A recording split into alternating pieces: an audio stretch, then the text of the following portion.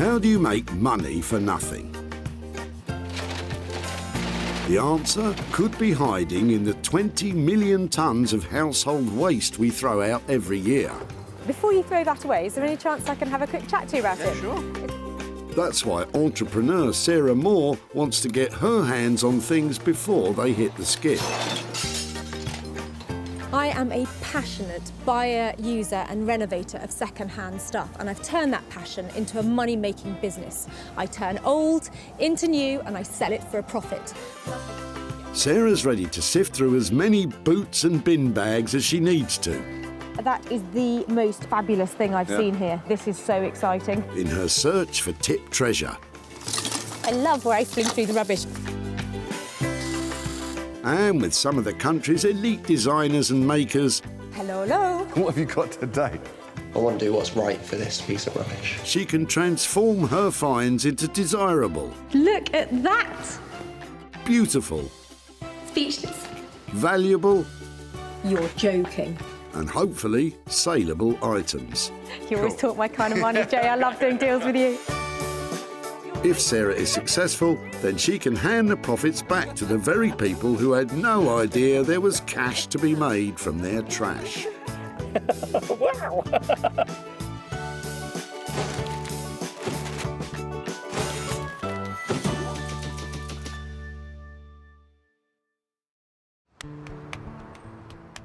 Today, Sarah is at Whitley Community Recycling Centre in Surrey.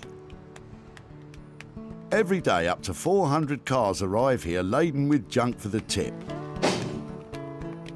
But much of it could be reused instead of landing headfirst in the skip. Thankfully, Sarah's here to retrieve rubbish from this wonderful world of waste. Some people like going designer shopping, others go and play golf. But for me, this is where it's at. I'm in the department store for rubbish, and all I've got to do is find the treasure in the trash. With a team of skilled designers waiting in the wings, Sarah has special permission to be scouring through car boots looking for 3 items that once revamped and sold will produce a payout for the person dumping them. Bring it down, I'm here all day. I like the look of your chest. Yeah. That's a loaded remark, isn't it? Come on, Sarah, keep your mind on the job. Enter Richard and some interesting looking doors. Hi there. Hello. I like your doors. Well, they didn't fit. Oh, really? That's an Is old one. That's an old one. Okay. That's one that came out. Right. That was the moulded door I got. So it's not as good a quality as the old one then? No, but the old one wobbled. Well, do you know something? It might just be to my advantage. I'm looking for stuff that I might be able to recycle or make into something else. And your solid door might be just the thing. Yeah, well, you're very welcome to have it. I'm thinking it looks like it might make a great table or... A You've got a table? lot- yeah. Well, let's get the... That's really cool. I would love if I could take it away and see if I can make something from it. Yeah? So it actually looks a lot nicer without the paint on it. It's really solid. It weighs a lot more than the new one. I can see lots of potential just because it's so solid and it's really big, which gives me plenty to work with. But what does Richard think? You see, thinking of it from my perspective, I can see turning it into sort of trestle and using it as a workbench. That's what I would do. But my shed's not big enough. Now I've really picked it up. It's really heavy. There's a lot of good quality wood there. That's fantastic. I'll definitely do something with that. Haven't got anything else in there then that needs Yeah, to be I've got a utilised? vintage BT home hub that I don't need. Do you want that? Fine. No, the sun lounge is not going. That's on its way to my allotment. Always worth asking, but on this occasion, Sarah will just have to make do with the old door. I'm going to break the door. If she manages to take it away in one piece, she'll certainly have her work cut out with this old timber. But she does have someone in mind who can help. Rupert Blanchard is a sought-after furniture maker based in Margate. Design-wise, I love making things that appear really clean and simple, but the cleaner and simpler they get, the more complicated they are to make. Rupert's furniture designs command a premium price which belie their humble beginnings. Basically, other people's waste, I find some kind of beauty in it and spend a lot of time and give rubbish a lot of attention to try and bring it back into use. Anything that you might find in a skip, basically, I'm happy to work with it. That's music to my ears. This old door, which Sarah's been given by Richard, fits that bill perfectly. So, Sarah's rescued one item from the skip, but has two more to find. Unfortunately, she's spotted something it's too late to save. That is hundreds of pounds worth of lamp over there. Sarah, you should know better than to eye up the stuff that's strictly out of bounds. Anyway, it's not as if it's quiet. There's no end to the rubbish that's pouring in just now. And in no time, Sarah's on to her second catch. It seems skip visitor Stoyan is about to dump something special. These are really cool. Yeah. So you're throwing them today? Yes, I don't need them. Stoyan has had enough of trying to glue his broken dining chairs back together, but Sarah can see promise in these pews. I think they look lovely. How many have you got? I got a 3 just. 3. Lovely. Okay. They're really cool. I love the shape. That's fine. It's all yours. Really? I'm so pleased that you didn't put them in the tip. So That's okay. thank you so much. These lovely old chairs are going to be made marvellous again. I've got a maker in mind to restore them, and I think I'm sitting on a fortune. Thank you so much. You never know. Someone's rubbish is somebody's gold. So if you need something and you can use that, you're welcome. So item 2 is all set for a spruce up, and Sarah knows the perfect craftsman to overhaul these classic chairs.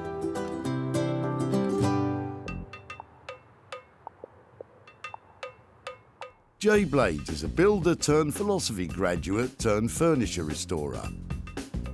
Jay has his finger on the pulse of modern design interiors, reworking the very best of British craftsmanship and bringing it into the 21st century.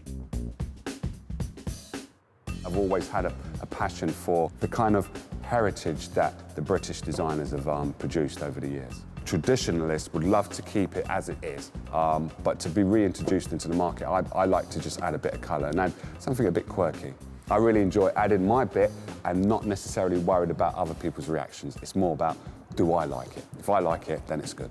The 3 rickety stick-back chairs are a perfect project for Jay.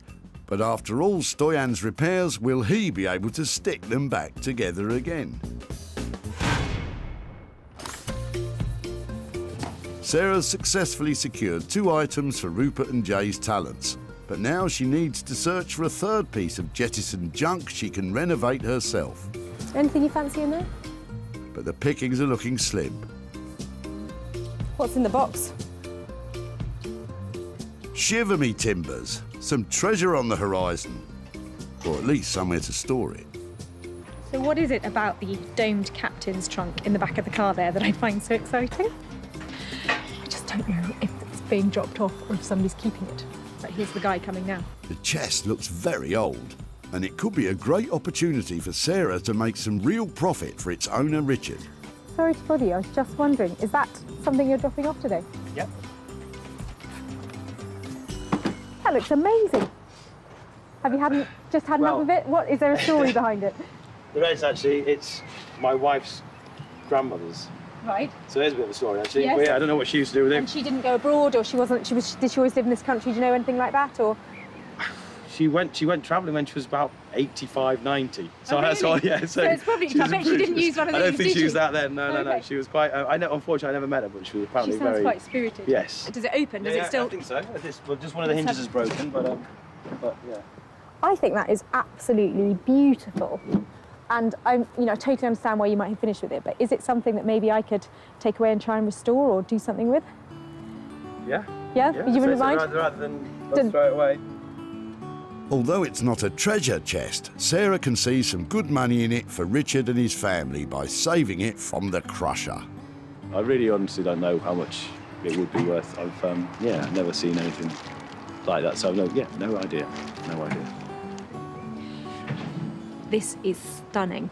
It's absolutely beautiful. It's in real original condition, and it would fit into a smart country house anywhere around here. Sarah's search for the 3 items is complete.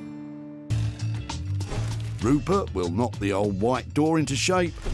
The 3 chairs are going to furniture designer Jay, and the empty chest will be treasured and given a new life by Sarah. I love the things that I've saved today, but the real question is, can I actually make any money out of them?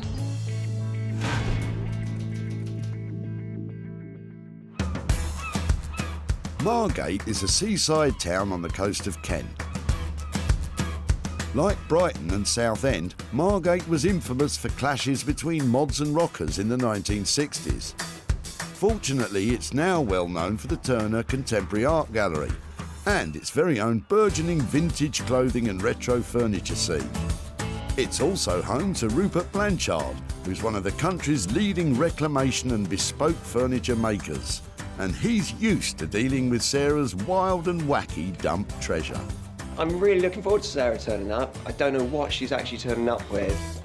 I'm hoping that it's going to be something that I'm actually familiar with slightly, maybe wood, maybe a little bit of metal on it. If it's mass production or bespoke, if it's rotten or brand new, happy to sort of apply my own skills to it and play with it, basically. I just want to get on with it. Hello. Hey, Sarah. I'm a bit embarrassed. It's only a door. It's a door, it's great. Door's good. Let's bring it in then. Fab. Here, you take that end. One objective down then. Recognise that straight away. Is a door great? They are great if you've got a gaping wide opening at the front of your house. It's quite heavy. Solid, isn't it? Oh, it's a pine door. That's what I thought. It's a Victorian pine door. That got left in the garden. Okay. This one's really quite square, quite solid. Doesn't seem to have much rot to it. Nice little metal keyhole cover. We could incorporate that into something. I don't know why, but I'm thinking about a dressing table for some reason. So, dressing table. What do you think? A mirror in the top, or is what are you thinking? Well, it's always been straight all of its life. I'd like to make it a little bit more curvy. That might mean a lot of cutting, a lot of making it. It was always stood up straight. Maybe giving it a nice slinky little bend round. So it's perhaps a lower table, turns round, goes up slightly, so you can sit against it and have it either a tiny little work table or a dressing table. A slinky dresser, for somebody who's a slinky dresser perhaps. But how much is this transformation likely to cost? I'd like to get this done in a day. I would like this done and keep this one simple, keep it clean, but keep it quite abstract and sculptural. And so, yeah, in total, no more than 2 days. That's fine. I think if we signed it off like that we're up to kind of 400 quid on it.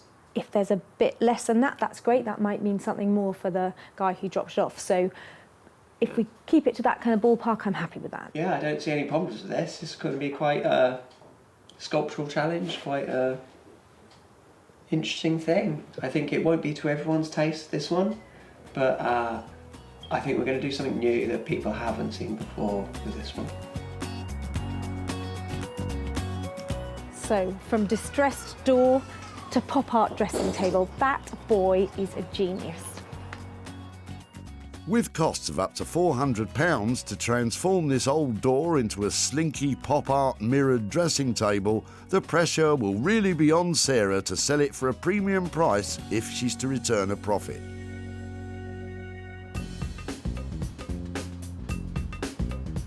Sarah's next stop on her wander is Wolverhampton in the West Midlands. It's here in the Victorian backstreets that retro modern craftsman Jay plies his trade. Sarah's about to turn up with Stoyan's unmendable chairs. But will Jay be able to give them a lick of new life?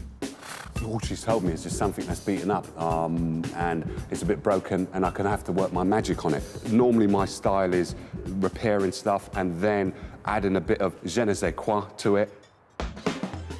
For me, colour is a must. And hopefully, whatever Sarah's bringing along to me today, I'm going to add colour to it. How are you? I'm very good. I can't complain. What have you got today? I've got something really special today. Look at these. Oh, I can see that. I can see that. That is, whoops.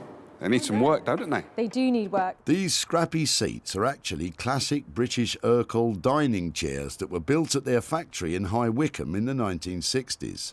These are one of the creme de la creme of our English designers and English manufacturers that are still functioning in today. A lot of people want Urkel because it is the go-to kind of manufacturer to have. So someone to be throwing these away, it's kind of interesting, I would say. But it's very rare that you come across someone wanting to throw away Urkel.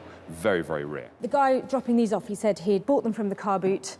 He had given up mending them because they weren't in a great state, and he just didn't want to see them anymore because this one definitely seen better days and the others are weak. So, yeah, I thought that they just looked so cool. I love the colour about them, but they need that special touch, Jay. Yeah, they do. They need a bit more than a special touch. They do need repairing.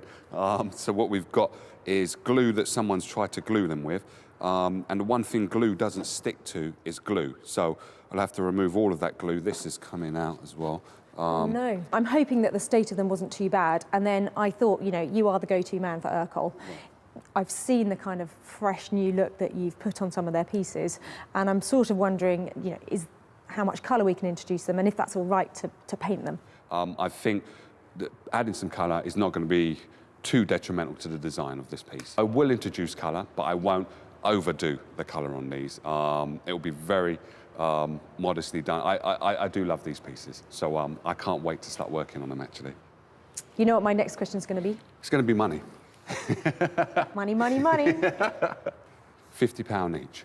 That's a deal. OK, cool. I'll best get to work then. The total cost of renovating the 3 chairs will be £150. Sarah will need to find the right buyer if she's to turn a profit on these.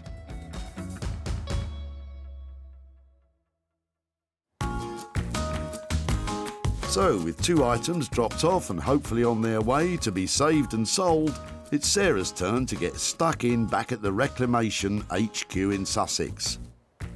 And at her barn, she's hoping to turn Richard's chest into valuable treasure. But sometimes it's difficult to get started. The dog's run off again. Bramble, here! Bramble, here! Come on, here! Right, I'm just going to go and put it in the house. Come with me. Come on. Come on, let's go. Come on. But preparation is everything. The dog is under no control. It just does whatever it likes. It's a nightmare. Bramble may be a nightmare, but the chest Sarah's saved might be what dreams are made of. Actually, I hadn't remembered how it was on the inside. It is a lot better than I remembered, so that's quite cool. I probably won't even have to line it. It's in good nick. Ah, treasure. It's got a bicycle clip in it. Look at that. That means it's at least 50 years old, because nobody uses those anymore. More like 150 years old. And a sweet. Nice. The mother load, a good omen for turning a big profit. The metalwork and the binding on the trunk is in really poor condition, and that is going to affect how much money I can get for it. So my plan is to try and take as much of the rust and the surface dirt off as possible, and hopefully stabilise it so it's something I can wax to make it look much more attractive than it does at the moment. It's going to need a lot of elbow grease to get this together. With grease applied, it takes Sarah just half an hour to remove what looks like more than a century of filth.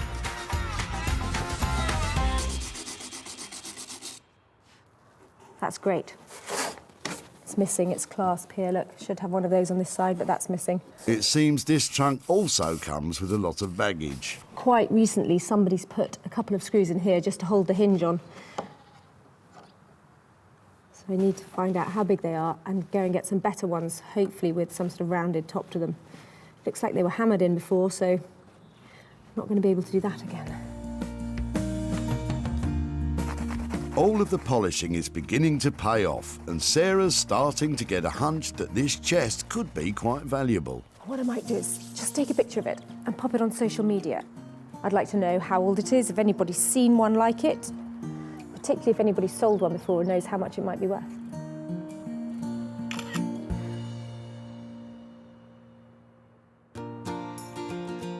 Now, did you know the inventor of the door knocker won the Nobel Prize? Taxi for me, please. Talking of doors, Sarah brought me this old door, which she saved, and I want to make a kind of console table / dressing table. I could find that it just collapses, it falls apart when I cut through it, especially because there are cracks running through the panels, but I won't really know until I do start cutting it up. it's a bit worrying that the success of this project could all hinge on a few cracks. I want to make sure that I'm cutting the shelf to the right level, and this thing doesn't exist yet. I don't know what level it needs to be. I'm not copying another piece of furniture, so there is no standard to go by. There's no rule book, so I can't really go wrong. Confident, that's what we like to hear. It's quite hard for me to cut this door. It's quite upsetting, but it is a knackered door that was on its way to landfill, so I'm gonna give it a new lease of life. Upsetting it may be, but just think how satisfying it may be bringing that door back from death's door. The cuts that I'm making through this door, they're not going to be straight through, they're going to be at 45 degrees, so I can join it to the next section door seamlessly as one flowing line. I don't want ugly joints just flat against each other. I want to make this nice, smooth, flowing line. Hopefully, I've sliced straight through at 45 degrees and it won't fall apart, but we shall see. No, not quite. Well, the good news is it's not fallen apart. Oh, not quite through. By cutting this door in half, Rupert's turning this into a do. That's half a door. I have made 1, 2, 3, 4, 5, 6 cuts to this door. Hopefully 6 cuts is all we're going to need. So this little centre section can disappear, and that means that I should be able to fold the door together now. You kind of get the idea of what I'm trying to achieve, to make it appear as if the door has actually folded up on itself. Don't you just love it when a plan comes together? I'm still experimenting at this stage. I'm just trying to work out the piece of furniture that at the moment it only exists in my head. Yeah, it won't just levitate. Nobody said anything about levitation. Once mastered, that's bound to raise the value.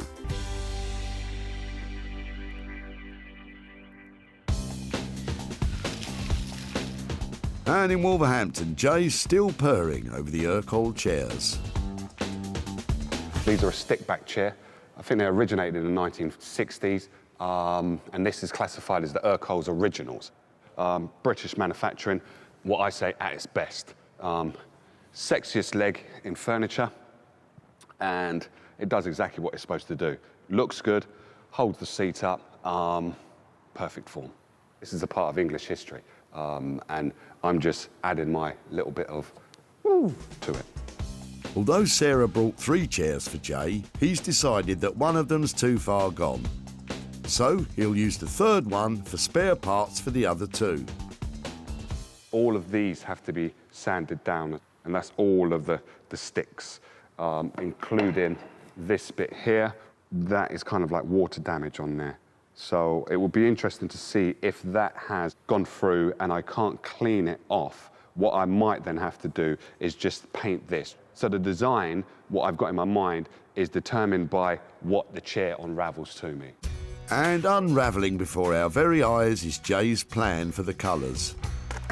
So you imagine a light chair, like that colour, with black, and then with a hint of that, and those work. So I'm quite happy with that, actually. All it means is that I've just got to do loads of sanding. Sanding down ingrained stains is one of the biggest jobs of any furniture restoration. And it will reveal to Jay just how much of the wood he'll have to paint over. The wet white actually gives a true indication of what the wood would look like once it's finished. And then it will show kind of all of the imperfections that are there. So it's almost like getting a dry run of how it's going to look. And although most of the wood is fine, a small number of ingrained stains means this part of the chair will need to be painted. Now this is going to look the bee's knees. I could see a really vibrant mint green. I might just do one leg at the back, but everything else black and just that one leg. And then these I'm probably going to have to paint. This might be black as well. So it would just, it's going to look amazing.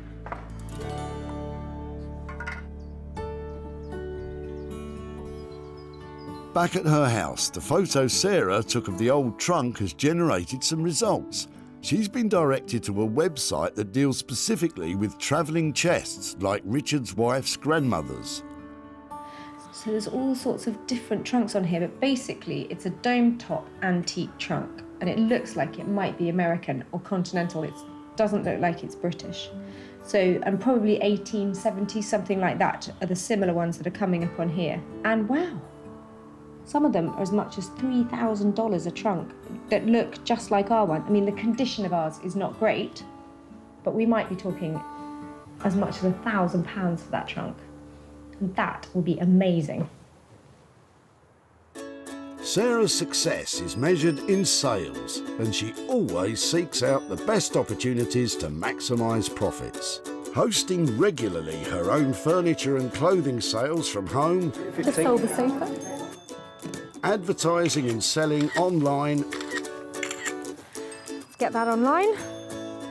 or meeting commercial buyers in person to sell direct. Seeing this is really refreshing, and it's good, and people are going to want more of it. It's going to grow, this thing, I think, that you're doing. With opportunities galore in the things we throw out, Sarah's always looking to make money for nothing. So Richard's wife's grandmother's old trunk went on one more journey from the garage to the dump. That looks amazing. She went travelling when she was about 85, 90. So Oh, that's why, really? yeah. So it's probably, I bet she didn't use one of these, I don't think did she you? used that then, no. And after sitting in the garage for years, Sarah took it to the barn to rejuvenate it. That looks a lot better. And after some detailed research, she discovered it's possibly an American traveller's trunk from the 19th century that she could sell for a very healthy profit for Richard. Back at the house, there's been a change of heart. Knock, knock. Hattie, Richard's wife, is finding it difficult to say goodbye to her grandmother's chest. Hi there. Hi. Hi, I'm Sarah. Hi, come on Hi, in. I'm Hattie. Hattie, come on in. And Sarah has invited her over to take a look at what she's been up to. There you are. Do you recognise that? Look. Remember, Megan? The chest now looks fit to store treasure, and Sarah's able to give Hattie a bit of history on it. I think it was probably something around 1850, 1875, something like that, so quite old. And some people are suggesting that it's an American trunk, so I don't know if there was any connection with where it came from with that kind of travel, but probably not English. Yeah, just a really fun, sort of oldie piece. It's, well worth hanging on to, I think. Do you like it? The chest did once feature prominently in Richard and Hattie's home, but when they started a family, it was put aside.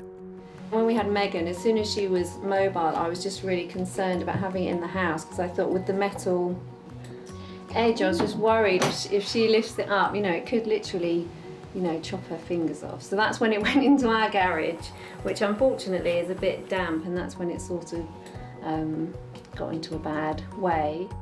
But with even the briefest of clean-ups, the chest has been given a new lease of life. It's literally had half a go at being sanded, and I think that if you wanted to use some wire wool on it or a wire brush, it would actually come up, really quite well. So And inside, all we've done is just given it a really good dust out, but it's in really good condition inside anyway. Oh! What can you see? Sarah can see that Hattie never really wanted to lose this precious item and wants her to have it back. Should we take it with us, Chloe? Yeah? That would be great, thank you. I think it's quite heavy, isn't it? It's got wheels on the bottom, which is a really good feature if you really want to move it around. Hattie and Richard almost got rid of the chest at the dump, but thankfully this family heirloom is going back home, and for safety's sake it won't be used as a toy box. There you go. Well, that's fantastic. Do you think that'll fit? Brilliant. I am so pleased it's going back home. Sweet. Really... Oh, that is really sweet of you. Thank you so much. Safe trip home, and I'm glad it's going home. Thanks very much. It's a pleasure. Isn't that sweet? That's so nice that it's actually gone home. A very sweet ending. From one sweet ending to another, Sarah's back in Margate, where Rupert is adding the finishing touches to the pop art dressing table made from an old pine door. Every time I come down and see Rupert, I get such a surprise. I don't know how that genius mind works, but everything he turns out is just really special. So today, it's a console dressing table made out of a door. Who knows what that's going to look like? When Sarah saved it from the dump, it was a simple pine door which had seen better days. Rupert's given it an imaginative uplift and a new purpose in life as a quirky console table. It looks like it's having a good old knees up and will add bags of character to someone's hallway. Rupert, hi. Hey, Sarah. How are you doing? Good, good. Back again, I see, for another weird contraption. Oh, Rupert, it's fantastic. Yeah, it's an odd one, this one. I was really worried about you turning up because I think you'd either hate it or kind of love it. Essentially, I've tried to make a hallway console table, somewhere just to put your keys, put your gloves on the side. So I've actually added a new piece of architrave around it. When I say new, I pulled that out of a skip. It matches the period of the door. I had that mirror kicking around in the warehouse. It's of the same period as the door. I love the fact if it goes on a wall, it's going to add so much detail, and it's just so simple, and that is why it's brilliant. Yeah, I really wanted to keep it simple. I'm really always interested in the history of pieces, and to me, flaking paint and different colours really tells the story of this previous home. So I think that we said the budget on this was £200 to £400. How did we get on with that? I haven't spent so much time on it, and luckily I haven't had to spend much money on it. I'd be happy to let you have this for around the 200 mark. That'd be no problem. With £200 worth of budget, I should be able to make a profit on it. So thank you. I think it's gorgeous, and there's a wall in my house that definitely needs one of these. So, with Sarah made up with the makeup checking mirrored console table, all she has to do now is find a new home for it. Wow, the beauty in that design is all about its simplicity. It's such a clever idea, and it's so functional. It's a door, now it's a console for a hall. It's brilliant, and I'm hoping that that should make it pretty easy to sell. Who would have thought back in the dump in Whitley that Richard's ill-fitting door would gain a new lease of life as a console table? I can see turning it into sort of trestle and using it as a workbench. That's what I would do, but my shed's not big enough. Shame the shed wasn't as big as Richard's ideas. But the good news is that allowed Rupert the opportunity to customise and crease that old timber, turning it into a cool console table. Sarah has yet to find the right home for this unconventional creation. Sarah's come to Surrey to show Richard how his old pine door has been reinvented. Hi there. No, you're not. Oh, hello. Hi there again. How are you? Hi, nice to see you. Hello. Who's this? This is James and Jessica. Hello, guys. How are you? Good. Have you come to see what happened to your old door? Yes. Come on out. I'll show you. To know how a door can become anything other than a door. James can't really imagine it. Really? Have you thought about what we might have done with it? Yeah, just an old TV. An old TV? Yeah, one of those wooden ones. That's a really good idea. I wish I had thought of that. Do you want to see what we did with it? Yeah, absolutely. Okay, so it looks a bit different.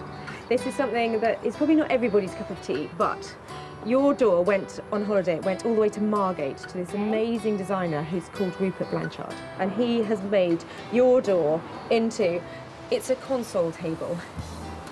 That is... I mean, but you can still see what it is, can't you? And then when it's in a sort of more household position, I think it looks quite smart. So it's not everybody's cup of tea because it looks a bit scruffy, but I think it's really original. I really like it. What do you think, Jess? It looks a bit different to how I expected. I think it'd go really well in our house. Do you think it would? You do admit that much, don't you? Can we maybe have it soon? Well, it's funny you say that. Normally I come here and I say to people, this is what I've done with your old door and I've sold it and I'm here to give you money, but your door hasn't sold yet.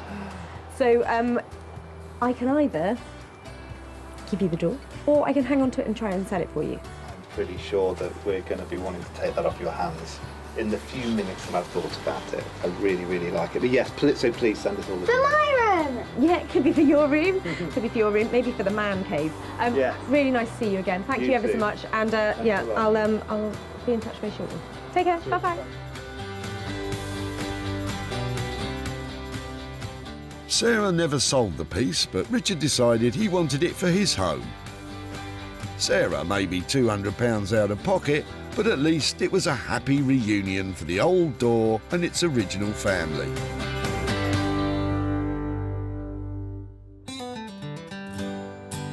With 2 out of 3 items completed, Sarah has one more pickup to make. And in the West Midlands, Jay has finished the Urkel chairs and is waiting nervously to see if she likes what he's done.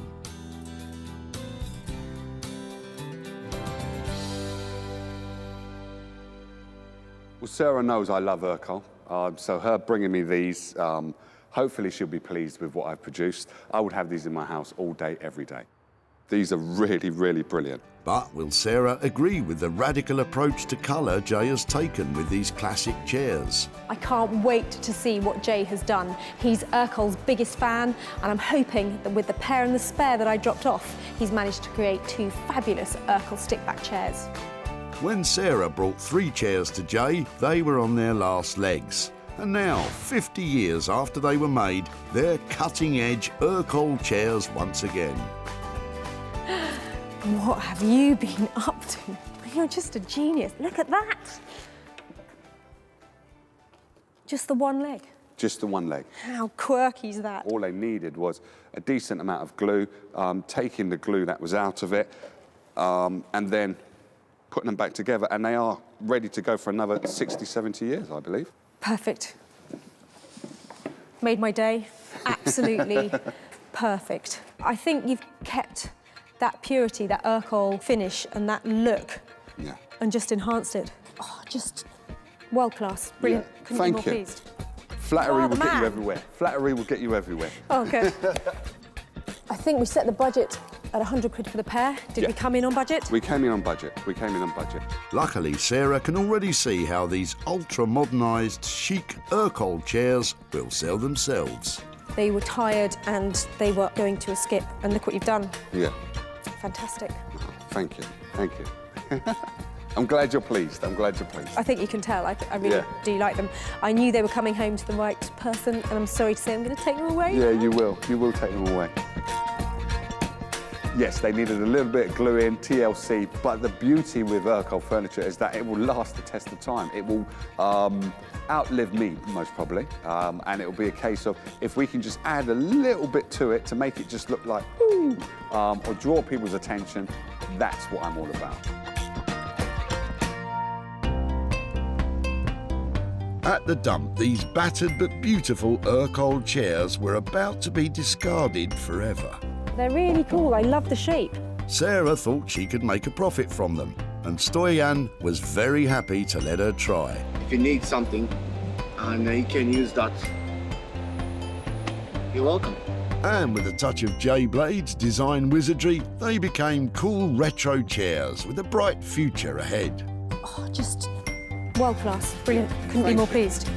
Sarah showed them to Martin of the old cinema, and he snapped up the funky chairs for his retro London store. It's got a nice sort of fun 50s, 60s look about it, and it's just really done well. I like it. Now, Sarah's in Surrey to show Stoyan what became of the chairs and hand over any profit from the sale.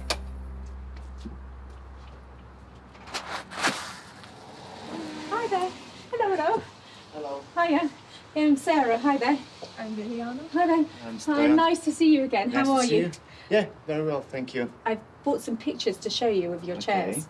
Now, I remember you dropped 3 off at the tip, Yes, didn't you? yes. And did you say you got them from a car boot sale? Yes. And they had been stuck together lots of times. Was that you who'd been Yeah, mending them? we used that nearly 9 years. Oh, really? Yeah. They were a bit wobbly and they were quite old. Yeah. They were unstable and we had no use for them in the room. We just didn't have space for them. Okay, so your chairs, would you like to see what happened to them? Yeah, please. There's an amazing guy called Jay Blades who specialises in revamping very hard. furniture. What do you think? It's very hard, yeah. Ooh. Nice. Good? Yeah. Do you think it works? Yes, and this is bright as well. Really good. Yeah. Color contrast is. I don't think you could do that with these chairs. It turns out that those chairs are made by somebody called Urkel. They have a very strong look. Urkel is collectible, and we paid him £100 to paint it all and to make them look fantastic. But we sold them for £200. So I've got £100 here to give to you for your chairs. What's about it? I told you about the We can give them to charity Keep that for the ourselves. charity for ourselves. Really? Yes, please. What I'd like to do is, if I give it to you, then you can choose which charity that you give it to. Macmillans, we at school we did some work for Macmillans, so I could. That would be great if you're happy with that, and if I can send you pictures or anything if you want to show anybody at school how the money came or what we did with your chairs. That's fantastic. Okay. So Thank you. Thank you very much for letting Thank you me for keeping in have touch your. and- Oh, that's lovely. And Thank you. It's a good luck pleasure. with what you're doing. It's really great. Oh well, thank you. They were great to work on. Jay charged £100 to repair and reimagine the Urkel chairs. Sarah sold them for £200, making a nifty profit of £100 for Stoyan and his daughter Viljana.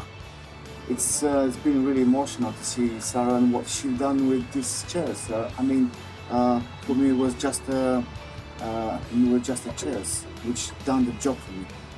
But now they look really, really good, and I'm impressed what they've done. Sarah rescued 3 unwanted items from the tip. The treasure chest that steered its way back home. The pine door was revamped into an offbeat console table. And the swing was put back into those 60s-looking chairs. Well, that wasn't quite the outcome we expected for that trio of tip treasures, but it was satisfying nonetheless. That chest has gone right back to the heart of the family where it belongs to be. The console table is now a treasured possession, and the Urkel chairs have raised money for charity.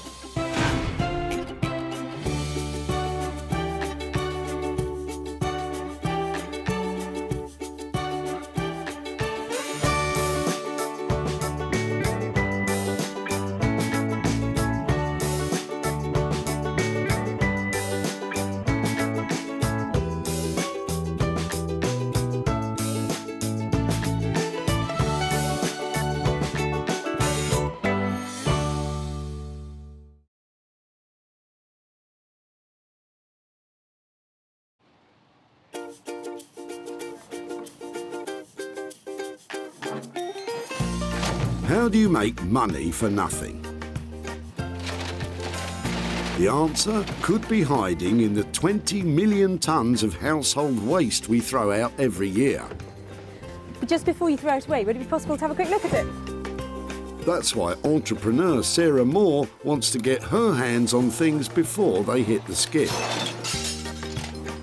I am a passionate buyer, user and renovator of second-hand stuff, and I've turned that passion into a money-making business.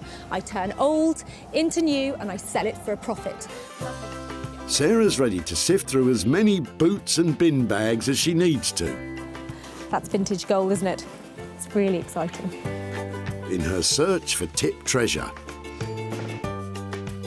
I love it. And with some of the country's elite designers and makers, What are we going to do with that? Oh no! she can transform her finds into desirable, Amazing. beautiful, valuable, Cha-ching. and hopefully saleable items. That's £80 profit. If Sarah is successful, then she can hand the profits back to the very people who had no idea there was cash to be made from their trash. Oh, that's fantastic. That's unbelievable.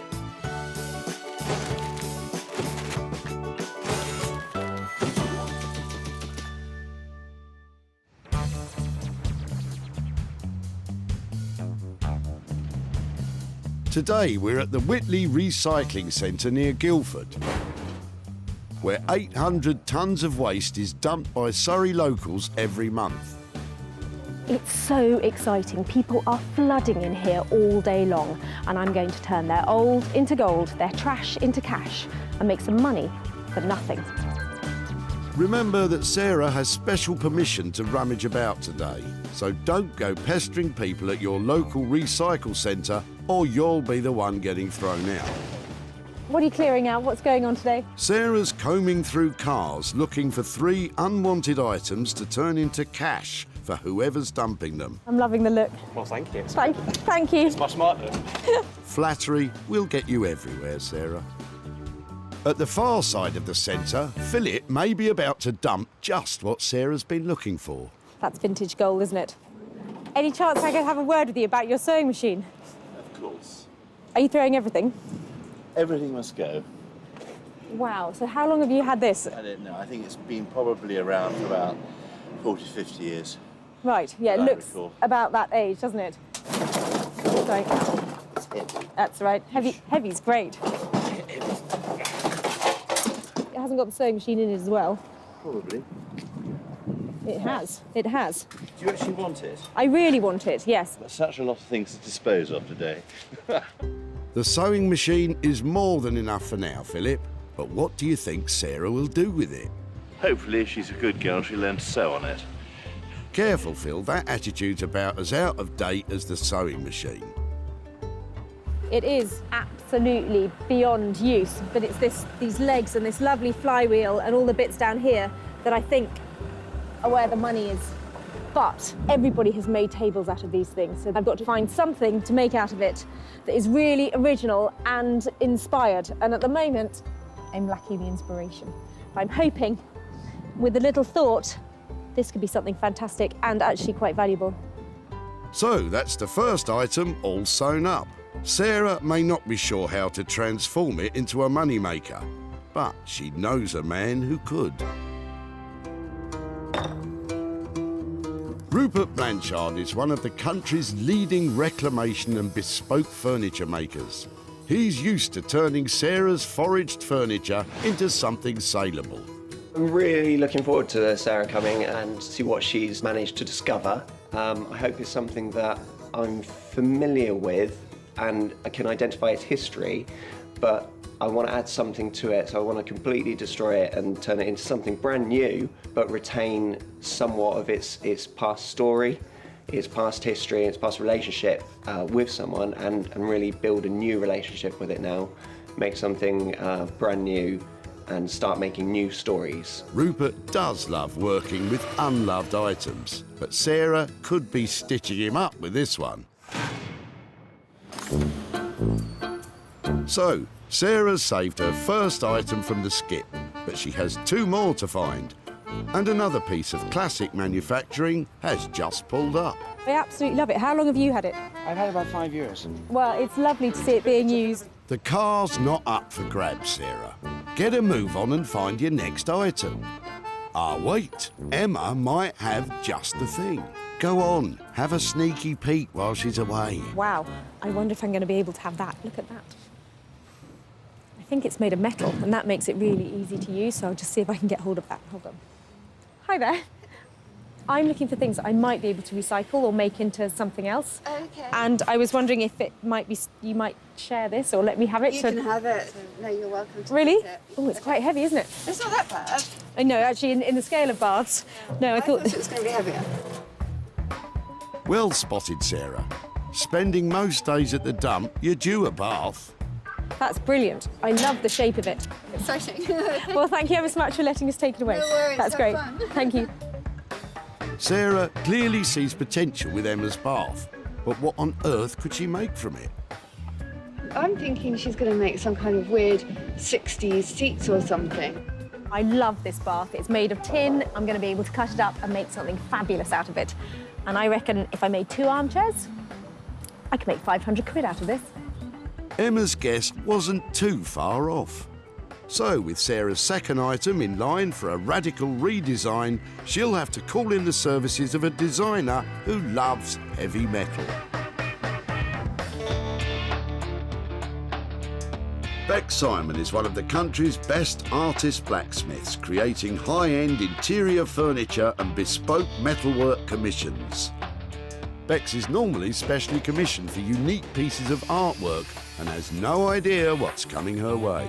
Working with found objects is quite different from what we normally do, because we work with our clients and we produce designs and we work with them. So this is kind of like really freeing up the mind and seeing, you know, what object we've got and how we can make it work into something really cool, modern and yeah, desirable. So it's going to be fun.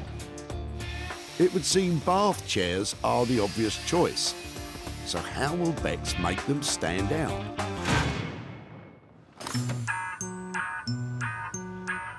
Sarah's successfully found 2 items for designers Rupert and Bex. Now she needs to find a third she can apply her own skills to. And with the day getting on, she may not get to be so choosy. Oh, hang on a minute. There's that. A plastic plant pot. I think we'll keep on looking. But as luck would have it, Elizabeth may have just saved the day with her box of old taps.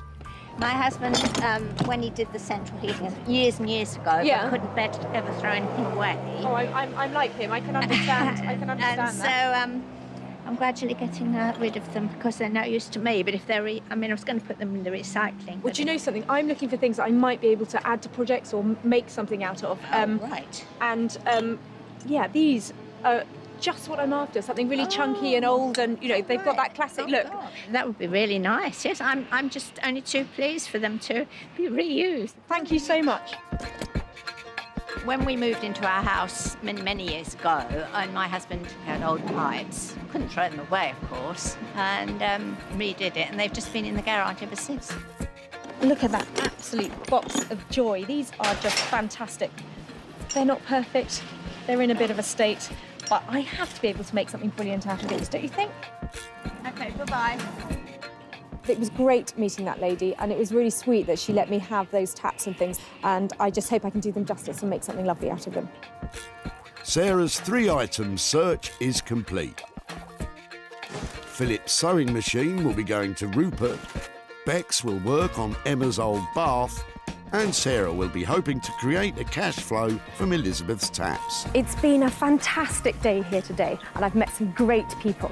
But I've also been making some really big promises about what I'm going to do with their rubbish. And I think I might have my work cut out.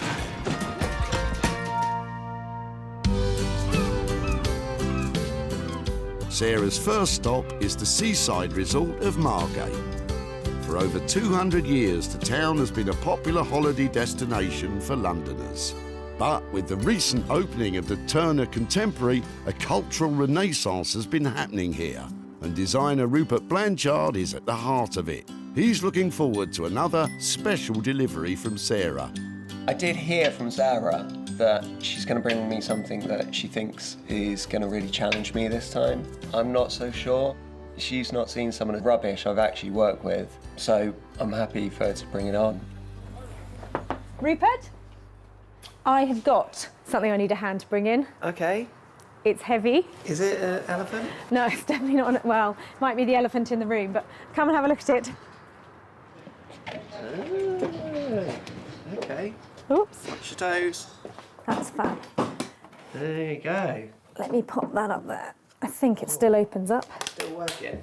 Just about. Is it beyond repair? Is it beyond use? Nothing's beyond use. Nothing's beyond repair, is it? It's all, we can do something with it.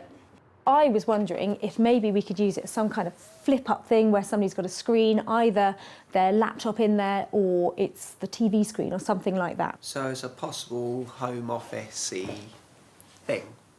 Perfect. I think you're saving it just about the right point before it does crumble.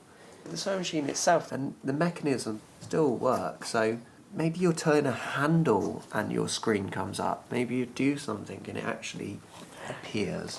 There's definitely a lot to play with. What do you think? That is a challenge. I think this one might take a couple more cups of tea. Or perhaps something stronger. Well, you can't hurry creativity, can you? But I've got every faith in Rupert's designs, and I'm really looking forward to seeing what he comes up with. I really want to do something new with this. Something quite exciting, and maybe I need to think about its original use and how to push it further into the modern world. So, because Rupert has absolutely no idea what he's going to do, we can't estimate a cost for this job. Let's check up on him later, when he's had a chance to think.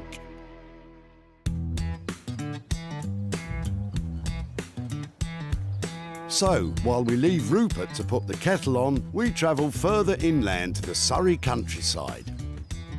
We're waiting for Sarah as scrap scavengers Bex and husband Dave. Sarah thinks a bath is just what these two need. It's a bath. Don't take it personally. Oh, wow. Okay. It's tin, it's not one of the cast iron ones, so Yeah. it's not too heavy, but it's metal, Yeah. so I thought of you. And obviously how dirty we are. We need a bath. Tin baths are a cheaper alternative to heavy cast iron. It should make no difference to the sale price once they've turned it into... What's it being turned into? So I was sort of wondering whether this could be a pair of armchairs. I was just wondering if we could cut in each end off to make a kind of like cool armchair.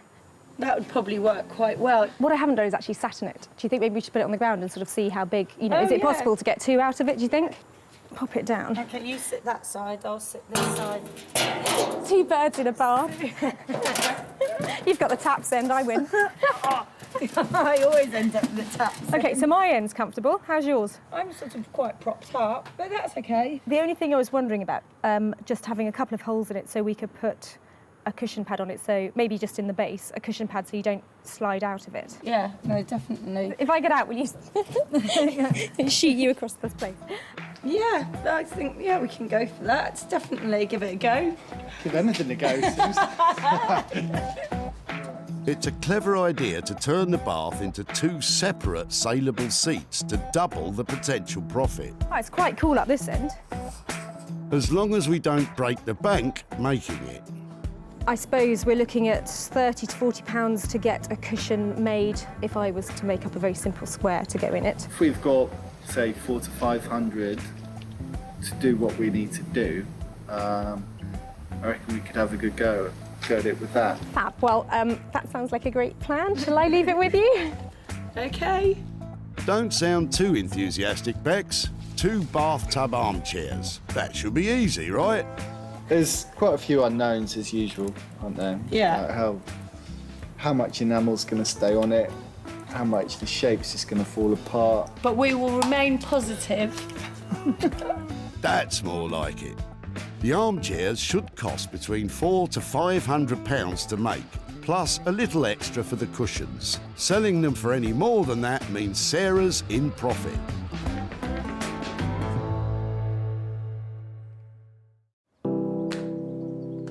So, with Bex about to crack on with the bath, and Rupert, well, hopefully he has some idea now of what he's going to make. It's back to the barn and time for Sarah to make some money from a pile of plumbing.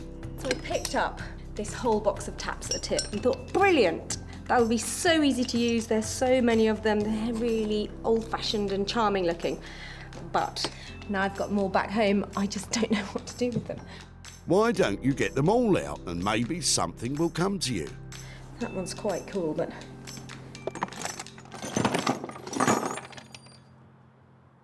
So? Any ideas?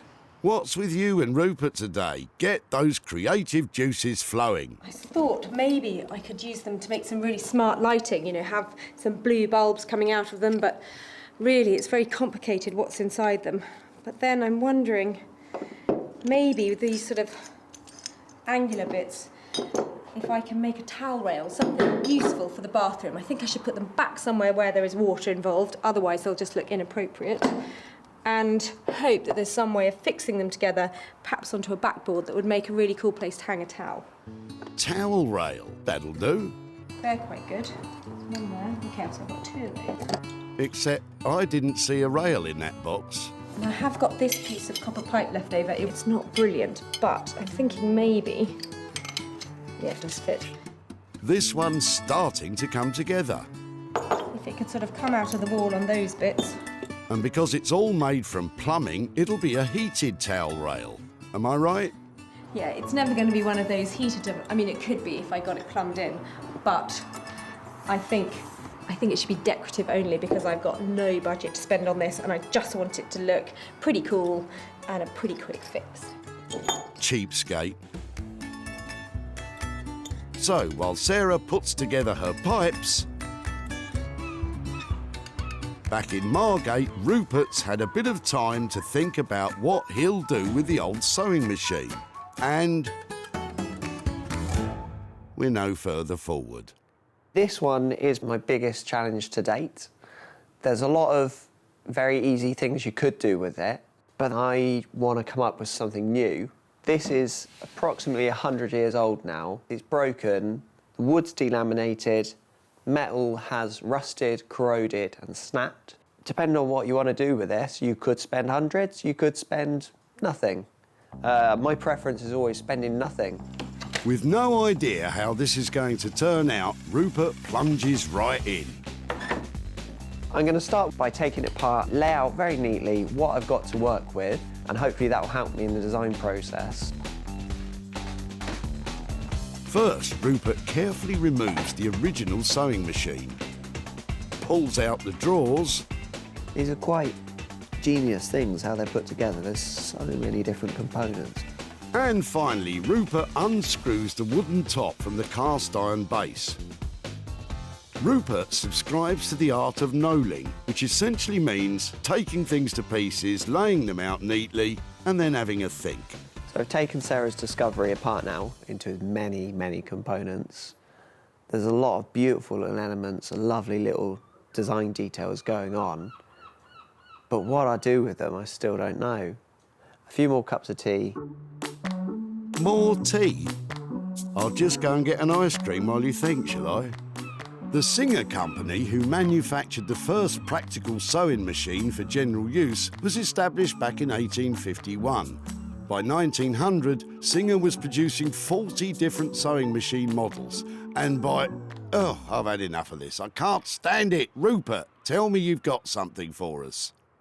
Hooray! Something new. And it's a big bit of wood. Rupert, what's the plan? I've gone through so many options trying to come up with the right one. So I think I'm trying to do some kind of table, but with something a bit extra, an extra little twist, an extra little kick to it. I'm not going to say quite what it is because I want to surprise Sarah. People are either going to love or hate this one. Ooh, a surprise. I like a surprise. Some kind of a table with something else. Excellent. For the tabletop, Rupert's using some reclaimed wood he had lying about. And while we were away, he's also applied a spray varnish finish to the metal base to stop rusting. Rupert really wanted to make this piece unique, and even reached out to social media for inspiration. I put it on Twitter after a while of coming up with lots of different things to think what other people thought. And one of the things that was reading, I did think of this before. I wanted to do like a rotisserie chicken, turn it into a barbecue, but you have a chicken on it and push the pedal to slowly turn. If that's the kind of ideas you're considering, I can't wait to see what your secret surprise is.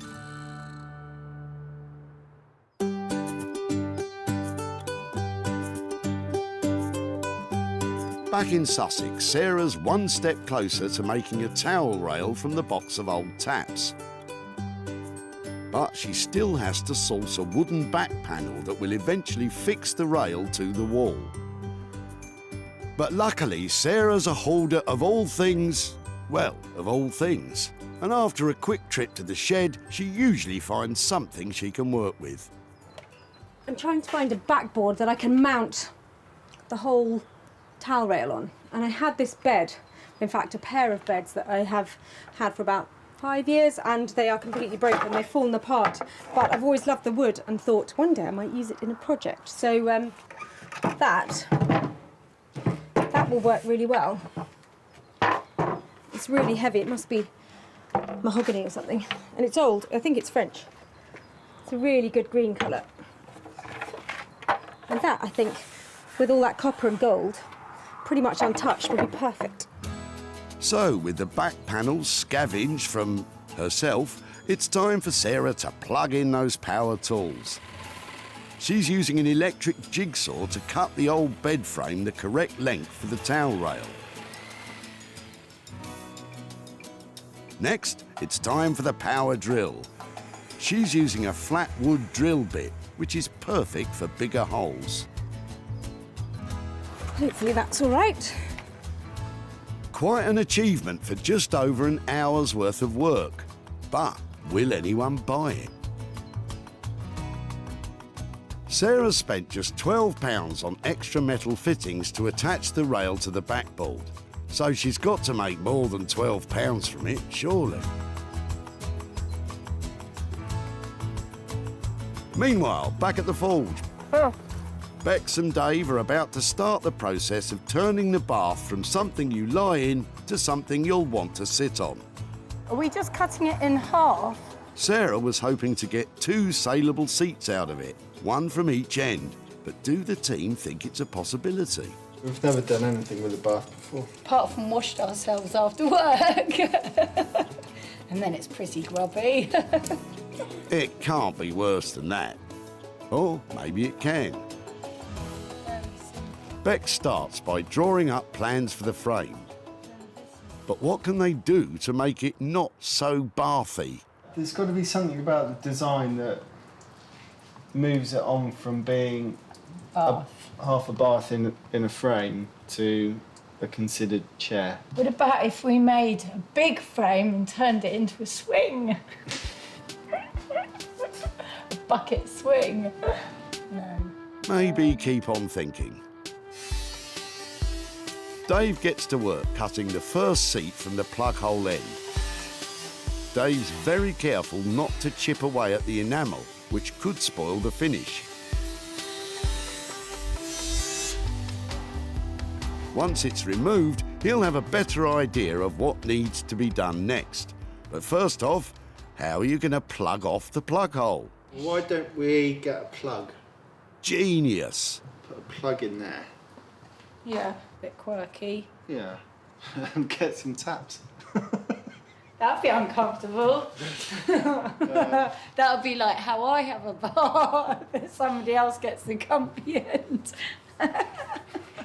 Too much information. You said it. But you know the old saying, the couple that bathes together stays together. Okay.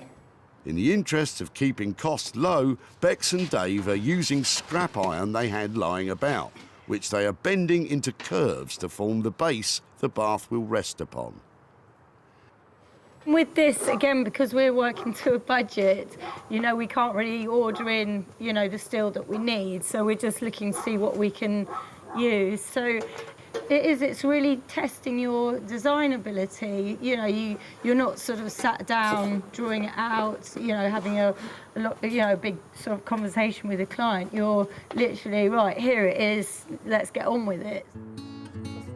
I can see this starting to come together. Sawing the bath in half has left a sharp edge on the seat, but Bex is hoping to keep it as is. We'll test it out at the end with bare legs. Your legs? Yeah, have to shave them first. Still too much information. Bex is welding extra support beams to the base, as the curved steel will be too soft to support some people's bottoms. While Dave is giving the bath a paint job. But it's taken a lot to get to this stage with time running out. So, instead of 2 bath seats, it looks like Sarah will just be getting 1. We were going to build the front and the back one, but again, it's taken us longer, as per usual. So we'll probably have to give her a call and let her know what's going on. To be honest, as long as it doesn't cost a fortune to construct, I'm sure Sarah will be happy.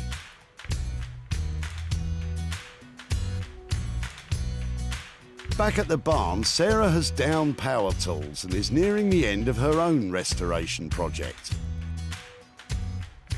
She's attached the rail and bits of old taps to the wooden back panel, and now is nailing more bits of broken bed to the sides for a classy finish. When Sarah found the old taps, they were headed for the skip. But now, it's a modern, funky towel rail.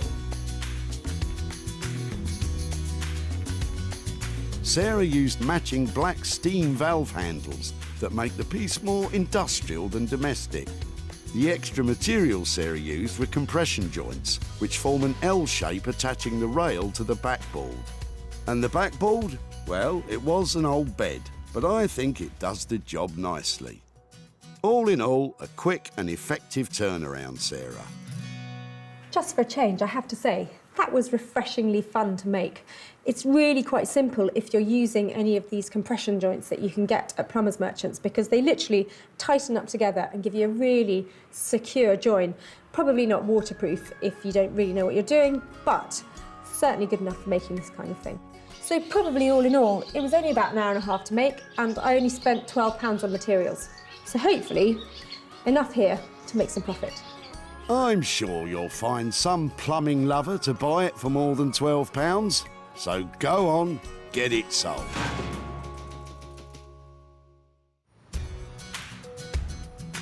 Back at the dump, Sarah loved the look of Elizabeth's old box and asked if she could tinker with her taps. That would be really nice, yes. I'm just only too pleased for them to be reused. Sarah was smitten. Look at that absolute box of joy. These are just fantastic. And Elizabeth was happy to say goodbye to the old relics. We moved into our house many, many years ago, and they've just been in the garage ever since. But brilliant if they're going to be reused. Sarah's sold the towel rail to a trendy London shop, and now she's back in Guildford to show Elizabeth what she's done to her husband's taps, and to hand over any profit.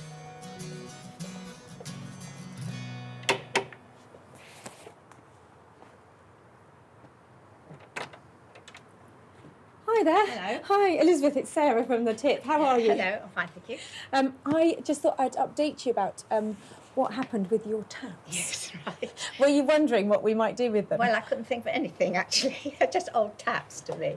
Yeah, well, we had, it was actually something that I worked on. So I had a good look at them, and I was thinking about all sorts of things, maybe turn them into lighting or something like that. Oh. But in the end, I thought that it's probably better to keep them in the kind of water environment. So I turned them into a towel rail. Oh, my goodness. What do you think? That's amazing, isn't it?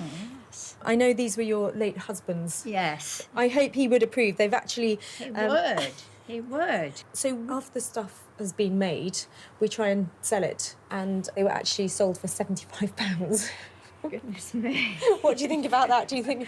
I can't believe it. And from that £75, I've got £63 to give to you. So let me... No, thank you very much. I'll send that to his charity. Did he support a particular charity? Well, we had two because he had dementia. He used to go to a day centre, so half of the money went there, and the rest went to a place called the Rainbow Centre, where my little grandson attends for disabled children. Sarah's rustic take on a towel rail cost just £12. The item didn't hang around too long and was picked up for £75, giving Elizabeth a chance to spread some love with the £63 profit. Thank you very, very much. Absolute pleasure. So, while Elizabeth heads off to spend the spoils from the towel rail, we're back in Margate, where Sarah's about to pop in on Rupert and finally find out what his super secret surprise is. When we left him, there were talks of rotisserie chicken barbecues and all sorts. Now Rupert's putting on the finishing touches. So hurry up, Sarah, and get in there. The wait is killing me. I love it here at Rupert's place because I think, like me, he might be a bit of a hoarder. I can't wait, though, to see what he's done with our sewing machine table, because when I last left him, he was scratching his head and he hadn't got a single idea about what he's going to do with it. So, who knows? Before, the old crumbling sewing machine was no use to anyone. Now it's a very cool, functional work table with a desk fan that is operated by the original foot pedal. Rupert, you're bonkers. Rupert used a very simple finish to the metal to maintain some of its history. The clear wax on the tabletop brings out the natural grain of the scavenged wood. But the secret surprise of the day is that fan. Rupert has rigged the original Victorian engineering to turn the blades with a push of your foot. It's a one of a kind. Hiya. Welcome back. How are you? I'm very good. How are you? Yeah, really. Hey, is that my sewing machine surprise? So do you want to see it?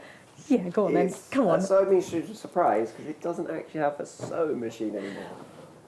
Oh, wow. Okay, so I thought maybe a rotisserie chicken, maybe a giant pencil sharpener, lots of things that I spent a lot of this week failing at, and then I decided, on a hot day in the workshop, what better than a fan?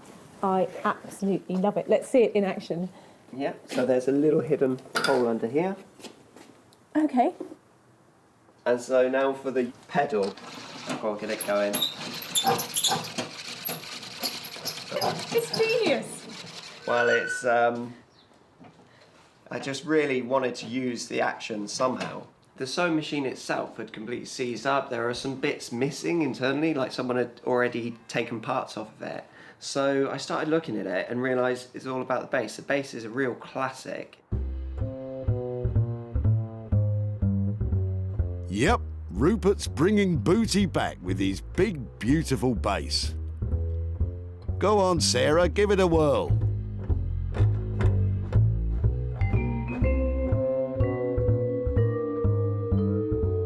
I don't know who's going to buy it, but it sure looks like a lot of fun. And all for only £200. Sarah might be laughing all the way to the bank. Back at the dump, Sarah was poring over Philip's ancient sewing machine. I think it's been probably around for about 40, 50 years. Sarah wanted to do something extraordinary with it. The challenge will be to make something that's really amazing and quite different. Even if Philip didn't. Hopefully, if she's a good girl, she'll learn to sew on it. And after I don't know how many cups of tea, Rupert lived up to the challenge, and he certainly made something different.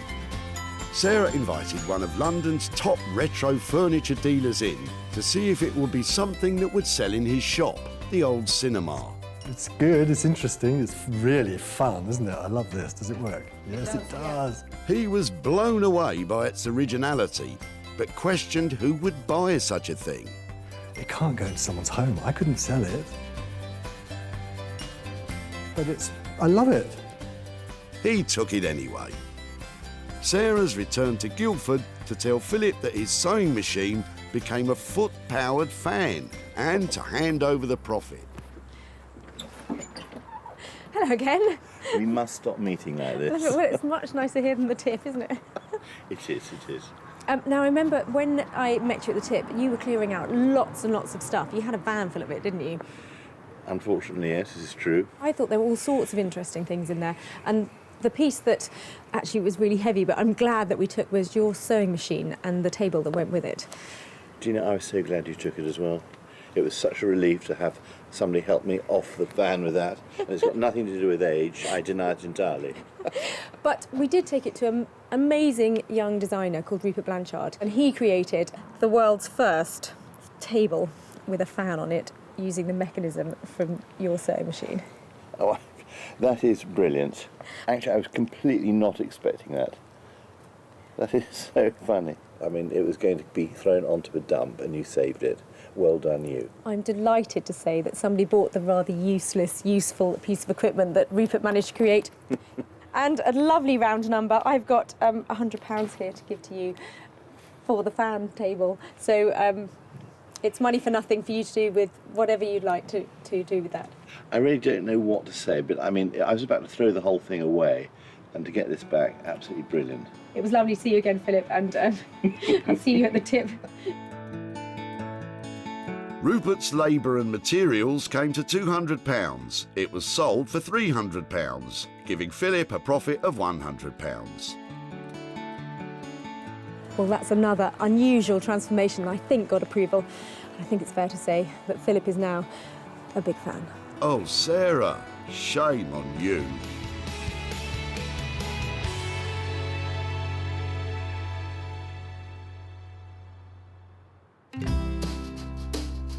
Sarah's had success with Rupert's fan table, but it's time for our bathing blacksmiths to reveal what they've been up to. Bex and Dave are putting the finishing touches to their bright blue bath chair. Just leave that dangling down the back. Ah, little plug holes, isn't that nice? Look at that! Not bad. Quite pleased with that. Well done, you two. I have seen baths made into furniture before. I have a feeling what I'm about to look at has never been done before. When Sarah brought it to them, it wasn't fit for any bathroom. But now, it's a bathing beauty. Bex and Dave have really outdone themselves with this piece of funky furniture. I didn't know they had it in them. The base of the chair has been welded, riveted and soldered to support the bath securely when sat on. They applied an undercoat primer to the enamel to ensure a smooth finish, and the bright blue paint harks back to its watery past. And to finish it all off, the plug hole features are just lovely.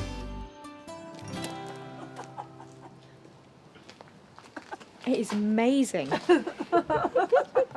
Guys, it's really modern and really funky, isn't it? We didn't want to keep the bath just the white bath colour.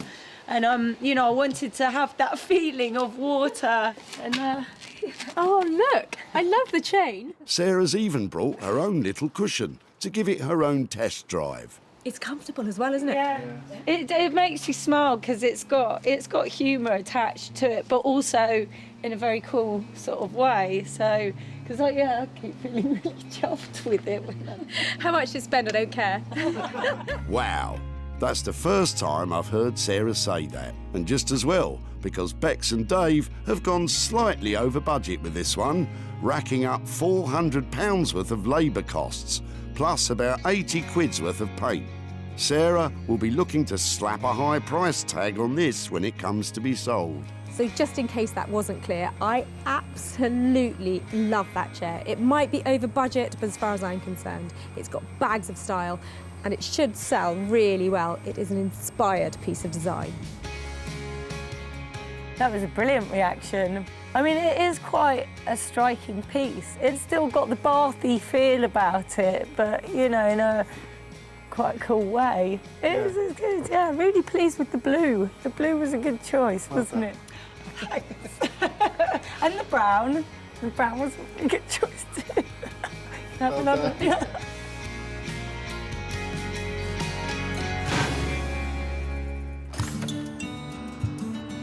back at the dump. I wonder if I'm going to be able to have that. Look at that. Emma wanted shot of her old bath, trading it in for a new model. It's actually cheaper to buy. And a whole new one. Sarah had grand plans for it. I reckon if I made 2 armchairs. And Emma agreed. I'm thinking she's going to make some kind of weird 60s seats or something. And that's kind of exactly what they became. Kind of. Now Sarah's back in Surrey to show Emma what Bex and Dave have achieved.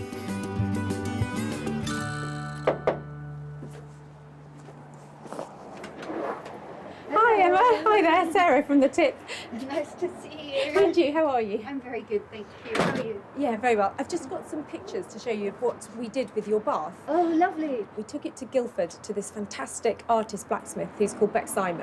Oh, wow. And she and her husband have been doing some lovely things with this. And your bath has been turned into a somewhat glamorous, I would say, Oh my gosh. seat. Oh my. It has been completely sprayed blue, Yeah. all the stuff that was, all Oh, the white that's bits of it, lovely. and they have made a lovely frame for it, and they kept some of the little quirky bits on it, like the chain and the plug and that kind of thing. What do you think? I'm amazed, utterly amazed. Normally at this point I'd like to say, I've sold your bath and I'm here to give you some money for nothing, but as of yet your bath hasn't sold. If it does, or when it does I should say, it would be great to be back in touch and I'll be handing over some money for nothing for you. So, despite this wonderful transformation by Bex and Dave, the search continues to find this unique chair a new home. But with costs of $480 spent and no income generated, this could be a potential loss for Sarah of £480.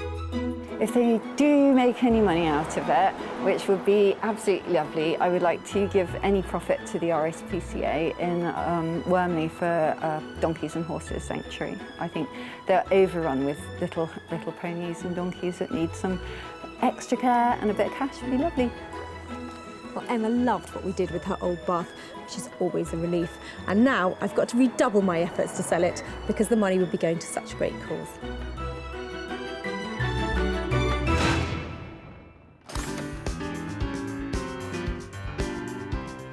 So, Sarah's managed to save 3 unwanted items from the jaws of destruction.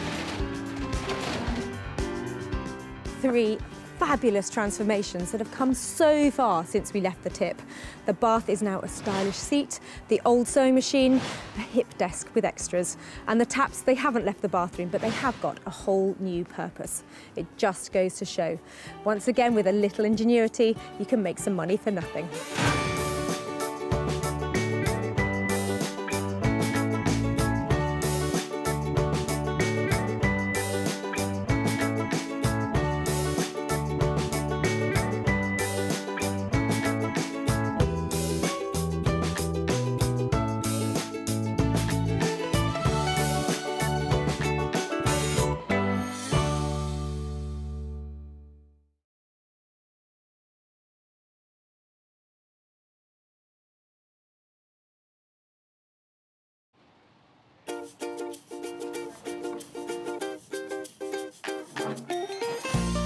How do you make money for nothing?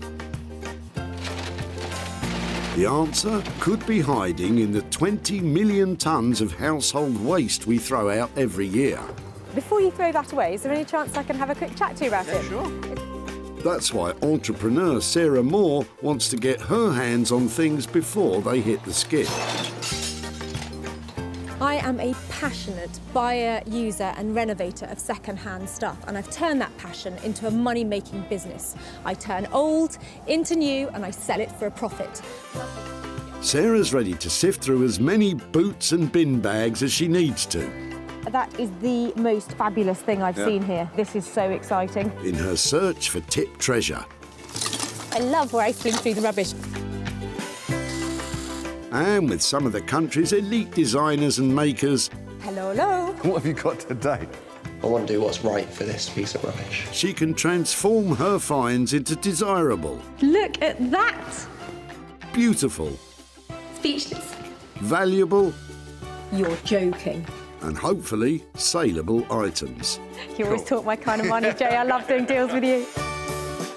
If Sarah is successful, then she can hand the profits back to the very people who had no idea there was cash to be made from their trash. Wow!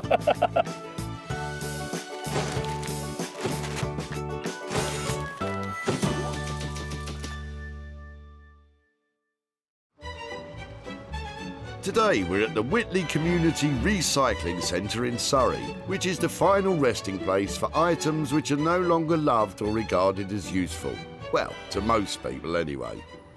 Yesterday we missed some really good things because we went home before the tip closed. So today I'm here till the bitter end, and so are you. Sarah's challenge today is to search out 3 items which she believes could be reworked and turned from trash into cash. And she's just spied Colin with an item which would have most other people stumped. I know it sounds really strange, but that looks fantastic. So was that your gate post or? It was an old gate post, yeah. It was from a house we moved a couple of years ago, and a gate post. So you took it with you? No. Actually, it was an old gate post. They put new gate posts in. This was just left at the side, and I've actually used half of it already. Okay. As a lamp. Well, do you know something? I was just thinking that I'm looking for something to use as a base of a lamp. No. So that is, mine might be a side light, but I think that would make a really cool, just that little bit there. No, for sure. Might be just great for me to use, if you don't mind me having it. You're more than welcome to have this lump of wood. I'd love it. That's brilliant. Excellent. Thank you so much. Good luck with that. Thank you. It was surplus to requirements, just brought it to the local dump to get rid of it. There you are. Somebody else wants to use it. Fantastic. You can't put a price tag on that kind of age and that grain and that look it's got. I think that this pattern here on the base will just make the most fantastic bottom to a light. And luckily for Sarah, she has just the couple in mind who will be able to help her handle that potential light's bottom. Hidden away in an East London garden shed, creative couple Abigail Booth and Max Bainbridge run a successful business making handmade homeware from reclaimed natural materials. We're so flooded with manufactured throwaway consumer items. It's like actually we decided we wanted to make things that lasted. Being out in kind of woodlands and forests sourcing stuff, there's a real physicality that you have to enjoy. Colin's old stump will clearly be in safe hands with Max and Abigail. Back in Whitley at the tip, the plundering continues with Sarah on the lookout for her next item to salvage. But there could be anything. That's what's so exciting. It's almost palpable. Not the lawnmowers. Talking of gardens, what type of socks does a gardener wear? Garden hose, of course. Oh, God. With 2 more items left to find, Sarah has spotted the white van of Dominic and Bernard. I love the look of your sofa. Well, the sofa was going to be dumped. It is unbelievably uncomfortable. If it isn't comfortable, then that's a bit of a problem, isn't it? Brilliant. Should we just pop it down over this way? Actually, we should put the cushions as they should be, not as we throw them. Hand it over to an expert. Here you go. These are lovely. These are feather cushions. They've got a really good weight to them, haven't they? That's one way of putting it. I think that it's something that looks like it was a really quality, heavy-duty piece of furniture when it was first made. And I'm looking for things that maybe I can give a new lease of life to. Would it be something that you'd let me have a go at? Absolutely. I mean, if you could add value to that, that's fine. That's great. Can't wait to get my hands on it and do something with it. That's fantastic. I absolutely love this. It's charming, it's sweet, it's little, it'll refurbish beautifully, and it'll be commercial. This will fit into any house. It's not some enormous piece that can't fit anywhere. So this is a real find. Oh, look, it reels really easily too. If only we were all so easily pleased. My wife must have had it for 20 to 30 years. And I don't think it was new then. But I'm very pleased that somebody thinks they can make something better of it. It might be some time. There's no time for lounging around when we have to find a solution for that sofa. Luckily, Sarah knows a man who can help. Upholsterer and furniture maker Anthony Devine runs one of the UK's leading upholstery schools in Manchester. He does, though, have a slightly unconventional approach. I'm not traditionally kind of trained as a designer, so I don't draw anything out. I don't particularly plan anything out. I just kind of lunge at it. Lunging or not, his skill is the art of being experimental within the ethos of design, while staying in the realms of traditional upholstery technique. I like to explore other things in what a traditional upholsterer would do, so I would use digital fabrics. I like to mix like kind of screen printing and printing your own fabrics. Yeah, I like to explore opportunities. That's great news, as although Anthony doesn't know it yet, Sarah's about to provide him with his next big opportunity, in the shape of the old, floral, saggy sofa. With 2 items already safely banked, the search continues for the third and final item of the day. So there's no time for any of that monkeying around. It's one thing clearing up and keeping the dump shipshape, but Sarah has spotted an ocean-going vessel in the boot of Richard's Cavalier. Make my day. Tell me that you're throwing out the canoe. It's yours. No what you're way. supposed to say is that a kayak in your Cavalier, or are you just pleased to see me?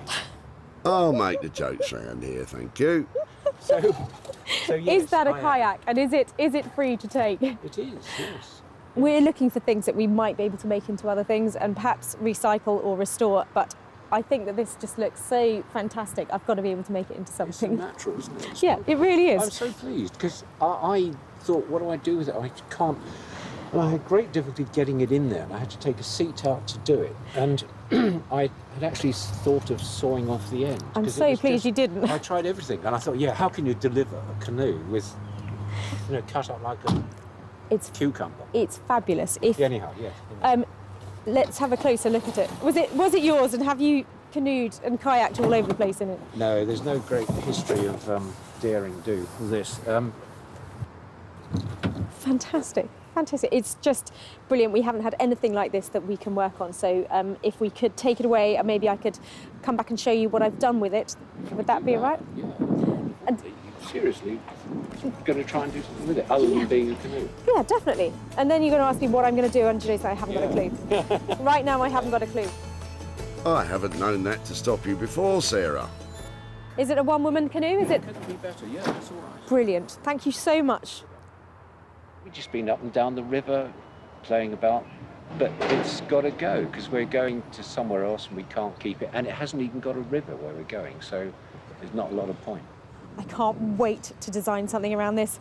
I'm thinking sofa, I'm thinking drinks, I'm thinking just amazing. This is going to look fantastic. It's going to be great. I'm going to make a fortune out of this. Do you ever get the feeling of being up a creek without a paddle? Well, the good news is, on this occasion, we do have a kayak.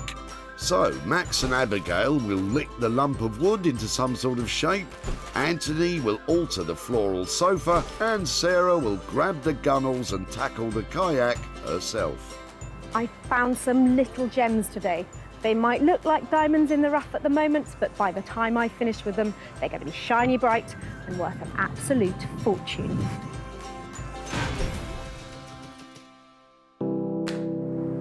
Walthamstow in East London is home to a unique and quirky garden shed, which is where creative couple Max and Abigail specialise in producing luxury handmade homeware. They're blissfully unaware of what Sarah's bringing along today.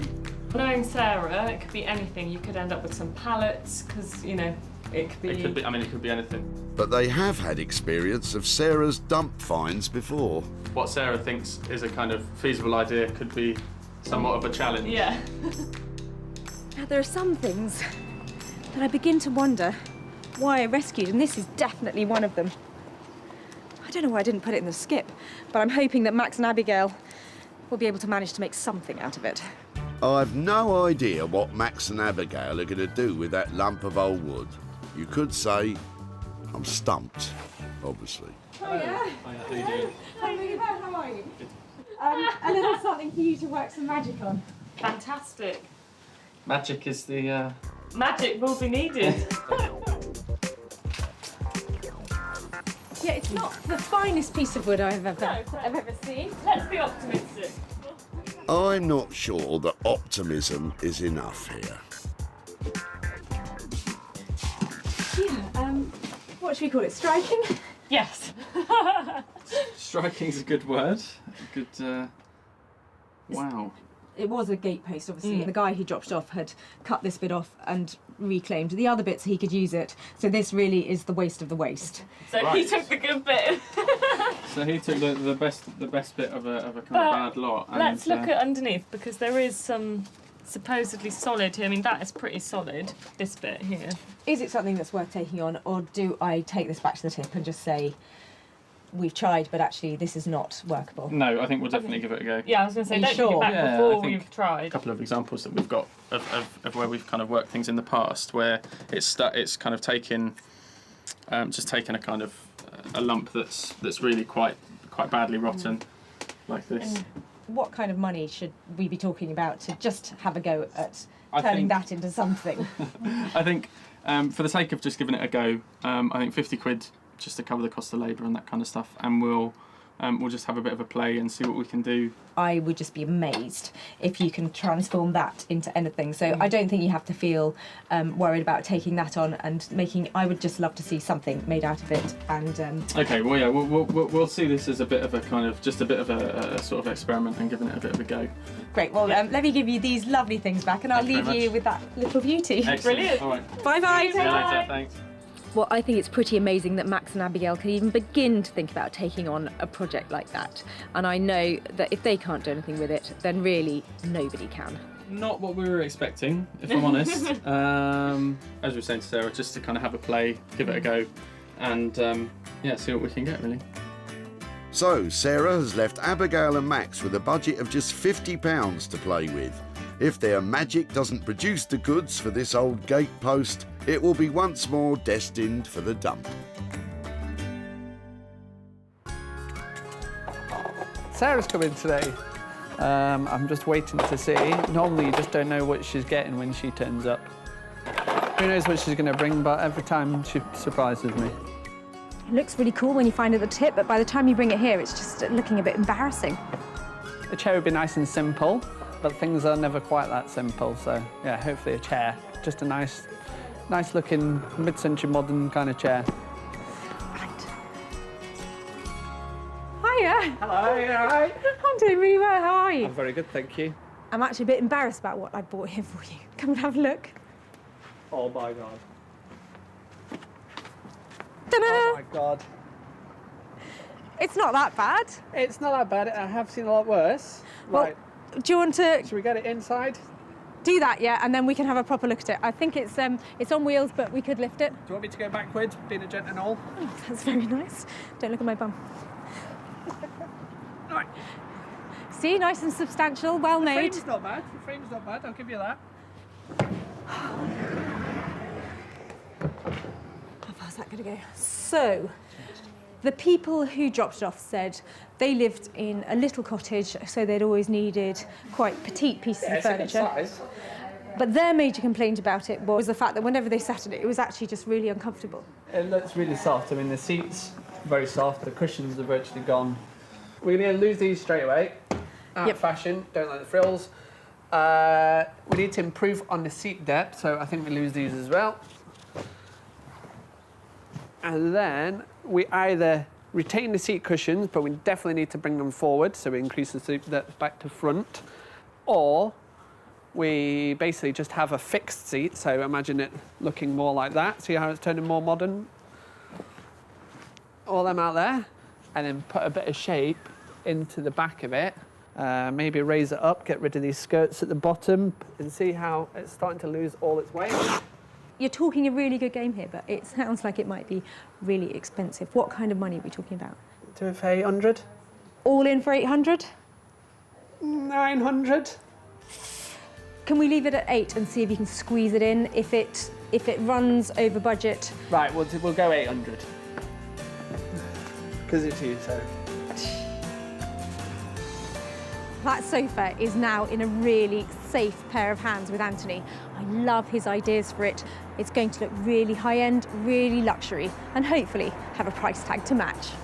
It's going to grow as we get involved in it. Some things may change, and we may change things back, but hopefully it won't look too dissimilar to this, but different when she returns. So Anthony has radical plans, but with a price tag of £800, Sarah's going to have to achieve a premium price if she's to make a profit on this saggy sofa. From a saggy seat to a potentially soggy seat. Back home, Sarah has grand plans for Richard's old kayak. As it turns out, I don't think there's anybody else other than me who can actually work on this. But I think it's going to be amazing and possibly one of my favourite projects. When you see a kayak, you don't automatically think, wow, that's going to make an ideal desk. But that's the plan Sarah has for this little beauty. I just thought it was a really obvious thing to do with the Camus to turn it into a desk. And I was wondering about polishing it all up and making it look like a really smart version, but I think I've got to keep these signs of wear and tear because they're all part of its history, aren't they? On a very serious note, this kayak is made from fiberglass, which, when cut, can produce particles which are dangerous to health. Could make a dog bed. Would you like a canoe dog bed? Bramble takes no time at all to think of an answer to that question. Fiberglass should only be cut by a professional wearing the correct personal protective equipment. I think what we're saying is, don't do this at home. Cut fiberglass, that is, not change your kayak into a desk. Sarah has managed to find a local company who are specialists in bespoke design metal and glass fibre fabrication. Colin is awaiting her arrival, kayak and all. I haven't bothered cleaning it yet because I was just thinking if I can't do anything with it, then I'm not going to waste my time cleaning it. So I'm thinking desk. Right. Do you see that immediately? Well, I'll assume you're just going to cut a section out and lay it in flat? Yeah. So it'll literally be, hopefully, just a cut along here, and then round here, and along here. It's just getting, you know, just those little cuts, and there may be some sort of support in here. I don't know what you call that kind of thing to... Being a seagoing vessel, let's call it a bulkhead then. Okay, bulkhead. Yeah. That I love a term. Okay, so if there's one up there and maybe one there... If to support the legs up to the bulkheads, we put a ply through there. Yeah, I'm loving the weave. That would then, yeah... that will give support right the way across. It won't bow in or anything under the weight. So that should be absolutely fine. So, with a plan in mind, Sarah's having the kayak cut with all the necessary safety precautions in place. As we never had a paddle, let's hope this drastic alteration doesn't leave us up a creek, as we no longer have a kayak either. Fantastic. Right. Oh, you've made my day. Made something. Don't be rude about my kayak. Never one to miss an opportunity, Sarah pushes on, creating the strengthening bulkheads. So how much do you think it's going to be for all of that with the materials? What are we looking at, do you think? Because there's obviously more than where we started from earlier. I know, but I think demonstrating to people what you can do with something as opposed to throwing it away is an amazing thing. So I'll say £50 for £50. I can't just give you £50 because 75? Okay. 75. There you are. Honestly, Lovely. you have been amazing. Fine. Back with Max, Abigail and the rotting gatepost. So that's all really quite kind of gone. That's just all breaking away there.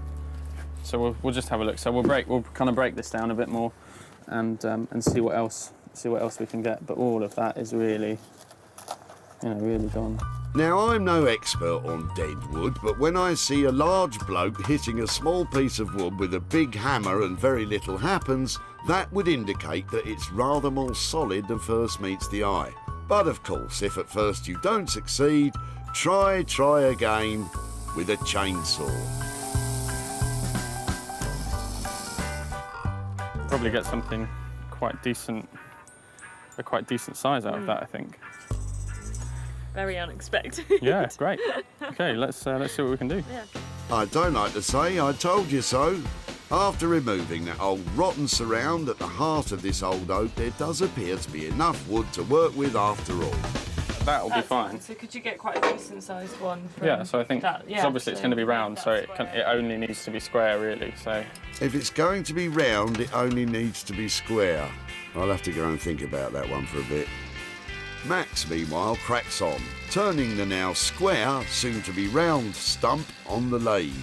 The core seems to be pretty solid, which is good as well as surprising, because when Sarah brought it, it was kind of like not even touch and go. I just thought we weren't going to get anything.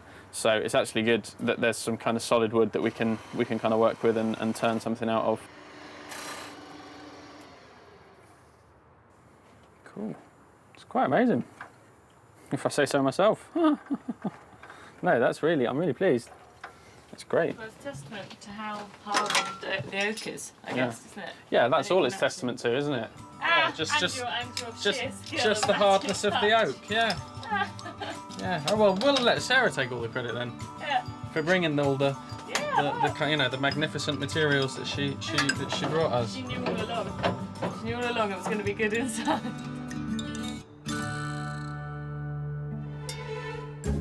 In Manchester, Anthony's well underway with his plans to modernise that old floral sofa.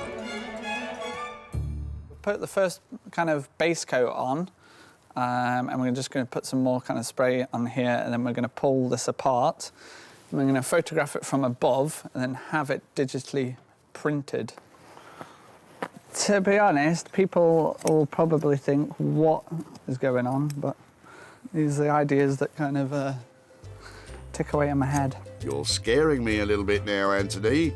Perhaps you should take up a hobby. Spend a little time away from soft furnishings. Do something different at the weekends, maybe.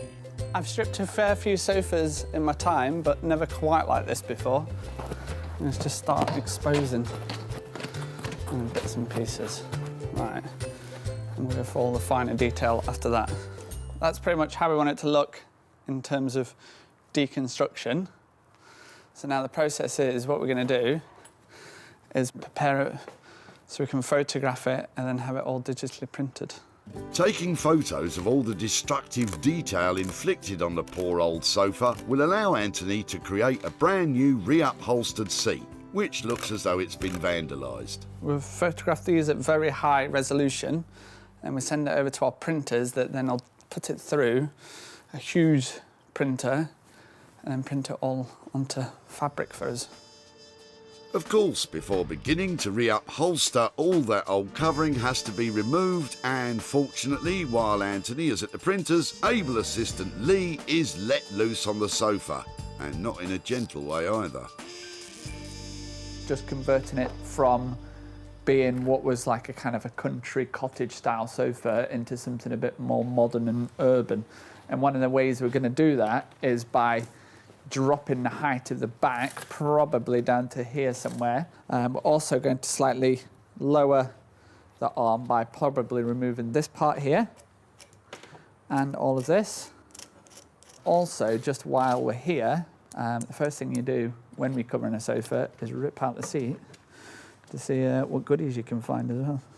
What do we have? We have a winning lottery ticket from 2004. How long did it last for? I might get it. Still waiting on the big reveal where we open it and we strip it and all the wads of cash fall out, which we would obviously return to the rightful owner. Not so sure Lee thinks that's a great idea. So the physical transformation of the sorry sofa begins by dismantling the frame and reshaping it into a new contemporary figure. Ta-da! Done. Not much to this upholstery malarkey. I reckon I could have done that. Oh, sorry, you're not finished. Sarah's due in about 72 hours, T-minus 72 hours. So, yeah, we should be just about ready for her to sit on it, I think. She might need to bring her own cushion by the look of things.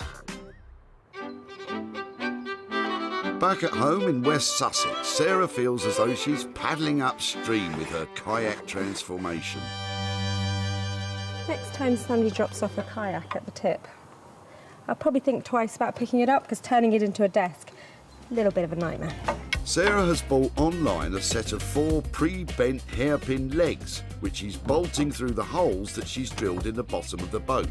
Where I thought everything would just really neatly bolt together, I'm having to adjust it slightly every time, mainly using a hammer. Once the alterations were complete, all that was left was to give it a lick of paint. just trying to get a real depth of colour to it so it looks really well finished. And a real good polish. If you'd like to take on a really challenging project, try turning a canoe into a console table. It's really hard work, but it's definitely worth it. When Sarah kept this kayak from being discarded at the dump, it was a sorry-looking item, and I know that there were those of you who thought she'd bitten off more than she could chew. Well, without hesitation, Sarah has sunk her teeth in and created an eye-catching console table. Admittedly, its proportions would not suit your average semi, but it's sure to attract admiring glances wherever it finds its new home. To turn the old kayak into a console table, Sarah has spent £125 on materials and a further £175 on labour, which totals £300. All she's looking for now is somebody with a need for a kayak console table who owns a rather long haul. Back at the dump, Sarah's keen eye spotted a kayak in the back of Richard's car. There's no great history of daring do for this. Richard couldn't believe what he was hearing. Seriously, you're going to try and do something with it, other than being a canoe. Yeah, definitely. And then you're going to ask me what I'm going to do, and you know, I haven't got a clue. Right now, I haven't got a clue. Luckily, inspiration came to Sarah, and with a little help from friends, she was able to turn it into a kayak console table. Sarah was lucky enough to sell the kayak console table to specialist retro homeware shop The Old Cinema in London. Sarah's returned to Hazelmere to show Richard what became of his kayak and to hand over any profit. Hello. Hi, Richard. Lovely to see you again. Good to see you. Come on down. Let me show you the pictures of the kayak. So there are lots of lovely designers who we have got who are helping us make things into amazing stuff from the tip. Yeah. And none of them worked with fiberglass. Right. So I have embraced fiberglass, and I have turned your kayak into a kayak console. Oh, that is terrific. That's ace. In my mind's eye, when I was making it, I thought it's going to end up in somewhere like a shop or somewhere where you could have a till on it, or perhaps somebody, you know, in a very cool bar, maybe mixing music on it or doing something like that. It's a real winner, isn't it? It is a winner, and somebody loved it and they bought it. So it cost £300 to make it look like a gleaming, fantastic console table, and I sold it for £450. So I've got £150 to give to you there. It's wonderful, £150. This is going to go towards the next kayak and your next success. Yes? Do you need another kayak? Have you got room for another kayak in your life? That's history, but this tops it completely. That's wonderful. And what you've created. Oh, you know, that's fantastic. I'm so pleased you let me have it. It was a really good, fun project. So, Richard, who knows how far our console canoes will go? Yes, there's a great future. So, with the kayak costing £300 to convert and Sarah managing a sale of £450, that's left a profit for Richard of £150. I love it when they love it. And that was another great example of somebody who wanted their transformed trash back. The final result is superb. The finish is terrific. The idea was inspired, and whoever's got it, I'm really quite envious. I think it's terrific. I think it's a slightly better table than a canoe, in fact. Although we find ourselves back in the very urban setting of Walthamstow, Sarah has returned very sheepishly to Max and Abigail's to see what has become of the rotten old gatepost. The last time I was here, I dropped off a gatepost that literally crumbled in Max and Abigail's hands before they'd even started work on it. So the chances of making a profit on this one, I think, are really slim. She was pretty embarrassed at what she was leaving us with, and I don't think we were particularly filled with hope. That old gatepost was certainly nothing to look at back at the dump. But with a huge amount of skill and craft, what was once deemed beyond salvage has become a range of wondrous wooden bowls. Consisting of 2 sets of pinch bowls, an oak pot and 3 further shallow bowls, Max and Abigail have worked their magic to create some truly beautiful wooden tableware. This is my favourite bit. Even though that gatepost was really bad, I'm still excited. You're joking. Seriously? Yeah. Yeah, 100%. That's the reaction we wanted, isn't it? That's good. That's gone down well. Absolute genius. Honestly, and these pieces that came out of it as well. Yeah, so we thought it was quite nice to just kind of keep some... keep a bit of the signs of age, so here you can really see actually how solid... So if that's the edge, I mean, there was a hell of a lot of solid... It wasn't much of that before you actually hit solid wood. Yeah. To come back and find this is, yeah, really cool. I think I left you with a budget of £50. Because you managed to do so much work, has that changed? There was a slight amount of cursing of your name after you'd left. But then I would say we spent probably about 100 quid. In total. If that sounds okay with you.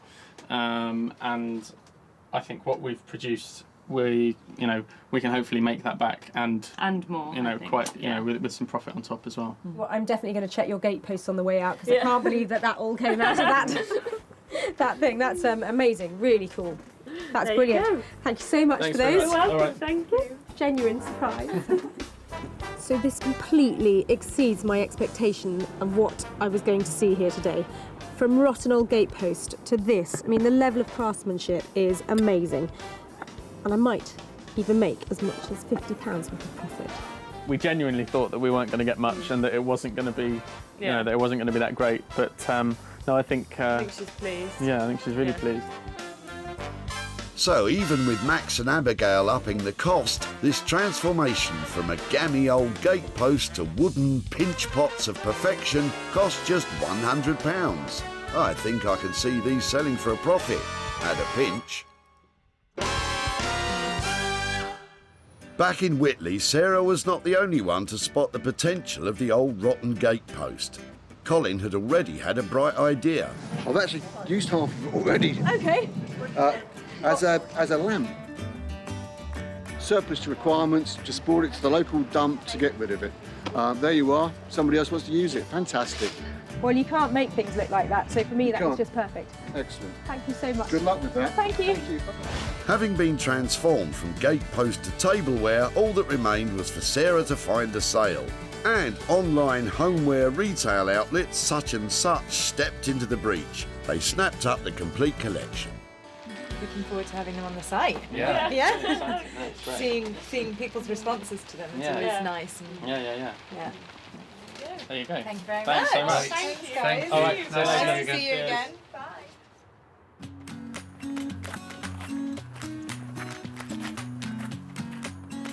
Sarah's returned to Surrey to deliver the good news to Colin, along with, hopefully, some cash. Oh, hello. Hi, Colin.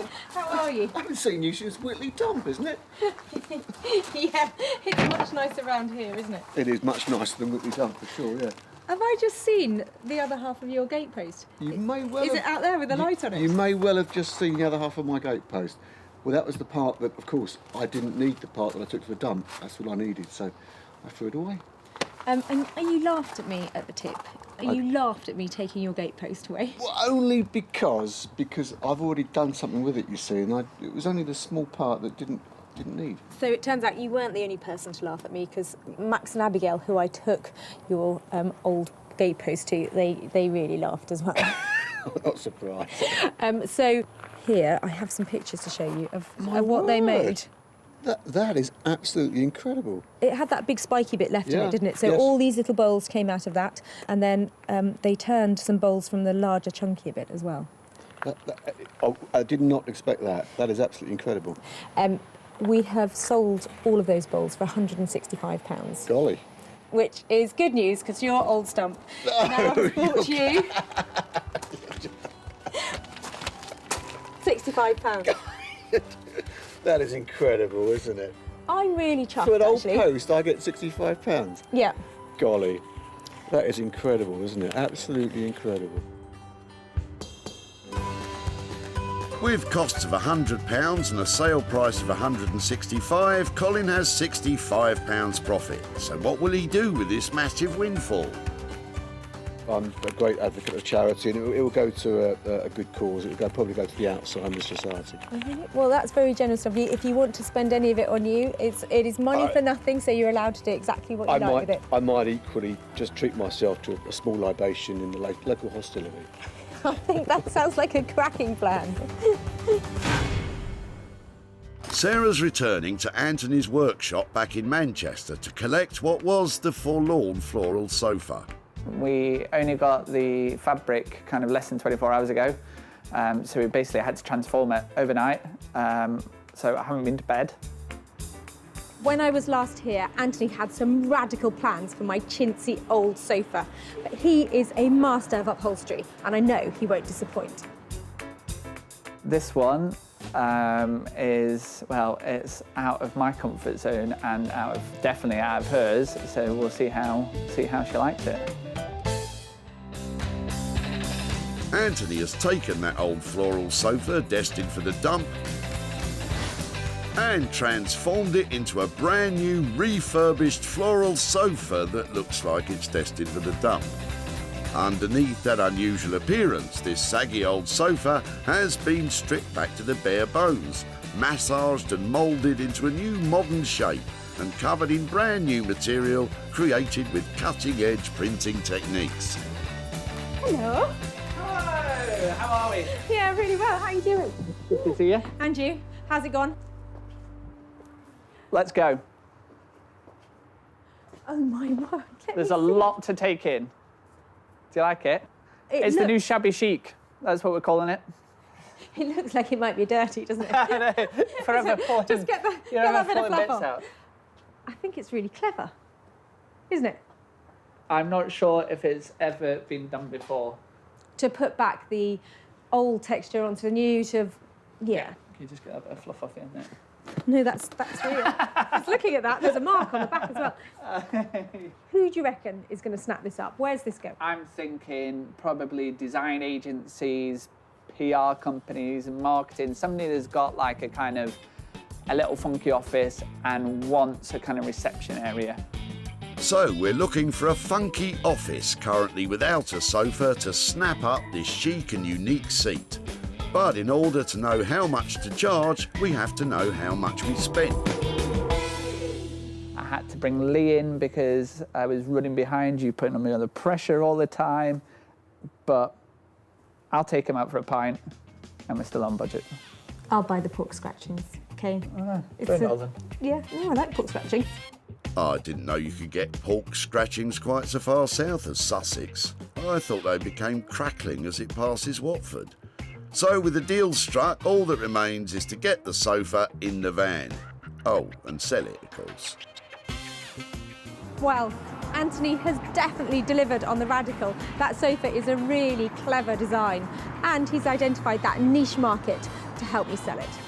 Obviously, it's not Sarah's normal kind of style. It's different to what I'm used to, although these things are always rattling around in my head. Yeah, I'm really pleased, really pleased. Despite an initial scare regarding the budget being blown, Anthony has in fact been able to complete this project for the agreed amount of £800. And a packet of pork scratchings, of course. Back at the dump in Whitley, Sarah spotted Bernard and Dominic sneaking a sofa from the back of their van. Well, the sofa was going to be dumped. It is unbelievably uncomfortable. Would it be something that you'd let me have a go at? Absolutely. I mean, if you could add value to that, that's fine. Can't wait to get my hands on it and do something with it. That's fantastic. Sarah was not the only one keen to get her hands on Bernard and Dominic's old sofa.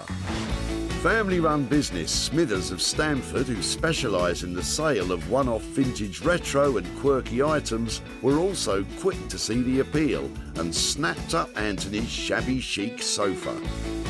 Sarah has returned to Whitley to catch up with Bernard and meet Sue, the sofa's owner, to show what became of their once saggy seat. Hello again. Hi there, Sarah. Hi there. Hello. Good to see you again. Oh, hi My there. wife, Sue. Hi there, Sue. Hi there. How do you do, Sarah? I'm fine. Hi Nice there. to meet you. Thank you very much for letting us come and show you a little bit of what we did with your. Yes. Is it your stepdaughter's? Your it's daughter's my daughter's. Yeah, sofa. my daughter's sofa. Well, it was actually my sofa. I lent it to my daughter because she needed some furniture. Okay. Well, I need you to brace yourself. Okay? For what you've done to it? Yes. Okay. Don't be anything's too better shocked. than throwing it away, isn't it? Well, it definitely hasn't been thrown away, so I'm going, don't be too shocked, because basically it has been graffitied and torn apart and then photographed and then re-upholstered. Goodness me. Is that what? It's amazing. It's not what you'd expect, No, though, it's is it? not what you'd expect. It actually takes £800 to get something to look like that. I couldn't imagine. So it's, and while we were kind of deliberating about whether we thought it was amazing or not, somebody made an offer on it. No. Yes, we made an offer that made us £180 worth of profit to give back to you. Gosh, £180 for something that went to the dump. That's fantastic. That's amazing. Well, I'm glad you met. Fantastic. Thank you. Is there anything that you're saving up for or that you need? We're going on holiday soon. I'll spend it. Or we go out for a super meal or... I don't know. Well, something nice with it. Lovely, well, it's all yours. But it won't be another sofa, that's for sure. Anthony managed to transform Bernard and Sue's old floral sofa for £800. And with the sale making £980, that was £180 profit for Bernard and Sue, just for taking an old floral sofa to the tip. So that was one of the more radical transformations, but I think we got away with it, because what I wasn't expecting was Sue and Bernard actually to really like it. Yeah, I do. It's now a bit quirky, isn't it? It's really? very quirky. Very quirky, but It's great. It's nice. Yeah, it's really good. So, Sarah's managed to make money from all 3 items saved from the dump. The wooden tableware turned from an old oak stump, the vandalised shabby chic sofa, and of course the kayak console table. Well, that was a really mad mix of things. Some old bits of wood, a sofa, and my favourite, the canoe. But I'm really glad we took a chance on them and that it all made a little bit of money for nothing.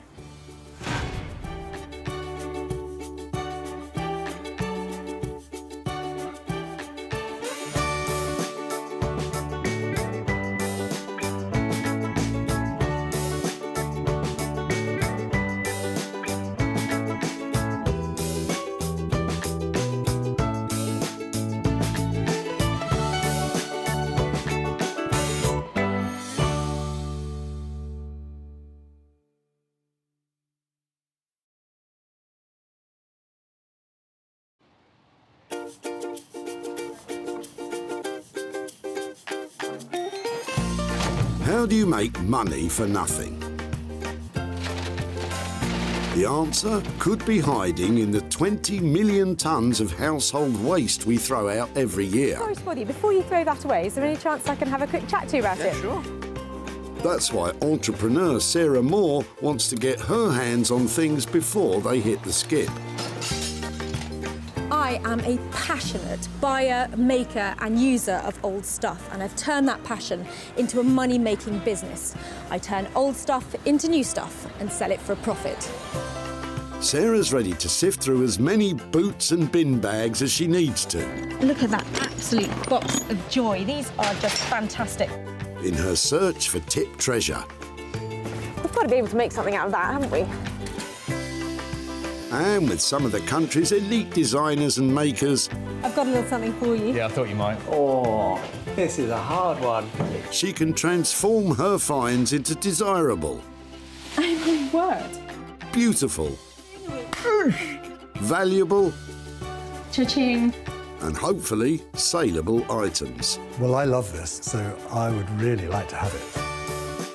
If Sarah is successful, then she can hand the profits back to the very people who had no idea there was cash to be made from their trash. That is incredible, isn't it?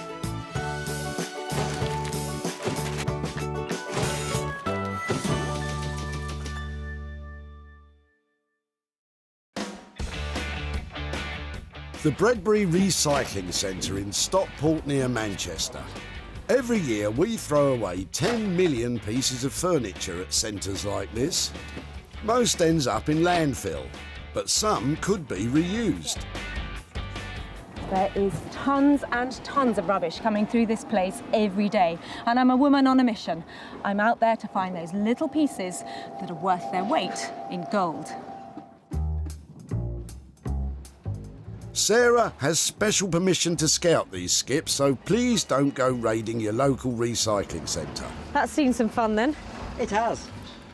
She's searching for 3 pieces which, once reworked and sold, will produce a payout for their original owner. Copper's very on trend, you know that? What would you make out of it? Some skis. Skis? Yeah. Not sure about the skis, but I don't want to snow on anyone's parade. Looks like Sarah may be off to a flying start. Is this going? It is. She spotted John, who is offloading a big old item of furniture. Oh, it's really heavy. Let me see. Whose was it? Was it yours or? It was actually a great aunt of my wife's. Wow, that's brilliant. Lovely. So it looks like it's got some Bakelite handles on it, so it's obviously got some age to it, hasn't it? I would say it's sort of turn of the century kind of thing. Brilliant. And so what was your wife's aunt's name? Oh gosh, I forgot. It was like Maud or Audrey, isn't it? Something. You put me on the spot now, I've forgotten. Come on, John. Mary. It was Mary. Yeah. Mary. Fantastic. Well, if you don't mind us taking Mary's. Of course you can. Chest of I would drawers much away. rather it was put to some good use and thrown away on the tip. I absolutely love it, and I think it's got real substance to it. Should we just pop up beyond that way? That'd be fab. Thank you. Great Aunt Mary's chest of drawers could have major profit potential. Good work, Sarah. If we just pop it, I'll just go in here with it. That would be great. Thank you. Getting a hand with the heavy lifting. Genius. What a great old piece of furniture. It's obviously got some history to it. It's not in perfect condition. There's a massive split all down the side here, and there's a few chips off the corners of it. But this is a solid, it's really heavy piece of furniture. Something really good to work with. And Sarah's enthusiasm has got cabinet maker John thinking. Personally, if I was to do something with it, I would strip it, seal it, wax it, put new handles on, and just because it's a good solid piece of furniture, it can be reused. If we just restored this, I think it would look lovely, but I think we can probably push it a bit further than that and make something really special out of it. So it's a really pleasing find. And with radical furniture rejuvenator Zoe Murphy lined up to take on the project, this could become a treasure chest. Zoe is a screen printing and textile design queen. Her bright 50s-inspired designs have taken the reconditioned furniture world by storm. She even sells bespoke pieces to Liberties of London, and her work sells at a premium. I work predominantly by putting images onto old pieces of furniture. Everything I make is a lot of the time about fun. I'm based in Margate. I really kind of revel in all the sort of faded glory and glamour of the place. So I really believe that things should always be given a second chance, and I try to see the good in stuff like that. Let's hope Zoe sees the good in Great Aunt Mary's chunky chest. Back at the recycling centre, and Sarah is searching out a second item. Would it be okay to have a look through your rubbish? Would you mind? Is that really? Yeah, sure. Nearby, Neil has some interesting looking kitchen worktops destined for the skip, and he's roped in father-in-law Roy to help him out. I'm just the odd job man. I'm the guy who supplies the trailer and the car to bring the rubbish to the tip. Do you mind if I have a look at your rubbish? No, help yourself. Yeah, it's fine. What's new kitchen, is it, or old kitchen, or? Well, it's part of what we've just put a new kitchen in, and it's what's actually left over. Really? Yeah. And so you're getting rid of that bit? Yeah. Yeah, what, it's heavy? No, don't worry, I'm not going to touch it. I was just looking at it. Would it be something that I might be able to work with, or? Well, yeah, when we put it in, I thought, crack, it's a shame to throw it away, but it's very... Oh, you've got more of it? Yeah. Fantastic, this is my lucky day. Just here would be lovely, thank you. That's amazing. It's got a lovely luxury feel to it. I bet your kitchen looks great, doesn't it? Does your kitchen look good, Neil? Yeah. Yeah? These worktops are sometimes known as engineered stone, which is essentially ground up stone. In this case, marble, bound together by resin. Is there any care that they've told you about using with it? It's man-made, so it's a resin. Okay. So you polish it all up. Okay. Polish all the joints out of it. It's a bit like corian. Yeah, that's what I was thinking. Yeah, oh, fantastic. I don't know what I'm going to do with it now. Just big chunks of it, make it really useful. Yeah. That's brilliant. Thanks ever so much. And straight away you can see that these could be made into, Neil, Roy? I have no idea. basically? Make a desk out of it? No, I don't know. Make some chopping boards out of it? Yeah, chopping boards, yeah. Yeah. But the big piece, that might do for a worktop somewhere. Yeah. You know, in a small kitchen, maybe. I don't know. And Sarah's got her thinking cap on too. It's really heavy, it's really chunky. It feels, it's got a cold stone-like feeling to it, so that makes it quite appealing. There are a couple of little side tables there. Is that something that goes in somebody's garden on a really cool pair of legs? Perhaps reworking this man-made marble is a job for a woman. And if anyone can repurpose this surface, it's artist blacksmith Beck Simon. Beck's mastery of some of the toughest materials around allows her to create original, organically inspired design pieces. And although it can be hot, heavy work, it can also be truly rewarding. This sort of thing is quite new to us because we normally work on a commission basis. So to be presented something and turn it into something else is quite exciting for us. So I like the challenge and I'm really interested to see what she's found and what we can do to it. So yeah, it'll be good. Let's hope the man-made marble sparks Beck's imagination, providing a searing profit for Neil and Roy.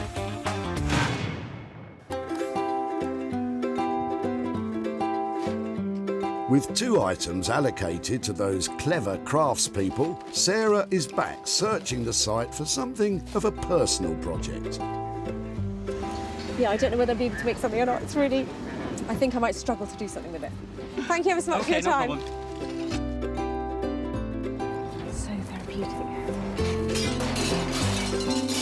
As therapeutic as this may be, I don't think there's money to be made in broken crockery.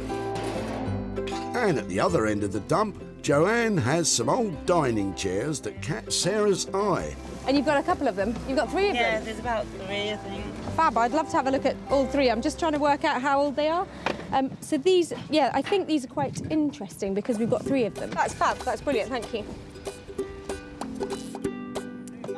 And what else? You got dolls in there as well? Yeah, a friend gave us some, and I gave them to my granddaughter, and she was scared of them. Oh, really? That one, she was really scared of that one. You can probably see why, can't you, from a child's point of view? Wow. I think those I can't do much with, but I think the chairs might be worth.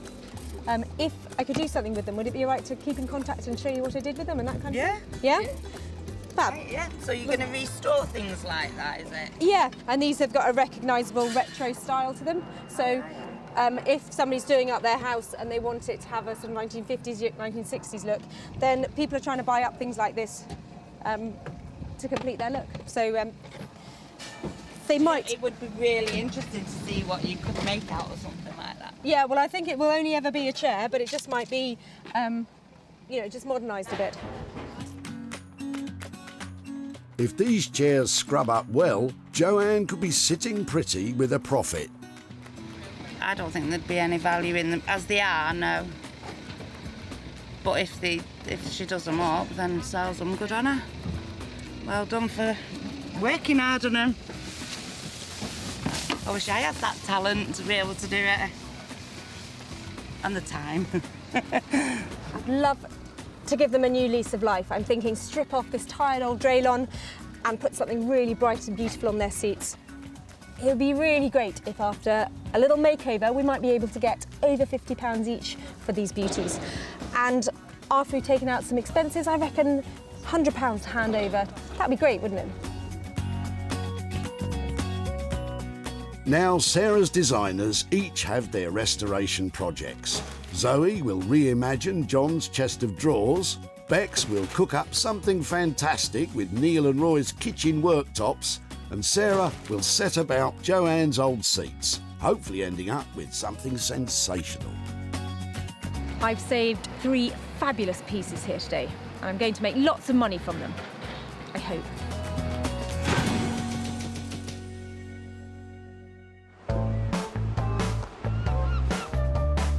It's back to the sunny seaside town of Margate, where furniture design guru Zoe is poised to discover just what it is that Sarah wants to get off her chest. I'm really excited because Sarah's bringing along a piece of furniture for me to have a look at. I'm thinking it probably will be something that is really well made, but definitely shabby and needing some care and attention. So that should be good. I trust her. Do you? Yeah, I think so. Hiya! Hiya, how you doing? I'm really well, how are you? Good to see you. No, don't look. I don't know if you're going to like it or not. It's massive! It's really heavy as well. Are you right to just help? Yeah. Let's bring it in out. Oh my goodness. So heavy. What a monster! So someone was throwing this away? Yeah. Oh, why? Well, who did it belong to?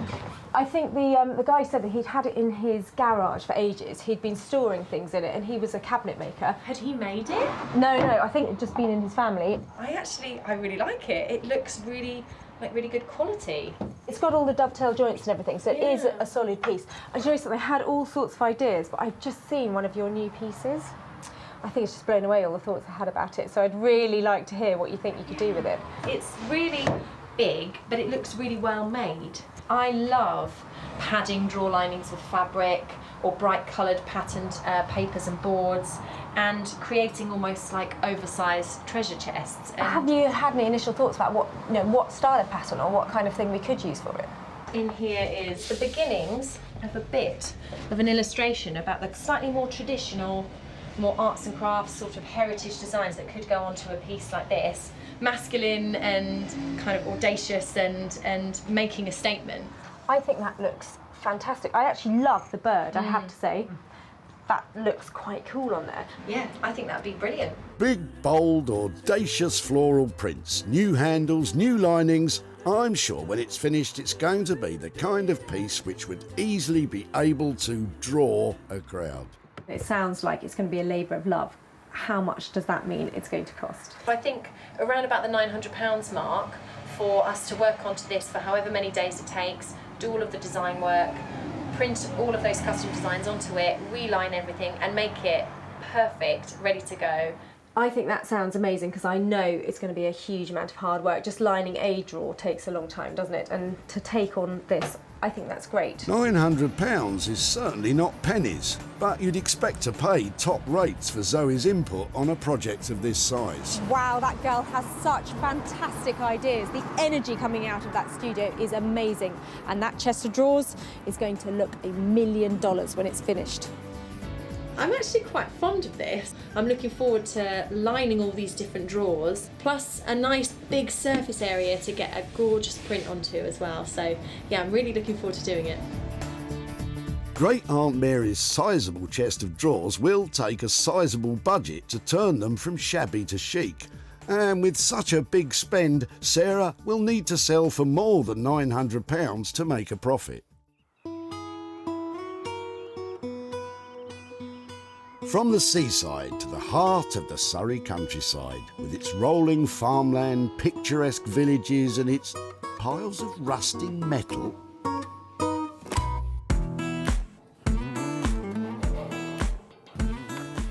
Sarah reckons her newly acquired worktops are best in the hands of Bex Simon. Bex and husband Dave create all manner of metal fixtures and fittings in their blacksmith's workshop, and they simply love a challenge. I'm really looking forward to seeing what Sarah's going to bring today. What do you reckon we're making? A coffee table? A chair? A boat. We think we're building a boat today. Well, whatever you end up making, she's hoping her man-made marble will float your boat. Hiya! Oh, both of you, how are you? Got a little something for you. Well, let's have a look. I've got quite a bit of it. Yeah. I've got 3 nice bits. Oh, brilliant, thank you. It's quite heavy. And you might be thinking, it's not very metal. Yeah. It's very posh. Yes, it is posh. That's exactly what I thought. So I was wondering about making some tables out of it with metal legs. Oh, yeah, sure. I mean, how many pieces have you got? I have got 3. I think I bought this one because it's the smallest and the lightest. Shall I go and get the other bits? Let's have a look. This material is a bit of a departure for metal worker Bex, but at least Sarah's looking for metal legs. Tell me about the bottom sort of frame that you had in mind then. I know you've got your really long pieces of metal. It was a bit crazy to have the top and then it's like screw up a piece of metal so it does really weird things and make legs out of it. I think doing 3 of those, that's going to take us a long time, because then to make it level and looking nice. I mean, that could be quite good fun. I'm up for that. So that's 3 tables with geometric metal frame legs. Bex doesn't look convinced about the way forward, but Dave seems more decisive. If it was between 100 and 150 pounds per table. If it's going well, we can, really go to town. Yeah. And make you it. Get more bends. Get more bends. If it's a nightmare, we'll just simplify it. A lot. We'll just, work with that budget. I hope you haven't stuck your neck out, Dave, and I hope it goes really well. No, it'll be fine. Right. Take care. Thanks so much. Bye. You seem like you're going to enjoy this one. Yeah, no, I've got a good feeling about this one. Uh-oh. Yeah. We've just buried it. Oh no, here we go. I'll get my coat.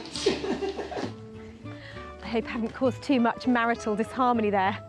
Didn't seem like they were both thinking along the same lines, so fingers crossed that's all right. I'm hoping with the marble and those really funky geometric shapes, they should look really cool.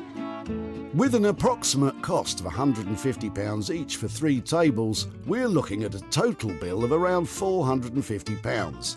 Selling them as a matching set could mean that Sarah might make a decent profit.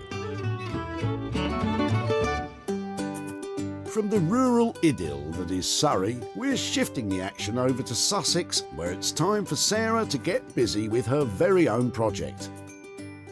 I've been dying to get started on these. They look so dated at the moment, and I'm sure that if I sand them down, I can make them look pale and modern, and have a think about what to cover on that. They'll look great.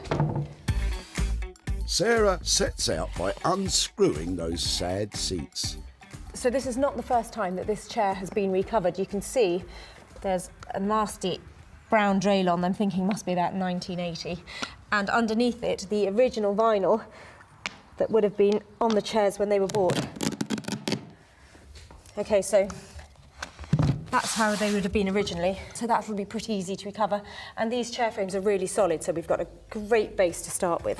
Just need to get sanding. Wherever possible, it's a good idea to sand along the grain of the wood, as sanding across the grain can lead to unsightly scratches. I've literally been sanding this down for 5 minutes, and I think that the transformation is amazing. It looks crisp and clean, fresh and expensive. And an expensive look is just what we're after if we're to pocket a profit. Now, I'm thinking, for the new covers of the chair, I need to have something that is fitting with the frames that I've created. So I do have a couple of bits that are sort of on era for this kind of thing. Maybe that's a bit early, a bit of 1940s. That's probably more about me again. But that might be really cool. I bought this in a charity shop for £2. So this is not going to cost me a lot of money. That looks amazing. That looks great. It's just different. It is almost geometric. We've seen a lot of geometric shapes in furnishings recently. It's really unusual. It's really bright and it's really commercial. That could be the one, couldn't it? That could be the moneymaker. Looks like there's a bright geometric future ahead for these chairs. So all I've got to do now, I reckon, is about an hour's worth of sanding for each chair, pop some staples onto these, and then make my £150. Piece of cake. Walk in the park. Work of a moment.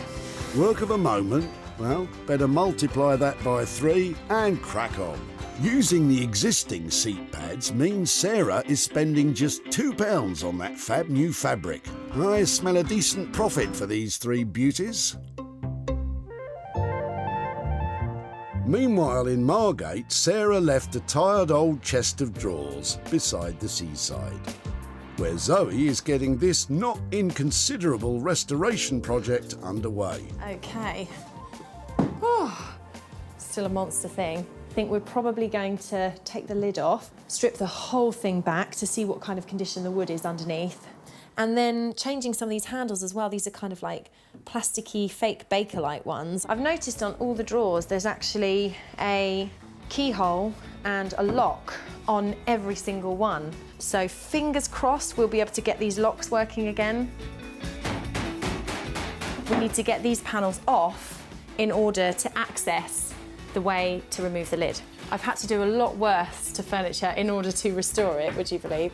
So sometimes demolishing it, seemingly, is the way that you can take it apart to get it back together again. Here we go. So, from chest of drawers to jigsaw puzzle. Definitely not a project for the faint-hearted. Zoe's next job is to strip the wood, and for this, she uses a professional paint and varnish remover. Leave this for about a minute maybe, nice and thick, and when it bubbles up, it'll have loosened all of the varnish. Always wear heavy-duty protective gauntlets and a face mask when applying a chemical paint stripper. Stripper is working perfectly. It's lifting the varnish, which is really good. Although the wood underneath isn't amazing, a lot of the damage and watermarks are still there. So we're going to have to look at getting them out a bit as well. That looks like it's been in someone's shed and it's had a leak onto it or something like that.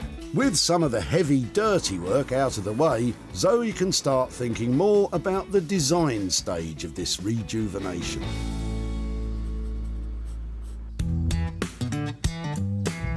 Back in the blistering heat of the Surrey countryside, Bex and Dave are getting even hotter under their respective collars with Sarah's triple table challenge. We're starting work on these slabs. We're going to make a couple of coffee tables and a console table. So we're just making a temporary desk outside because obviously we'll probably be working with some long rods and stuff. So we're going to see if we can make all three right now. Lengths of steel rod will form the table legs. Once Bex cuts the rods down to manageable lengths, each one will be bent into shape. Bex starts work on the legs for the smallest table by welding rods to a piece of steel plate. That will just hold it in place. What we'll do now is we'll sort of heat it and start bending.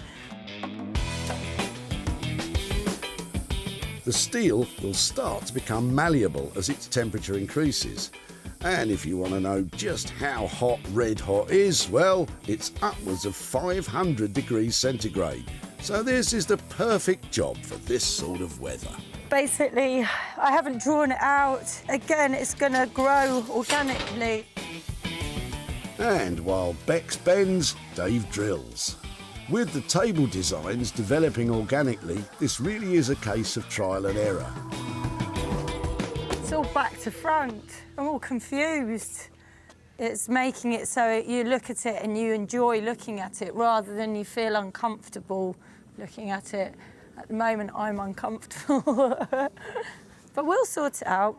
It's part of the fun. And now Dave has spotted a flaw in the smallest surface. So how does that affect their plans? But what do you want to do about that? You know, high-end table, chipping it. It's not really. If that one's chipped, find a bigger one. We've got other ones over there. Yeah, I know, but we've made that for this one. With the smallest surface now chipped, the guys decide to go for plan B and try the biggest table on the existing legs. It's running out of time not having anything, all like slightly built and very botched, which I would be really mortified at, or trying to make something work and look nice, you know, that a customer will, you know, like and still put in the house. So plan B. So we're down from 3 tables to 1. Time to marry the largest tabletop to those spaghetti legs. I think that's our best Bet. option now. She looks better being a more contained block within the table. Right? Yeah, like I don't feel as annoyed with it, you know. So that looks nice. Oh, I need a glass of wine tonight. Back at the barn in Sussex, those seat covers are going from drab to delightful. That's perfect. That's absolutely smooth, really tight. You're going to sit on that, that's not going to cause any problems. So I'd say that's actually quite a professional looking finish. Well, we wouldn't expect anything less. So I've finished the chair, I've sanded it all over and I've waxed it down. So you can see the grain of the beech coming out and just the natural colour of the wood. And I think it looks so much fresher than it did before. These seats were in a sorry state, but now they're a triumph in triplicate. My £2 car boot fabric, I think, has transformed these chairs. It's now beautifully hard wearing and sitting really well with this lovely grain up here. In fact, I think they look like $1 million. And I'm only going to ask £150. Sarah sanded these beautiful beech chairs and spent a massive £2 on fresh fabric covers. If she can shift them for £50 each, there could be a very healthy profit.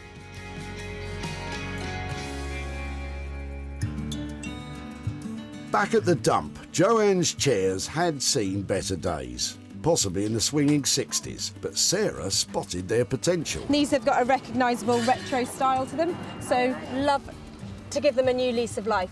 I don't think there'd be any value in them as they are, no. But if she does them up, then sells them, good on her. Sarah invited retro furniture dealer Martin to check out her chairs. So, what did he make of them? This is 1950s, 60s, and people love this look.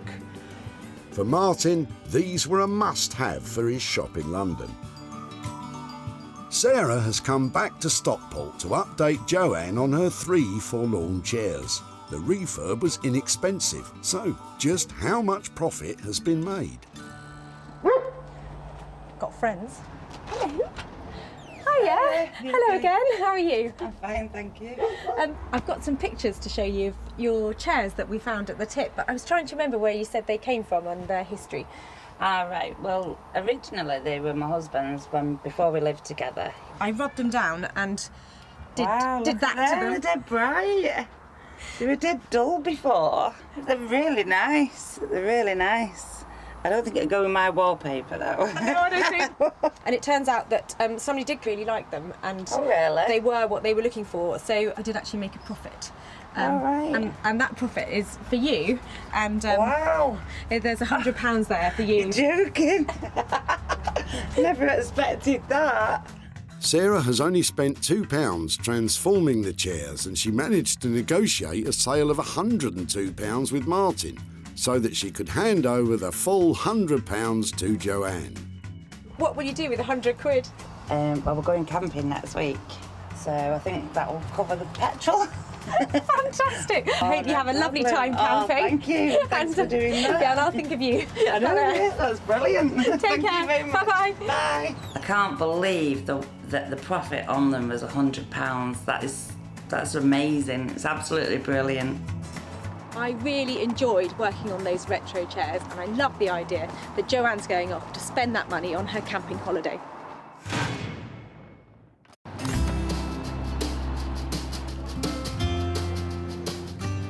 Sarah's back in magnificent Margate, where she left furniture and fabric designer doyenne Zoe with a sizable task. Now, I left Zoe with a real challenge. She had a big, broken, brutal-looking chest of drawers, so I can't wait to see if she's managed to bring that delicate Zoe magic to it.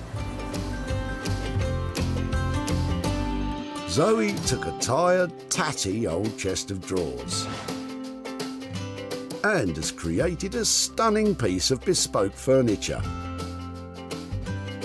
With hand-printed surfaces, lovingly restored woodwork and new fixtures and fittings.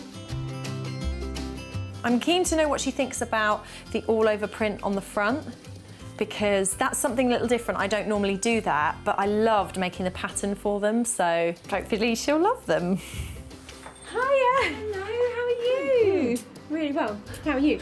Very good. It's amazing out there today. It is very nice. Thank you for bringing the good weather to Margate. I have something to show you here. Is that it? Yes, I can see it. Are you ready? Yeah. What do you think? I think it's fantastic. What have you done? Is it paper? Have you? This is all hand printed onto the surfaces, and this design has actually been made especially for this chest as well. It's bespoke. Me pulling on all my textile design background. It is transformed, isn't it? It was never going to look like this, you know. I can't believe you've done it. This interior is just inspired, and I think that when people open it, it'll be such a surprise. Does it work? Yes, I hated the idea of passing on something that had a function but that was redundant, so I jimmied out all of the locks and took them up to my local locksmith, who kind of winced a bit when I said, oh, can you fit some keys for this and stuff, but he did an amazing job, and actually we've got 2 keys that fit every single one, and they've even got little tassels on as well, so. I know that we had quite a big budget on this. I think we left you with £900 to play with. How has that come out? Are we still on budget for that? Yes, we're on budget. I'm always seeming to go a little bit over on things that I'm really fond of, but yeah, we're definitely on the 900. I think it looks lovely, and your finish is always surprisingly good for what you can do with an old piece of furniture. So I don't know how you do it, but I'm so pleased that you do. This restoration wasn't cheap, but then creating a unique design classic was never going to be. Zoe's design and labour costs came in at a whopping £900, so Sarah needs to beat that to make a profit.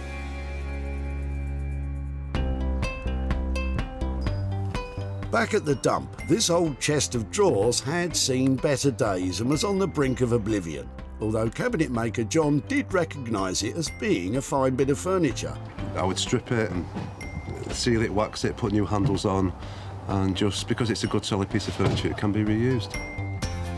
But it's fair to say that Zoe has completely transformed this item. And it was sold to Janet at Margate's Lombard Street Gallery. Sarah's visiting John to let him know the fate of his furniture. But with costly reimagining, is there any profit in the air? Oh, hi there. Hi, I'm Sarah. Hi, Sarah. How are you? I'm Charlotte. Hi, Charlotte. Hi. Hello again, John. Hi, Sarah. Are you Nice to well? see you again. Fine, thank you. Just thought come back and catch up with you about your chest of drawers. I've got some pictures here. Oh, wow. Wow. You like it? I do. I really do. That's amazing. Zoe works with pattern screen printing and lots of different techniques and really breathes new life into furniture.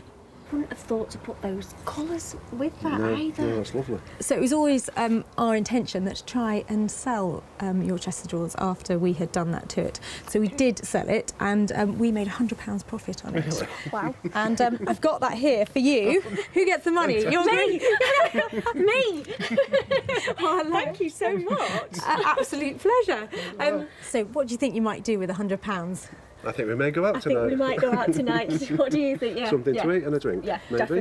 definitely, yeah. Lovely. Well, I think Aunt Mary will be. You can raise a toast to her, can't you? We'll raise a glass to her tonight, definitely. Yeah. Thank you. Lovely. Thank you for that. Pleasure. Really Thank you, nice to Sarah. see you. And you. I Finish appreciate that story. We'll have a few drinks tonight. I love it. I'll be thinking of you. Thank you, Sarah. Take care. Yeah, Bye-bye. Bye. Bye. So, Aunt Mary's drawers cost £900 to take them from dingy to desirable. This allowed Sarah to achieve a sale price of £1,000, which left a profit of £100 to be handed over to Charlotte and John. What's done with it is something that we could never have envisaged being done. No, we wouldn't have done that ourselves. Absolutely not. No. And the colours that we used. It looked fantastic. Absolutely brilliant. We've never imagined that to look like that. No. It was wonderful. Well, that was a great reaction and hardly surprising, really, given that fantastic transformation of that old chest of drawers.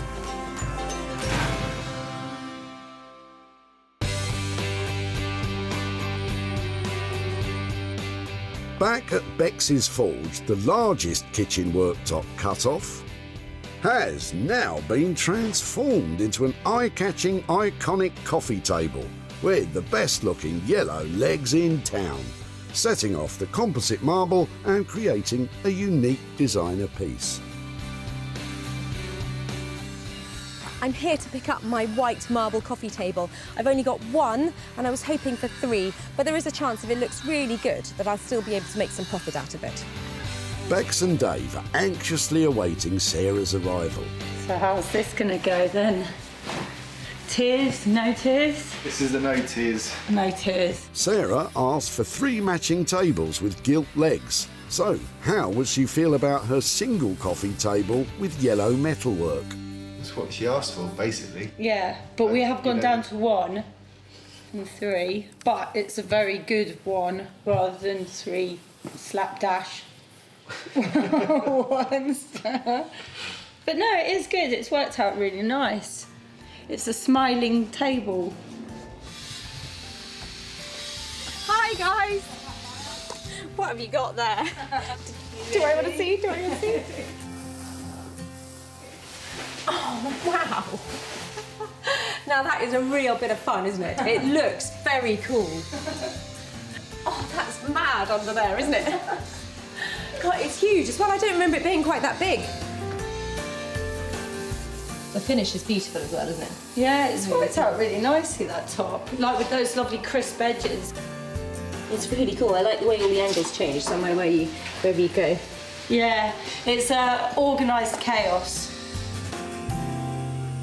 I think when you think it was literally about to be hoofed over into a skip, you know, I think you should be very proud of what you've done with it. Now, you were quite enthusiastic about the work, and you weren't, so how did it work out in the end? Well, it was harder than we thought, getting it so it's level and it works and everything like that. So, we wanted it to look right. So, no, I think it's worked out really nicely. So I know in our initial chat we thought we might really go for it for 3 tables, and that was at £150 a table. How much are we looking? Well, I think we were saying that 250 to cover this one. I think that it looks great, and at that money, I think I'm really pleased with it. Yeah, oh, brilliant. That's good. Another result. Another result, yeah. I think it's so cool to see the transformation of leftover kitchen scrap into fantastic designer coffee table. And I think there's some money to be made out of it as well, even though there's only 1. That did go well. So few. Yeah, another one down. Yeah, another one bites the dust. Oh, I'm starting to get all singy again. OK, we're down from 3 tables to 1, but the single coffee table has cost £250. So, can Sarah sell it for more than that and turn a profit?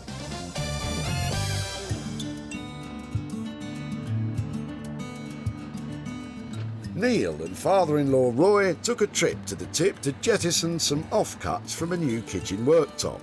Roy wasn't particularly inspired as to what they could become. I have no idea. Yeah, but the big piece, that might do for a worktop somewhere. Yeah. In a small kitchen, maybe. I don't know. But Bex and Dave created an inspirational coffee table. With a brand new custom-made coffee table to sell, Sarah decided that this piece should be sold to someone with an eye of the unusual. And London's department store for antiques, vintage and retro, the Old Cinema, was just the place.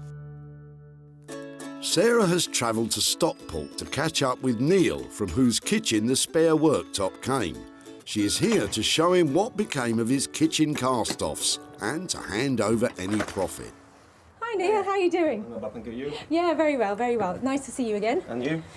I've got a couple of bits to show you about what we did with that old worktop. Yeah. We thought it would make a really lovely kind of luxury coffee table, and we decided that it would look lovely if it had some really fine metalwork on to make the legs underneath, and we wanted to make it into something quite interesting. So I've got a little picture here to show you of how it ended up. This is how it ended up. Well, that's all right, isn't it? Do you think so? That's nice, that.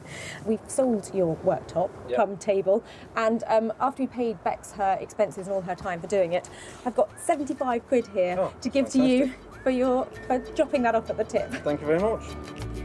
So, Neil's offcuts cost £250 for Bex and Dave to transform into this contemporary coffee table. With a sale price of £325, Sarah has achieved a profit of £75 to hand over to Neil. What would you do with 75 quid?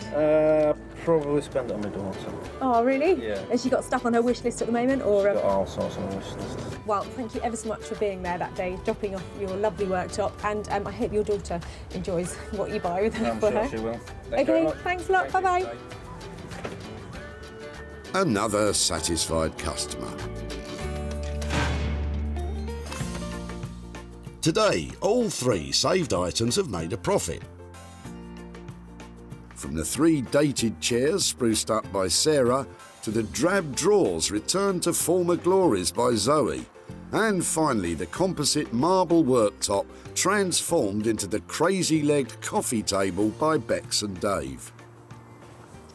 We're really on a roll. That is 3 great transformations and 3 chunks of cash handed over, and all going to prove that just with a little ingenuity, you really can make money for nothing.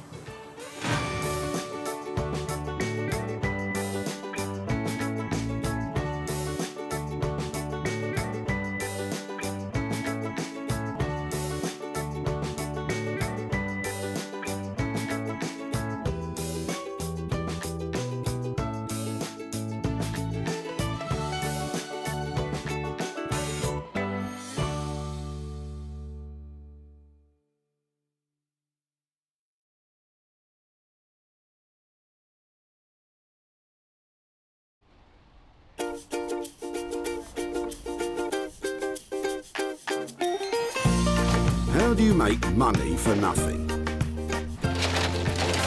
The answer could be hiding in the 20 million tonnes of household waste we throw out every year. Sorry, Spotty, before you throw that away, is there any chance I can have a quick chat to you about it? Sure. That's why entrepreneur Sarah Moore wants to get her hands on things before they hit the skip.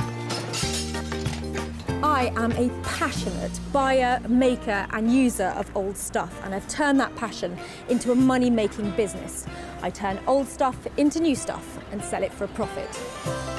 Sarah's ready to sift through as many boots and bin bags as she needs to. Look at that absolute box of joy. These are just fantastic. In her search for tip treasure.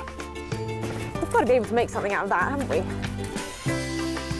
And with some of the country's elite designers and makers, I've got a little something for you. Yeah, I thought you might. Oh, this is a hard one.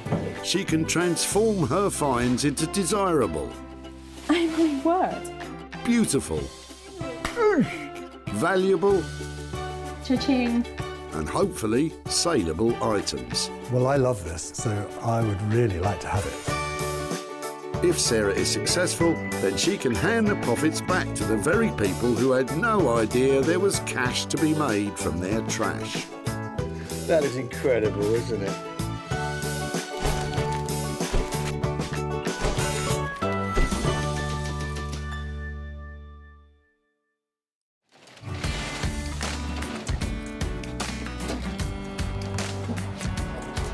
Today, Sarah's at the Breadbury Recycling Centre in Stockport, where up to 500 people a day turn up to chuck out their unwanted items. That is, if Sarah doesn't intercept them first. It's really embarrassing to be in court looking in people's cars all the time. I've got to do it because they might have something good in it. Remember, Sarah's got special permission to rummage about today, so don't go pestering people at your local dump or you could be the one getting thrown out. All right? Would it be okay to have a look through your rubbish? Would you mind? Is that... Really? Yeah, sure. Sarah's searching for 3 pieces, which once reworked and sold, will hopefully produce a payout for the people dumping them. You look like you're having a good clear out. Oh, well. Sarah always has high hopes. I get really excited every time somebody pulls up. I think it might be a Rembrandt. Don't think there's going to be a Rembrandt in there, I've checked. But you never know. And it's clear people have cottoned on to what she's up to. She's a rubbish burglar. Yes. But the contents of John's boot could mean all that prowling is about to pay off. I was just looking in the back and seeing some of the older pieces in here. Yeah, some of it is the mother passed away recently, so we're clearing the house out. Okay. Some of the... It's got that sort of time warp look to it, hasn't We've got it? some old 78s in here. If you Oh want really? them. I was just looking at the case actually, Yeah. and the So were these weren't yours then? No, these were my father-in-law's. Oh wow, they're fantastic. Yeah. Yeah, I would definitely like to have a look at them, and I really like the case as well. Yeah, look at that. And you've got a sewing machine as well. They're normally really heavy, aren't they? Yep. So get them out of the way. Got this. You know how to. Oh wow, look, that's almost like brand new, isn't it? Wow, look at, I absolutely love that. Look at that badge and stuff on there. There's something about that that's just so appealing. I think the little badges and all the bits on it. Don't make it like that now, do they? I haven't got anything else hidden in the trunk? No other old stuff? I don't think so. All right, Sarah, don't get greedy. We're just clearing, mainly from my house, out of my shed, which I'm clearing out for a new shed. But the sewing machine looks as though it's never been used. And as Sarah pays homage to the humble sewing machine, Oh look, it's even got its own instruction manual. John keeps unpacking his trunk and brings her something with even more potential. My word! Forgot I brought this. That's amazing. So original Bakelite. Yes. Whose was that? I used to be on the removals. Okay. Somebody gave it me about 30 years ago. That is the most fabulous thing I've Yeah. seen here. I absolutely love it. Apparently, if they're working, they're worth about £150, but it's got a bit messy, so I couldn't be bothered. I'm going to turn this into something fabulous. I tell you, this is so exciting. Bakelite is an early type of plastic, and radios like John's are collectible pieces of social history from a time when the radio was the focal point of the home. I love it. You've made my day. That is tip gold. Thank you so much. It's brilliant. See, bye. So, John's radio trumps the sewing machine and the old 78 to become Sarah's first item. She's got someone in mind who's sure to take it from the pits to the Ritz and make some money for John. Trot on Mark Phillips, also known as Horse. Electronic superbrain Horse was chief engineer for a world-renowned audio recording company for over a decade. He's now taken his love for restoring vintage sound equipment and made it into a business. I enjoy refurbishing vintage equipment. It's always a shame to see stuff like that go to waste. I think it's great giving a second life to something that would have essentially just been smashed up, thrown in the rubbish. So yeah, it's definitely a job and a passion. Something tells me Horse is in for a treat with John's Bakelite radio. So it's one item saved from the skip and two more to find.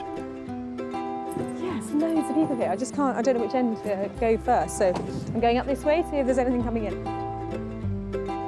Oh man, I can't tell if Sarah's coming or going anymore. But as long as she doesn't go, that's the main thing. Come on you, get back to work. There's still loads of tired old stuff coming in. So that's a nasty bicycle tyre habit you've got going on. The middle-aged men in Lycra Brigade. Oh no, God, I'm not one of them. You're not? No, Lycra, I'm not. You'll be shaving your legs soon. Not a chance. Really? Not a chance. It's a slippery slope, you know, Lycra. Less Lycra banter, lass, and more searching for item 2, please. Hang on, what's this? Sarah's swooping in on Peter. I'm just wondering if I could talk to you about your rubbish. Yeah. Are you clearing something out? Are you? Clearing the garden out. Okay. Yeah. Okay, and I'm just looking at your table. Do you mind if Yeah, I? sure. So it's been outside, has it? Yeah, it's got weather beaten. Came from my friend's house and his mum and dad had it, so it's Yeah, quite old. Yeah, it's got that sort of 1970s feel. Yeah. Is there any chance I would be able to take it away and see if I can make something out of it? Yeah, you can use it. Fab. Okay. I'm glad you can use it. What a find! There's a big market for retro furniture. Well, when it's not covered in mould, that is. So I saw the legs of this sticking out of the back of somebody's car, and it is screaming Urkel. So they're sort of 1960s, 70s British furniture makers, and it's got a sticker on it here that you can see to back it up, the original one. The good news is that Urkel is collectible. The bad news is that somebody's left this out in the garden, and it's in really poor condition on the top.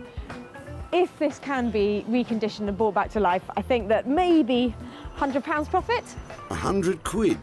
What do you think, Peter? I don't think she'll make much. We'll see about that. And with Peter's mouldy Urkel, that makes 2 items ready to renovate. The table's going to take a lot of work, but Sarah knows exactly where to take it. Jay Blades is a builder turned philosophy graduate turned furniture restorer. Jay has his finger on the pulse of modern design interiors. He loves reworking the very best of original British craftsmanship and bringing it bang into the 21st century. I've always had a passion for the kind of heritage that the British designers have produced over the years. Traditionalists would love to keep it as it is, but to be reintroduced into the market, I like to just add a bit of colour and add something a bit quirky. I really enjoy adding my bit and not necessarily worried about other people's reactions. It's more about, do I like it? If I like it, then it's good. The 60s table Sarah's bringing Jay sounds right up his street, but he hasn't yet clapped eyes on the state of it. So Sarah's got 2 items with Horse and Jay's names on them. But what about Sarah's own designer talents? She needs to find something she can put her stamp on. Here you go. Why don't you ask Ian what he's chucking? Excuse me. Sorry to bother you. I'm just here today looking at what people are throwing away. Any chance I have a good chat with you about your rubbish? Just general rubbish. It's been accumulating in the garage for a while, and just time to get rid of it. I was just looking at your suitcase, and I was just wondering if I might be able to have a closer look at it. Absolutely. Did you know where it came from? Or yeah, any... it's my case from when I was a kid. It's been sitting around at home for ages. I would love to have the chance to take it away and give it another life or use it again. I would love to see something like that happen to it. I'm sorry I stamped on it beforehand because I broke the hinge to be able to get it in. I'll be able to sort that out, but that won't be a problem. Yeah. But no, I think it's just got a lovely shape, and these details and the fact they've been worn and had a previous life, I think would be great to incorporate into a new something. So that's fantastic. Thank you ever so much. Okay, you're welcome. Thank you. You're welcome. Don't think that's ever been out of the country. I think it was when I was a kid or a teenager. It's been on family holidays in the UK, and I think when I was a student as well, it was one of the cases I took to Polytechnic with me. So it's not really had that special a life. I just really like the look of this case. It's just so 1960s. It's got some lovely lining on the inside. I really don't know what I'm going to be able to do with it, but it'd be nice to be able to think that I can send it on another journey. Sarah's 3-piece treasure hunt is complete. The radio will be switched on by Horse, the retro coffee table's going to furniture maker Jay, and the tatty old suitcase may have lost its sentimental value, but Sarah's confident she can restore its cash value. I've saved 3 fabulous pieces here today, and I'm going to make lots of money from them. I hope.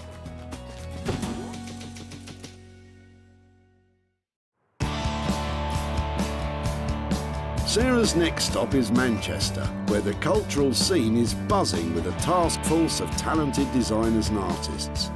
Riding high on the city's wave of creativity is electronics restorer Horse.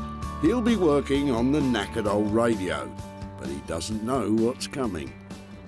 Sarah's going to bring me a piece of essentially rubbish, so I'm going to have fun seeing if I can make it beautiful again, make it functional again. Depending on what it is and what kind of condition it is, I suppose. Hiya. Hiya. Good, yeah, very good. I've got a little something to show you. Brilliant. Let's have a look. So I'm hoping this is your kind of thing. Brilliant. What do you reckon? Yeah, pretty much exactly, yeah. The only thing I'm worried about is my radio is actually in a bit of a state. It's not as bad as it looks. It's quite reassuring that still works, and I think this one. Yeah. Well, I think I've broken it. Oops, Butterfingers. Remember, you're supposed to be adding value, Sarah.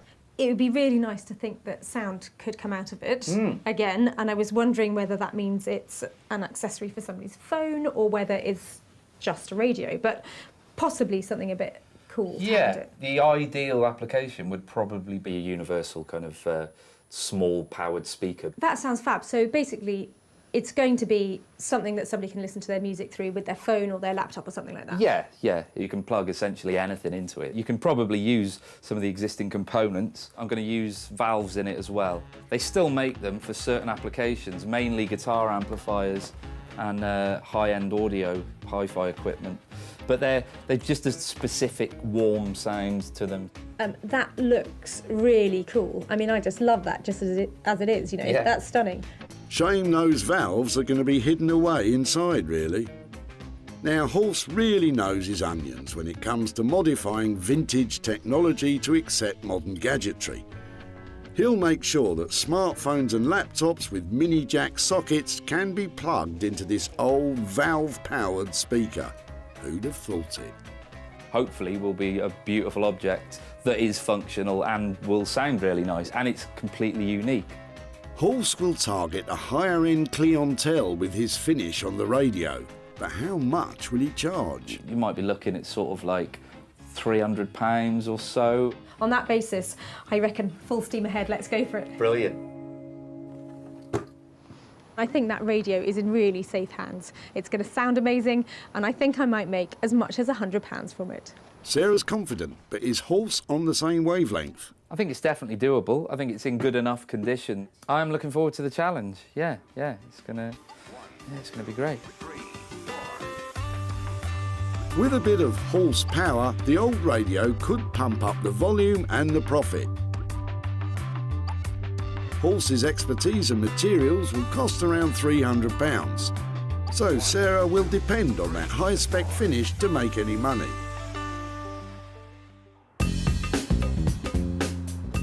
Sarah's next stop is within the metropolitan borough of the West Midlands, Wolverhampton. And tucked away in the disused Bury street factories is woodwork wizard Jay. Sarah's about to surprise him with the mouldy Urkel table, but it just might be too weather-beaten for Jay to work with. All I know is she's got something from the tip that someone was throwing away, and then she wants me to be able to turn it into something that's going to make money. Could be anything with Sarah, but hopefully she'll bring me something that isn't chipboard. Real wood is what I'm after. Hi, Jay. Hi, how you doing? Yeah, I'm doing really well. How are things? Very good, very good. What have you got today? Oh, wow, table. This is the good side. This is the good side, okay. This is the not so good side. Wow, wow. Okay, it's been outside, obviously. Yeah, I think the guys who dropped it off said that they had been storing their plants on it in the garden. Oh, that'll do it. That'll put it in that state. Okay. It's beautiful. Even though it's in the state that it's in, I really like it. I really do like it. I've seen many Urkel tables, but I've never seen one with this kind of round, oblong kind of shape to it. Urkel was a prominent British furniture manufacturer dating back to the 1920s. Its mass-produced furnishings found a ready market in post-war Britain. But now, vintage enthusiasts will pay through the nose for well-preserved pieces. Alas, this one's on its last legs. The only bit I'm concerned about is here, where the plant pot has been down there for quite a while. But if you bear with me 2 minutes, I'll just get this machine on. I love the machine. Everybody has better toys than I do. Everywhere I go, everybody has got these really cool things. I end up doing everything by hand, takes me ages.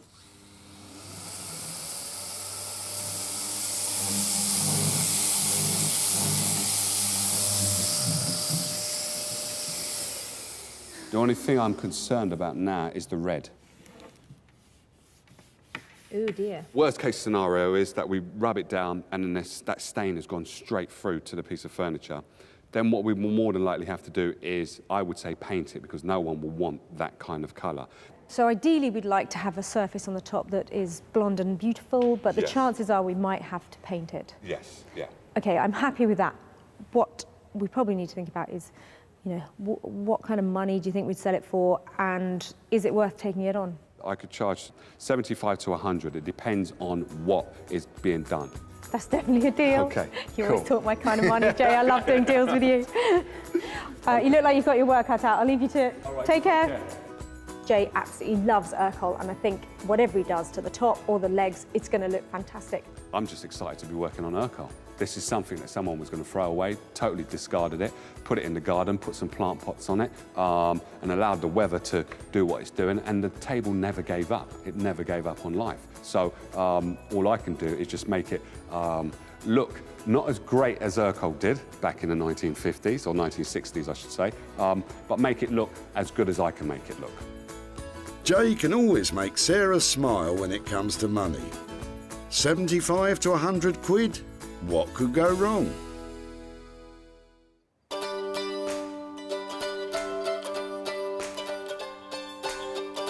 So, 2 items with the potential to make some cash. Sarah's on a roll, but now it's time for her to put her money where her mouth is. Back at her barn, she's hoping to transform Ian's battered baggage into something profitable. Well, this poor old suitcase has definitely seen better days. It's in a right state. It's been taped up. It's never going to have been a valuable object, and it is certainly not worth much at the moment. But I'm hoping that I can make it look just beautiful. They work just. Oh, it's quite tough to get it open. My plan is to paste some pretty fabric all the way over it. Probably not very big pieces, so I can use scraps of it and just patchwork the surface of it so it just looks bright and pretty and you don't see any of this black. Maybe I can get a price tag of 50, 60 pounds on it. Sarah starts by giving it a gentle rub down, being careful not to get it too wet.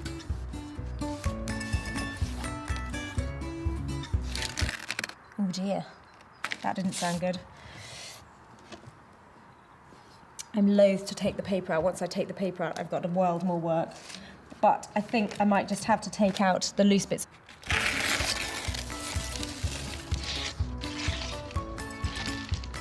You can see how it's made. It literally is made of cardboard. Cardboard suitcases were a lighter and cheaper alternative to heavy leather or robust wool luggage, becoming popular in the 1920s with the rapid expansion in automobile travel. I really like the fact that it says an American Home Magazine selection on it. I might try and put that as part of the design. Cardboard may have been a more convenient material for the day, but it wasn't built to last. I've just got to get this roughly in position here. So it's just the main thing is to keep the fabric really taut. When you're getting the wrinkles out, you can feel them really clearly when you've got them. So you just need to work the fabric, stretching it. Sarah's glued the fabric with a simple PVA glue, and once she's smoothed out the wrinkles, she can work out the details round the locks. You can see where, just around the edge of where the fastenings are in the case, I've stretched the material around, and if you just push it in really neatly around it, you can give yourself a template to cut round. I always trim slightly inside the line, and then you can just run the fabric right up to the edge. I'm going to stick that in as close as I can. And then, when it's all dry, I shall just get a craft knife and trim off those little extra bits there. I think that is a great start. Just a little bit more covering to do before it looks absolutely perfect. But I'm really pleased with that. I think that's well on its way to making some money. Sarah's scraps and glue should only set her back about a £5. So if she can sell it for more than that, she's onto a winner.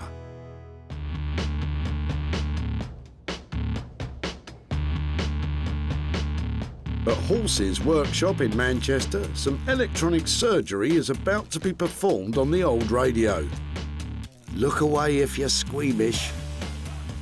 So to start with, I'm going to dismantle it, and then I'll just put in a very simple circuit with some new valves. I've got to put in a new mains transformer because it was potentially lethal. You definitely need to be careful. You certainly shouldn't just plug it in until somebody qualified's had a look at it. One memorable time, I got a shock and then punched myself in the face, pulling my hand back. So yeah, I'm quite careful these days. Ouch and double ouch. Definitely don't try this one at home, folks.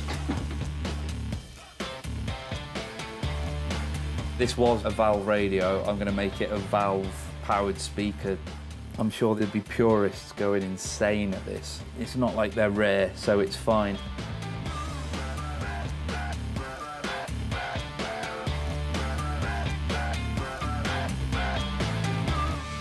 This is just the chassis, so what we need to do with this is clean it up and then put the bits back in that I'm going to be using, and then start building the circuit around that. The case needs some serious cosmetic work too, and that's Halsey's biggest challenge. What you can do is use what's called wet and dry paper, which is an abrasive, bit like sandpaper. You can start off with quite a coarse grit, and then you move to a finer grade and kind of keep doing this. It can be quite rewarding because it's quite nice to get the scratches out, but yeah, it's not. It can be pretty laborious, especially when they're as scratched as this one. It's lost its sheen a little, so I use this special Bakelite polishing paste, and this sort of takes a thin layer off and buffs it up to a nice shine. If Halse can get the balance of shiny, new, usable, traditional, old object right and up the value to over £300, this radio is on course to make a tidy profit. It's nice to have a finished product that actually sounds good and is usable and means that you can kind of have such a nice looking object that's useful again.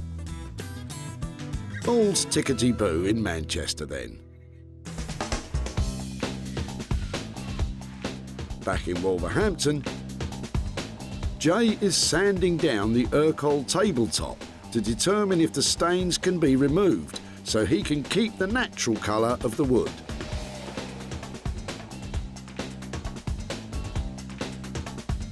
And it's bad news. It's stained all the way through. So it's sad that we have to paint an Urquell, and I really don't like doing that. Kind of disappointed.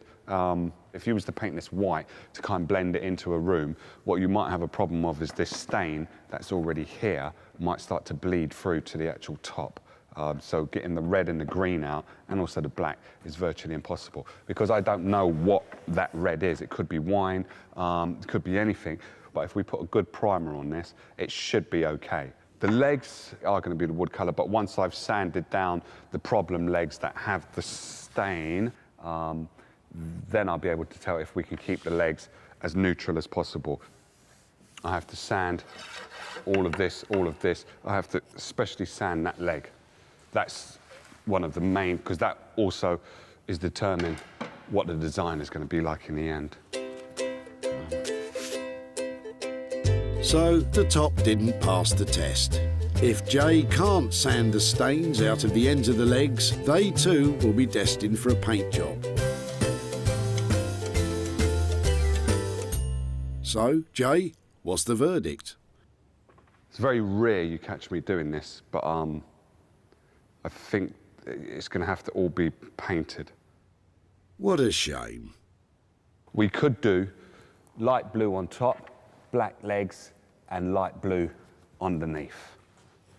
So light blue all along there, and black legs, light blue top, so then it will lift the top of it and just make it look light, because it's quite a big table, quite a big coffee table, and you don't want it to be too imposing into someone's house.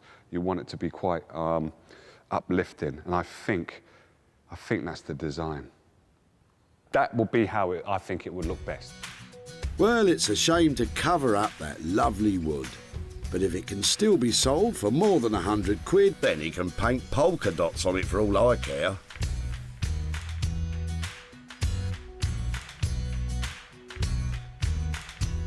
Back in Sussex, Sarah's nearing the end of her own restoration project. Basically, I've covered the whole of this case in a new layer of fabric on the outside. I've carefully cut round the things that are on here already. It's tricky to get it done perfectly, but the overall effect of it, I think, is really pretty. And that should make it saleable. So I was hoping for £50, but I don't know, I might make it an even higher price. What do you reckon, 60? 70? Before, This was a battered old cardboard suitcase.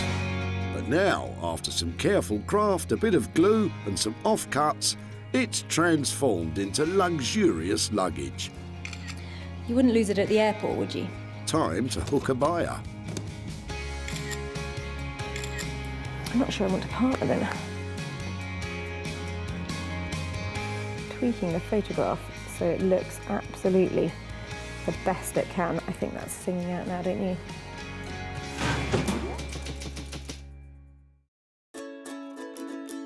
Sarah's success is measured in sales, and she always seeks out the best ways to maximise profits, hosting her own clothing and furniture sales in her barn. Just sold the sofa. Advertising and selling online, or selling directly to specialist shops. With opportunities galore in the things we throw out, Sarah's always looking to make money for nothing. So, Ian's old suitcase has been on one heck of a journey. I was just looking at your suitcase. Picked up by Sarah just as it was sailing over the edge of the tip. I shall cherish it and make something amazing out of it. Yeah, I'm sorry I stamped on it beforehand because I broke the hinge to be able to get it in. And transformed into something saleable. Now, Sarah's back in Stockport to show Ian what she's done to the case and to hand over the cash. That is, if it's sold.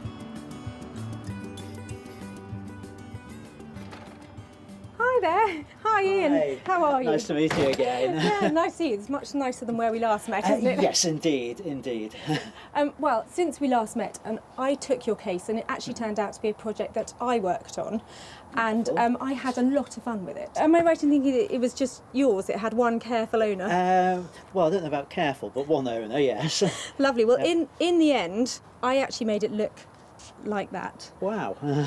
I used lots of scraps of fabric that I had left over from other projects and pasted it all over. I think that's amazing. It had a very battered cover to it, so I was wondering what you were going to do with that. I'm actually quite pleased that you've made it into a case so it can still be used as a case. I shared it online and there was quite a lot of interest in it. Wonderful. Because it only cost £5 to renovate, there was a bit of profit from it. Right. I sold it to somebody who has a vintage shop who wants to use it as a display piece for her window. Oh, wonderful. And it turns out that in the end, she paid £85 for it. Oh, that's amazing. So, Ian, for you, £80 for your old suitcase. That is incredible. Thank you very much. It was going to be thrown away as far as I was concerned. So thank you very much. Sarah sold the suitcase online for 85 quid. Take off a fiver for materials and Ian's walking away £80 richer. But what are his plans for the money?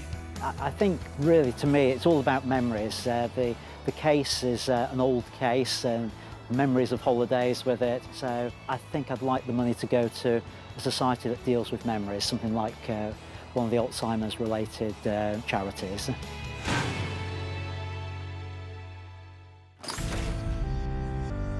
So, the money's in the bag for the suitcase, so to speak. And in Manchester, how's Hulse getting on with the radio refurb? I finished it a couple of days ago. Yeah, I'm pretty pleased with the way it sounds. It's valve, it's true to the original design. So yeah, I hope Sarah likes it. Before, this vintage radio had sat in dusty silence for over 30 years. Now, Hulse has sympathetically repurposed it as a universal speaker for today's music-playing devices. It's perfect for someone with an eye for funky functionality and an ear for the rich tones of yesterday, as Sarah's about to find out. Hello! Hello, how are you doing? Yeah, brilliant. Have you got something to show me? Yes, let's go and have a look at the radio. Oh, fantastic.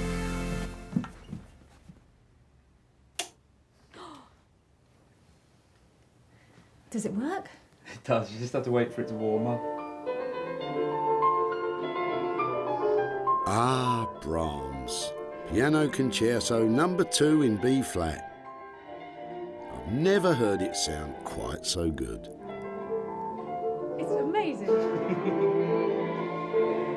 And it lights up. Look, everything about this, the wood effect and the gold and the lights and everything, I am blown away. And the sound quality, it is markedly different from modern speakers, isn't it? Yeah, definitely, yeah. How do I make it work? So this is just a standard common or garden mini jack connection, and that you can plug anything with an auxiliary output or any line output. Talking technical now. I think you mean smartphone. Do you mean smartphone I do, thingy? smartphone thingy. exactly. Yeah, okay. It's kind of up to the spec of a brand new product, basically. I love everything about it. I think it looks fantastic. Sarah's gone all warm and fuzzy. But stay put, because Horse has added a surprise feature. I also put a 1/4-inch jack connection, and it means that you can plug a guitar into it, basically. So it's an amp as well? Yeah. The way that you make it, it's sort of silly not to, really. Come on then, let's hear it.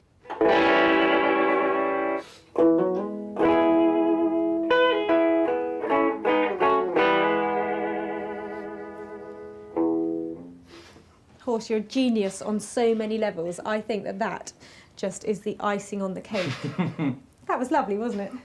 All right, Sarah, enough of the mellow jamming sesh. Let's get down to business.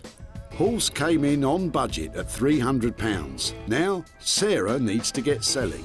Right, so all I need is some of your excellent music connections and a nice buyer, and then everything will be perfect. I am seriously impressed with what Horse has managed to do with this radio. I mean, it was in a really bad state, and now you can play your music through it, you can play your guitar through it, and I think I'm going to make some money out of it.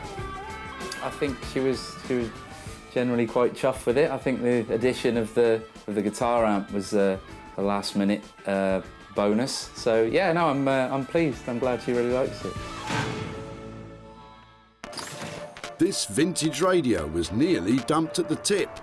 If they're working, they're worth about £150, but I couldn't be bothered. John was happy for Sarah to take it away for nothing. And with the expert attention of electronics engineer Horse, hopefully will be a beautiful object that is functional and will sound really nice. It was turned into a glorious custom-made speaker with a contemporary twist. And when Nick from online retro furniture store Smithers of Stamford took a look and a listen, he bought it. I hope to do some more business with you soon. Thank you. Take care. Bye. And now Sarah's back in Stockport to show John the radio's transformation and hopefully hand over some cash.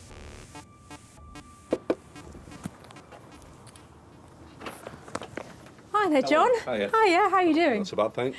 It's a long time since I've seen you at the tip. It is, yes. How are things? All right, thanks. Lovely. I've just come back because I've got a couple of pictures to show you of your old radio. All right, yeah. Did you have any thoughts about it? Because it wasn't in great condition when we picked it up, was it? It's funny, it came all the way down south to me, and it turns out that the one man who restores and loves working with old radios like yours lives about 10 minutes down the road from here. From here? Yeah. Right. So it's been in a big circle. Yeah. It went to this guy called Horse. Yeah. And do you want to see what he's done to your radio? I think very interesting. He's turned it into its former glory. Beautiful. That is now an amp if you want to play your guitar through it. And also, if you have a smartphone or something like that, you plug that in and it plays all of your tunes. It's got lights in it as well, so when you turn it on, all that lovely, all those old stations and everything, it all lights up. It does look and sound just really lovely now. Unbelievable. I can't believe that. So the good news is that in that condition, it did sell, and I've got some money here to give to you. I've got £50 profit from the sale of your radio, and so that's for you. Sure. Yeah, definitely. What do you think about that? Absolutely amazing, really. Are there any ideas what you might do with that? Well, I'm just going to buy a new shed, garden shed. Are you? To fill up with more radios? Yeah. That's the reason why that came out, ready to buy a new one. Well, fantastic. I think that's a great idea, that something that came out of your old shed is going towards, a little bit towards buying a new one. So, brilliant. Sarah paid Horse £300 for his specialist work on the radio, and it sold for £350, making £50 for John to put towards his new garden shed. Bloomin' marvellous. I was a bit astounded really to how good it was. I thought about having it renovated myself, but I don't think it would have come up as it has done. I think it's quite amazing what he's done with it. It's so satisfying to see an old piece like that radio restored to its former glory and sounding amazing. And I think that £50 might have been music to John's ears too. With 2 out of our 3 items sold for a profit, it's so far so good. But Sarah has got one more pickup to complete the set. Maybe Jay's painted Urkel will leave her feeling blue. I think it looks really cool. I hope Sarah would like it. I hope she will. Evidently, she's got to sell it. She has to sell this on. So if she likes it, then she will be able to sell it more. I like it, but I'm not going to be selling it. I'm not sure how this is going to go. Well, there's only one way to find out. Get her in. I love pickup time. I've got an Urkel table in here, but I know it had a few problems and I'm hoping Jay has managed to turn it around. When Sarah picked it up, the table was on the brink of being lost forever. But now it's a fresh, modern gem with a new lease of life.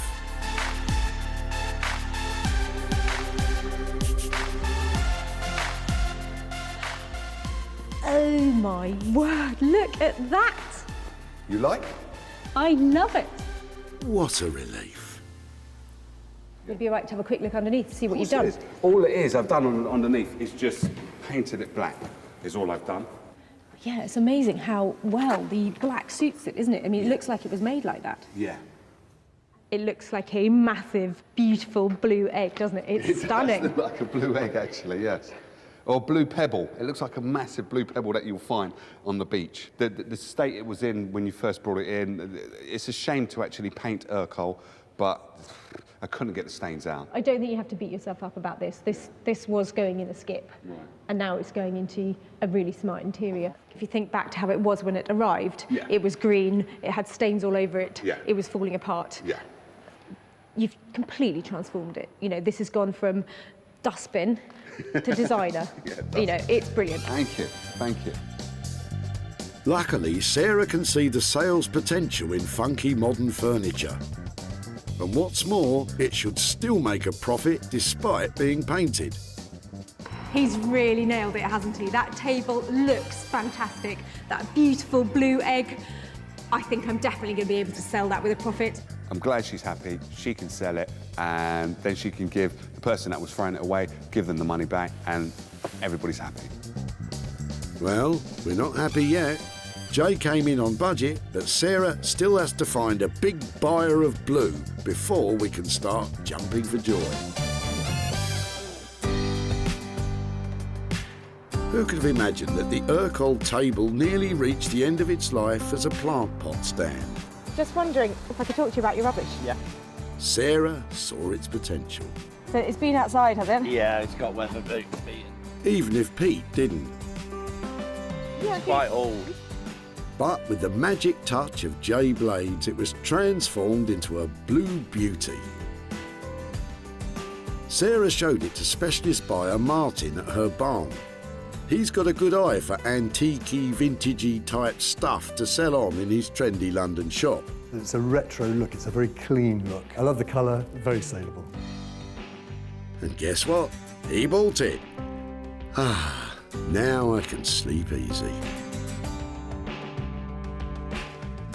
Sarah spent £100 transforming the table.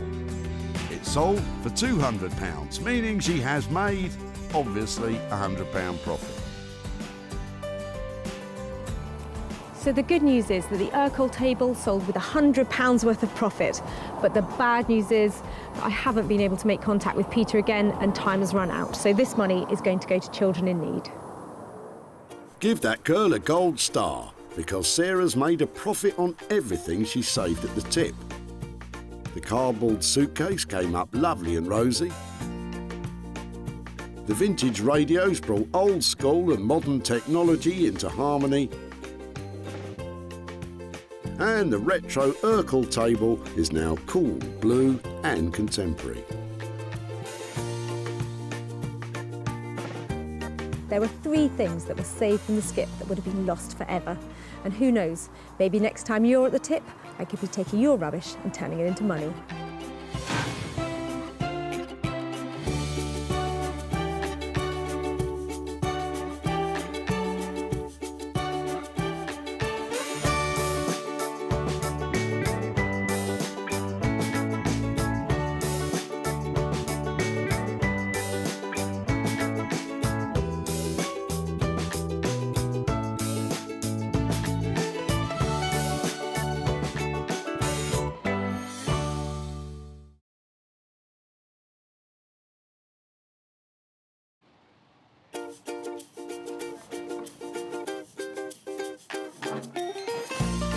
How do you make money for nothing? The answer could be hiding in the 20 million tonnes of household waste we throw out every year. Before you throw that away, is there any chance I can have a quick chat to you about it? Sure. That's why entrepreneur Sarah Moore wants to get her hands on things before they hit the skip. I am a passionate buyer, user and renovator of second-hand stuff, and I've turned that passion into a money-making business. I turn old into new and I sell it for a profit. Sarah's ready to sift through as many boots and bin bags as she needs to. That is the most fabulous thing I've seen here. This is so exciting. In her search for tip treasure. I love rifling through the rubbish. And with some of the country's elite designers and makers. Hello, hello. What have you got today?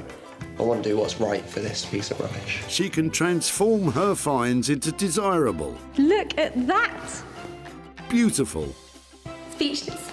Valuable. You're joking. And hopefully saleable items. You always talk my kind of money, Jay. I love doing deals with you. If Sarah is successful, then she can hand the profits back to the very people who had no idea there was cash to be made from their trash. Wow!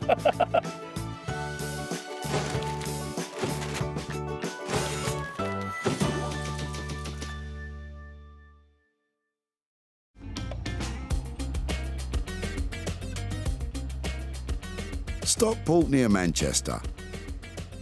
And at the Breadbury Recycling Centre, around 2,000 tonnes of stuff is unceremoniously chucked, dumped and ditched into tips every month.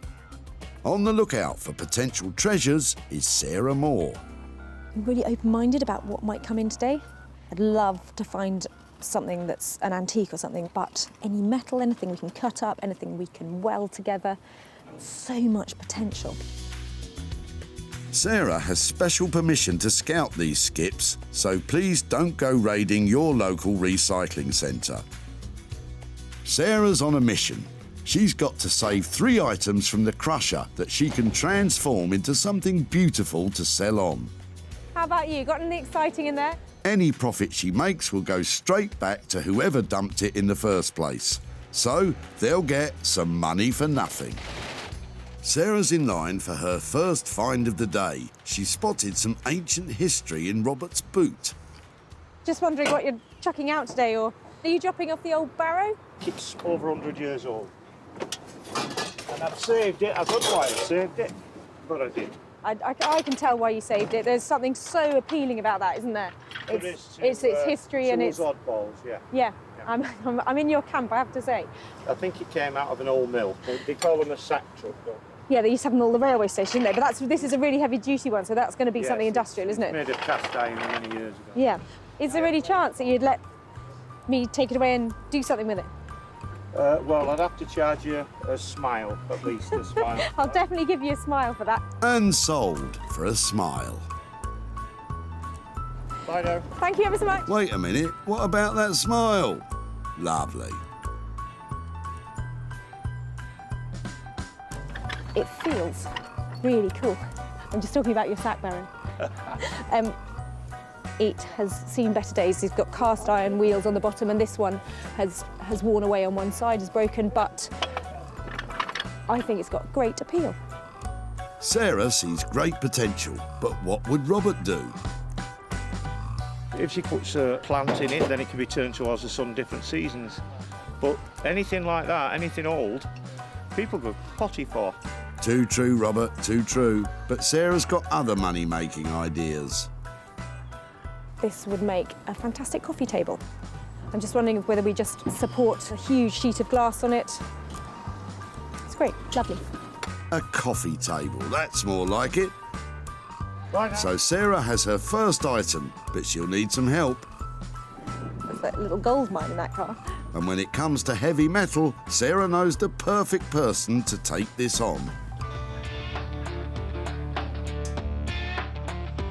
Artist blacksmith Beck Simon bangs, grinds, welds and smelts metal into bespoke beauties. Her unique pieces are normally specially commissioned, so Sarah's project could be an adventure. Working with found objects is quite different from what we normally do, because we work with our clients and we produce designs and we work with them. So this is kind of like really freeing up the mind and seeing, you know, what object we've got and how we can make it work into something really cool, modern and yeah, desirable. So it's going to be fun. Bex has no idea what's coming her way. Let's hope her imagination is ignited by the wobbly old sack barrow. So that's one item swiped and two more to find. I'm just looking to see what's around. Trying to work out if I could actually make something out of some golf clubs because somebody's just thrown a whole load away. Hands off, Sarah. If it's in the skip, it's out of bounds. So get yourself back to those car boots. Ooh. Quite an interesting bag in there. Hello, what's all this then? Best mates Sean and Kevin have arrived with a boot full of booty. What's the furniture you're dropping off? Oh, really? Oh, look, you've got a lucky penny down there. You better hang on to that. That'll bring you a lot of luck. So, may I just have it? Yeah. Does that just slide out? Solid wood. Yeah, it's obviously been around for a bit. It's solid wood. It's got nice dovetail joints, so it's definitely got some integrity to it. I mean, I think that anything old will eventually only go up in value because it gets scarcer and scarcer, and somebody in the end is going to say, I just want to have that. Yeah. I watched a programme and there was a wall unit. Yeah. To me, it just looked nothing. Yeah. But the value of it turned out to be just over £1,000. Really? Well, you just got to hope you've got one on your wall then, haven't you? That is actually something that we might be able to reuse, perhaps make into something else. Yeah. Would that be okay to take it away and see what we can do with it? Yeah, of course it is. As long as it goes through good home, yeah. Very pleased with that. That's lovely.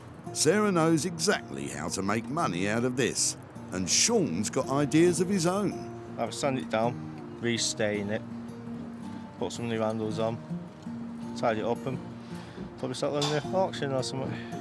Brown furniture has got such a bad reputation, and when you look at this you can probably imagine why, but I think that we have some potential here. Second item saved, and Sarah knows someone who can help the drawers make more than just a pretty penny. Exciting young designer Zoe Murphy has taken the reconditioned furniture world by storm. Zoe's a screen printing and textile design queen. Her bright 50s-inspired designs add a burst of colour to old furniture. She even sells bespoke pieces to Liberties of London, and her work sells at a premium. I work predominantly by putting images onto old pieces of furniture. Everything I make is a lot of the time about fun. I'm based in Margate. I really kind of revel in all the sort of faded glory and glamour of the place. So I really believe that things should always be given a second chance, and I try to see the good in stuff like that. Well, let's hope she can see the good in those old drawers. It's going to take more than a few flowery stencils to make them into something saleable. But I'm sure Zoe has what it takes. Touch wood. Now Sarah's got to search for her third and final item that will put her own talents to good use. And she's found the perfect bit of kit for a nosy Parker. I'm loving this. This has given me a whole new dimension to the recycling centre. I don't have to run up and down anymore. This is brilliant. Might do some bird watching as well. Well, Sarah, you're not far off a magpie yourself. And if there's one thing magpies like, it's metal. Nicola and Stephen's kitchen ceiling is in the back of their van. Strange place to keep it. But Sarah's spotted something shiny in there. Hiya. What are you doing there? What are you chucking out? The copper pipe and the ceiling from the kitchen. Have you had a bit of a shocker? Yes. We left the bath on then. It's the shower. Oh, really? I'm loving the copper pipe. Any chance I can have a look at it? And It's see all what... yours. Really? All yours. Yep. I think...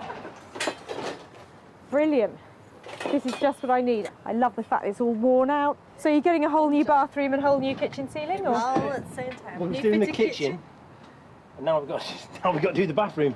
At the same time. Well, I tell you, if there's any value in what I make out of it, that will be coming to you. So maybe you can help pay for a new sink or something like that. That's fab. Thank you ever so much for that. Thank you. Brilliant. I've been looking for those all day. Copper load of that. Oh dear. Now I'm really pleased with this. Look at those. Whole load of copper pipes. They've got heaps of potential, and I think I can make a load of money out of them. I'm not going to tell you how, though. This is my little secret. I reckon she'll make a trombone or some dangly earrings. Oh, yeah, might get some for the missus. Sarah's going to turn Nicola and Stephen's domestic disaster into a lucky break. But how? I have no idea. No idea. There we go. So we'll get on with the brand new kitchen and a brand new bathroom now. Yeah. Well, it all sounds like a bit of a pipe dream to me. Sarah's three-piece scavenger hunt is complete. Bex will give Robert's sack barrow an uplift. Zoe will wake up the tired chest of drawers Sean and Kevin brought in. And Sarah's going to turn those scrappy old coppers into a golden opportunity for Nicola and Stephen. If only we knew how. I found some absolute little gems here today. They might look like diamonds in the rough at the moment, but I'm going to turn them into things that totally sparkle and make money out of them along the way.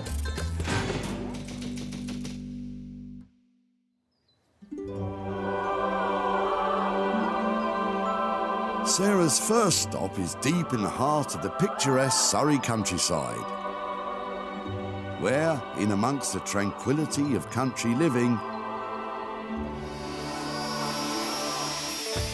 there are sparks,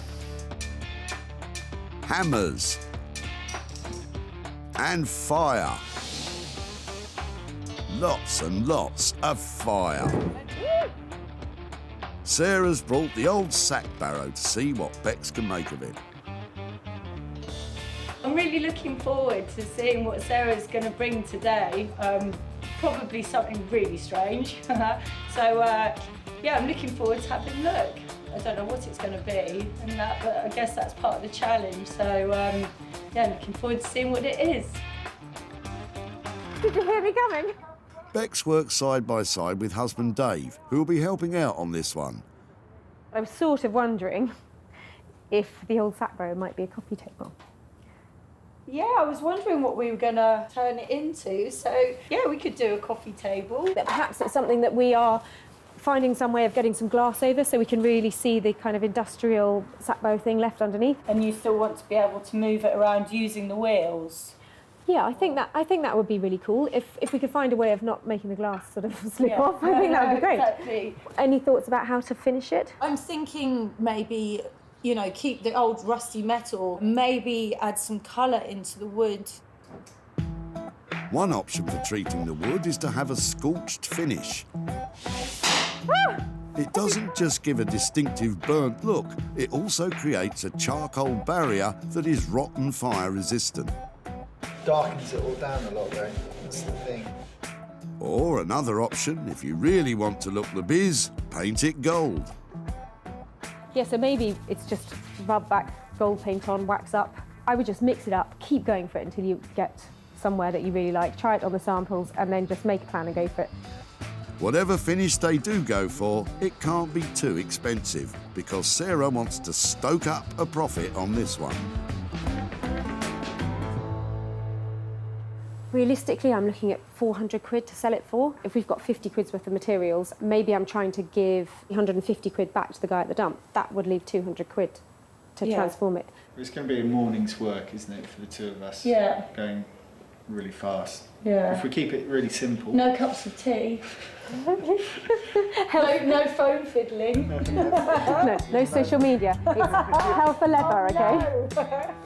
Well, if Dave can stop fiddling with his phone, they should be onto a winner. So with this piece, we're not after a massive transformation. We're going to use all of those shapes and all of that heritage that I get from the sack barrow and just turn it into something lovely to go into somebody's home. You never know, we might even make some money from it too. Bex and Dave are charging £200 for the work. But they're all forgetting to budget in the glass tabletop. I bet that won't be cheap. And it could even eat into the profit margin.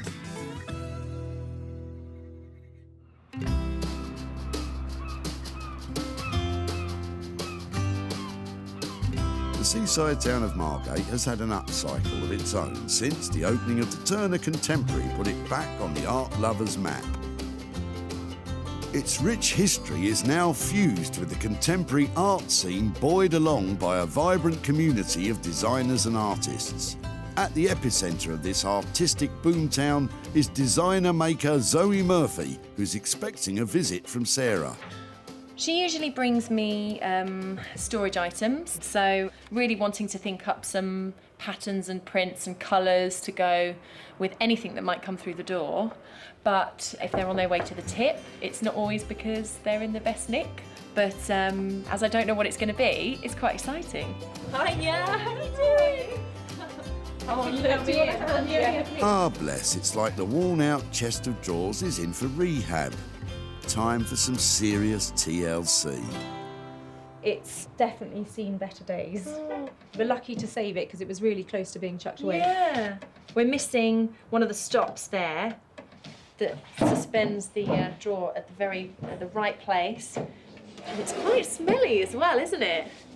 I don't bring you quality. It feels to me really quite bedroomy, and it would be more interesting and probably more valuable, I was thinking, if we could position it as something that people have in their living room or in their kitchen, maybe something to do with drinks or something a bit more exciting. We could add other components to the top to make it much more of a drinks cabinet that is a bit more suggestive of kind of like maybe 1950s sort of American style stuff, maybe some palm trees and some flamingos and things like that. I'm thinking pink legs coming off the bottom. Yes, you can do whatever you like to it, but that fun cocktail hour moment, I think it would be fantastic. Oh, I love palm trees, and I've got the pink legs. Throw in some cocktails and I'm in heaven.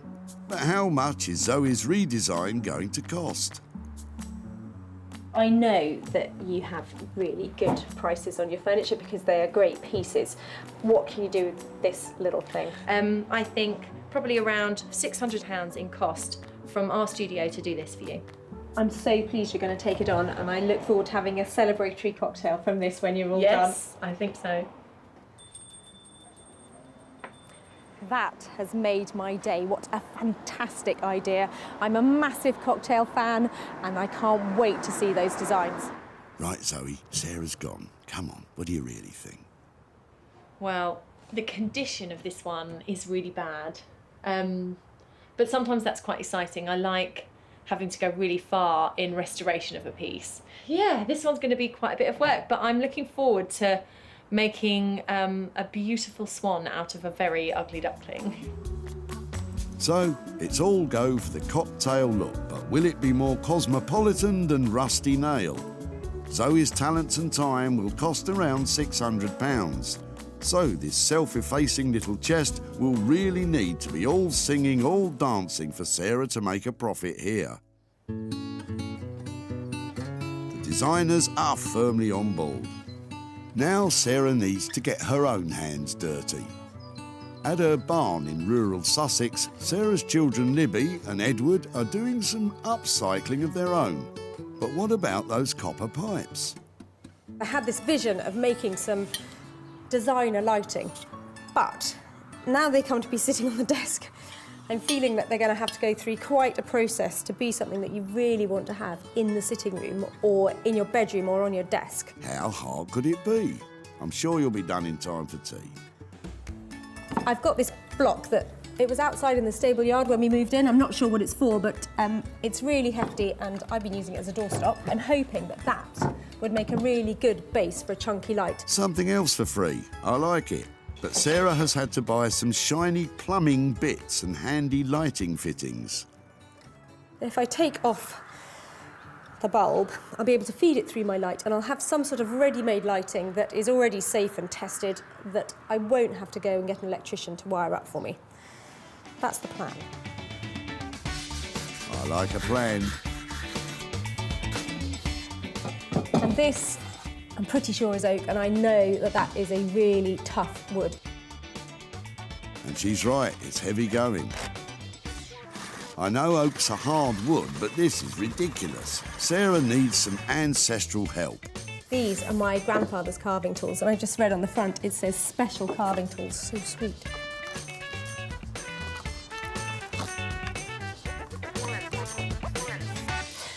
Now what? A bit of metal work, I think.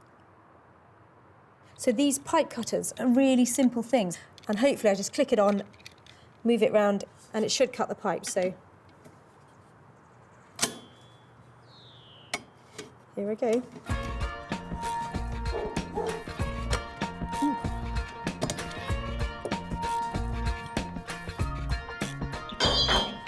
Musically gifted as well. But Libby doesn't look impressed.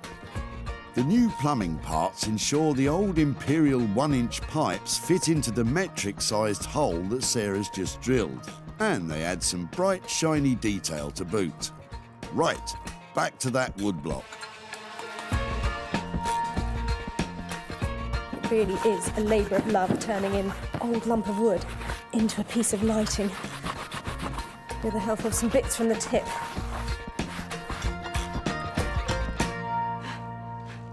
Once that flex is thread through, she'll be home and dry, easy. I'm just trying to feed the end of the wire through.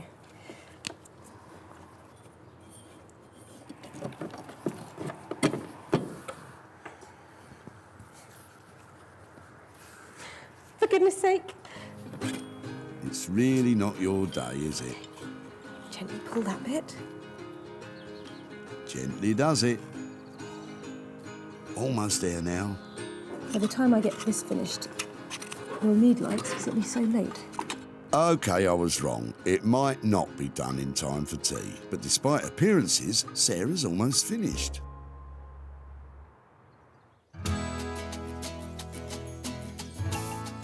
At the forge, Bex is forging ahead, funnily enough, with the sack barrow come coffee table. And in the end, for that all-important finish to the wood, they've decided to, well, keep it looking like wood. But exciting news just in. Bex has a new metal idea. Because it's a coffee table and it's a bit wibbly-wobbly, so we need to sort of strengthen it. So I thought I'd make a bit of like a magazine rack at the bottom. To save time and money, Bex lets the machines do the hard work. I'm meant to do this hot, but because it's tube, I can get away with it. Every blacksmith's best friend is the forging hammer. This beast will flatten the cross beams of the magazine rack ready to rivet. And then there's an important feature to add. So we're now going to stamp it with our maker's mark. So whoever's using the coffee table can always remember it was made by us. And it'll be worth millions. Ready? There's the mark. It's this way round, got to get it right. Okay. Yeah. Yeah, ready. Watch those fingers. There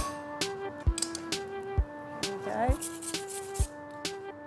It looks like $1 million. While Bex shapes the beams that will support the glass tabletop, I think it's going to look nice. I think. I know. she can outsource some less important work to Dave. Dave, can you take off, we'll scrape off some of that stuff. Thanks. It's definitely a labourer's job, I think, cleaning muck. We each decide who does what, and then we have an argument about it. Oh, I'm definitely the boss. Of course, naturally. But no, we complement each other because he's sort of, I'm like, he's like the more grounded one. With the dirty work done, it's time for some teamwork. This is where it all goes wrong. The magazine rack beams are being riveted together, but it's dangerous work. Steel has to reach a temperature of 1,400 degrees Fahrenheit before it can be hammered into place.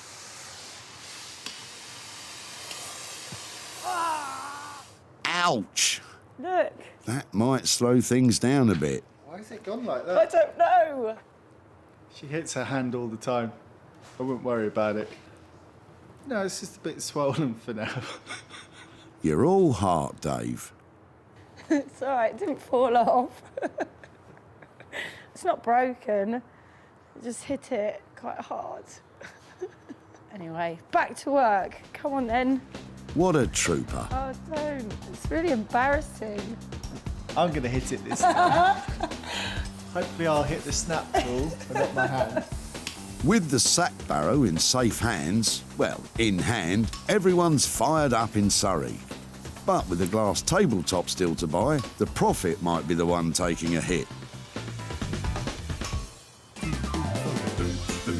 In Margate, Zoe's getting to grips with a small chest of drawers, but it's showing signs of previous employment. Definitely had some time probably in a shed as a painter and decorator's assistant. It's currently just a sort of very thin ply, which will lift off. There we go, stage one, remove lid. And so I'm probably going to fit a new one. There's a lot of repair that needs to get done. And on closer inspection, Zoe's having a change of heart about this chest's future prospects. I talked to Sarah about turning it into some sort of cocktail bar or cabinet, but I don't know how convinced I am with that idea. I like the idea maybe of turning it into a dressing table instead. So the high-legged cocktail idea has morphed into somewhere to get dressed up for cocktails instead. Well, I can live with that. Zoe wants the finished dresser to evoke a glitzy 50s era with feathery birds, super bright colours and ornately lined drawers. It's just my style, funnily enough. But does Zoe's redesign have legs? Yes, but not for long. They're in really disgusting condition and they've gotten damp at some point. That's okay though, it's kind of a good incentive to get rid of the legs. I've actually found some that I like the look of, in a sense putting some high heels on the piece, so yeah. I'm gonna say goodbye to the mouldy old legs. Sorry legs, off you get.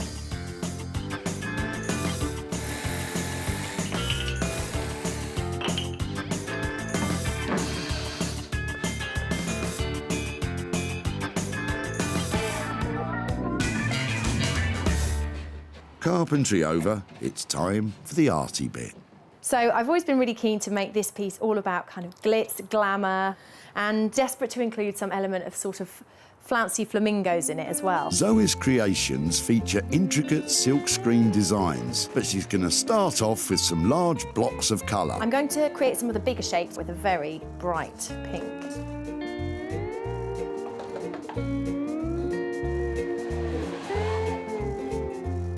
I'm really happy with that. Got a little bit there to fill in where there's been a chip. Apart from that, I just need to do a lot more and put in some detail. The prettifying is well underway, and the coy little chest is on course for a much brighter future as some classy uptown junk.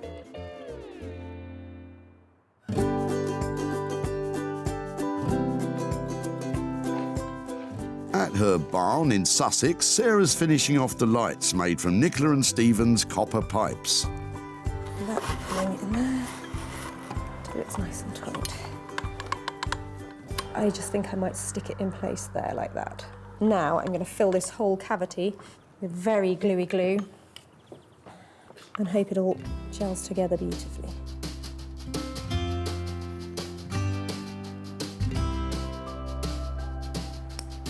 It was a bit of a challenge making a bespoke piece of lighting, but actually I think these copper pipes that were hidden away under the floorboards now look like they should definitely be on show. Before, this old bent copper was beat up and done for.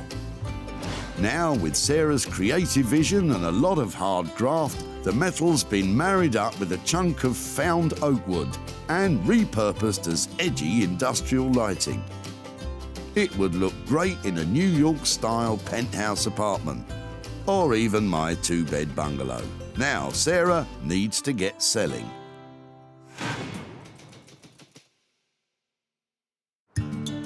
At the skip, Nicola and Stephen's battered copper pipes were swiped by Sarah after a kitchen catastrophe. What are you chucking out? The copper pipe and the ceiling from the kitchen. Sarah had money-making plans, but they couldn't guess what. I have no idea. Sarah created some bespoke lighting, and it was snapped up by a trendy retro and vintage shop in London. And she's back in Stockport to let Nicola and Stephen know that their old copper has made them some gold. Hiya. Hi, nice to see you again, Sarah. Hiya. Hello. Hello. How are you? You all right? Yeah, really well. How are you doing? Very well, thank you. Not bad. Not bad? So when I saw you at the tip, yes, you'd had a bit of a shoker with your plumbing, hadn't you? Yes, indeed. What had happened exactly? We were in the kitchen, renovating the kitchen, and as we pulled a false ceiling down, we saw a leak from the bathroom, so we now know that we have to redo the bathroom on top of the kitchen. And is that all sorted out now? The bathroom's not. The kitchen's done. Excellent. But the bathroom's just ongoing. empty. Well, it was a bit of luck that for us that happened. Obviously not for you, but those little bits of copper that you let us have were really useful. We turned them into lighting. Did you have any idea what we might make? No. Do you want to see a picture of what we did? Yes, yeah, go on. Wow. Oh, that's great. Do you approve? Yeah, that's great. Lovely, yeah. Would that fit in with the new house or not something you'd have in yours? Yeah, I would. Yeah, dead right. With all the materials and having it all checked over by the electrician, it cost 80 quid to convert it into a light. So it has actually sold. Oh. You're surprised? Thought I was going to get it. No, I'm sorry to say you don't get the light, but what you do get is 55 quid's worth of profit. That's mine, it's my pipe. There's 55 quid there for your old pipes. Superb. Amazing. Yeah. Wow. Oh, thank you very much. Oh, I know who's in charge. Yeah, that's it. Wow, I can't believe that. Sarah spent £80 on materials and sold the finishing lighting for £135, making £55 of a profit for Nicola and Stephen. With the money, I think we'll put it towards our bathroom renovations, so maybe get some nice fittings or new towels or something.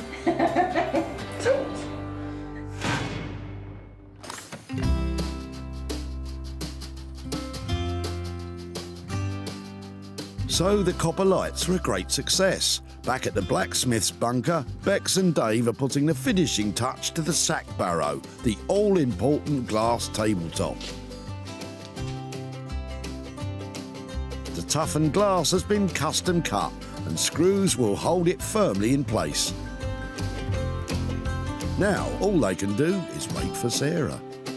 It looks quite sweet. So now I feel quite pleased. Do you feel pleased, love? It's turned out good. You can see it in someone's home. It was quite a challenge, to be fair, you know, but yeah, it's worked out quite nicely. I've come to pick up the sack barrow stroke coffee table. I left it and it was in a terrible state. And Bex and I have had a brief chat about what she might be able to do to get a frame and some glass on top of it. But I have to say my expectations are very much on the level. This old sack barrow was destined for the tip. But now it's a tip-top designer table. It's truly one of a kind. But what will Sarah think? Hiya! How are you? Oh my word! I absolutely love it. It looks like Midcentury. It looks so cool. I think what you've done to it is It's worked out. It's worked out well. Like the metal sort of looks leathery, doesn't it? Oh, seriously? Oh my goodness. I absolutely love it, really. Oh, really? Oh my gosh. I'll give you a hug. I really smell because I'm wearing yesterday's shirt. You're a little genius, girl. That is fantastic.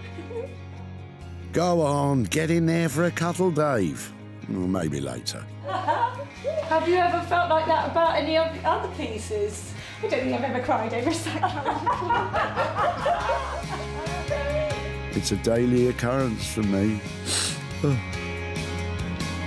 Now Sarah just needs to find a buyer who feels as passionately. I absolutely love this table. It was a sack barrow, now it is a beautiful interior designer piece.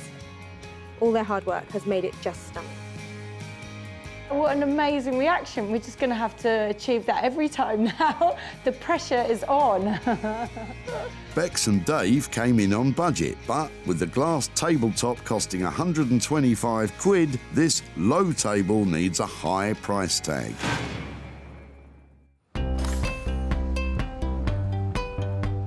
Back at the dump, Sarah got an offer she couldn't refuse. Well, I'd have to charge you a smile, at least a smile. I'll definitely give you a smile for that. And took on Robert's old sack barrow. Robert appreciated its aged appeal. Anything like that, anything old, people go potty for. But it was up to Sarah to come up with a plan. This would make a fantastic coffee table. And with the help of Bex and Dave, that's exactly what it became. Sarah showed the table to Martin at her barn. Martin owns the vintage shop in London that took the copper lighting, so he's added the table to his collection of things to sell on to retro fans. Bex and Dave's work cost £200, and the glass tabletop took the total cost to 325 quid. It was sold for £475, making a profit of £150 for Robert. So I've sold the table that was made out of the sack barrow that Robert dropped off at the tip, but he doesn't want the money, so I'm going to give it to children in need instead. With 2 out of 3 items sold for a profit, it's looking good. But Sarah wants to score a hat-trick. In Margate, Zoe's putting the finishing touches to the chest of drawers. And the excitement's mounting on pick-up day because Sarah hasn't seen it for, well, ages. Sarah's coming. Oh, and I have no idea yet quite what she's going to think. We talked about glamour and glitz and lots of glitter. I like to think this is a bit more grown up, but it's still all about flamingos. Before, this bog-standard chest was brown, broken and about to become burnable waste at the tip. Now, with a huge amount of TLC, Zoe's reimagined it as a little glamour puss of a dresser.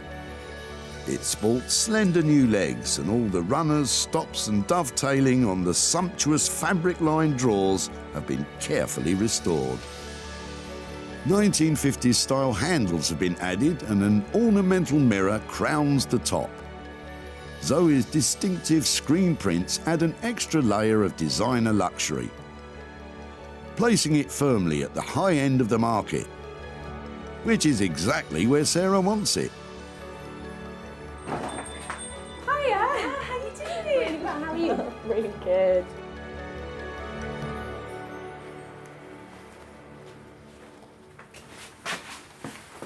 Oh my word.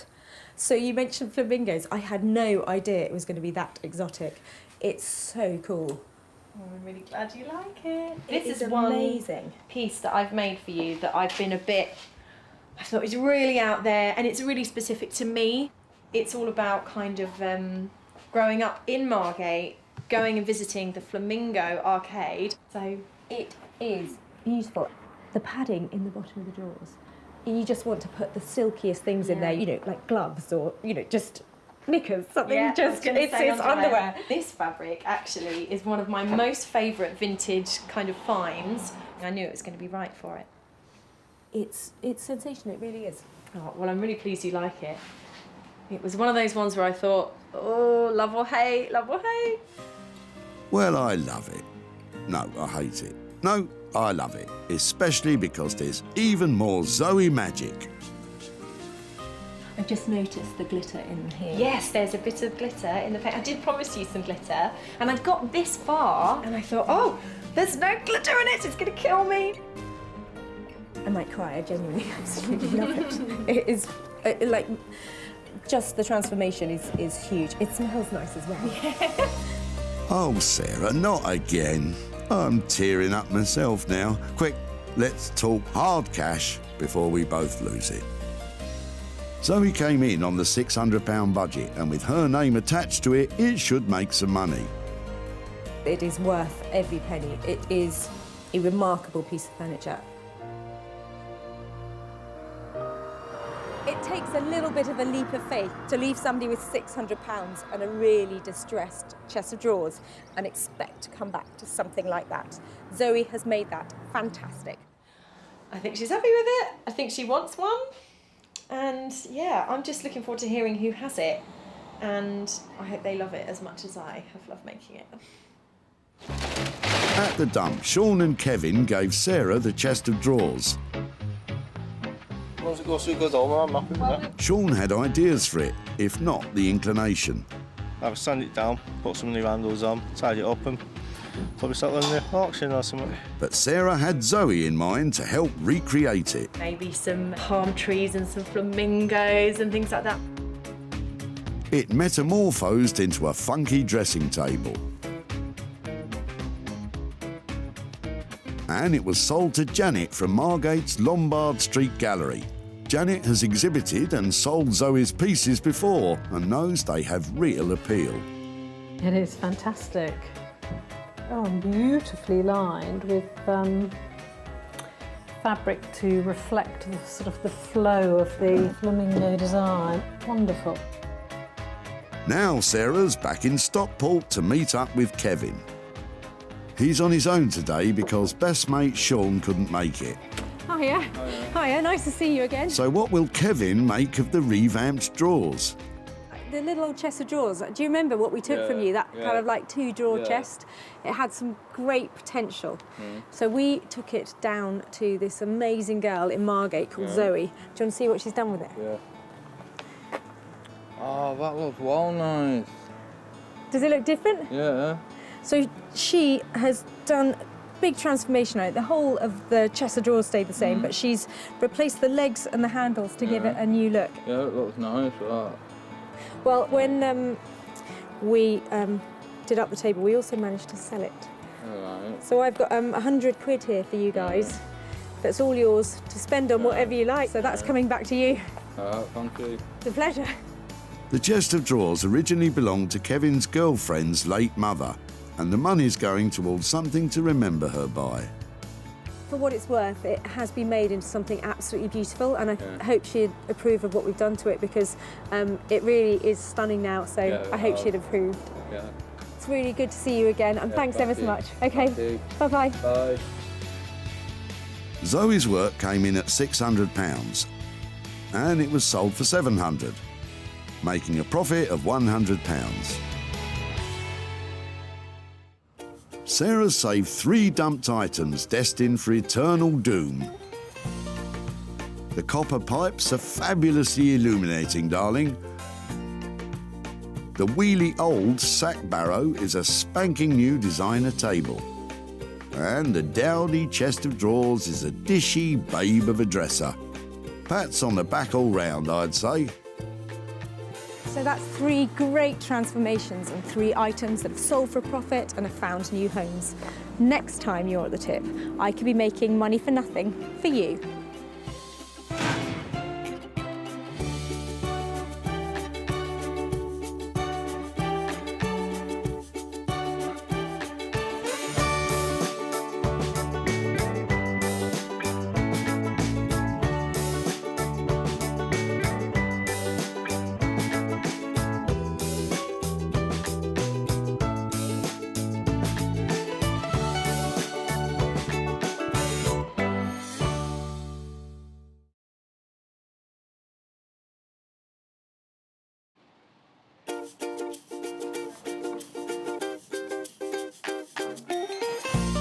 How do you make money for nothing? The answer could be hiding in the 20 million tonnes of household waste we throw out every year. Sorry to bother you, before you throw that away, is there any chance I can have a quick chat to you about it? Sure. That's why entrepreneur Sarah Moore wants to get her hands on things before they hit the skip. I am a passionate buyer, maker and user of old stuff, and I've turned that passion into a money-making business. I turn old stuff into new stuff and sell it for a profit. Sarah's ready to sift through as many boots and bin bags as she needs to. Look at that absolute box of joy. These are just fantastic. In her search for tip treasure. We've got to be able to make something out of that, haven't we? And with some of the country's elite designers and makers, I've got a little something for you. Yeah, I thought you might. Oh, this is a hard one. she can transform her finds into desirable, Oh my word. beautiful, valuable, Cha-ching. and hopefully saleable items. Well, I love this, so I would really like to have it. If Sarah is successful, then she can hand the profits back to the very people who had no idea there was cash to be made from their trash. That is incredible, isn't it?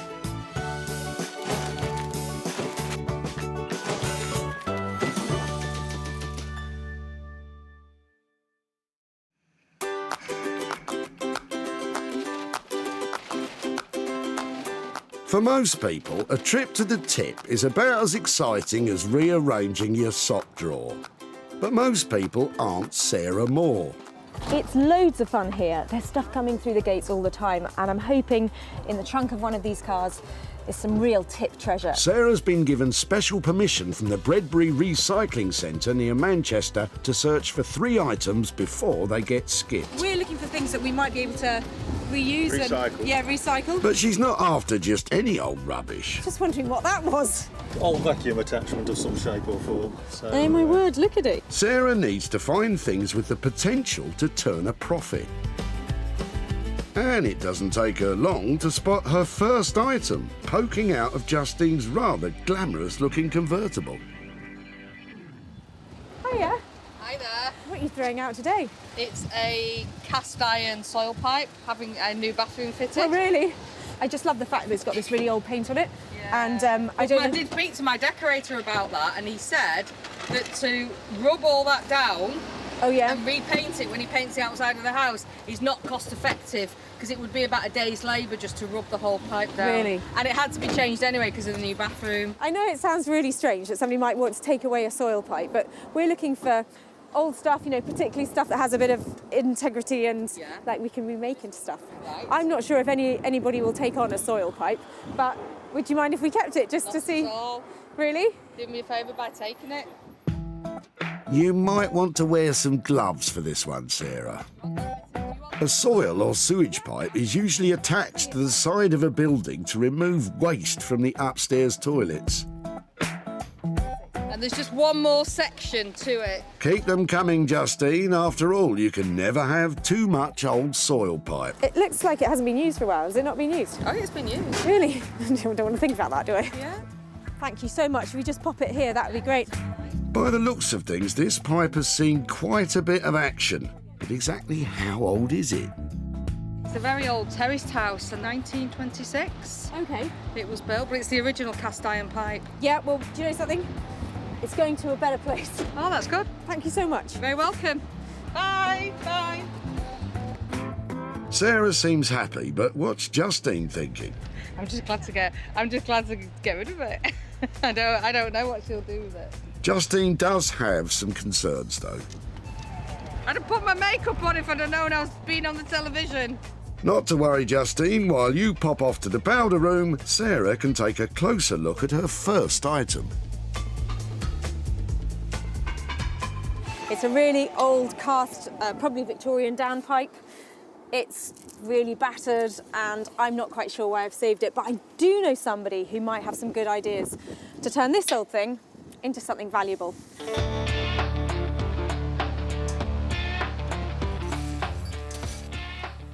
Beck Simon is a renowned artist blacksmith. that can bang, grind, weld and smelt metal into bespoke beauties. Bex is normally commissioned for unique pieces of artwork and has no idea what's coming her way.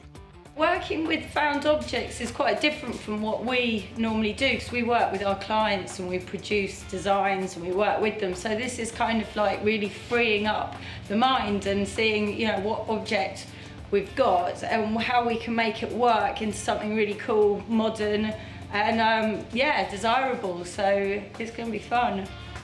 Let's just hope Bex is still smiling when she sees Sarah's pipe dream, and that it doesn't just all end up causing a stink.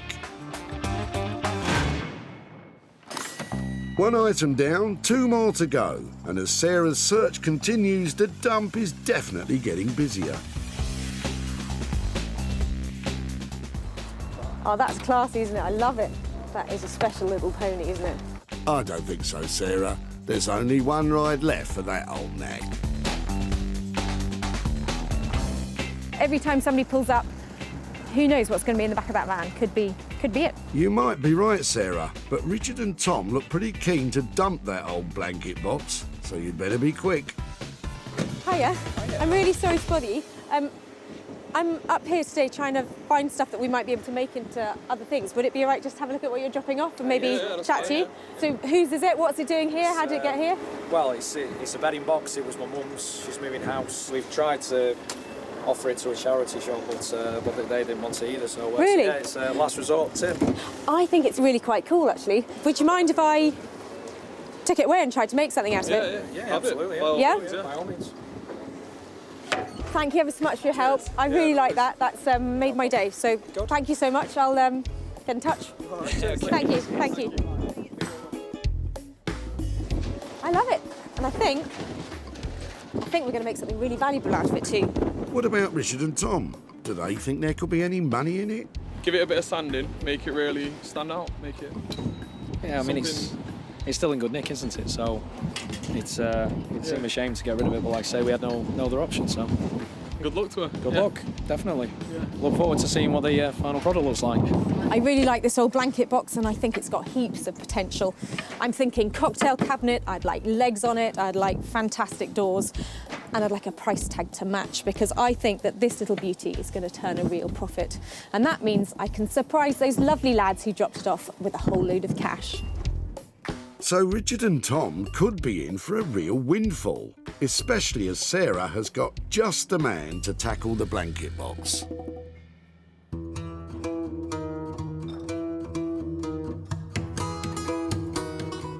Rupert Blanchard is one of the country's leading bespoke furniture makers. He searches the country for undervalued materials to rework into contemporary designs. Basically, other people's waste, I find some kind of beauty in it and spend a lot of time and give rubbish a lot of attention to try and bring it back into use. Rupert's been working with reclaimed materials for almost a decade and sells his high-end designs all over the world. I like giving things a second, a third, a fourth chance. Bringing something back into use is incredibly satisfying.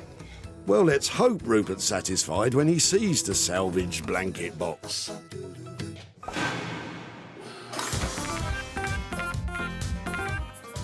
Sarah has already found 2 items at the tip. Now she needs to search for her third and final item, which she will work on herself. But time is running out, and the crushers have already swallowed most of the day's offerings. I just find it difficult to watch that because they're just crushing great stuff, so I think I'm going to have to go and get back to work now because that's just too scary. Lots of things, just sometimes it's just not quite right. What's it for? The toilet roll holder. Really? Yeah. I've never seen one like that before. Hang on, Sarah. Vicky's just pulled up with a trailer load of potential treasures. Hiya. Sorry to bother you. I was just wondering, before you chuck everything out, if it'd be okay to have a look at what you're throwing away and just see if there's anything we might recycle. Yeah. Are you clearing something out or? Yeah, my granddad's house. No. So a lot of my grandma's old belongings. Okay. Sadly, but bit of everything. So some old wardrobes and cupboards, and then like sewing machines. Okay. And would it be really bad to just rootle around and have a look? Help yourself. Really? Yeah. You sure? Yeah. There are some sweet little bits in here. Really lovely, and I feel a bit funny rifling through them. They're really sweet things. But sometimes, you know, it's like you get to a stage where it doesn't fit in your house, it doesn't go with your look or whatever. There's a few bits in here that certainly has an appeal. I really appreciate you letting me have a look, especially as it's your family stuff. If it's okay, I would love to see if there's something in there and then come back to you, and that's brilliant. If you're happy, I'm just going to take this off. Thank you so much for sharing. Sarah's found her final item, but exactly why is Vicky letting go of her grandma's stuff? Helping my granddad clear out my grandma's old room. He's finally ready to let go of a few things of my grandma's because he's getting on a bit. We needed to clean out the room so he's got more space to move around. It'd be nice if it could be reused for someone else who'd get pleasure out of it, because I know my grandma certainly did with a lot of these things, so it would be nice if it could go elsewhere rather than in the bin. So this is a really eclectic little collection of stuff. Part of the stuff she dropped off were these plates, this china. Now, I haven't had a proper chance to look at them yet, and I'm not sure if there's going to be any value in this box, but I couldn't let her throw it away without having a proper look. So you never know, there might be some value in here yet. Well, let's hope you're right, Sarah, because it's now time to try and turn your refuge picks into pounds. Working on the soil pipe will be artist blacksmith Bex, while Rupert will be unleashing his creative carpentry on the blanket box. And Sarah's hoping to find some hidden treasures in Vicky's grandma's box of china. We have had a fantastic day here. I've got some amazing pieces and just the right people lined up to make them into something fantastic and to make some money along the way.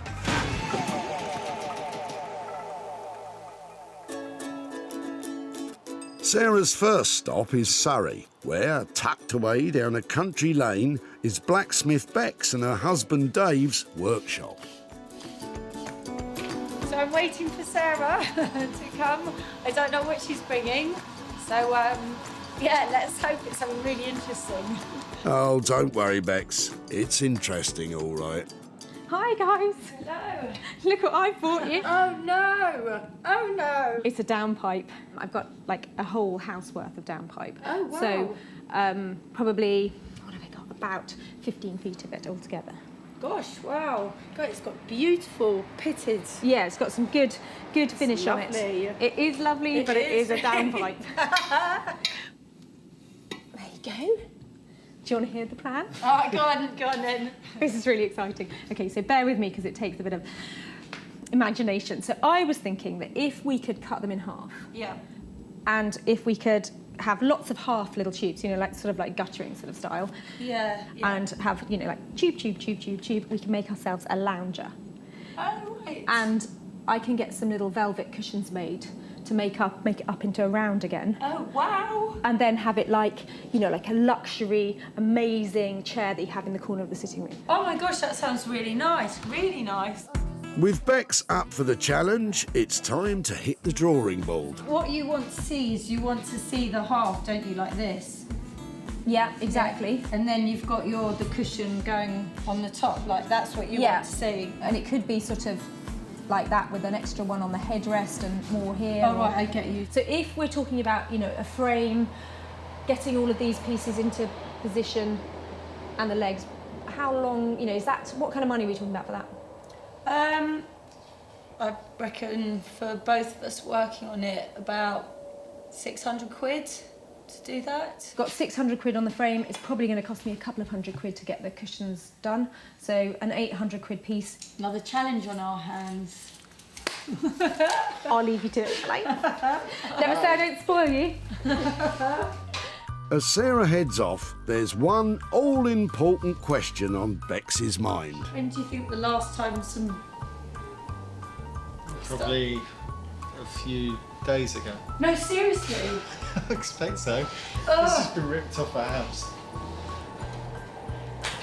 I'm gonna wash my hands. Have we got some detergent? Have you given them a sniff? Have you? That's my hands. It might be dirty work, but it's not cheap.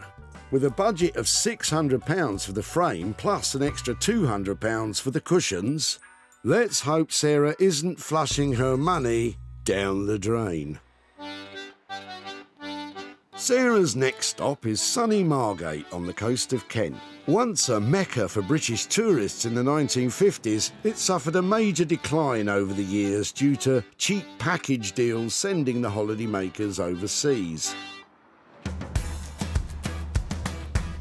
But today, Margate is a place where vintage is an advantage and reclamation is the order of the day. And one man leading the way in all things repurposed is furniture redesigner Rupert Blanchard. I'm really looking forward to Sarah turning up today and see what she's managed to discover. Hopefully it's something fun, but I'm really happy to play with anything that she's come up with. Let's hope Rupert is still in a playful mood after he takes a closer look at what Sarah has brought him. So, blanket box. What do you think? Blanket box? Wow. I didn't expect this. It's rather unusual proportions. Quite a high thing and it's all veneered plywood. Yeah, I don't think it has a huge amount of integrity to it. It's not really solid, and it was probably something that was quite cheap when it was made.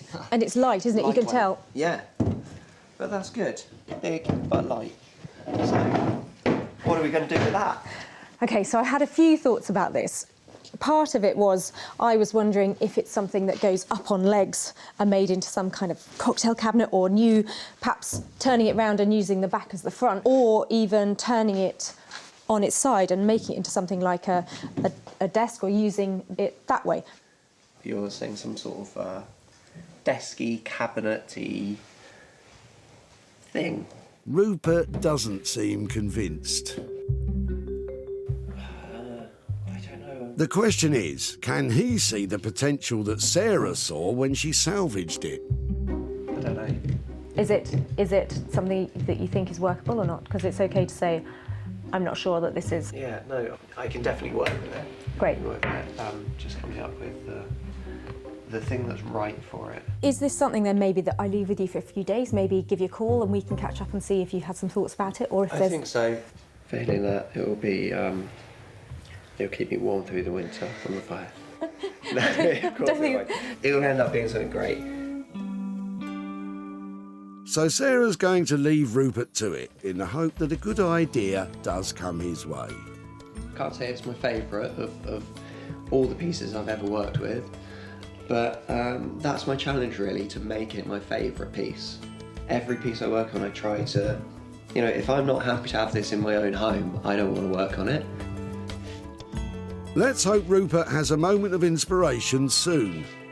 Because without a plan, Sarah has no idea what the budget might be. But at this stage, she's just hoping the blanket box doesn't go up in smoke.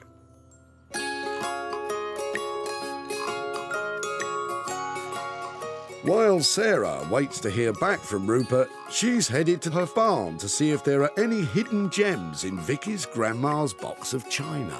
Now, I absolutely love a little box like this because just don't know what's in it. I had a very quick look in the dump and this caught my eye, this sweet little jug, and I just couldn't stand the thought of somebody chucking that away because, honestly, that's 1940, something like that. It's just too sweet to get chopped and broken. So, I don't know what else is in here. I'm looking at the plates and things and thinking there's probably not a lot of value, but I just thought it's worth checking, just in case. At least it's vintage. Giftware, Stoke-on-Trent. I think there's sentimental value rather than actual cash value. Sweet little cottage garden, maybe in a vintage shop, you might get a couple of pounds for a plate like that. But condition's not brilliant. Foreign wear, made in Japan. Oh dear, saucer that went with that. There's a few breakages in here. So there'll be something from Woolworths or something like that. So no value there, I don't think. Great, oh well, we know how much that was. Look, a little nest of bowls for dipping or something. 99p from Super Deal. Probably not worth 99p now. Now that's more exciting, look. That's Clarice Cliff, and her stuff is really collectible, especially the early stuff. And I'd say, looking at that shape, which has got those real Art Deco lines to it, that that's an early piece. You might be right, Sarah, which means this bowl could be from the 1920s, when Clarice Cliff first became a famous ceramics artist. It's got a couple of nibbles around the rim, but I still think the shape of that's got real appeal. That's a find. As far as I'm concerned, in that box, this is a find, and really worth saving from going in the tip. Right, what else? That's its ladle. Now that's cool. That's another great piece. I'm really pleased with that. That is 25 quid probably. So that, I think, is a little gem, but I'm hoping that will bring some proper money in for Vicky. That's it, Sarah. Nothing like a bit of elbow grease to ease the wheels of commerce. Because Clarice Cliff is so collectible and valuable, you do get people trying to make forgeries and fakes. But you can see just by this wear here, this is a genuine piece. It's been around for ages and it's well used, so this is definitely the real deal. Of course, it's not all about brawn. Research is just as important. You can see, you know, this book's got all sorts of things in it, but there are loads of pages just for the Clarice Cliff stuff because it's so collectible and people absolutely love it, which is really good. Makes that really quite exciting. OK, so that is a Bobbins pattern Stamford bowl. So that is the same shape as this one. Having discovered exactly what it is, Sarah now wants to place the bowl and ladle in an online auction. Serious Clarice Cliff collectors love her bizarre wear designs and bold colours, so Sarah's taking great care to capture plenty of good photos for the auction. Let's just hope her attention to detail lures in some big bidders. Meanwhile, at their West Surrey workshop, Bex and Dave are trying to psych themselves up to start work. So we are working with the pipe, making it into a chaise longue. Yeah. It's pretty disgusting, really, isn't it? You're touching it. Well, yeah, well, someone's going to have to touch it. And explain this. Yeah. Well, they're just downpipes from someone's house, so they're basically poo pipes from someone's toilet, really. Definitely not eating my sandwiches after working on this. While Bex gets on with the design of the frame, Dave has drawn the short straw. He's working on the pipe. How are you feeling about that, Dave? Yeah, try not to crack them and just cut them as neatly as we can, as quickly as we can. That's it, Dave. Stay focused on the task and try not to think about what might be inside. First, he needs to mark, then cut the pieces of pipe in two. He'll then send the dimensions of the new half pipes to Sarah so she can make the cushions. Meanwhile, Bex meticulously bends the sections of the frame into shape. True to his word, Dave is making short work of cutting the pipe. And Bex's frame is coming along too. Now she just needs to test the final shape. So professional.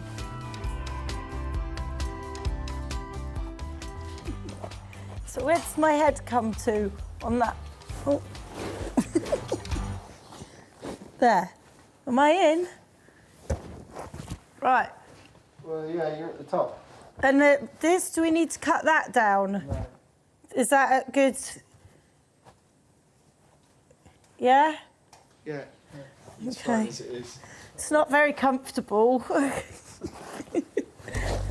This is no laughing matter, and neither is the state of the insides of the pipes. Ugh. Luckily, Dave's on hand again to clean them up once and for all. Now, as soon as the pipes are dry, they can be sealed with varnish and attached to Bex's frame.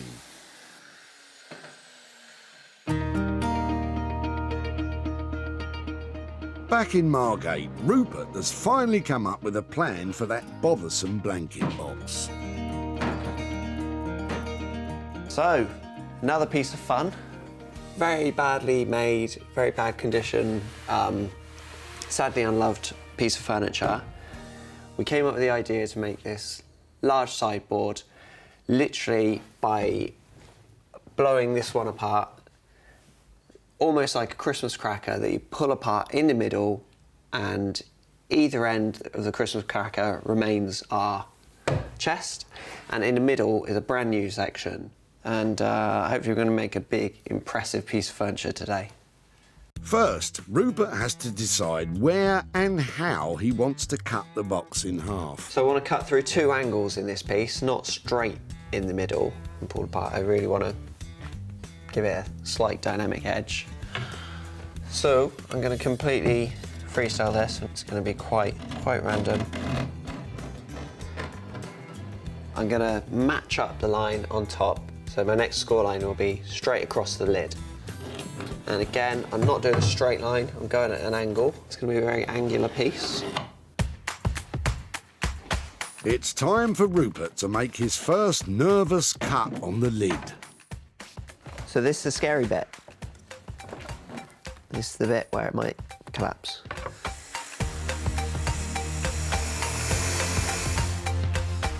With the lid safely cut, it's time to tackle the rest of the box.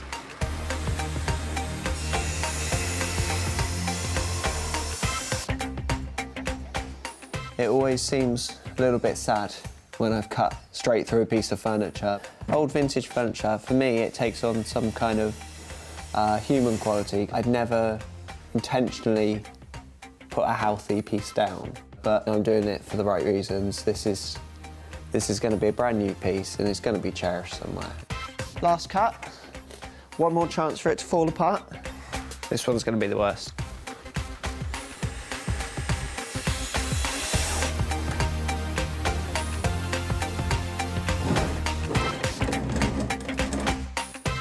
There you go.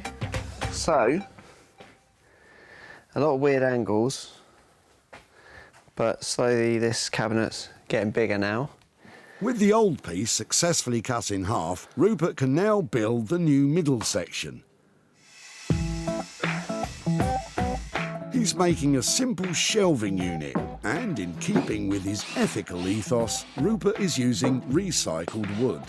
With all the pieces secured together, what finish is Rupert thinking? I think the middle section at the moment will be probably one bold primary colour. Did you have any specific colour in mind? Let's hope Sarah likes custard. Otherwise, this piece could still be finding its way onto the bonfire. Good luck, Rupert. Meanwhile, Sarah has placed the Clarice Cliff ladle and bowl in an online auction. She's now nervously waiting to see if they fetch a good price. But the auction is almost over. At the moment, they're stuck at £41. I hope I've got more bids out there for these things. At the moment, there are 6 people bidding on it. 3 minutes. It's making me really nervous, especially with you lot watching. 2 minutes, 10 seconds. I just want a little bit more for it. 1 minute, 25 seconds to go, and it's still only at 41 quid. That's really disappointing. I definitely think it's worth more than that. They're probably all doing their gardening or something. 5, 4, 3, 2, 1. Damn. Oh, it's gone up. Somebody's bid right at the last minute. Okay, so the bowl and ladle have sold for £50. I'm pleased with that. I'll take £50, and to be able to hand that money over to somebody who's going to throw the bowl and ladle away, that's money for nothing. When Sarah first met Vicky at the tip, she was performing a sad task. Are you clearing something out, or...? Yeah, my granddad's house, no. so a lot of my grandma's old belongings. Horrified by the thought of seeing all of Vicky's grandma's stuff slung in a skip, Sarah decided to take a chance on a box of unknown china. It would be nice if it could be reused for someone else who'd get pleasure out of it, because I know my grandma certainly did with a lot of these things. Sarah's gamble paid off when she discovered the Clarice Cliff bowl and ladle. Now that's more exciting. Look, that's Clarice Cliff, and her stuff is really collectible. That's a find. As far as I'm concerned, in that box, this is a find. Although Sarah was slightly disappointed with the final sale price, hopefully Vicky will still appreciate the effort and, of course, the little extra spending money. Sarah is in Bram Hall to hand over the profit she made on the Clarice Cliff bowl. Hi there. Hi, I'm Sarah. Hi there. Hello.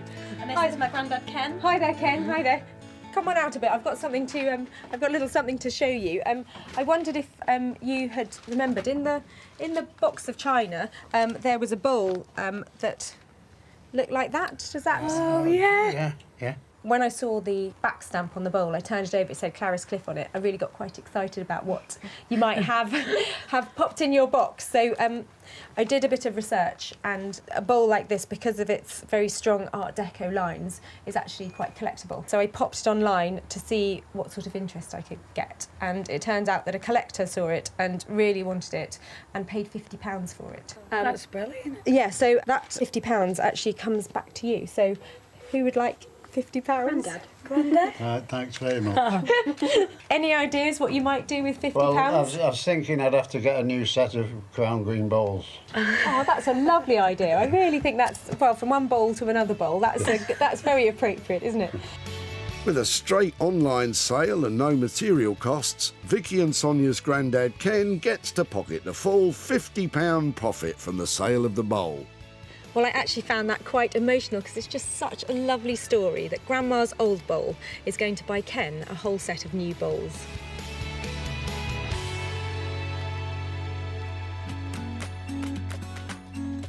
In Surrey, the final rivet is going into the frame of the new lounge chair. Now, Bex and Dave can do their finishing touches. Dave is stripping back the outside of the pipe to reveal the different layers of paint, while Bex is welding the final fix to the frame. I think Sarah's just round the corner, so we're just putting the last one in, but it's looking really nice. When Bex first saw the humble soil pipe, it had only just been torn off the side of a building. But now, by marrying the old pipe with a new steel frame, she's utterly transformed it into a luxurious lounger. The elegant lines, riveted finishes and rustic pipe all combine to form a chair that's just bursting with individual style. Well, this is a really exciting moment because it's not often that you pick up a lounger made out of a poo pipe. I can't wait to see what Bex and Dave have managed to do with those old pipes, and I'm also a little bit nervous because I've got to show them the cushions that I've made for it. Hello. That is amazing. Its shape is lovely. I really like that organic. It looks like sort of a track off a caterpillar machine or something, doesn't it? It's just got that beautiful swoop to it. Yeah. And is it sanitised? Is it clean? Yeah, it's all clean, washed and lacquered and everything. Doesn't smell. Doesn't smell at all. That's lovely, isn't it? All the different paint, layers of paint. That is amazing. The contrast between this metal and then your new metal is really beautiful, isn't it? Because each one is really bouncing off the other. And this is great detail, really clever. So nice to give it that luxury look. Yeah. It's really beautiful. You've done so... Is it comfortable? Have you sat in it? Have you tried it? Well, it's not bad. It does need its cushions, though, definitely. I feel really nervous now. Before Sarah completes the new lounger with her cushions, she's decided to take it out into the garden. So Sarah's putting the cushions on the chaiselong. So, yeah, we're eagerly waiting to go and have a look. So, yeah, what do you think? I think she'll have done a really good job. Yeah, I hope so, because I'm a rubbish liar. I'll just go... then cry. Do you want to come and have a look? I like the way it's like through a curtain. Oh, wow. Oh, all the colours are the same as the back.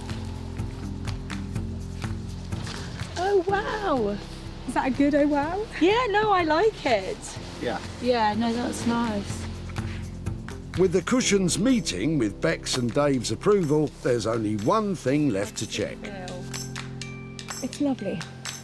It's really cool. It's really relaxing. Thank goodness for that.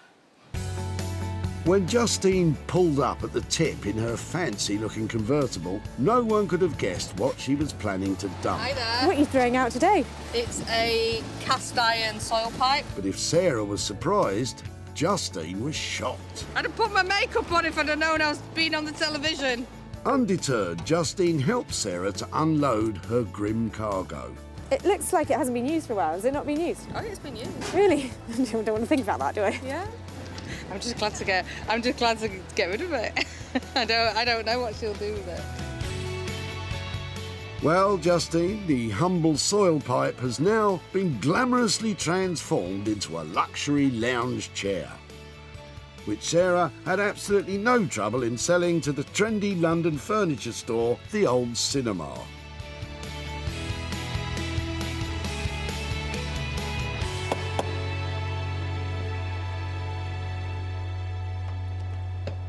Hi, Sarah. Hi, Justine. Lovely to see you again. And you. Much nicer surroundings than last time. Yeah, the tip.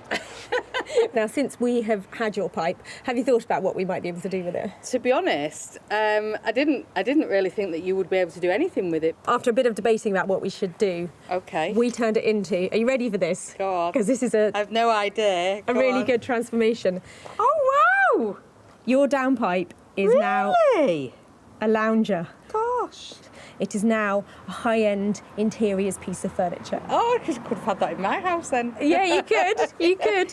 I'm absolutely stunned. We had to spend £800, but I'm really pleased to say that it did sell for a profit. Right. We sold it for £1,200, so Oh that my means gosh. I've got 400 quid's worth of cash to give to you for your poo pipe. Oh my gosh. Thank you very much. It's an absolute pleasure. Wow, didn't expect anything. Work and materials on the downpipe lounger cost £800. It sold for a whopping £1,200, meaning Justine gets the £400 profit. With the money, I will put it towards taking my mum on holiday in September for her 80th birthday. So spending a lot of time and money renovating an old downpipe could have been money down the drain, but I'm really pleased to say it was money for Justine.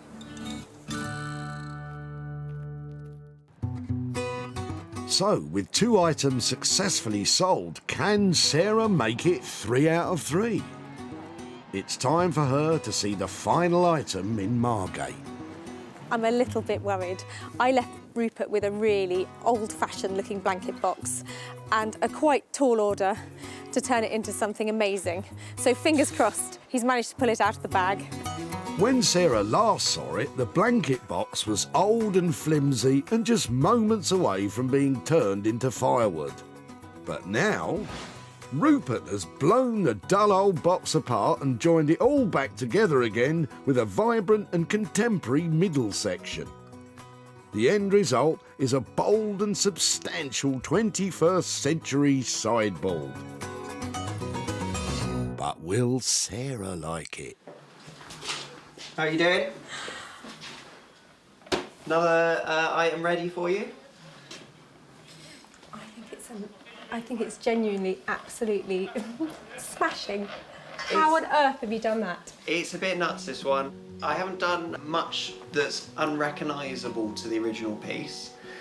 Apart from slash into it. I slash into it. I have made what was a piece of furniture that didn't have much of a useful function anymore in home into something that hopefully does now, into a very big sideboard by literally pulling it apart. It's stunning.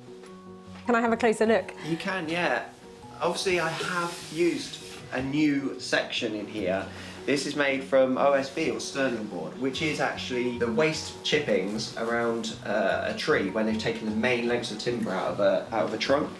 So it is a sustainable product. I've restored the original piece, other than cutting it in half. I have actually restored it by repolishing it and refinishing it. You might actually like to lift those up and find that there is Oh my word! The original function of the cabinet is still there, so the piece still exists in its original form. Genius. You know, you can tidy the living room in at a moment's notice when the kids have been playing. Exactly, and either end, that does the same thing. I think it is the work of a genius. I think the fact you've got that storage in there as well, I really wasn't expecting that when I saw it. And this slash of fantastic colour, and you know, anybody else, I'm sorry, they'd have just cut it in half. They wouldn't have put those angles on it and made it look like that. I think it is inspiring stuff you've created here, because it was such a light, insignificant piece that I dropped off to you. I didn't think that anybody would be able to make anything that looks like this, and this is stunning. It certainly is, Sarah, and let's just hope you can give it a stunning price tag to match. Back at the dump, brothers Richard and Tom were at pains to bin their old blanket box. We've tried to offer it to a charity shop, but they didn't want to either. So Really? yeah, it's a last resort tip. Would you mind if I took it away and tried to make something out of it? Yeah, absolutely. Well, yeah? By all means. It's a shame to get rid of it, but like I say, we had no other option. So who'd have thought? Yeah, it's somebody would actually want it. So. Little could the boys have imagined that the charity shop reject would be transformed into a contemporary sideboard. This is great. And when Sarah showed it to Martin, one of the country's leading retro furniture dealers, he snapped it up on the spot. This isn't just recycling something, it's taking something and making it better and fun and artistic, and it's really creative stuff. So now it's time for Sarah to reveal to Richard the fate of his old blanket box. And she might just have another surprise for them in her back pocket. Hiya. Oh, hi. Nice to see you Yes, again. nice to see you. How are you? Yeah, really well, really well. You remember your blanket box? Yes. It turned out to be one of the things that was really good to use to do something else with, so I thought I'd come back and show you what we did What with are it. the chances? What do you reckon? I was not expecting that. It's definitely original and yeah, quite unique as well, isn't it? So. And we've actually managed to sell it. Wow. It made £100 profit. And Really? that is for you. No for way. Your blanket Okay. box. Unbelievable. Any Yeah. ideas what you might do with £100? It's just a shame, like brother, isn't it? Because obviously the pair of us took it, didn't we, to the tips. His 21st coming up, so possibly.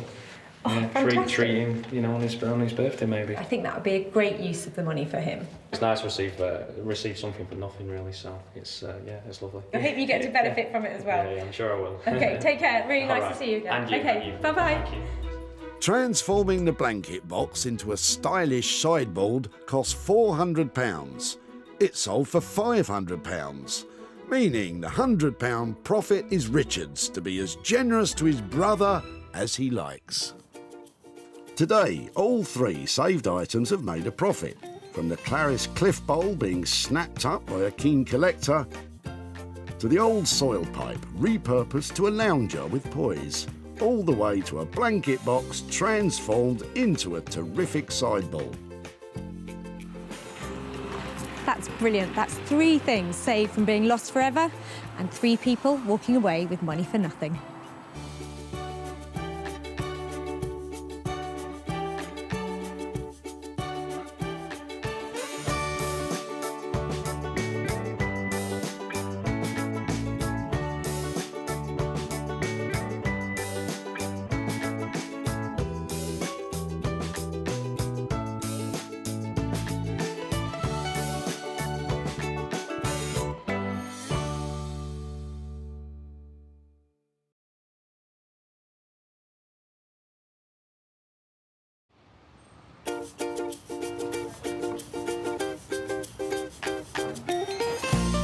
How do you make money for nothing? The answer could be hiding in the 20 million tonnes of household waste we throw out every year. Sorry to bother you. Before you throw that away, is there any chance I can have a quick chat to you about it? Sure. That's why entrepreneur Sarah Moore wants to get her hands on things before they hit the skip. I am a passionate buyer, maker and user of old stuff, and I've turned that passion into a money-making business. I turn old stuff into new stuff and sell it for a profit. Sarah's ready to sift through as many boots and bin bags as she needs to. Look at that absolute box of joy. These are just fantastic. In her search for tip treasure. We've got to be able to make something out of that, haven't we? And with some of the country's elite designers and makers, I've got a little something for you. Yeah, I thought you might. Oh, this is a hard one. she can transform her finds into desirable, Oh my word. beautiful, valuable, Cha-ching. and hopefully saleable items. Well, I love this, so I would really like to have it. If Sarah is successful, then she can hand the profits back to the very people who had no idea there was cash to be made from their trash. That is incredible, isn't it?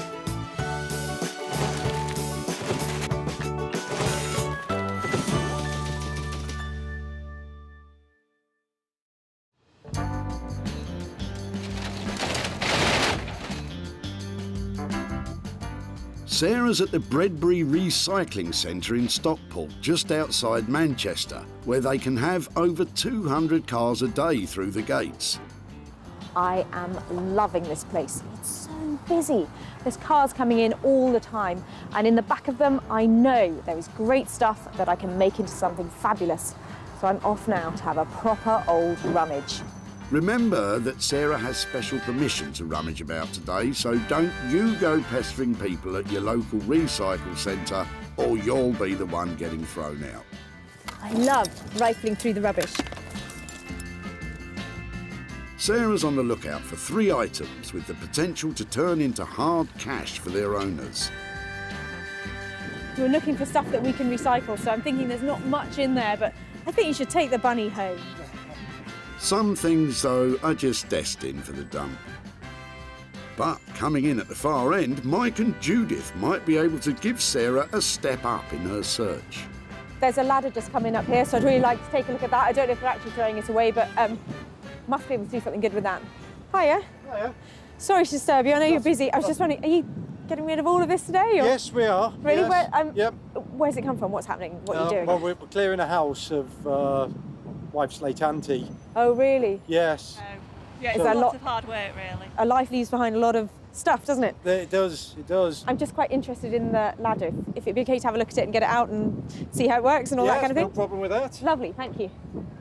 So was this only ever for domestic use? Was it just in the house, or was it? I think it was just domestic use, yes. I love the fact that it's got all the markings on it. It's so funny, isn't it? Because you wouldn't think that a ladder would tell the story, would you? You wouldn't really. I no. love it. There is another set of ladders. Pair of step ladders is always better than one. If you have some, bring them down. Okay. Thank you so much. Sarah knows a moneymaker when she sees it, and with 2 sets, she can double her potential profit. But what does Mike think she'll do with them? Well, I'm not sure really. She might be able to strip them down and re-varnish them or repaint them, but it need a bit of patience. I'm really excited about this ladder. And the really good thing, they said they might be coming back with another one, and that is a whole new ball game. 2 of these, who knows what I can make out of it. I think it's a great idea. I mean, as a society, we chuck away far too much stuff, and if it can be used, that's great. Well said, Mike. So that's the first item found, but what to do with the ladders? Well, Sarah knows a man who might have a few ideas. Rupert Blanchard is one of the most imaginative bespoke furniture makers in the country, ever on the lookout for undervalued materials to rework into contemporary designs. I work mostly with reclaimed, salvaged and abandoned materials. Basically other people's waste. I find some kind of beauty in it and spend a lot of time and give rubbish a lot of attention to try and bring it back into use. Something that someone's really given up on. I like giving things a second, a third, a fourth chance. Bringing something back into use is incredibly satisfying. Rupert's been making furniture for over 10 years, and in that time has developed a thing for drawers. Oh, look at that drawer. Look at that. What a beautiful drawer. He's the man to make old wood useful again, but making use out of those ladders might be a big challenge.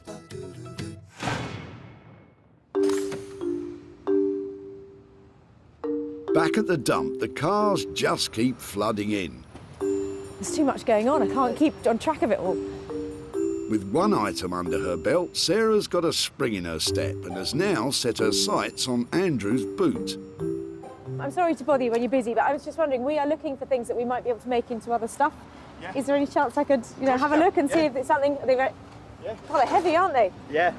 Wow, so what, they're the suspension, or? Yeah, that's what keeps the car on the road, basically. They're really cool. Any chance I could take them away and see if I could make something? Yeah.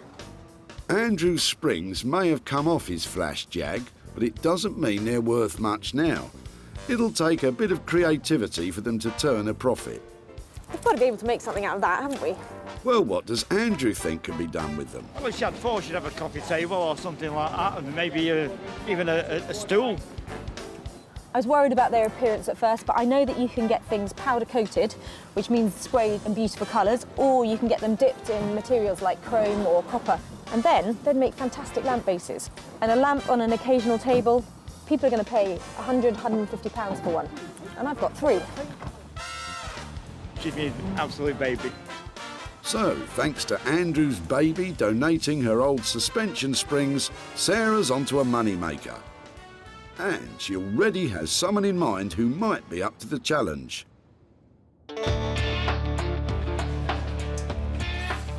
Beck Simon is one of the country's best artist blacksmiths, creating high-end interior furniture and bespoke metalwork commissions. She's a woman that can bang, grind and weld metal into money. Working with found objects is quite different from what we normally do, because we work with our clients and we produce designs and we work with them. So this is kind of like really freeing up the mind and seeing, what object we've got and how we can make it work into something really cool, modern and desirable. So it's going to be fun. It's going to be fun, is it? Something tells me those springs are going to give you more bother than they're worth. In the meantime, that's 2 items found that Sarah can offload onto her designer pals. But now she needs to find something she can sink her own teeth into. But with the day getting on, she seems to be grasping at straws. Well, sticks. See, that might be your next... The catapult. Your next candelabra or something on your dining table. You won't believe you could get a full tree in a car. And it looks like word spread round the dump that Sarah's making money out of their rubbish. Any money, send it to me, not him. All right now. You'll be lucky. But what's this? Eagle-eyed Sarah might have just spotted her own personal project, because Eric could be throwing out just what she's been looking for. I'm really sorry to bother you. I can see you're busy. Yes. I'm just looking at your Monopoly sets. Can I have a quick look? They're my daughters originally. Oh my word, you've got hundreds of bits there. Yeah, hundreds of them, yeah. We're looking for things that we might be able to make into other stuff, and things like this would be lovely to get hold of and see if we could do something with. Yeah. Would you mind? No, I wouldn't mind at all. No, I'd rather somebody else have them. And you've got another one there as well. May I have a quick look at that? Yes, that's the very old one. See, that's when she had it, when she was 8. Wow, that's amazing. May I open it? Yeah, when she was 8 years old. Oh, that's so sweet. Yeah. That's amazing. Thank you so much for letting me take them. That's brilliant. Absolutely. Sarah can see potential profit in her own personal project. But what does Eric think she can do with it? Your guess is as good as mine. But I'm glad if you can recycle them. I prefer to recycle anything. There's 2 sets of the, I want to call them charms, because I think they look like little jewels to me. So altogether, I think as a collection, they'd make some fantastic jewellery. Lots of potential here, and something that I'd really like to play with myself and see what I can make. So lovely. I'm really pleased with that little lot there. All the toys from Disneyland from 1986 and things like that. I've come to a point where I've had to let things go. I really like the board, because what we're doing here is pretty much a game of chance, so that pretty much sums up the day, doesn't it? I'm hoping there's no luxury tax. I definitely don't want to go to jail. Right, stop playing about now. Down to business. How much do you think you can make from it? I'm aiming for 100 quid from my Monopoly box. I think I can do it. 100 quid profit to return to Eric. It's like landing on chance and getting a bank dividend in your favour. And with that, the list is complete. 3 potential money makers. But wait a minute. again. It's Judith and Mike keeping up their promise of a second set of ladders.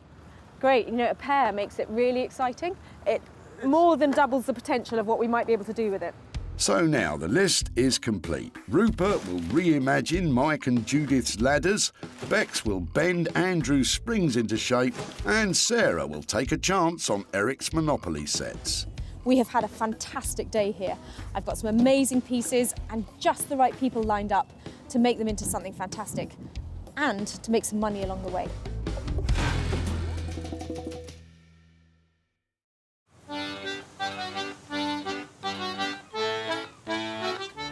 In the southeast corner of England, Margate was once famous for fish and chips and getting sand in your ice cream. But now,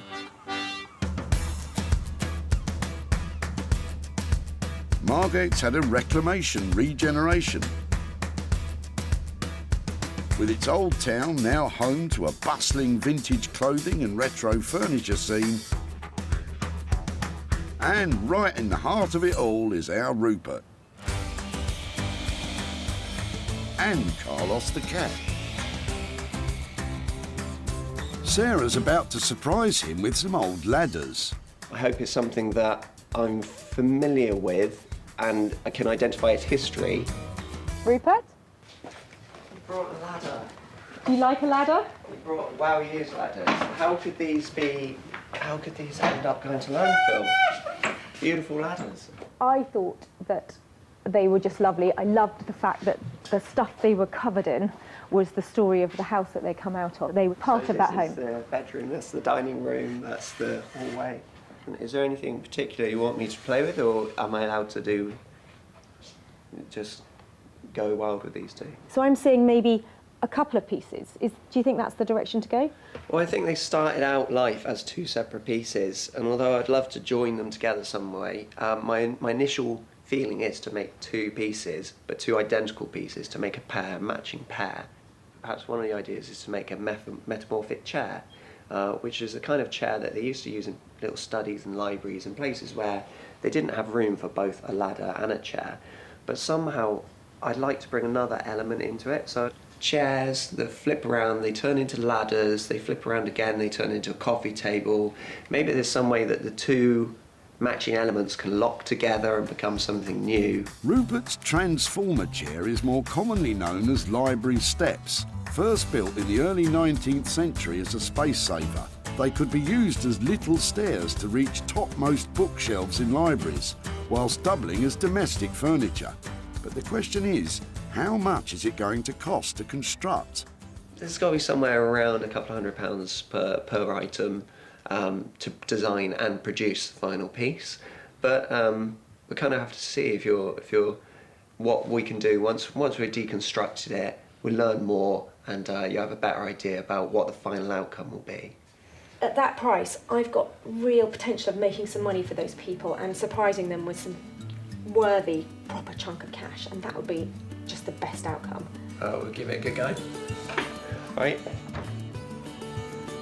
Wow. I love Rupert's ideas for the ladders.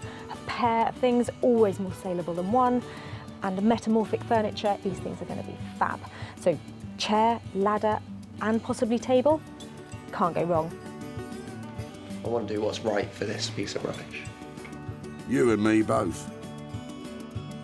So, it's £200 each for two items. Or is it £400 for one big item that fits together?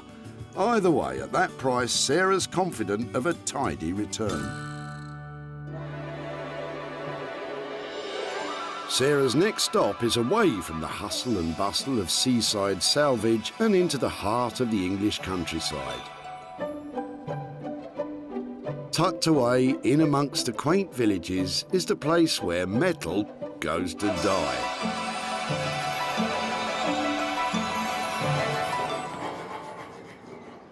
And then to be reborn.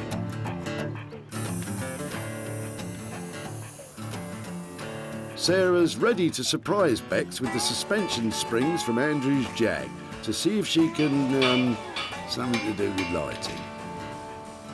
really looking forward to seeing what Sarah's going to bring today. Probably something really strange. So yeah, I'm looking forward to having a look. I don't know what it's going to be and that, but I guess that's part of the challenge. So yeah, looking forward to seeing what it is. So I'm just eating an apple. There we go. Oh wow, springs. Well, at least you know what they are. We use these, there was one there, we use them for making tools with, so love them. I was worried you couldn't heat them up. And we can sit them in the fire. It's harder to work than normal mild steel because it's high carbon, but no, we'll be able to do things. What do you have in mind? if they melted and were all really like fluid columns, we might be able to make some lamp bases out of them. Oh, okay. Unravelling it and stretching it out into a longer line. What about something like that? What? So we can make a floor lamp out of it? Yeah, completely. Like the Midcentury ones that you get, it's like a marble base and then it comes up. That would sound great. And maybe if I could scavenge a lampshade, almost like an angle poise lampshade, to go on the end. Yeah. That might work. Perfect. Sounds good. In order for me to make a profit, is there any way you can get it done for, say, 250? It's quite a gamble with this because the steel is slightly tricky to work. So what I can say is we could do £250 worth of work and see, try to do at least one and see where we get with that. And obviously, if it's quite smooth running, no burns, then we can attempt to do another one. Great, I'll leave you to get on with it. If you can make one, I'd be really pleased. More than one, that would be excellent. Okay, perfect. Leave it with me. See you later. Bye. Finish my apple now. Sarah's putting Bex under an awful lot of pressure. Wish me luck. If Bex can get it done for 250 or under, Sarah's on track to make a chunk of money. But there's also the light fittings to budget in, and they could start eating into the profit. So, with 2 items safely in the capable hands of Rupert and Bex, it's time for Sarah to get to work. And she's taking her item back to her cottage/workshop in the Sussex countryside, She's been running off and trying to go and see the new lambs in the field. where she's got guard dog Bramble watching over the money-making Monopoly sets. At ease, Bramble. This is my Monopoly moment. I've just looked at it. Look, it's an American one. I didn't notice that when I saw it the other day. Baltic Avenue and Mediterranean Avenue. Oh, that's quite cool. I've never seen a US one before. I had a quick look at these pieces the other day and I was wondering why it had a jockey in it, because I've never seen one of those before, but that must be the American version. Sarah's decided to ditch the American board and focus her attention on the little metal pieces. But what to do with them? I was thinking that we should be able to turn these into jewellery, and I've done a bit of research, and I think for a dozen pieces I'm looking at roughly £30 to £40 to get them plated in silver. Maybe if I can turn a dozen of them into something to wear as a pendant, I think that maybe we might get £15, £20 each. So over £200 worth of profit potentially here. Now that has got to be a surprise after just chucking out a Monopoly set at the tip. It was actually the niece of Charles Darrow, the accredited inventor of Monopoly, who came up with the idea of using charms from a girl's charm bracelet as the Monopoly pieces, way back in the 1930s. So really, Sarah's repurposing them back to their original purpose, kind of. Having objects silver-plated can be done by mail order, and so it's quick and easy and relatively cheap to do. But before they're shipped off to be silver-plated, Sarah's drilling holes in them so that chains can be threaded through to make necklaces or bracelets. Don't look what I'm doing with the dog. Ouch! The poor dog's getting the rough end of the stick. Don't look, Bramble! So these are my 14 fabulous pieces. So I'm really pleased with these, and I think they'll make lovely charms. And I'm going to get them all silver-plated, including the jockey, to make a little memento for Eric, just in case we don't make any money out of this at all. With just £30 to £40 of silver plating to budget in, if Sarah sells them all, she could be laughing all the way to the bank. Back in Margate, Rupert has started drawing up blueprints for his transforming multi-purpose Metamorphic library steps. And if you think that sounds difficult, remember he's only got those ladders to work with. Rupert starts this mathematical mind melter by taking the ladders apart. It's falling apart very easily. He unscrews the hinges to see the raw materials he has to work with. So now it's not a ladder anymore. It's going on to its new life as a multifunctional piece of furniture. With the very detailed blueprints drawn up, he prepares to start cutting. But one miscalculation and the whole thing could be ruined. It's taken quite a while to work out the exact perfect angle I need to cut. So I've only got one chance of getting this right. Once it's cut, and I can't just glue it back together. Rupert's using a circular saw with an all-important guide rail. This ensures accuracy to within a millimetre, setting the precise depth and angle at which the wood is cut. Timber! A little while ago that was a ladder, and now it's a pile of bits. I think I'm going the right way. I'm not entirely sure yet. There's a lot of complicated angles and cuts to make. Yeah, there's still a lot of problem solving to do. Well, you'd better get a move on. There's 2 of them to do, remember? Somehow, this needs to now flip together. This is a tricky bit. Somehow, this has got to work through 2 angles, which hinges generally don't do. It all hinges on this. Will Rupert's calculations match up and make fold-away furniture? Yeah, I can kind of see where he's going with this, but it's a long way from something I'd pay a few £100 for. It all will be revealed. Well, I, for one, cannot wait. Back in Surrey, Bex is making a start on uncoiling that coiled spring soon-to-be floor lamp. Twist it. That's it. Bex's partner in grime is husband Dave, who'll be helping out. To make it malleable, they have to heat it in a furnace to 2,000 degrees Fahrenheit. Then they have to gradually beat out the bends on the end of an anvil. It's just really awkward, the shape, isn't it? They only have a short window before the spring needs to be heated again, and again, and again. It's collapsing on itself, so we need to open it out. High carbon steel is notoriously hard to keep in one piece when heated, so they'll have to be careful. Oh, wait. With progress slow and hot, after an hour of hammering, Bex decides on a different tactic. We're just gonna unravel the middle bit and then the end bit, and then we'll take it next door, do it on the fire bits so it's slower and stuff. But yeah, it's tough. Bex and Dave retreat to the relative peace and quiet of their own workshop. Gone deaf. Well, that was fun. Once the spring is straightened, they're hoping to recreate the elegant curve of a classic mid-century lamp. But even after all that hammering, there's still a lot to do. We need to have this finished today, don't we? And Bex and Dave are feeling the pressure. We have to make sure we don't get it too hot so it just breaks. And just as they're making some progress, the spring has snapped. First disaster. With time running out and now 2 pieces of metal, it's back to the drawing board. Or chalk table. Or whatever. So keep the spring in the middle. I mean, we're going to have to now get that together. And then, yeah, it's got that spring detail. By keeping the coils at the end of the springs as a feature, it may save some time. But how to repair that break? I know. Oh, that was quick.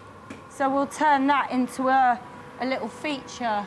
So we'll have about 3 rivets there. So I guess it's, you know, it gives it an industrial look and it covers up our mistake. So nobody will know. Brilliant. But before Bex can rivet the pieces together, there's still an awful lot of unravelling to do. Once the coil is flat enough, Bex can turn to the power hammer to take on some of the bashing. A blacksmith's best friend for over 100 years. Without it, they would probably keel over from exhaustion and have biceps like bulldozers. It's not bad shape from up here. But then, some of the work still needs good old-fashioned brute force. Dave, I think I need your body weight. Get in there, Dave, you brute. After a whole morning of unravelling, Bex and Dave are spent. With still a lot to do, they decide to tackle the rest in the morning after a well-deserved rest. We've got to cut ourselves off, you know, now, because we're sort of running into our critical time, you know, so, yeah. We need fresh eyes now, because it's got to look nice.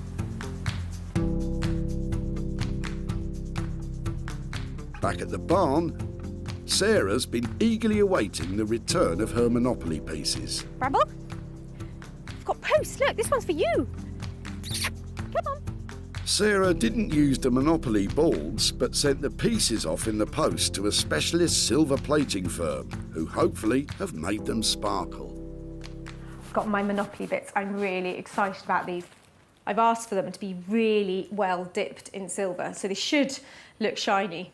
In the end, Sarah spent £65 silver plating all 14 pieces, but that's still less than a £5 a head. Oh, wow. Or hat, I suppose. Look at them, look. Luckily, they look $1 million. Now that's cute. Look at the Scotty dog. And they are so shiny. They've been dipped and finished really well. Is that it? Last boot. I think they look great. Question is, how much can I sell them for? Sarah's attaching metal hoops to the pre-drilled holes, which a chain or bracelet can then easily be threaded through. I think they look really good. So I'm hoping that people buy at least one to hang as a necklace, but you could get loads and put them on a bracelet. But I'm going to price them individually. Because Sarah's going to give the little jockey charm back to Eric, she has 13 pieces to try to make a profit on.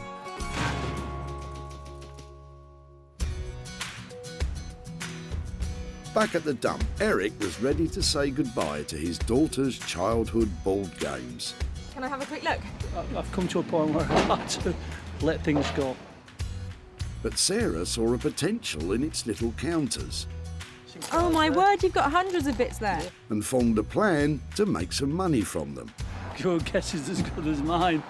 But I'm glad if you can recycle them. I prefer to recycle anything. With a metal makeover, the pieces are ready to be sold. But with 13 of them to shift, Sarah's taken them online. Monopoly is available in 111 countries, so she's bound to find some fans of board game jewellery there. That's them listed, so it's game on. Sarah's back in Stockport to hand over the profits to Eric. That is, if she managed to shift enough of them to cover the silver plating costs. Hi there, Eric. Hi, it's Sarah from the tip. Hello, Sarah. How are you? How are you? Yeah, very well, very well. All right. Thank you so much for meeting up again today. And Yeah. You remember we took your Monopoly set from the tip. Did you think about what we might do with it? I thought you were going to make a charm out of it. So that's exactly what happened. And I've got some pictures here to show you. There they are in the end. Wow. Absolutely amazed. That is fantastic. I just can't get over that. So we sold them at a profit, and I've got that for you today. No. You can give it to charity. Well, do you know something? I'm going to give it to you and see which charity. If you want to give it to charity, It will go to cancer, because I'm in remission. Oh, and, really?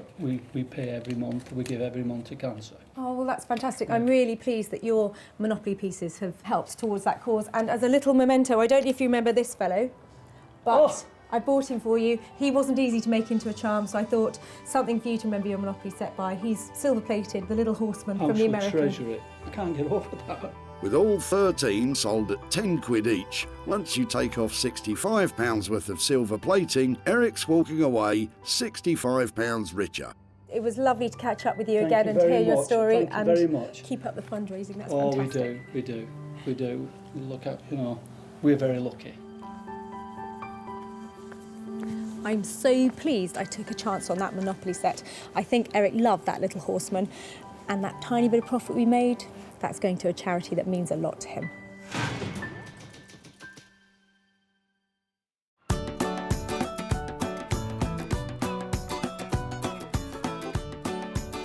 So, Sarah's back in Margate to see how Rupert's got on with his Metamorphic furniture. Making metamorphic furniture is going to be tricky at the best of times. Making it out of a pair of old ladders, that must be nearly impossible. I'm here to see if Rupert's actually managed to nail it. Last time Sarah saw them, they were tired old ladders. But now, they're still ladders. But what's that? Ah, you just managed one set. Well, I've spent quite a lot of time working out how to make a ladder into a chair, so I haven't really got much time left to work on this now. Oh, don't blame yourself. It was a tall order asking you to do both. I'm sure Sarah will be just as happy with one. Oh, I don't know. What should I do? Sorry, Rupert. I think your time's up on this. Hey, Sarah. Hello. How you doing? Really well, lovely to see you. I've got something for you. I've only got half of what I wanted to get ready for you, but this is it. Oh, wow. Oh, yeah, I can still see a ladder and a chair. This one was weird, but it's taken so much experimentation to get it right. I have run out of time this time, I'm afraid. But you know the way I work, I like to use exactly what you gave me, and with this one I added a couple more screws, and literally I've got one piece of ladder left. That's what you get when you have Rupert Blanchard. You get nothing left. I added the arms from the metal rail. If you remember, on the top of the ladder there was a metal rail. Does it actually work? Does it metamorphosize? It does, yeah. Shall I flip it over for you? Definitely. Who would have believed it? It's incredible. Well, he is a designer with a lot of fantastic ideas. But one instead of two means less profit. Let's hope he won't be budgeting in all that thinking time too. At the end of our creative chat, when we were sort of going for this metamorphic stuff, we said it was probably a couple of £100 per ladder. I know you haven't done the other one. Are we looking at 200 quid for this, or is it a bit more? Yeah, I think we're well within the 200 mark. It's taken some time, but it's come well within that. I bought one can of paint and a few screws. That's all well within the budget. Before, they were ladders needing a step up. But now they're metamorphic library steps. Rupert planned this design with such precision, every cut, joint, hinge and nail had to be exactly right, or the entire piece would have fallen apart. The modern yellow midsection ties together the piece's two functions while keeping the paint splatter effect to tell the story of Mike and Judith's Magnolia moment. It's amazing, but will someone pay more than 200 quid for it?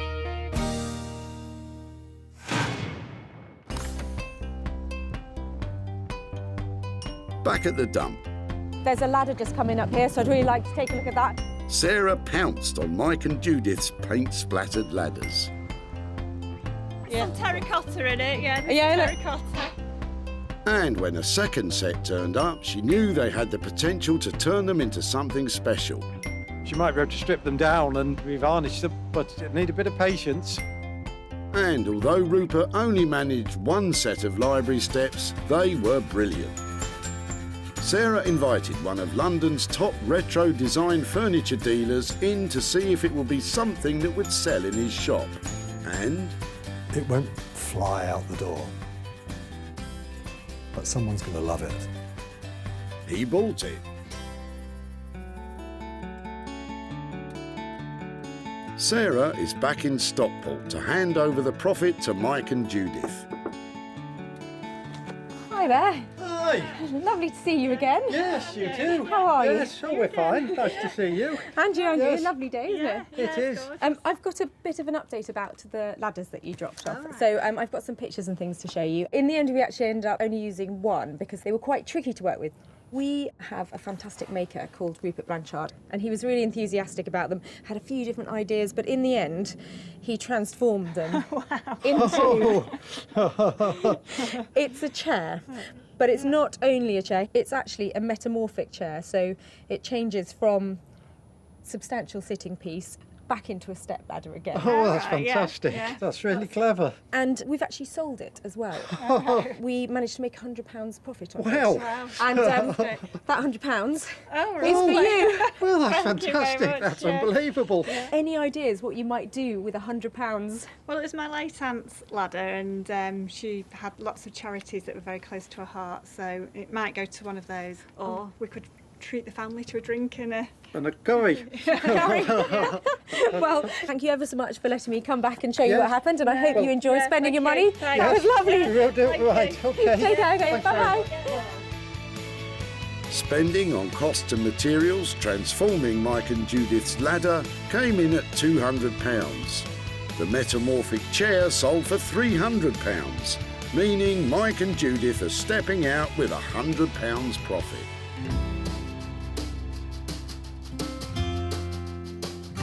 While Mike and Judith decide what to spend their money on, back in Sussex, Bex and Dave are clearing up for Sarah's arrival. A tidy workshop is a happy workshop. Before, the rusty springs may not have been fit for a car. But now they can drive a hard bargain.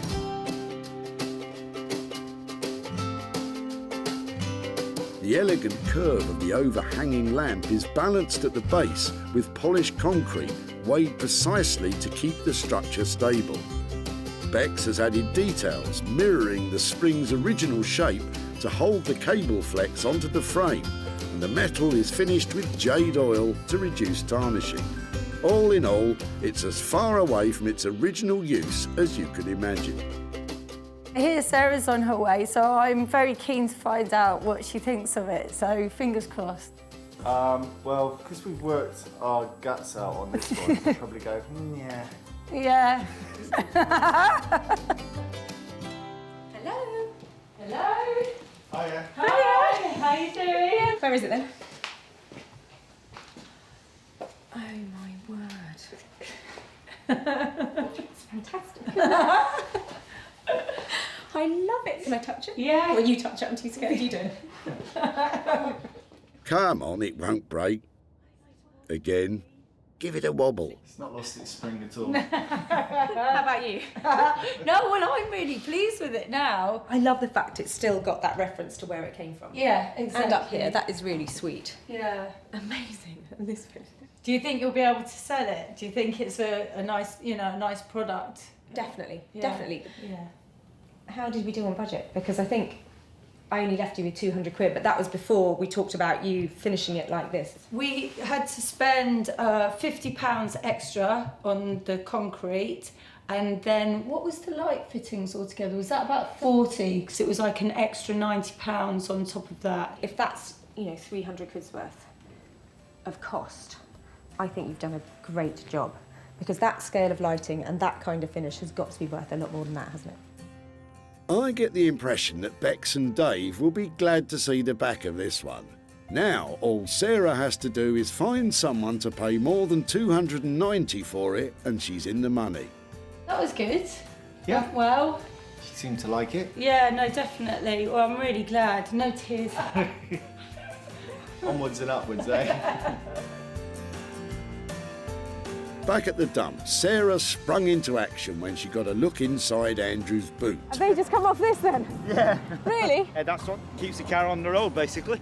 Andrew and his car had a special relationship. She's my absolute baby. But he was happy for Sarah to take its old springs and try something. Well, she had thought she'd have a coffee table or something like that, and there's something to bounce about on, I suppose, but... That something became a bespoke standing lamp. Sarah knew that Martin would also be keen on this, and so dropped it off at his London shop. Sarah's back in Stockport to give Andrew the good news. Martin loved the lamp. But how much did he love it? Hiya. Hi. Hiya. Andrew, it's Sarah. Hiya. Hi, Sarah. How are you doing? Not too bad. Come outside and talk to me about your fantastic Jaguar. I could talk about that all day long, unfortunately. Is it your pride and joy? It is, it's absolutely fantastic. So when you came to the tip with your springs and we took them from you, did you then think about anything we might make with them? Not really. I'd assume you could make a small table or something like that. I have a great designer that I've worked with before called Bedside. We had a quick chat about the design and what we might be able to make out of them, and we actually came up with the idea of making a large lamp, a really high-end interior design piece. I think it's amazing. I must admit, I'm gobsmacked. I really am. It's brilliant. We gave them £290 to convert that from your spring, and we've actually sold it. Right. So we sold it for £450. Wow. Which means I have £160 to give to you. Thank you. Wow. That's not bad for now, is it? So have you got any ideas about what you might spend 160 quid on? I'm going to take the family out for a meal. Lovely. That's so nice. £290 was spent on work and materials, transforming the springs to a standing lamp. It sold for £450, meaning Andrew is cruising off with the £160 profit. Every item saved from the tip has turned a profit. From the paint-spattered ladders, now a terrific transforming chair, to the old car suspension springs reworked as a stunning contemporary lamp. And silver plating the Monopoly pieces was a chance worth taking. It is such a good feeling. There's all that rummaging and then the designing and the selling, but the icing on the cake is the look on people's faces when you hand them over money for nothing.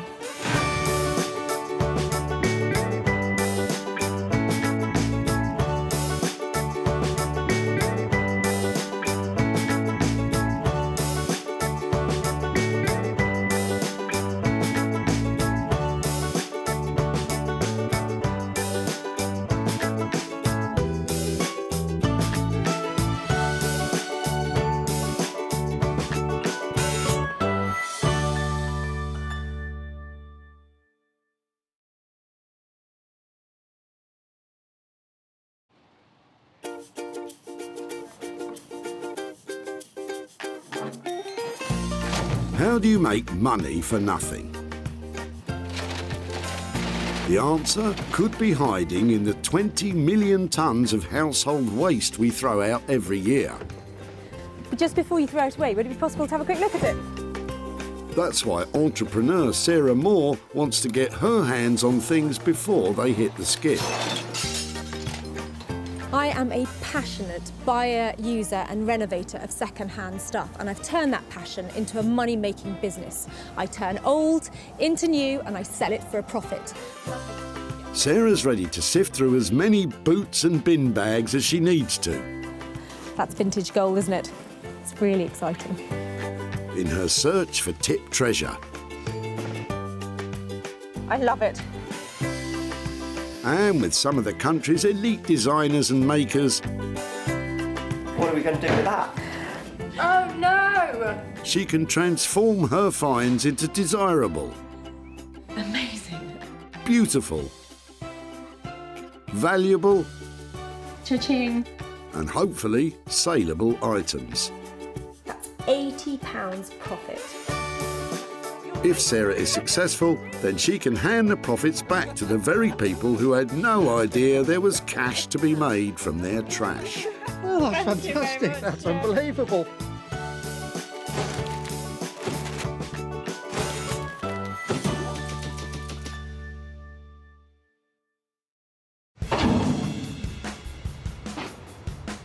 Today, Sarah's at Merchants Way Recycling Centre in Walsall, about 10 miles outside Birmingham, and there's a whole lot of dumping going on.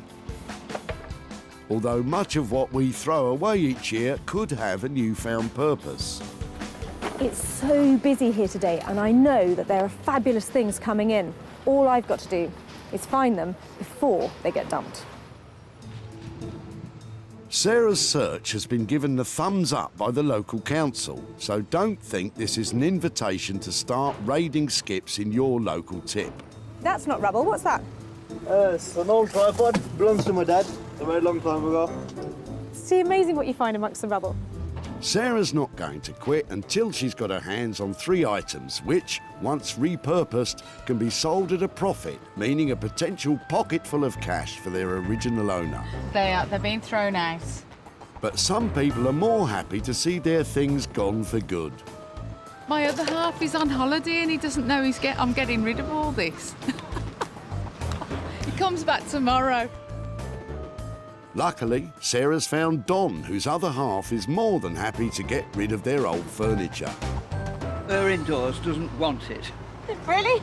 It's got threadbare and it's worn, isn't it? And the cat's been at it. It's all been scratched to death. And this is how it is. No one wants old furniture. You just have to chuck it out. Well, I tell you who might want it. Me. Oh, you can have it if you like. Because it's got a certain something about it that is now quite popular with people because of its retro styling, because of those little wooden armrests. You say that to my wife. Well, it doesn't fit into everybody's home, Yeah. but this is the kind of thing that I'm up here looking for, hoping to give a new lease of life to. Well, there's a great big bucket full of broken glass here when the window broke in the storm the other week. Do you want that as well? She'll be fine with the chair, thanks, Don. Stick your glass in the rubble skip, because glass is made of sand, you know. This looks so brown, it's so old-fashioned now. It's going to look amazing. You hear that, Don? Amazing. You can cover them if you really want to, but people don't tend to do that these days. New stuff is so cheap, relatively. They'll go and buy, they just go and buy another one. Sarah has her first fabulous find. So what are her plans for this big brown beast? It's brown, it's a bit dirty, and at first glance you probably think that this is in exactly the right place here. But actually, I think this has huge potential. This is teetering on the brink of being a very trendy style, and I think with a new cover, some exciting fabric on it, it's going to look $1 million. And Don's old scratching post is destined for Anthony Devine and his Ministry of Upholstery, no less. Mancunian Anthony is a passionate upholsterer who loves to combine the experimental with traditional techniques. And he supplied furniture for the likes of Harvey Nicks and the QE2, no less. I like to explore other things in what a traditional upholsterer would do, so I would use digital fabrics. I like to mix kind of screen printing and printing your own fabrics. I like to explore opportunities. Which is good news, because Sarah has your next big opportunity lined up. Your next big brown opportunity.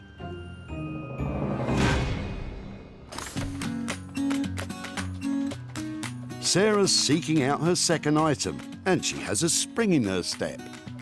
I love you. What's that? I love you for you, Trish. Here, I'll do the jokes, thanks. And to put an even bigger smile on Sarah's face is Bob and his boot full of metal.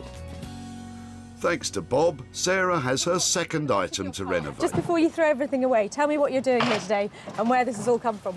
A rotting garage. I love the look of the metal. I know it's rusty and it's old, but there's something about this sort of stuff. Is this some sort of old drill fitting or something? Yeah, exactly. The drill goes in there. It's a drill press. But it's not working anymore. No. Do you know something? That doesn't matter to me. I love the fact that it's got some writing on it and it's really chunky. This is really exciting for me. It's at least 40 years old. That's why I like it so much, because they don't make them like this anymore, do they? That's really cool. If I could take that away, I'd be so chuffed. If I make something out of the drill thing, would it be okay to come and show you what I've done? Yeah. Lovely. Thank you so much for that. I absolutely love this. So what does Bob think of Sarah's scavenging? I've no idea what you could use it for. It's a difficult shape to work with. It's large, it's heavy. You'll prop a door open with it, but that's all I could think of.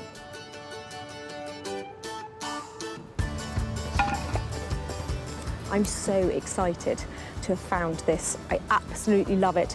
This beautiful retro styling, the lettering, all the colour of the paint that's left on here. It's a really interesting piece and it'll look great as an interior design lighting feature. Bye. Thanks to Bob the Builder, Sarah has her second item to renovate. But she'll need help. Luckily, she has just the right man for the job. Say hello to the Rag and Bone Man, aka Paul Furbank. Launched during the London Design Festival in 2011, the Rag and Bone Man brand is best known for creating high-end interiors from salvaged heavy machinery. Normally we're working with, say, aircraft components or vintage motorcycle components, things that are really well made. I think people don't often throw metal away because it's worth some money and you can take it to a scrapyard. So yeah, it'd be interesting to see what somebody has taken down to the tip. Hopefully it's not a shopping trolley.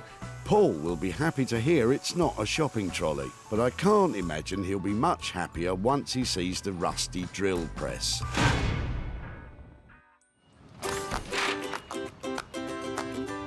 So, with two items safely stowed away for Anthony and Paul, Sarah now has to find something she can sink her own teeth into. So much going on, I don't know where to start. Look at them, they're queuing up round the block. Every time I look in the back, I have to see, is there something I like? Well, Sarah might like the look of what Les has in his boot. Just being nosy. I'm just wondering if those wood blocks would make chopping boards. What do you think? I think they would. Better watch out for the guard dog, though. Who's your friend? Hello. Gracie. What's the wood from? This is wood I use for my wood burner, but I make things out of them, see. Really, what do you make out of them? Well, anything. How many have you got? Come on, let's see. It'll be about 8, I think. Are you sure you've got more? You don't mind sparing them? No, no. I'm such a scavenger. Yeah. Are you a woodworker, or have you got the right tools? I just make little things. What have you made out of them? Well, I make a lot of signs for the caravan club. Okay. I feel really embarrassed taking them, but if I do manage to make something... Look, I wouldn't give you them if I needed them. Well, you're very sweet. I think Gracie approves. Sarah reckons these timber cut-offs could make adorable little chopping boards. Do you think she can do it, Les? I'm the clue. I don't know her skills. Clearly she's got some. She sees something in them to have them off me. It was that, caravan or the fire. So she creates something, which it is created. Good luck to her. There are 8 or so chunks of these fat little bits of flooring joist, and I think I've got a plan for them. You know when you cut up the lemon that goes in your gin and tonic and it tastes of garlic because you've used the wrong board? Well, these are going to be beautiful, bespoke lemon boards for your drinks cabinet. Sarah's 3-piece treasure hunt is complete. Anthony will dream up something dazzling for Don's armchair. Paul will devise a new use for Bob's drill. And Sarah will be slicing up lemons in no time with Les's blocks. It's been a really good day here today. The people of Walsall have been brilliant, and in between the bin bags and the garden waste, I found 3 really excellent things, and I know I can turn them into hard cash.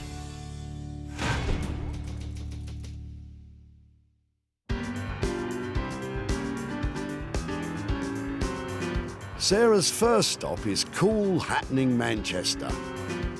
It's alive with established and emerging designers and artists. Sarah's taking Don's brown lumpen chair to furniture maker Anthony Devine. Anthony creates bespoke, handmade, upholstered pieces that are a world away from what Sarah's bringing him. Sarah's coming today. It's never just a simple footstool or just a simple dining chair. There's always kind of something big and ambitious. Anthony! Are you well? Do you want a hand? I'd love a hand. Look, how cool's this? Very nice. No, it is. It's actually really nice. Right. Talk me through it then. It's not really being done any favours with the brown draylon, but I thought it was actually really... Oh, don't break it already. Sorry. Steady on, Anthony.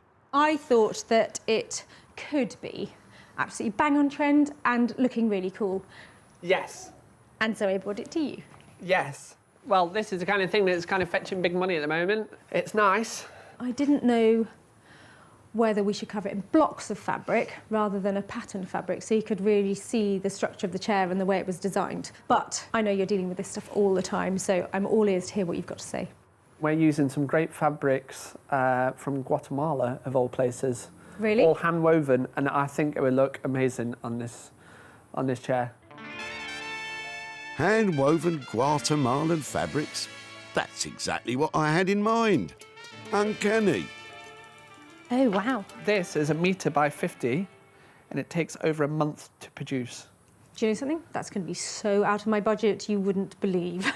Well, I was thinking we can put this part here, then these, and then this. Possibly that way or the other way around. This is a bit controversial, Kate. I'm slightly worried that if we put all this on here, and I was hoping to keep the wood exposed, we might end up where we don't actually see the shape of the chair. The patterns certainly are eye-catching, but is there such a thing as too eye-catching? Why don't you move them all about the place, Anthony? Maybe that will change her mind. I think that will work. I'm not sure she's 100% convinced. It's a big money gamble with such pricey fabric. What am I looking at to get this whole thing done, including the fabric? We're going to be around, you know... Spit it out. Dare I say the £800 mark. 800 quid? It's a big commitment for me to spend I know. 800 quid on something I found at a tip, but you've talked me around and I think that we're going to see something just amazing. Are you staying to help me then? Not a chance. Nice to see you. Always a pleasure. Thank you, every time. Don't go slacking. I think we got there in the end, didn't we? I'm hoping that that combination of fabrics and that shape of that chair really come together. But whatever happens, I'm spending £800. It's got to look fantastic, and I hope to make a little bit of profit. I dread the times that she turns up, but she always leaves me with more work. But I like this one. Lots of potential. So, for a whopping £800 to produce, Sarah's going to have to sell it for a small fortune.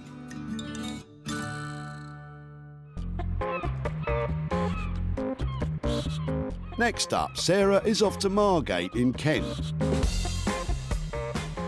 which is rapidly becoming a hotspot for all things upcycled and vintage. As a result, there is a thriving community of artisan craftspeople living and working here. And Sarah knows just the right one to transform her rusty drill press into something saleable. It's Paul. Hello.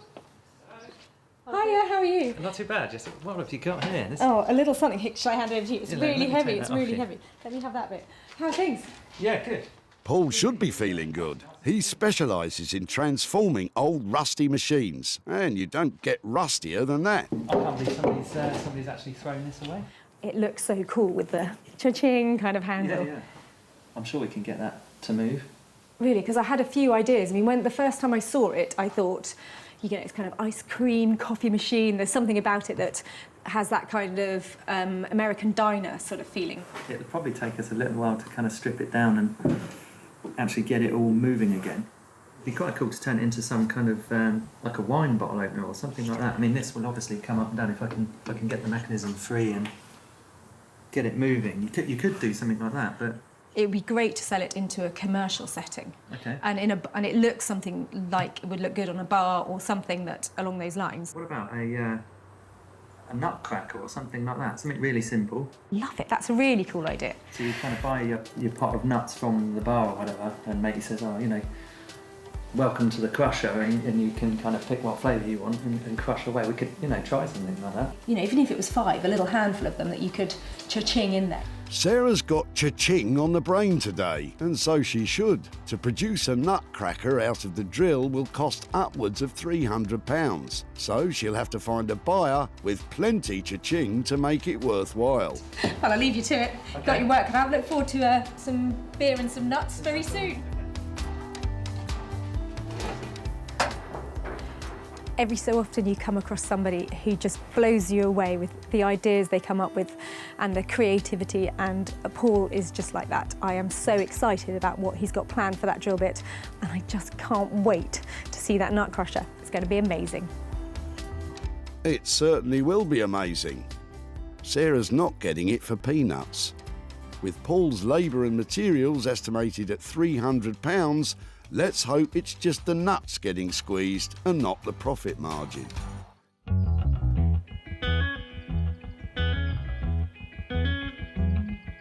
From marvellous Margate to stunning Sussex and the barn where Sarah is about to start her own project. She rescued a pile of anonymous-looking wooden blocks and has a nifty new use in mind for them. So these I want to make into chubby little lemon-shaped chopping boards. I'd like to cut them out into a really sweet little lemon shape, and these are going to be for when you have that gin and tonic at the end of the day, when you sit down and you take a sip and you can taste garlic on the lemon because you cut it on the wrong board. These are just to go in your bar. These are just for cutting up your lemons. You're right, Sarah. I've never been keen on gin and garlic. So I'm just going to sketch out a rough sort of lemon shape. That looks lovely and lemony to me, Sarah. I made one of these for my grandparents when I was about 10. They quite liked gin and tonic. Your grandparents were fond of the gin. Should you be telling us this? Sarah now carefully cuts out her lemon, using a jigsaw for accuracy. So I'm going to sand off the whole outer layer of the wood so that it's all clean, and then I'm going to use some olive oil just to seal it, and that should be fine. There are lots of safety considerations when thinking about allowing recycled wood to be used with food. If you're unsure, then pop a suitable liner between your board and the food. And if in doubt, leave it to a professional. You have to hold it to really like this because it feels amazing. It's like suede or something. It's really smooth. And I think it looks kind of lemony, doesn't it? So I'm pleased with that. Just another 6 more to go. Sarah's not charging for her own time or her olive oil, so there's been nothing spent, but a lot could be gained.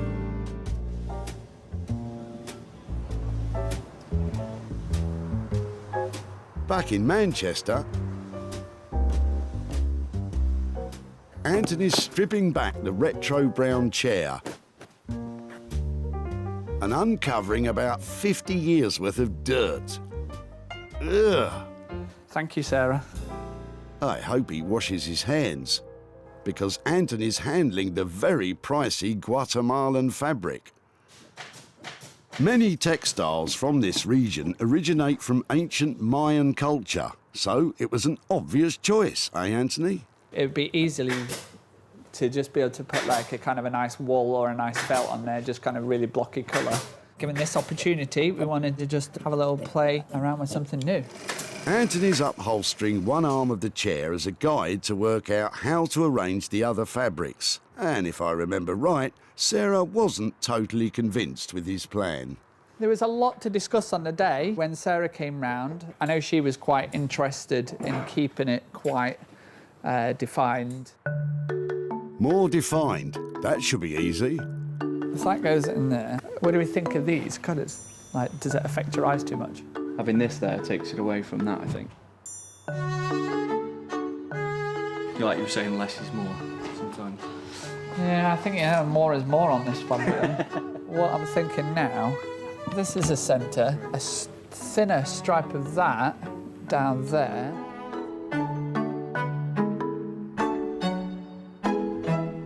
Option number 2.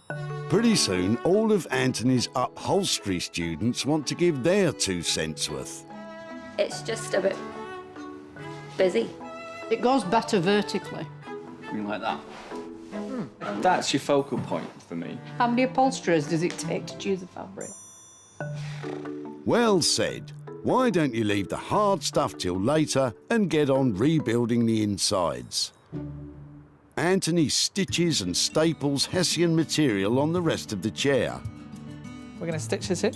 It gives him a strong base to work from and prevents the luxurious fabric catching on a spring unit. Anthony attaches much needed padding to the hard wooden frame using an air-driven staple gun. And on top of that, a nice fluffy cloud. So after the foam, we use this wadding, and basically what that does is help take the friction and help the fabric glide over your fabric better. Once all the material is on, Anthony will apply a fire retardant spray. This will bring it up to code with current fire standards. This is just a little bit of dark wax, and I'm just going to apply it over the front of the arm just before we put the fabric on, so we don't run the risk of getting wax on the fabric, which would be a nightmare. Upholstering a chair from scratch is a very skilled and time-consuming process. And Anthony's not even decided on the fabric yet, so it might be a long night.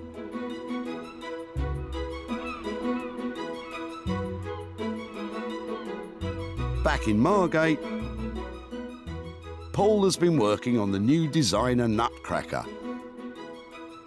But after dismantling the old drill press, he's discovered a major problem. To actually make the whole thing food safe, I kind of realised that where the carriage is sliding up and down, it needs to be oiled. There will always be kind of traces of steel and oil very close to food, and I think to actually make it food safe is maybe going to push the budget way over. So I'm now actually thinking that we redesign it and turn it into a lamp. I hope Sarah's all right with it, but that's kind of what I'm thinking at the moment. Sarah did love that nutcracker idea, but if you run the risk of getting oily nuts, probably best not to bother. So what's your plan for the lamp? What we'll actually end up with, we're going to end up with this coming out and then coming back on itself, something like that. If we add the fire extinguisher, if that gets added here, but then the whole thing's back over there, if I'm making sense. Wait a minute, fire extinguisher? I've been cutting these for years, and that, as you can see, was a fire extinguisher, but when you've put a nice cut on it and that's polished, and it becomes a lampshade, it's actually quite hard to tell that it was a fire extinguisher in the past. So it's nice. It makes a great lampshade. If you say so. Paul's biggest challenge with the new design is creating the angle on the post for the light to sit on. To do that, he's going to have to try and cut that solid iron bar. Here goes. Paul's using a circular saw. It gets very sparky, so if you're cutting your own drill press at home, remember, goggles. Having successfully made a V-cut in the bar, it's now time to see if it will bend. Fingers crossed there's enough of that, so I should just be able to bend this back and... It's got a square cut, actually. Go on, Paul, put some welly into it. Good job, sir. After Paul welds the joint together, he can get on with the drilling, screwing, chiseling, and whatever that is. And after all that, what do you reckon, Paul? Is it going to work? It is coming together. It's all so well made. I mean, as a lamp, you'd pretty much be able to throw that on the floor. It shouldn't break. Compared to modern day lamps, that's quite cool. You'll easily get 100 years out of it, give or take a light bulb or two. With the design set, all Paul needs to do is get the light fitting sorted, polished up, and pray that Sarah didn't have her heart set on that nutcracker.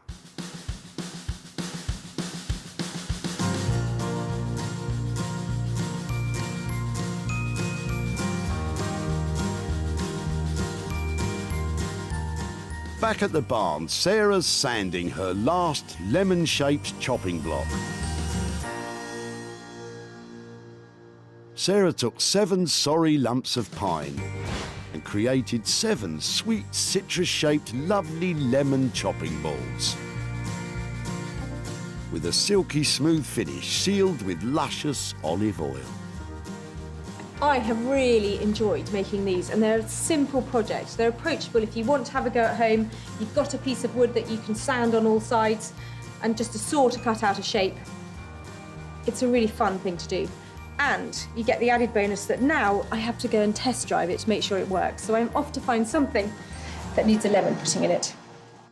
Sarah's success is measured in sales, and she always seeks out the best opportunities to maximise profits. Hosting regularly her own furniture and clothing sales from home, Just sold the sofa. advertising and selling online, Get that online. or meeting commercial buyers in person to sell direct. Seeing this is really refreshing, and it's good, and people are going to want more of it. It's going to grow, this thing, I think, that you're doing. With opportunities galore in the things we throw out, Sarah's always looking to make money for nothing. Back at the dump, Really interesting. You sure? Bob's wooden blocks almost went up in smoke. It was that caravan or the fire. So she creates something, which it is created. Good luck to her. Sarah transformed them into a set of sensational citrus fruit-shaped chopping balls. In the hope of making a juicy profit, Sarah visited her local watering holes to sell her lemon slicing balls. Do you fancy one? Yeah, definitely. All you've got to do, have a good look at them because they feel really nice. Have it, and just make me an offer. Anything over £5, and I'm probably going to say yes. So 15? Amazing. Happy? Seriously? Yeah. Fantastic. Definitely. That's amazing. Thank you. Nice one. She is now back in Walsall to see Les to hand over the cash and to show him what became of his wood blocks. Hello. Hi, Les. Hi, it's Sarah from the Tip.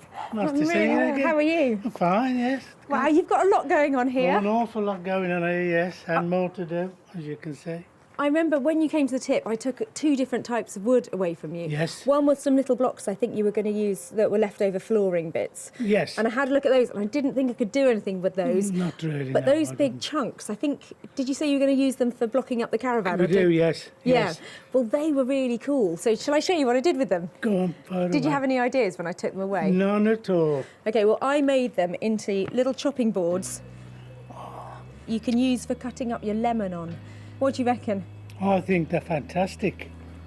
I managed to get, I think, 6 out of the chunks of wood that you Yeah, yeah. you dropped off. So I made them into 6 little boards. Very substantial wood, you see, wasn't it? Yeah, and that was nice. So they're Ideal really, for the job. really chunky. Yeah, lovely. It's great. And then I thought, having made them, I thought I've got to take them somewhere to try and sell them. So I've been round all the local pubs. Yeah. Now have one of your chopping boards on their bar to cut their lemons up on. I just said to the guys there, anything over £5 I'm going to be really happy with. And so different people in the pubs bid me, and actually all together we managed to sell your boards for £60. So I bought that back for you. Oh dear, no.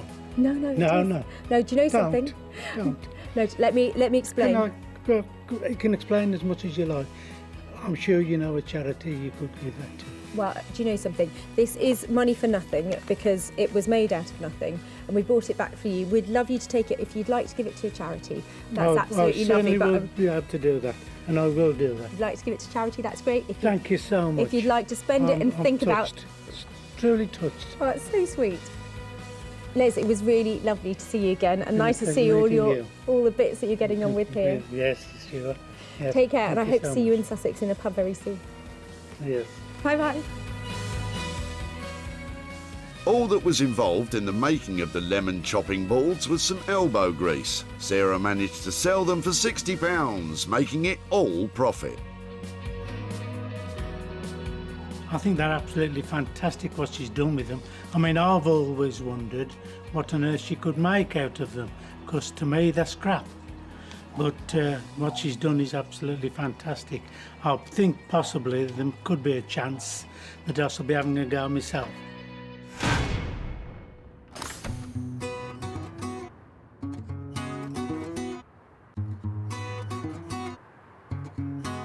Back in Manchester,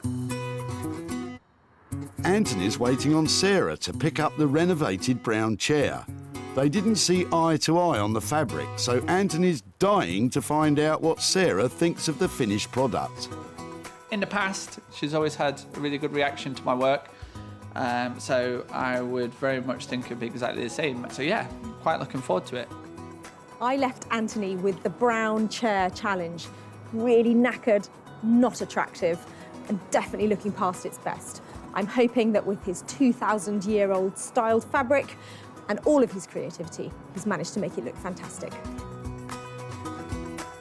Before, this unremarkable brown chair was dreary, dull and down in the dumps. Now it's been radically transformed.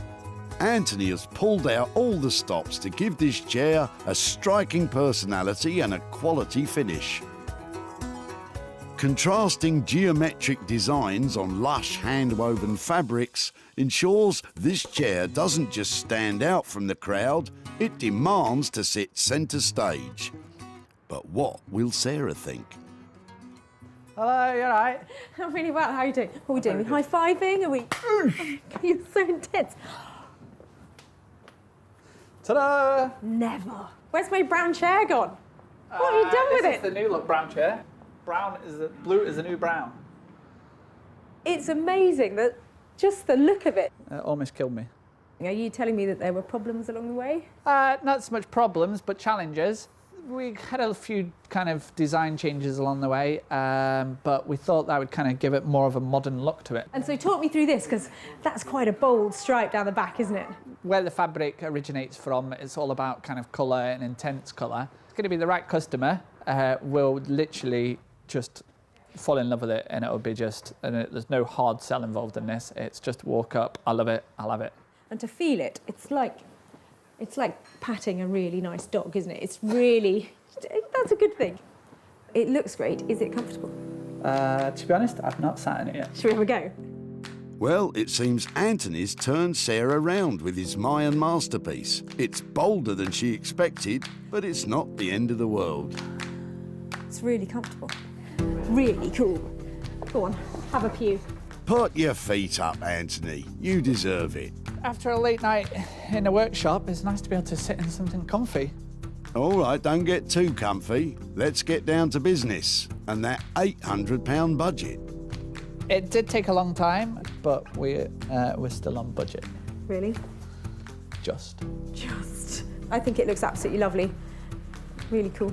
For £800, I would hope it looks cool. But Sarah now has to find a buyer who agrees.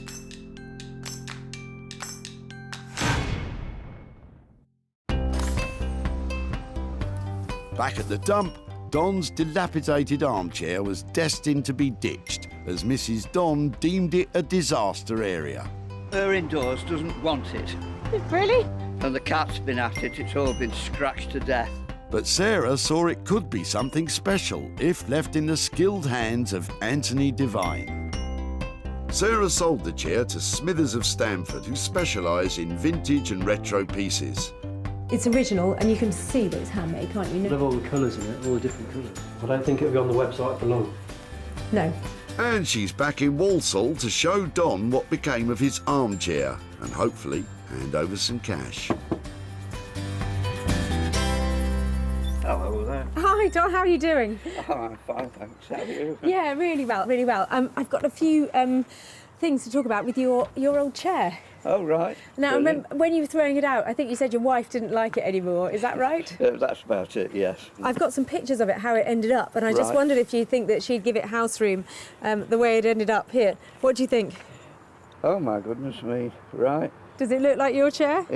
Yes, I can recognise it, but yes, you've done a brilliant job. If that came back here, you'd want all the room decorating to match it. Yeah, oh, well... Yeah. Oh, wow, look at that. It went off to an amazing upholstery studio in Manchester. Right. And the guy there stripped back every single part of it. It was just a frame, and it was a really lovely wooden frame. And it's got some beautiful hand-woven fabric on it. I was looking at that, yeah. To do something like that is not cheap, so I can understand why people throw things away. It cost £800 Did it really? to restore it to its former glory, or to give it a new lease Is the of bill life. coming here? Not that bill, actually. Oh, no, that's all right then. And yeah, well, actually, it cost £800, but I have managed to sell it. Oh, brilliant. And at a profit. And Yeah. part of the reason I'm here today is to give you £120, Oh, because gosh, that's how much we raised from the profits from it. So that's all for you. Is it really? Yeah. Oh, thanks very much. Lovely. I wasn't expecting anything. Anthony charged £800 for his labour and that handmade Guatemalan fabric. Sarah sold the chair for £920, making a tidy profit of £120 for Dom. So is there anything on your list that you need to spend £120 on? Well, yes. There's the. I've just had to buy. A new tyre for the Land Rover, and they're quite expensive now because they're special. Yeah. So that it'll go very nicely towards that. And thank you very much for that. Yeah. Lovely to see you again. Okay. And, Thank you. Thank you very much. Enjoy your Land Rover proceeds. Yes. All right. Take care. I'll do that. Right. Well, thanks very much indeed.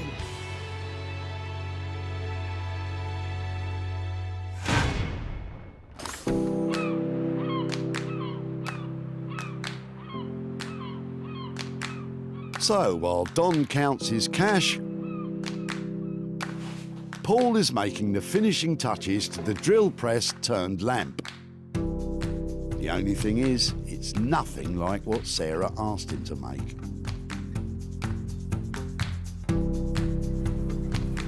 It is an absolutely cracking day here in Margate today, and I can't wait to see what Paul has done with our drill press. It was quite a tall order. I'm hoping he's made the nutcracker to end all nutcrackers. When she dropped it off, the old drill press was in a sorry state. But Sarah and Paul were convinced they could turn it into a designer nutcracker. However, Paul has totally transformed the rusty drill press into a shiny and stylish contemporary lamp. By modifying the stand, adding a Ferrari gear shifter to the handle and a repurposed fire extinguisher for the shade, Paul has created an incredibly bold designer piece. The question is, will the unexpected lamp do Sarah's nut, or will it light up her life? Hiya. How are you? Is that it? Yeah, it's hidden. How you doing? I'm really well. How are things? Good. How was it? OK, Paul, it's time to come clean about the lamp. Good luck, mate. Is that it? That's it, yeah. It's not quite what you think it was going to be, but it is what it is. So what happened? Was it difficult to make? What was the? Well, shall I just see? What is it? Let's see. Let's just go for it. Oh my word! So it isn't quite, as you can see, it's a lamp, but I absolutely love it. Oh, thank goodness. it wasn't quite what I was thinking. I was quite excited about making a nutcracker because I've never made anything quite like that before. Forget the nutcracker. I mean, Okay. that is sweet. It is amazing. Does it move? It does move. So there's a little lever on the side that kind Yeah. of fixes it in position, and then you've got some height adjustability on that. I think it looks amazing, and I can't wait to see it turned on and stuck on a desk. And can we try it? We can turn it on. Oh, it's a beautiful filament bulb as well, isn't it? I think you have just transformed it. That was a rusty, seized, industrial but pretty hideous piece of kit when it arrived here, and what you've transformed it into is a designer piece of fantasticness. And I'm going to have to think really carefully about where I go and sell it and make sure I hit the right mark with it, because I think it's one somebody with a large desk, I think. big desk and hopefully a big wallet. Yeah. Cool.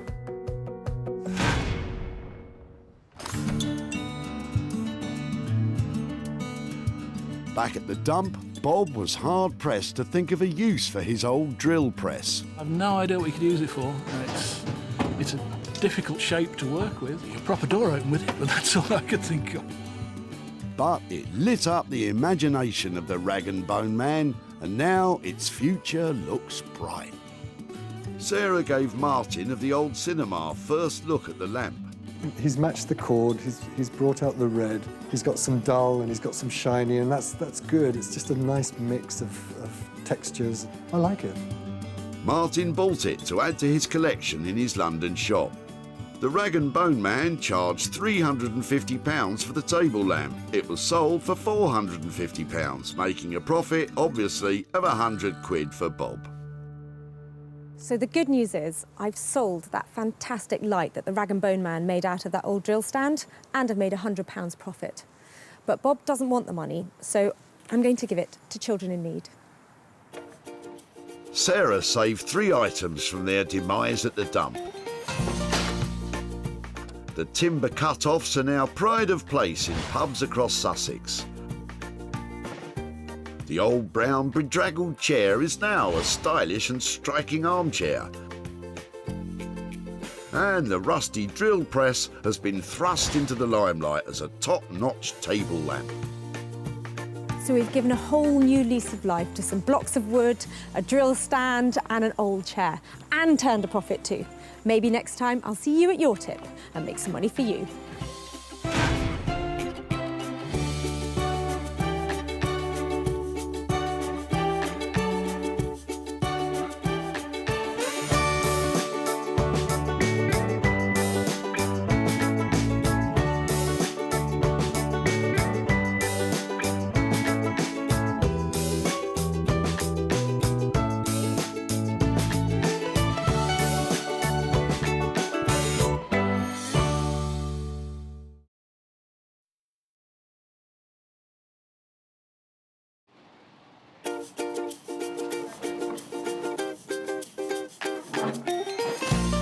How do you make money for nothing?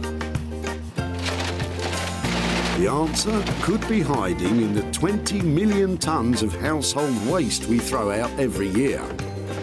But just before you throw it away, would it be possible to have a quick look at it? That's why entrepreneur Sarah Moore wants to get her hands on things before they hit the skid.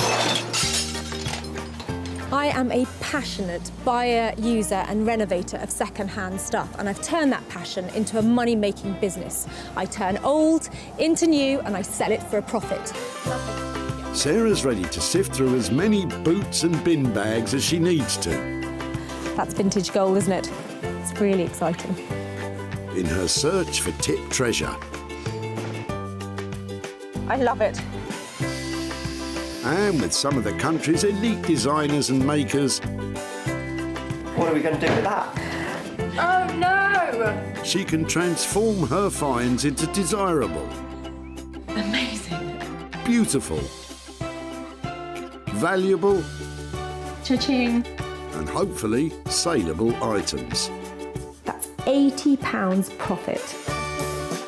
If Sarah is successful, then she can hand the profits back to the very people who had no idea there was cash to be made from their trash. Oh, that's fantastic. That's unbelievable.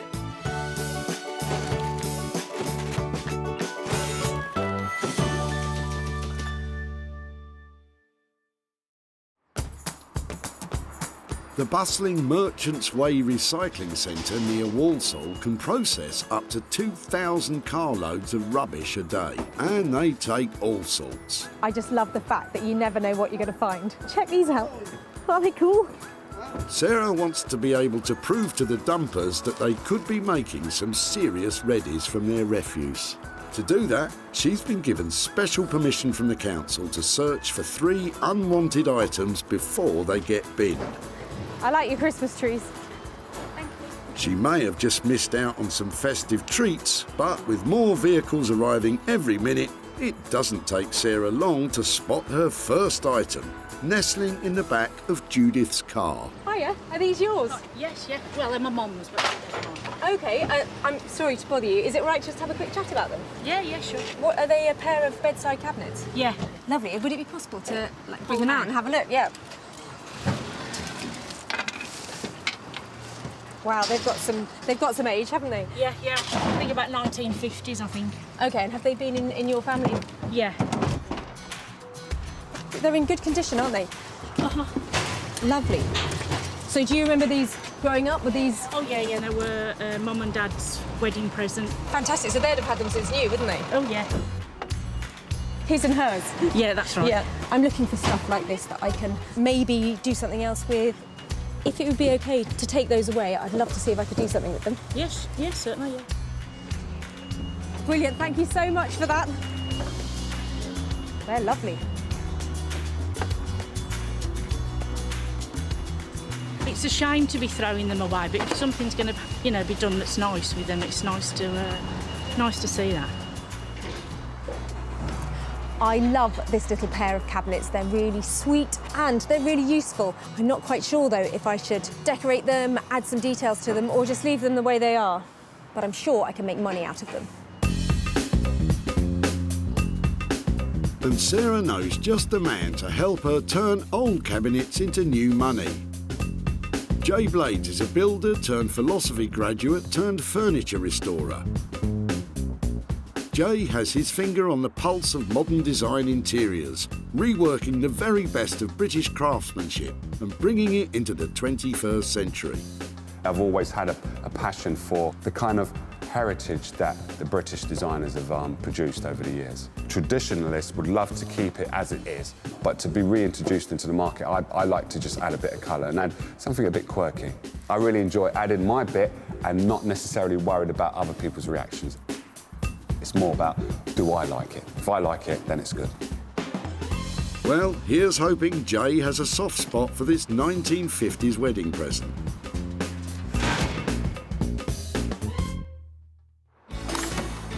Sarah's now searching for her second item, but she's still found time to try and inspire Nigel about what to do with his old shelves. Well, I'd love to make something out of anything, but I've tried it as a planter and I just can't find any use for it in my brain, so... Yeah, I know they do sort of upright vegetable gardens these days, don't they? Yeah. So you can, put them against the wall and grow stuff. In fact, I'm going to take that back on the little strawberries. That's a really good idea. I'm taking that home with me. I'm glad you just pricked my conscience then. Nice work, Sarah, but be careful or there'll be nothing left for you. And don't even think about it. You know you can't just grab something out of the skip, so behave yourself.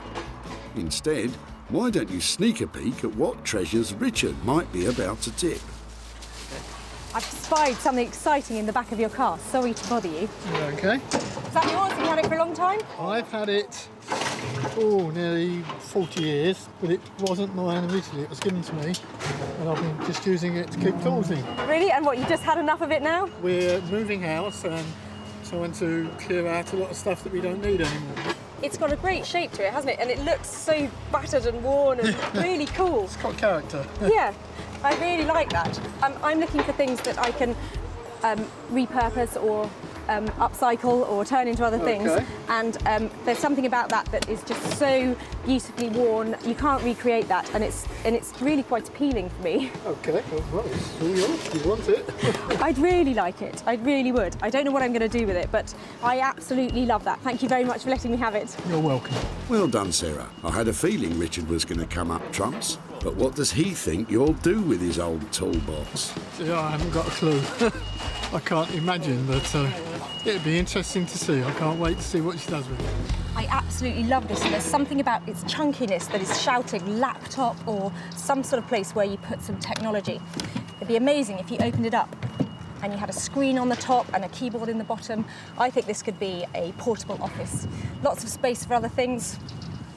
Just really cute, and it's got just about the right amount of patina and wear on it that makes it really appealing to have on your desk. A chunky little piece of loveliness. Are you sure, Sarah? A 21st century office in an antique box? It all sounds a bit far-fetched. But if it's something electrical you want, then there's one man that might just be able to help. Meet Horse, electronic superbrain. Horse was chief engineer for a world-renowned audio recording company for over a decade. He's now taken his love for restoring vintage sound equipment and made it into a business. My name's Mark, everyone calls me Horse. I'm electronics engineer by trade. I enjoy refurbishing vintage equipment. I'm also interested in kind of antique radio equipment. It's always a shame to see stuff like that go to waste. I think it's great that you're giving a second life to something that would have essentially just been smashed up, thrown in the rubbish. So yeah, it's definitely a job and a passion. Horse might know his way round a circuit board, but let's just hope he doesn't get his wires in a twist when Sarah presents him with this empty old toolbox. Sarah's now got 2 items crossed off her list, but she can't relax just yet. She still needs to find her 3rd and final piece. And it looks like she's not the only one who's hard at it. Emptying garden waste. We cut my friend's garden and get rid of the stuff. It's hard work though. We gotta get on with this. And then, like I said, we still want to work.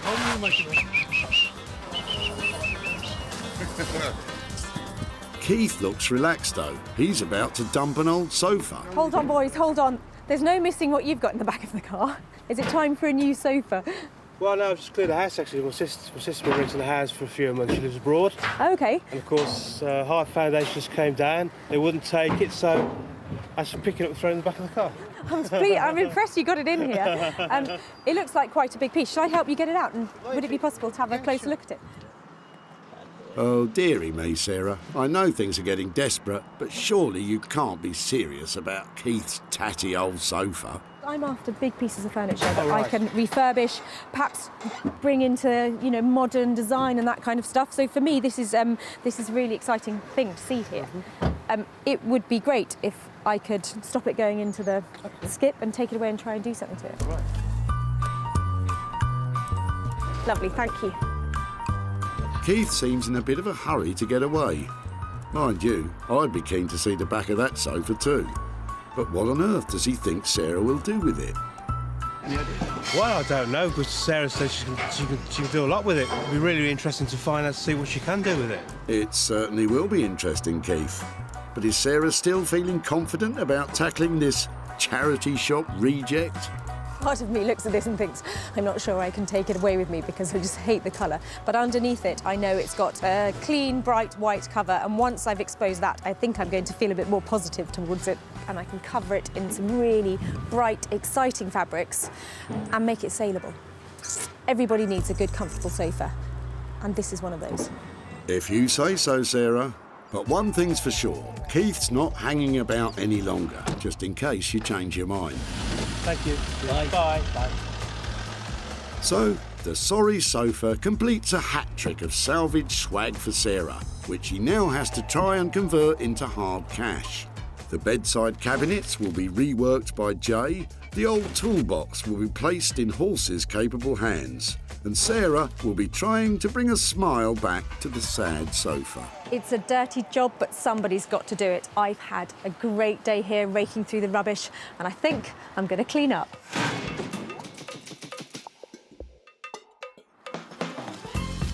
Sarah's first stop is deep in the heart of the Black Country, Wolverhampton, where a thriving arts and crafts scene is emerging. And leading the charge is woodworking genius Jay Blades. As ever, Jay has absolutely no idea what Sarah has in store for him today. So exactly how confident is he feeling? Depending on what she brings, I will be able to see if I can work my magic on there.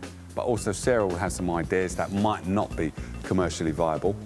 Also, she might have some ideas that are commercially viable, but might cost more for us to actually make.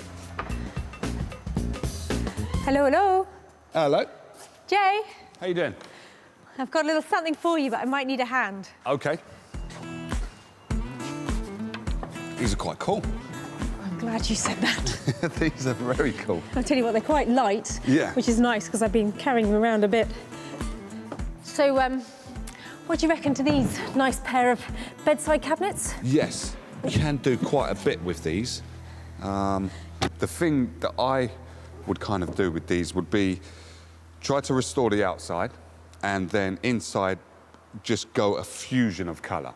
And hopefully put some holes in here so it becomes kind of like a more modern thing, so people can charge their phones in there and stuff like that. And I might, depending on how the cover comes out, I might introduce a colour there, but I won't introduce a colour that's going to make this look a bit too out there. It's going to blend in.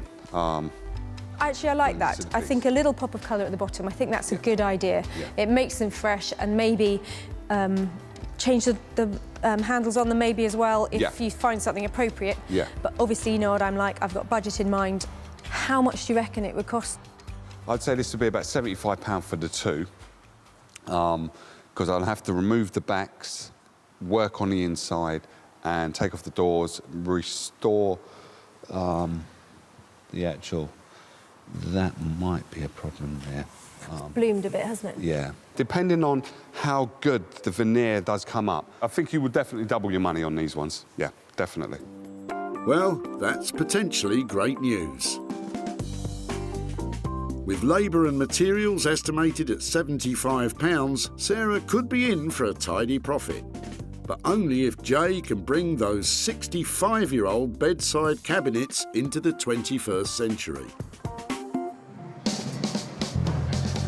Next up, Sarah's off to Manchester. Famed as being one of the founding cities of the Industrial Revolution, it is perhaps best known today for its football teams and thriving music scene. But it is also home to a man called Horse, one of the country's leading audio engineers. And he has no idea what Sarah's bringing. I'm expecting anything at all, really. I'm hoping it's something that will possibly lend itself in some way towards being some kind of audio device, as that's kind of my main kind of thing. But I've no idea what it's going to actually be. Well, let's just hope for Horse's sake that Sarah's changed her mind about that futuristic office-in-a-box idea. Hiya. Hiya. How are you? Yeah, good, thanks. Should we go into the workshop? Yeah. Go on. Thank you.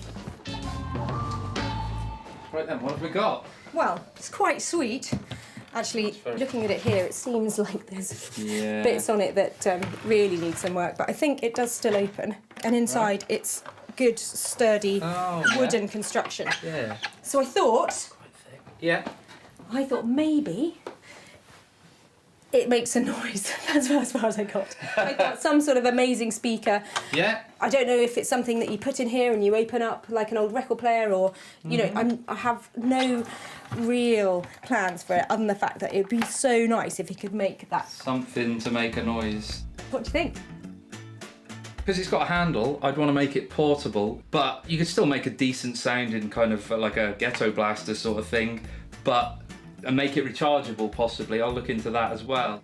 I was thinking maybe have it so that it doesn't open, so that you can actually just house the system inside.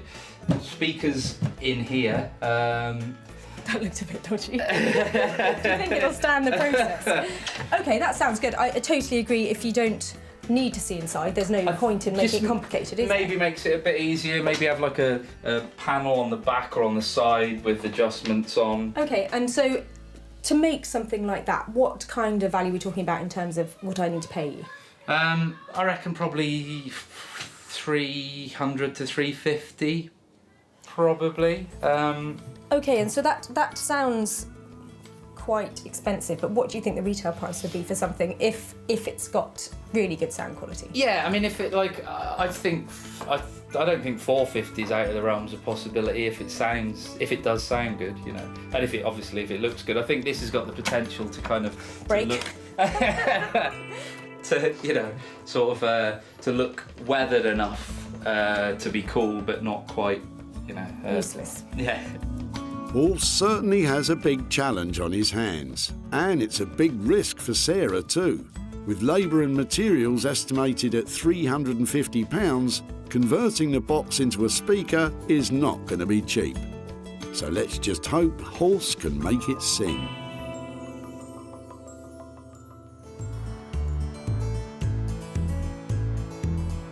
It's time for Sarah to head home to the idyllic countryside of West Sussex. It's a far cry from the tip, and Sarah's dog Bramble is happy to see her home. But lurking in the barn, there's something that isn't quite so welcome in this beautiful landscape. The salvage sofa is so unappealing, even Bramble's turning her nose up at it. But don't worry, Bramble, Sarah's sure to have a plan. This sofa has got a lot of substance to it, but it's definitely lacking in style at the moment. I'm looking for a way to update it, make it look fresh, make it look exciting, and make it look saleable. And I think my best choice is ripping off the covers. I'd like to surface stitch some new fabric to it to give it a really light, floral, refreshing look. First things first, let's get rid of the maroon. That's it, Sarah. Don't forget to check down the back. It might be the only way you make any money on this item.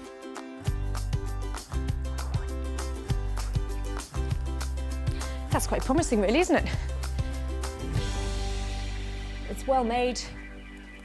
It's improved immeasurably already. Sarah should be pleased. Not only is the sofa in good condition, it also has the regulation fire safety tags attached. But she can't leave it looking like that. No offence, Bramble, but dog hair and white sofas, it's not a good look. So what exactly is Sarah going to cover it with? I found some of these old linen pillowcases that I've had for ages that I got at a car boot sale. They're really nice. And I'm hoping that I might be able to make the back cushions for the sofa out of those. And I've washed everything else, but I don't quite know what I'm going to do yet. So I'm going to go and start laying things on the sofa, find out if I've got enough fabric, and then get stuck in. Come on. But it's not just Sarah's fabric that's worrying her. There are swallows in here, and I think they're about to fledge. I hope they have. So those are baby swallows having flying lessons up there, which is very sweet for them, but I really don't want anything they might leave behind going on the sofa. I think if the swallows are in here, I'm going to take the sofa outside. With the sofa safely out of harm's way, Sarah can finally get started. So the plan is to cover the whole of this frame as it is in these lovely strawberries and chintzes. Sarah managed to scavenge these feather cushions back at the tip, but before she can cover them, she has to tackle the sofa. First up, Sarah has to staple a base layer of fabric to the sofa's wooden frame. And when you're doing this kind of thing, don't hold back on the staples because they're cheap, but the effect you want needs to be really tight. It takes quite a while to get the first layer tightly wrapped in place. Bramble's found a way of entertaining herself, though. Excuse me. But if the stapling wasn't taking long enough, it's going to take Sarah even longer to hand-stitch all the extra patches on. So we'll find out later if she really can turn these rags into riches. Over in Wolverhampton, Jay's ready to work his magic. We're starting on the bedside cabinets that Sarah's brought in, and just trying to get my colour scheme to make sure that everything works. What I'm hoping to achieve is keeping this as it is, as neutral as it possibly can, so trying to bring this back to its former glory. Then inside the door, the wow factor inside.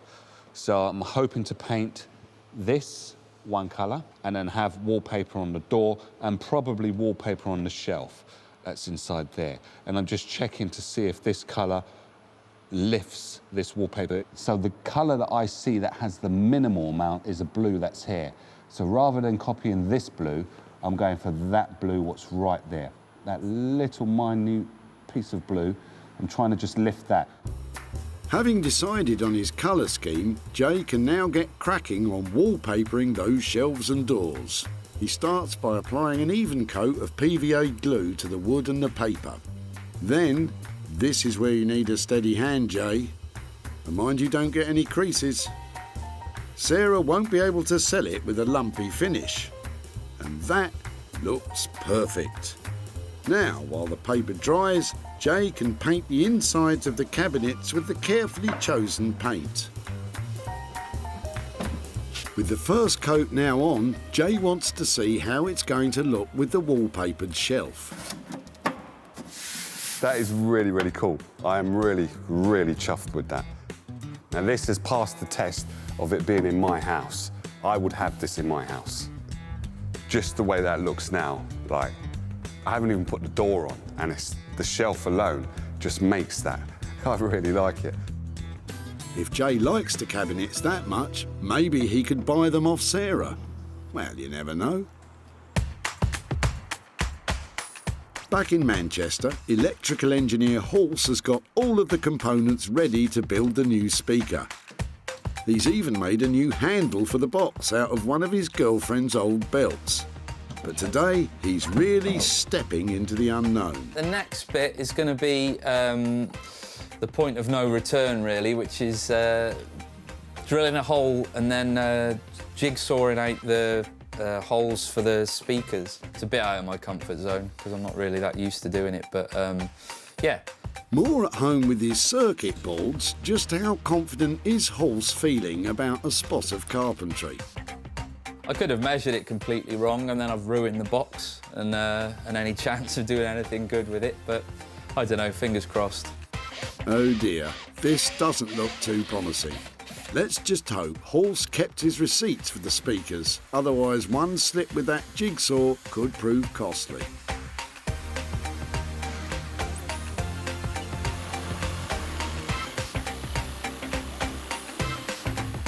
With the first hole cut, it's time to see if Halse's measurements add up. Will the speaker fit or fall straight through the hole? Just double check, that's...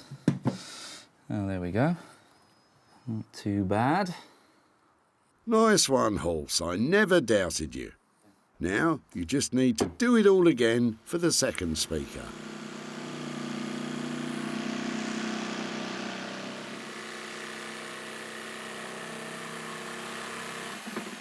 With both speaker holes successfully cut, there's just one more piece of carpentry required. There's going to be a control panel for the volume on-off.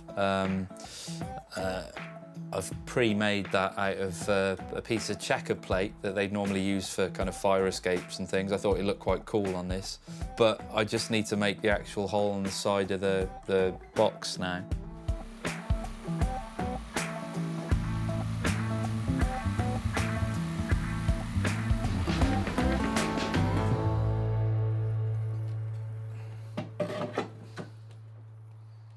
So there's going to be some tidying up to do, but eventually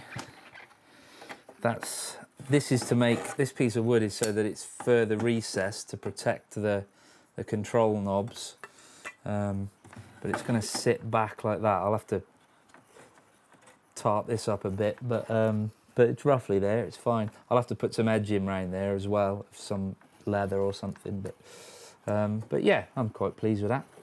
With the box now virtually ready, Halse just needs to wire up the electronic components and the new mobile speaker is good to go.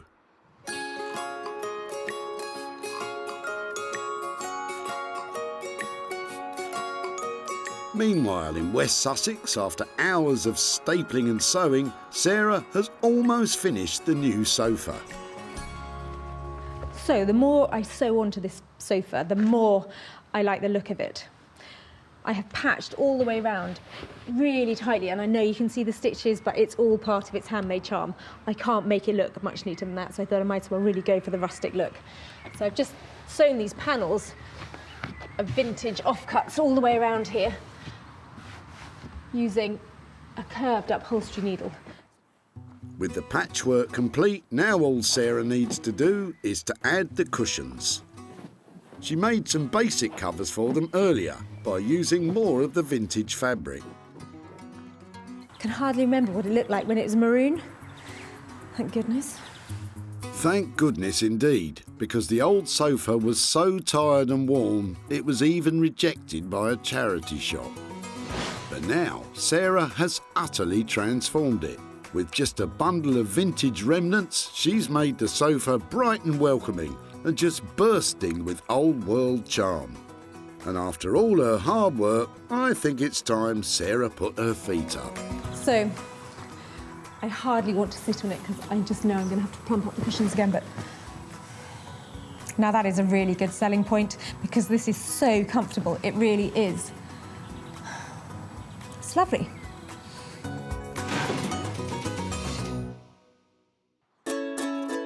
Sarah's success is measured in sales, and she always seeks out the best opportunities to maximise profits.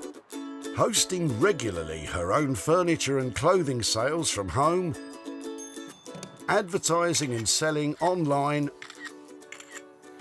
Let's get that online. or meeting commercial buyers in person to sell direct. Seeing this is really refreshing, and it's good, and people are going to want more of it. It's going to grow, this thing, I think, that you're doing. With opportunities galore in the things we throw out, Sarah's always looking to make money for nothing.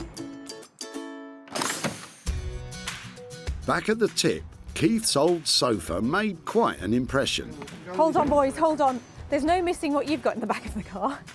I'm impressed you got it in here. Having served its purpose and been rejected by a charity shop, Keith was only too happy to let Sarah take the sofa away. Sarah says she can do a lot with it. It'd be really interesting to find out, see what she can do with it. Well, after covering the sofa in beautiful vintage fabrics, Sarah decided to put it up for sale in one of her barn sales. And the response was overwhelming. Just sold the sofa. Now it's time to show Keith what she did and to see if there were any profits from the sale. Hi, Keith. Hello, Sarah. How are you doing? Very well, thank you. Nice to see you Nice again. to see you too. I've got a few things to show you about the sofa that we took. I've got some pictures on here.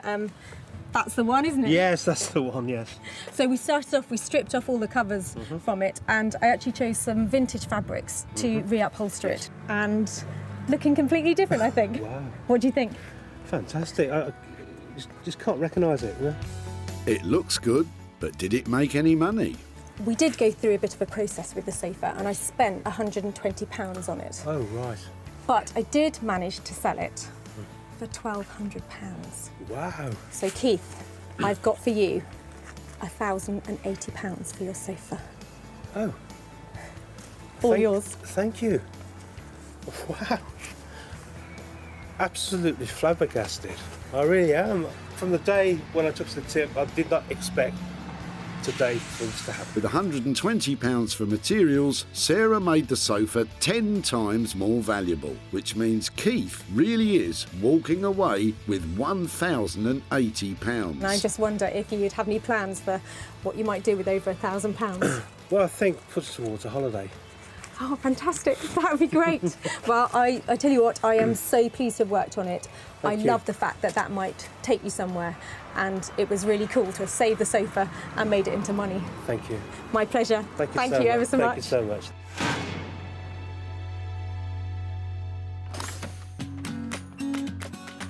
Over in Wolverhampton, Jay is applying the finishing touches to the bedside cabinets.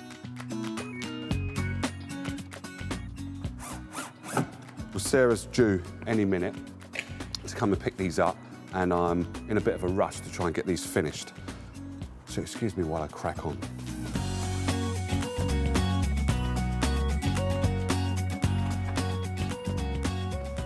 Jay? Hello. Hiya, how are you doing? I'm very good, but I'm not ready for you to see them just yet. Do you want me to come back in a minute? Just give me 2 minutes and I should be ready. I'll go and have a coffee. I'll see you in a sec. All right. Don't worry, Sarah. I think it'll be worth the wait. When she last saw them, the 65-year-old bedside cabinets were looking tired and worn. But now, with a delicate restoration of the veneer, a splash of colour and designer wallpaper on the doors and shelves, Jay has reinvented these relics for modern living. Looks gorgeous. Jay's pleased with them, but it's now finally time to find out what Sarah thinks. Oh, there they are. What do you think? They look fab. They're really shiny, aren't they? They are really shiny. And I'm loving the blue. It's a good colour combination. May I look inside? Of course you can. What have you Go for done?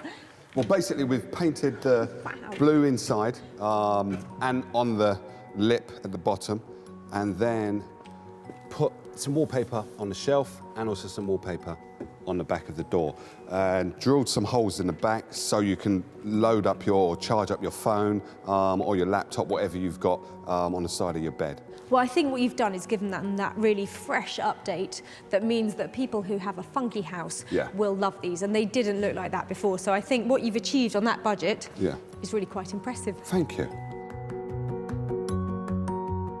I think Jay has really managed, just with a light touch, to make those cabinets look contemporary. He's put that lovely designer wallpaper in there and that popping blue colour on the base. And now I have a chance of selling them for some real money. I think Sarah's reaction was really, really cool. She really liked them, and hopefully she should be able to sell them.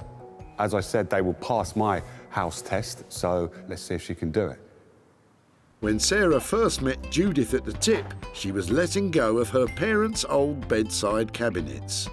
Wow, they've got some age, haven't they? Yeah. I think about 1950s, I think. Mum and Dad's wedding present. His and hers? Yeah. Yeah. Brilliant, thank you so much for that.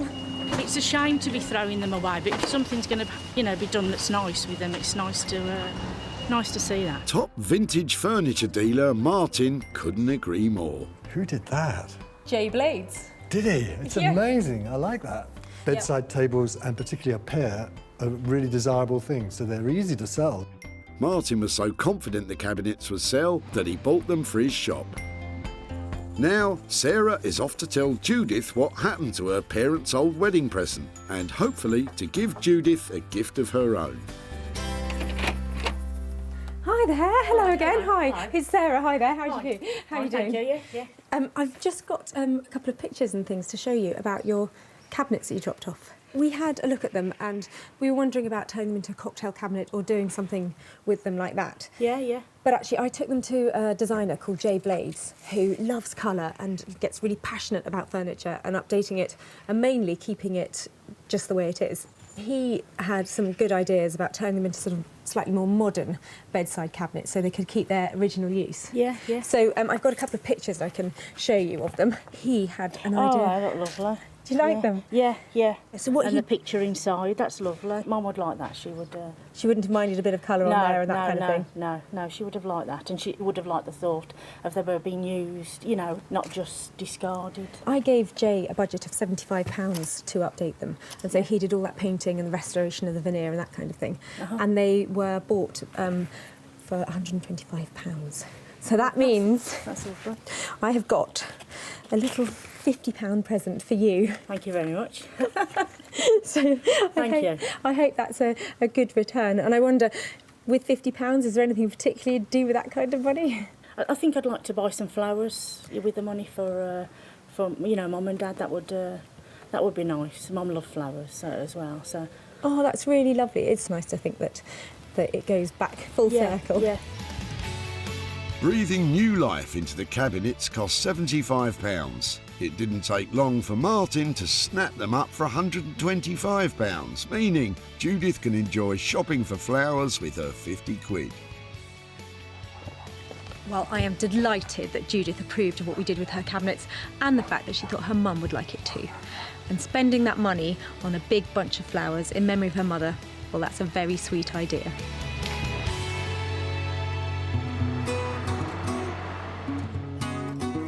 In Manchester, Sarah is on her way to collect the third and final item.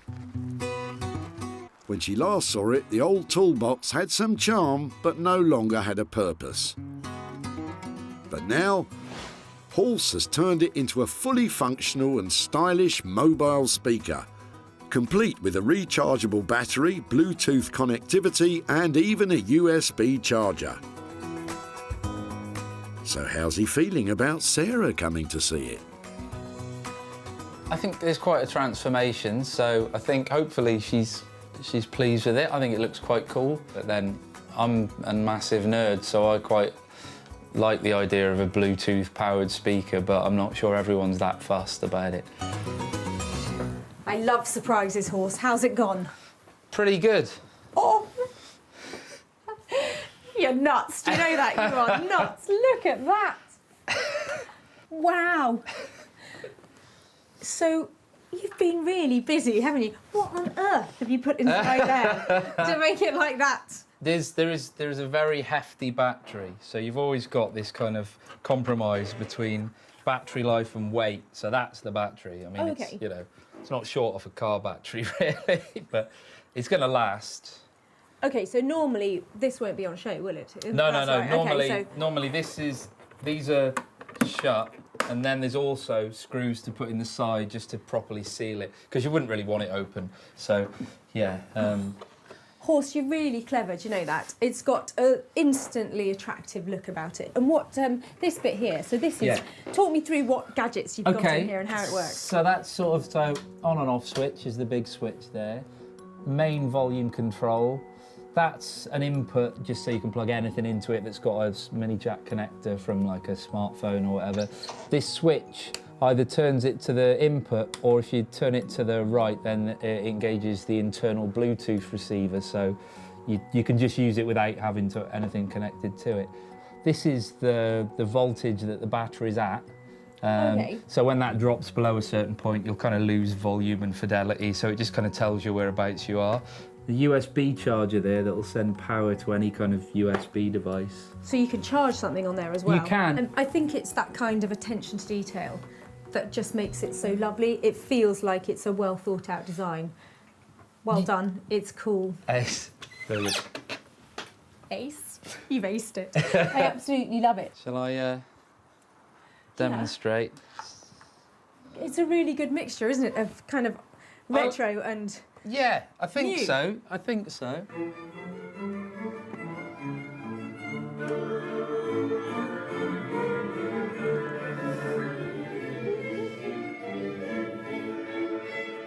I want to go on a big picnic right now and have something really coming out of that somewhere. You know, it needs to be taken out, doesn't it? It needs to go on a journey because of what it is. Yeah, exactly. It's completely made for that purpose, so yeah. I think it's absolutely amazing, so thank you so much. I'm going to take that right now. Well, I think this really speaks for itself, don't you? Well, the speaker's a definite hit with Sarah. Now, if she can bear to let it go, she needs to try and sell it. When Sarah first spotted Richard's old toolbox at the tip, it was coming to the end of its useful life. I've had it, nearly 40 years. Really? And what, you just had enough of it now? We're moving house and trying to clear out a lot of stuff that we don't need anymore. It's got a great shape to it, hasn't it? And it looks so battered and worn and really cool. It's got character. Yeah.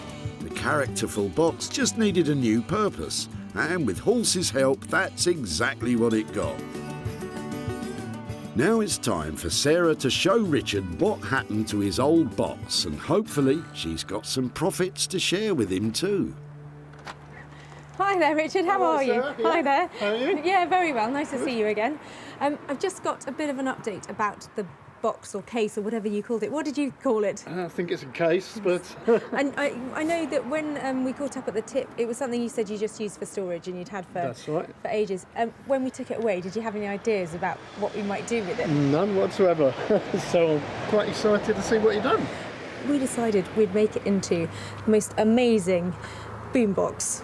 Oh, excellent. A music machine, the like of which you've never seen before. I've got some pictures to show you. It went to a chap called Horse, and he turned it into this fantastic machine, and he has plumbed in the most amazing sound system in there. Oh, that looks amazing. It's a work of art. It's beautiful. Now, normally at this point, I'd say I've spent £300 on it and I've sold it for X, but at the moment, I haven't sold it. Right. But I've got high hopes for it. It's such a great looking machine. I personally would absolutely love it. So, but what I'd like to do is, when it sells, just come back to you and give you the money for it. Wow. Well, thank you. So, despite this amazing transformation by Horse, the search continues to find this unique speaker a new home. But the costs of £350 and no profit generated, this could be a potential loss for Sarah of 350 quid.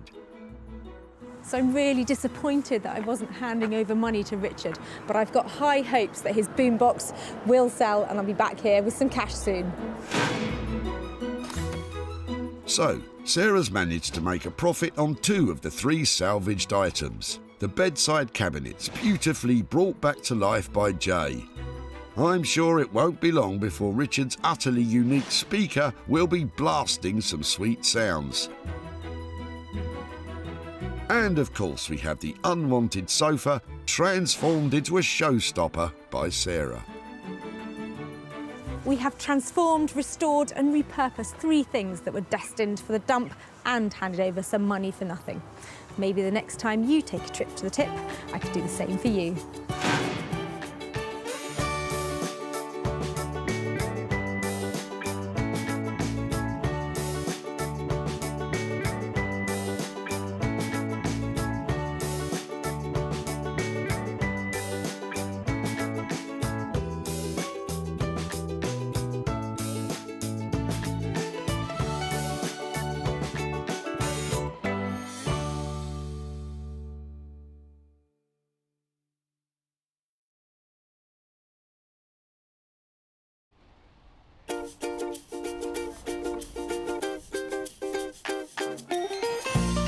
How do you make money for nothing?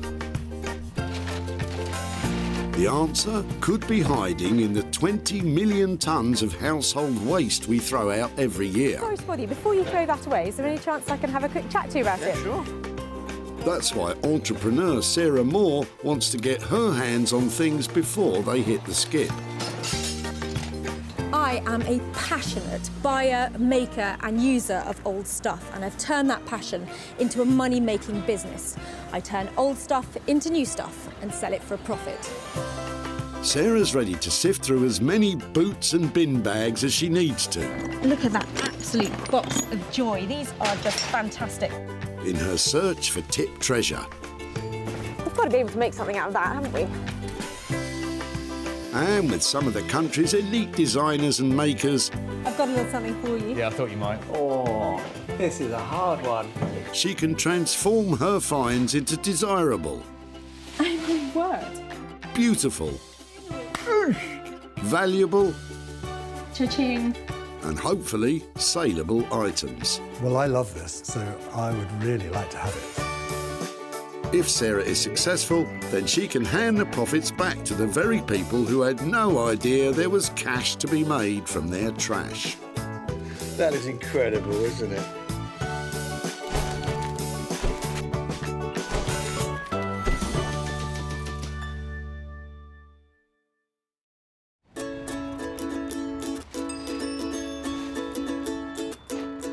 Today we're at the Whitley Recycling Centre near Guildford, where 800 tonnes of waste is dumped by Surrey locals every month. I have no idea what I'm going to find here today.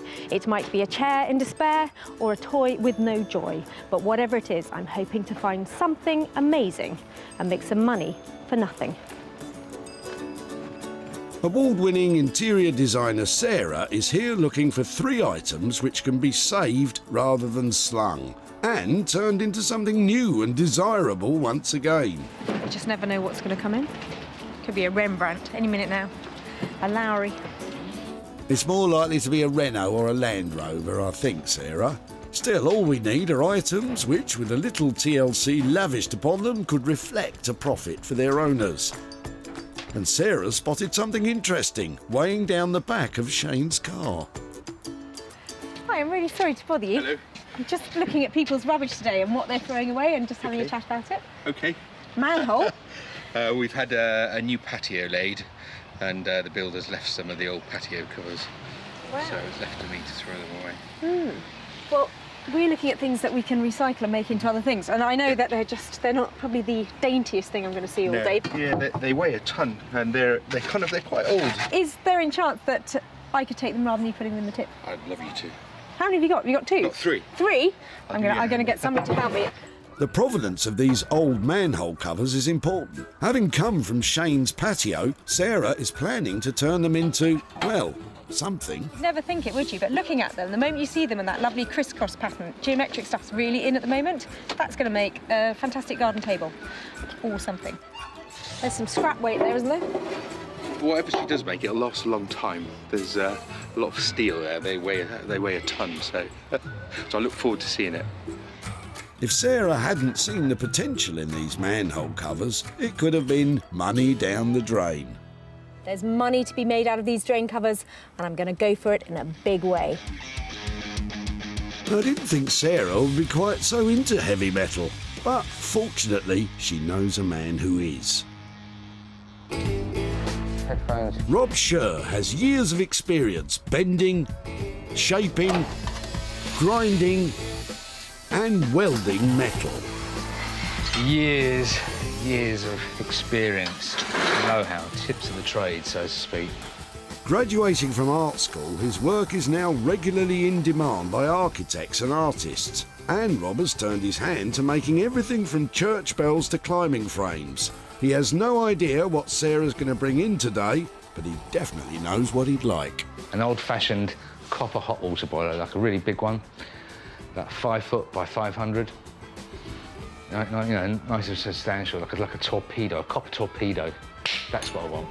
Hopefully Rob will be able to redirect that passion for plumbing towards Sarah's dingy drainage.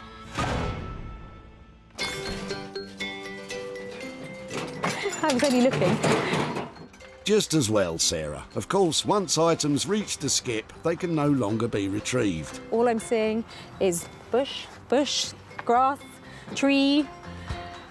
Not much stuff I can recycle.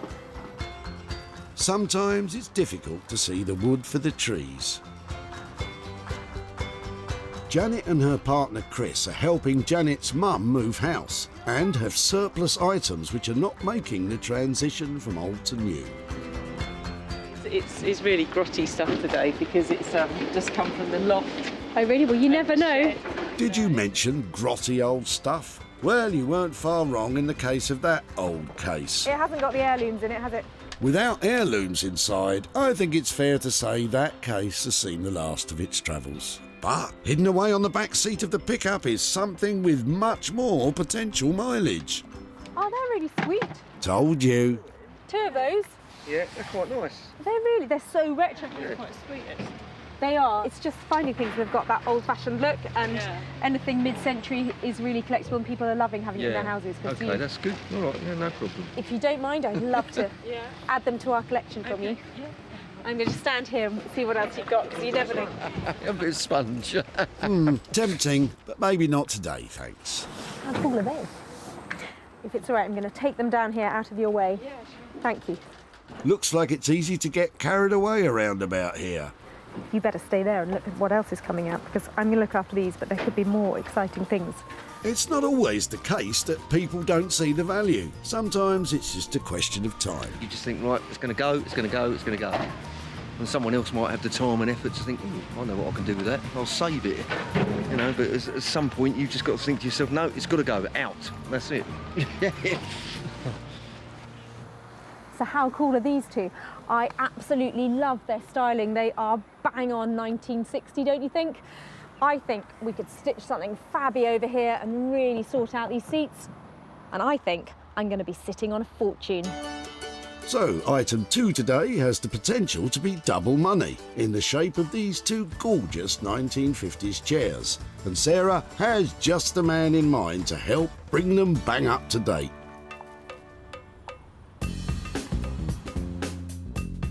Jay Blades is a builder turned philosophy graduate turned furniture restorer. Jay has his finger on the pulse of modern design interiors, reworking the very best of British craftsmanship and bringing it into the 21st century. I've always had a passion for the kind of heritage that the British designers have produced over the years. Traditionalists would love to keep it as it is, but to be reintroduced into the market, I like to just add a bit of colour and add something a bit quirky. I really enjoy adding my bit and not necessarily worried about other people's reactions. It's more about, do I like it? If I like it, then it's good. Never knowing what Sarah will turn up with, Jay often flies by the seat of his pants when dealing with her dump finds. The good news is, today he has 2 to choose from. Seats, that is. With only 1 item to find, Sarah is searching Whitley once more.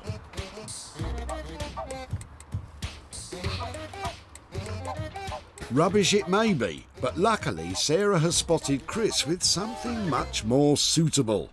I've got to stop you. So, whose is that and why are you throwing it away? And I don't know, I think it's just been in the house for a long time. No reason really why it's been there. And you're just not using it, so it's No, just not using it, yeah.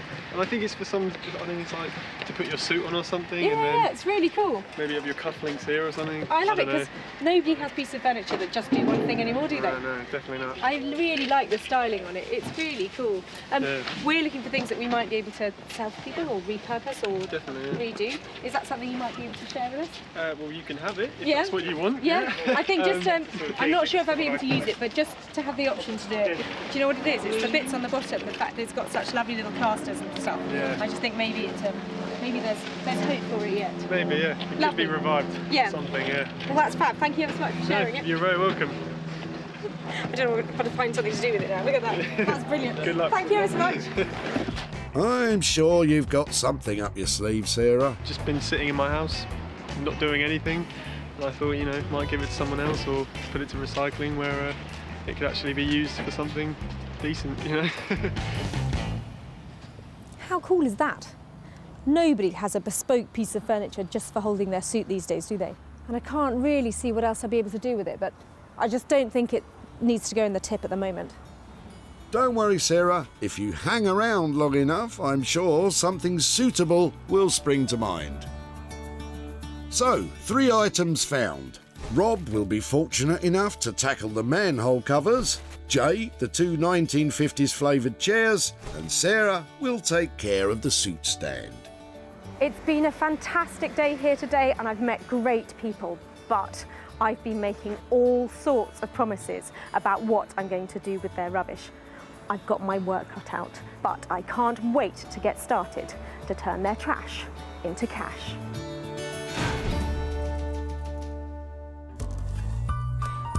Walthamstow was home to the British Film Studio in the early 20th century, where Broadwest Film Company made many films in the silent era.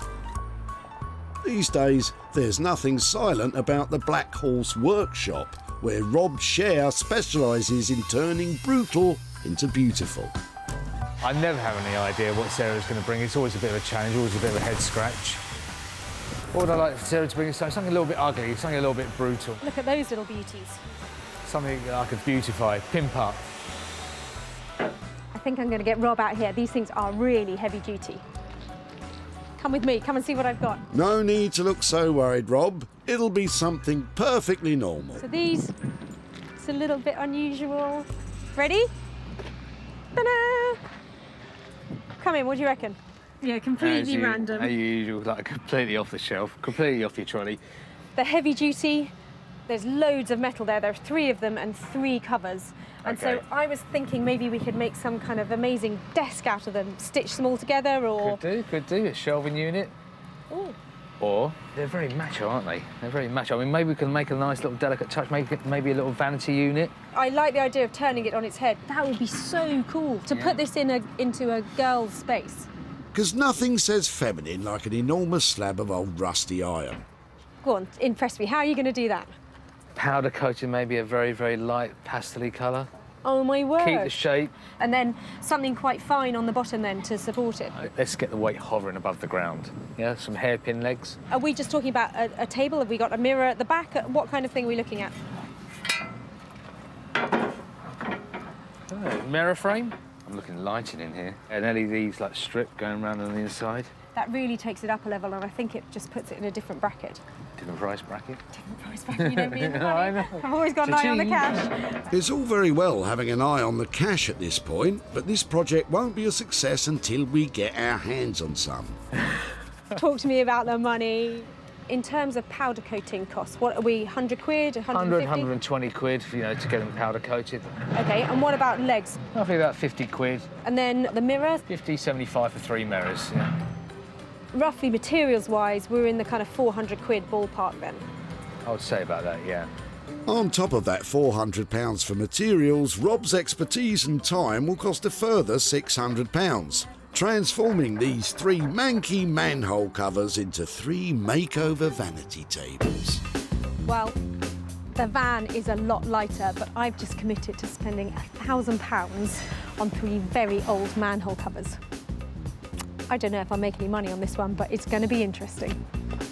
So really what I want to do is, transfer a very masculine piece of material, a very masculine object, a heavy bit of steel, cast. I want to try and make it kind of light, feminine. That's the challenge, really.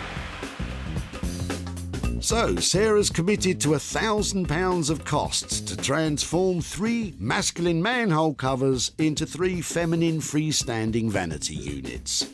What could possibly go wrong? Wolverhampton is a city in the heart of the Black Country, whose city motto, "Out of darkness cometh light," seems appropriate for Sarah's quest to make money from others' cast-offs.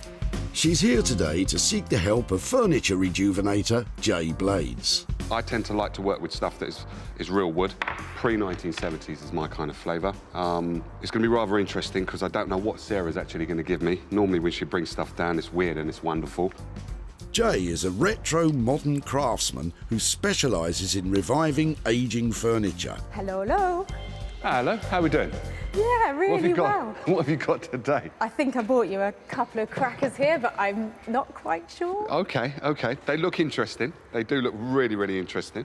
Are they... I didn't know if they were sort of too new, too utility to be collectible or interesting, because I haven't found out anything about them. The utility, yes, and not too new. These are beautiful. In my eyes, these are modern-day antiques. So these are things that you should not do too much to. You shouldn't, like, plaster it with gloss, or you shouldn't rub it down so you get rid of the wood.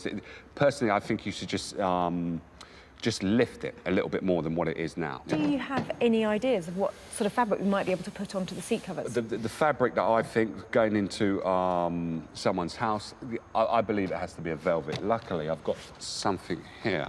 Perfect. Wow, I would never have picked colour like that. So I would probably leave the top, clean that up so it brings it back to life, but add a really luxurious velvet that once you sit on there, it just feels to die for. The other thing I would add, just a little bit of a twist, would be to put wallpaper underneath the seat. That's quirky to have something like that underneath where, not many people see it. It's a little surprise, isn't it? Yeah, definitely a little surprise. And it's a little talking point as well. I think they're going to look fabulous, but you've got to tell me, what about the money? I knew that was going to come. Well, basically, the money, I could do the cleaning and the wallpaper and also putting the fabric on top for £50 for the two of them. How does that sound to you? That sounds like a good deal. Hopefully, not too much work for you, and I think we could make some profit on that. So I think that's just where I want to be. That's excellent, thank you. So that's a deal? That's a deal. All right, I'll best get to work then. Brilliant. OK. I'm really pleased with how that went. Those chairs are going to get the update they deserve, and I might make a little bit of money out of it. This is going to look so good that I would even have these in my house. Anything I tend to work on, I love so much that I would have it myself, but these should sell as well, with what I'm about to do to them as well. Jay's plan to simply update rather than renovate could provide Sarah with a bumper profit. So, £50 in total for the transformation of these 2 glamour chairs. Seems like a proper bargain to me.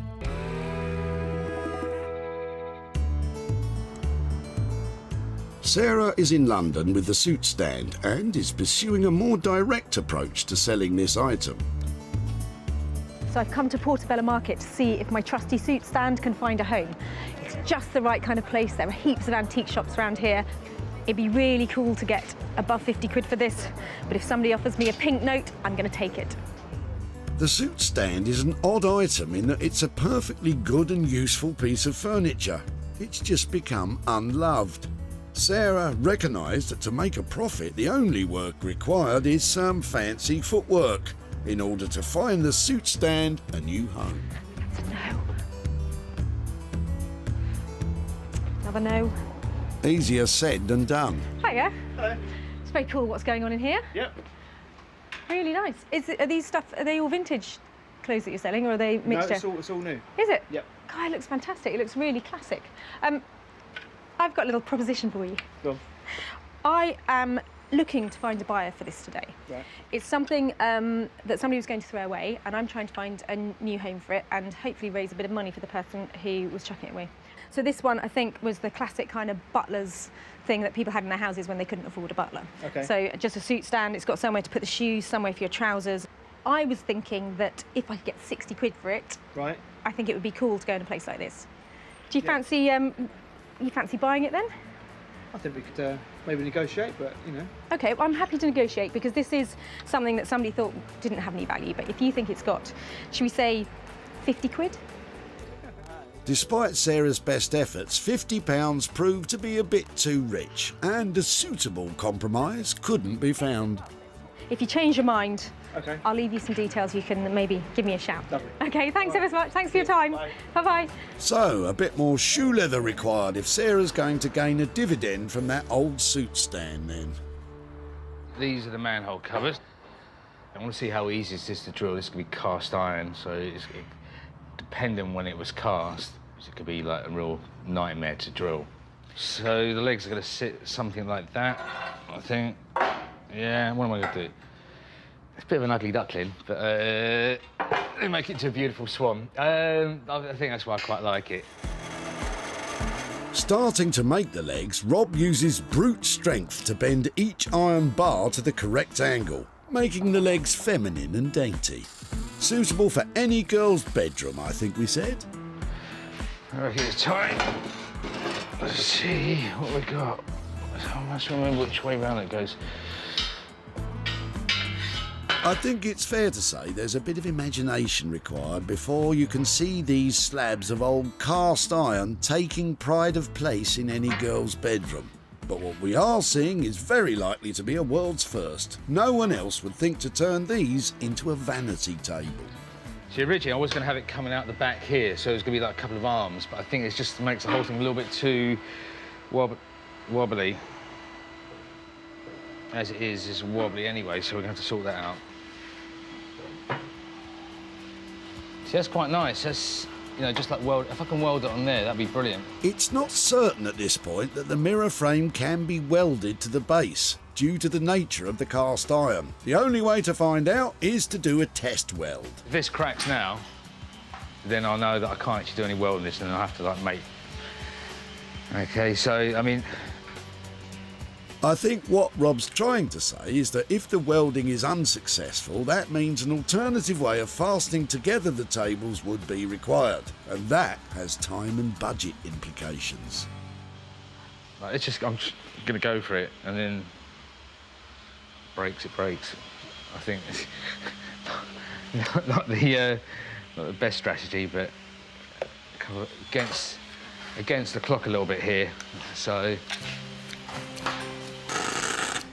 oh, horrible. The worst case scenario would be that the extreme heat from the arc welder that Rob's using will cause the frame to crack. Doesn't like welding. Normally, if you'd welded this to itself, you know, or a similar type of metal, it's just snapped along the line it was welded. That's not such good news. Looks like a plan B is required. Just let it cool down, and then I'll think about what I'm going to do. Since Sarah's dropped these off, the thoughts that I had was to probably just keep it nice and simple and just put a velvet, a lovely deep purple velvet on the seat. But sleeping on it, I want to introduce some colour, and this is the frame I would love to paint. I would love to give that a nice green against the purple.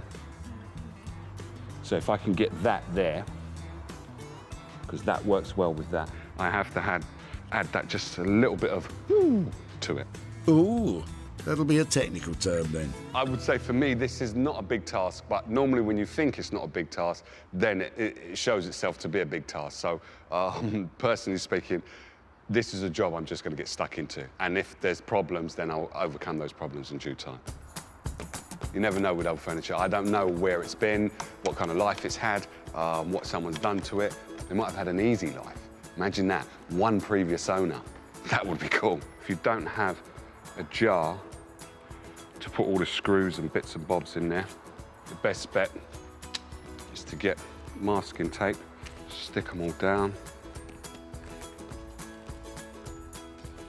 right on a piece of tape. That's supposed to be a 1.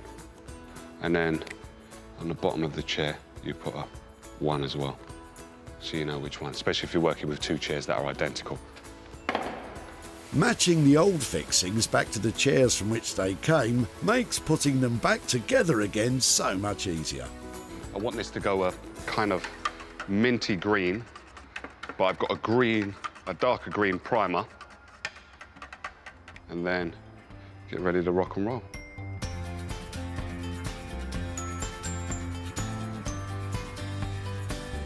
It's just going to give the purple a lift, it's going to give the chair a lift, it's just going to make everything look fresh and new, even though it's not new. 60-year-old chair, giving it a facelift. Or, modern terms, a little bit of Botox. That's what we're doing. Botox may seem an odd analogy, but of course we are hoping to reverse the signs of ageing and bring these chairs bang up to date. Previously in Portobello Market, the suit stand remained stranded with Sarah, but never one to give up. A change of location may be what's required. So me and my special friend have come all the way from Notting Hill to Brick Lane to see if we can make a sale here. Brick Lane can be found in East London in the borough of Tower Hamlets and is famous for its curry houses. Let's hope that suit stand will be able to curry some favour eventually. I've been to lots of shops around here and I have met a man called Michael in this one who is interested in my Italian bespoke designer suit stand. He's not very keen on the camera, so I'm just going to pop in, see if I can persuade him to come out.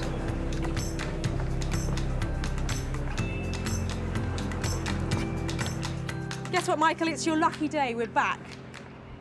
Sarah's success is measured in sales, and she always seeks out the best opportunities to maximise profits. Hosting regularly her own furniture and clothing sales from home, Just fold the sofa. advertising and selling online, Get that online. or meeting commercial buyers in person to sell direct. Seeing this is really refreshing, and it's good, and people are going to want more of it. It's going to grow, this thing, I think, that you're doing. With opportunities galore in the things we throw out, Sarah's always looking to make money for nothing. The suit stand, salvage from Chris, You're just not using it, so it's No, just not using it, yeah. And I think it's for some, I think it's like to put your suit on or something. Yeah, and then... yeah, it's really cool. has covered some miles searching for an elusive new home. It'd be really cool to get above 50 quid for this, but if somebody offers me a pink note, I'm going to take it. Sarah made a sale, and the only question remaining is, did she get a pink note? Sarah is back in Whitley to tell Chris what became of his suit stand. Hi, Chris. Hello nice there. to see you again. Nice to Hiya. see you again. Thank you. I've got a few things to show you about your suit stand if you'd like yes. to come and catch up. Oh yeah, sounds good. Come in. Lovely, please. thank you. So we decided that it was probably the kind of thing that would fit well into a shop as a shop display piece. Oh really? Yeah. A really nice guy in a vintage shop, and he has all sorts of things in his shop. So he specialises in vintage clothing and accessories and that kind of stuff. He immediately said, "Oh, I really like that." So I did a bit of bartering, and I tried really hard to get, you know, like some real sales stuff behind it. But actually, in the end, I got £25 for it. Oh right, that's better than nothing. It is, and that £25 I've got here, and that's for you. So wow. It was really good fun. Well, thank you very much. My pleasure. It's not $1 million, but I don't know what you'd do with 25 quid. I'll put it into the daily shop or something like that. Find somewhere for it. But anyway, it was lovely to have met you again. And you too, thank you very much. I'll be at the tip, no doubt, sometime soon. See you again. See you again. Yeah. Thanks ever so much. Okay, bye, Chris. See you, bye. Sarah sold the suit stand for 25 quid, which is all profit. I didn't think the coat hanger would have any sort of value to it, you know, it looked old and abused, so, so I'm shocked there was any money made out of it, to be honest. Rob has managed to manhandle the manhole covers into what can at best be called butch beautiful vanity tables. But it's not been a project without problems. Everything that's been put together, apart from the actual frame, has been bolted or just placed. So we've drilled the backing for the mirror. The support here has been bolted on. Nothing has been welded except for the base. The inability of the cast iron to take a weld has caused no end of problems. This has meant that the project has taken much longer than anticipated. But we were going to utilise the recess here on the drain cover for lighting. Now, I had to work within the budget, and to be honest, went way over budget with the lighting. So the next stage, if there is any next stage, is to talk to Sarah and see what she thinks about it. This restriction on both time and costs has also meant that some of the final finish is a little more temporary than Rob would like. It's the manhole makeover moment, and I'm here to see if Rob has managed to turn those 3 dirty bits of drainage into 3 fabulous vanity units. When Sarah managed to save these manhole covers, they were destined to become molten metal. Now they are unrecognisable as dirty drainage and are just a tiny step away from being magnificent mirrored vanity units. Hiya. Sarah, how you doing? I'm really well, how are you? Not too bad. Come in. It's quiet here, it's never quiet here.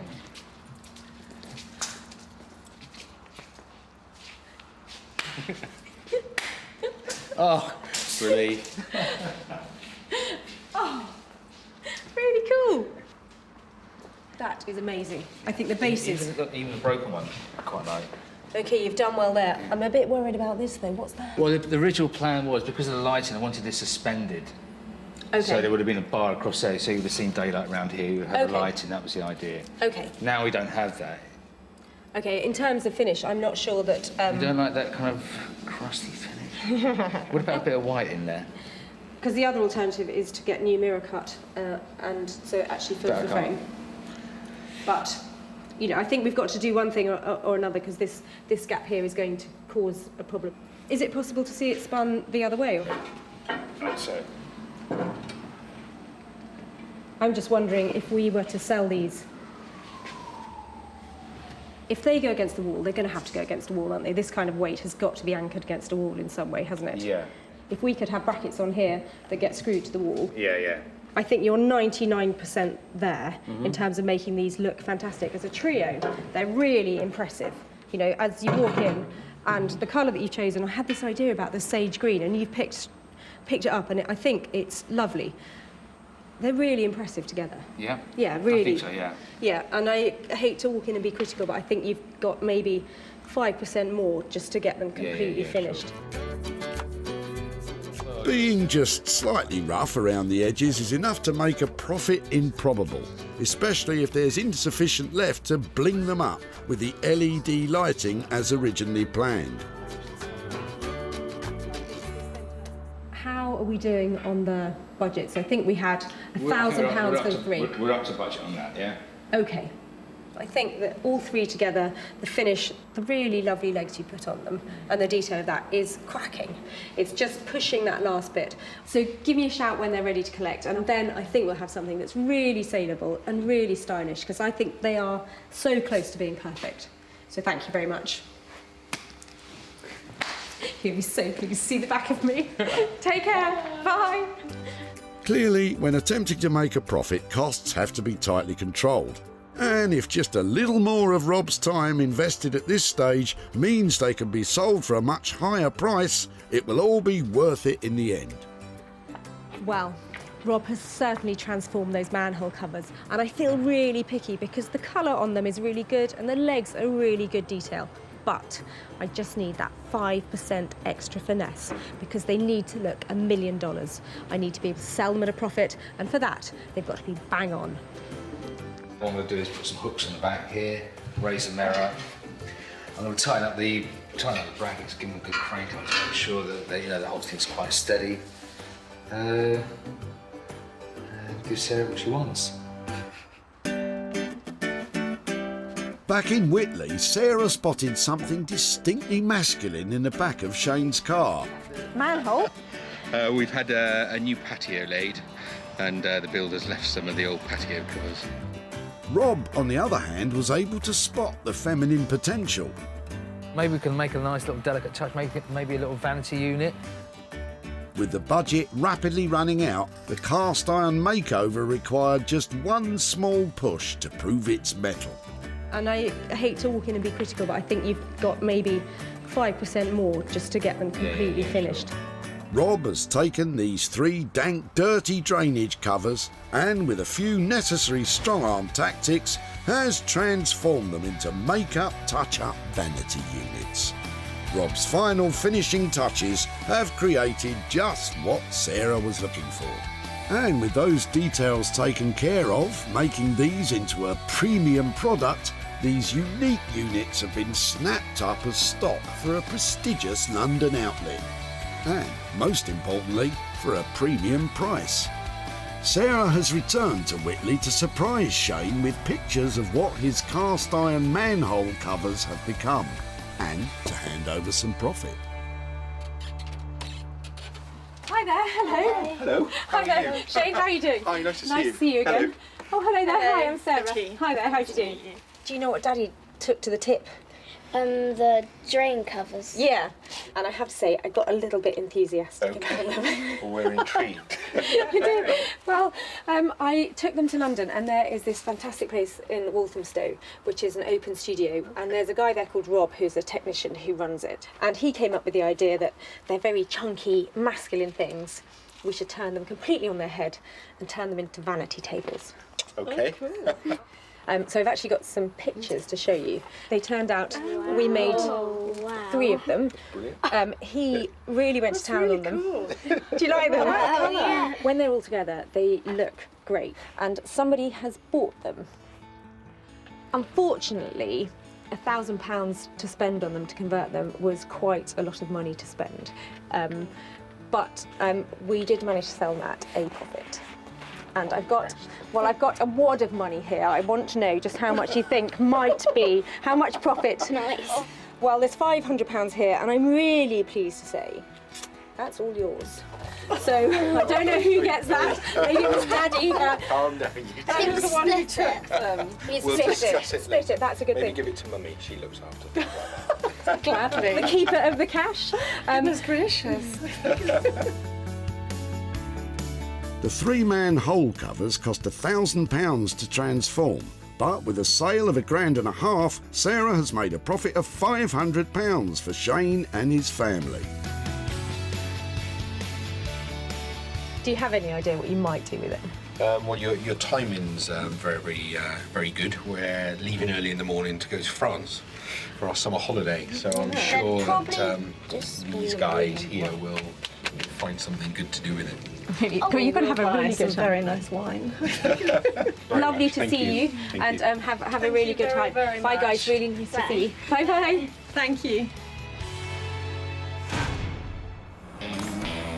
Back in Wolverhampton, those tired old 1950s chairs were left in the capable hands of Jay Blades, who has transformed them with a flash of inspiration, a lick of paint and some purple velvet covers. Simple job that to a certain extent turned out a bit fiddly, especially this bit here. The original trim that was on there was made of plastic, just totally broke up, so I couldn't put it back together again.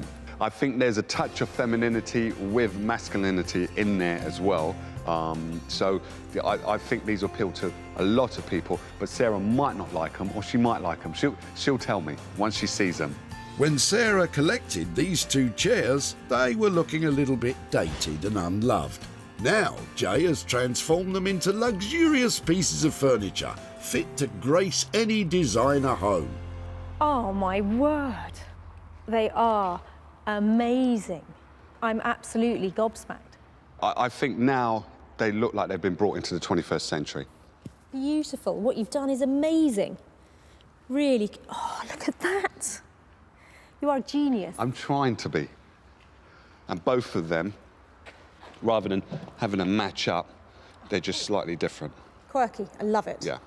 beautiful. The finish and the quality is amazing. You've got 3 different kind of finishes there. You've got the velvet, you've got a matte painted finish, then you've got the gloss here. Normally, those won't go well together, but when you look at that kind of contrast, they just look perfect together. Yeah. I think because you've got dark, light, it's semi-dark, but it's more warmer, this colour. So I think, yeah. Did you manage to do them 50? Or, I mean, we didn't discuss this top bit at all. No, the top bit, I was going to leave it as it was, but when I put the seat on, covered the seat, and then looked at it, and the colours weren't matching up, so it was just inevitable that I had to do the back. I loved them. So they came in, originally we stated, was it £50 for the 2? Yeah. Now they're £70 for the 2. I think that you have turned something really ordinary into a statement piece. They are stunning. I'm really pleased. The sales potential of these 2 old chairs is now obvious for all to see, and Sarah's leaving with high hopes of making some cash. These chairs have gone from classic car boot fodder into high-end luxury item, and that's all because of Jay's hard work. He put an extra 20 quid on the bill, but I think that's money well spent. I'm never too sure when I actually show people the furniture for the first time if they actually get it, but Sarah got it, which I'm really, really chuffed with.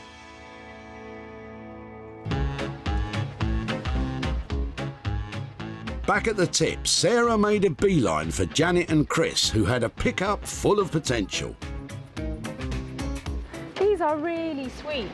They are, they're not bad, yeah. Recognising the 1950s flavour, Sarah knew exactly who would relish the opportunity to tackle these 2. I have to add that just a little bit of woo to it. Jay accepted the challenge, and by changing the covers and adding a splash of colour, Jay has brought these 2 1950s chairs straight into the 21st century. Sarah invited retro furniture dealer Martin to be the first to view the rejuvenated chairs. That's really nice. When someone just does that extra thing, that's like a little secret, isn't it? Martin loved Jay's chairs and snapped them up for his shop, the Old Cinema. Sarah is back in Whitley to show Janet and Chris what became of the chairs and to hand over the profit.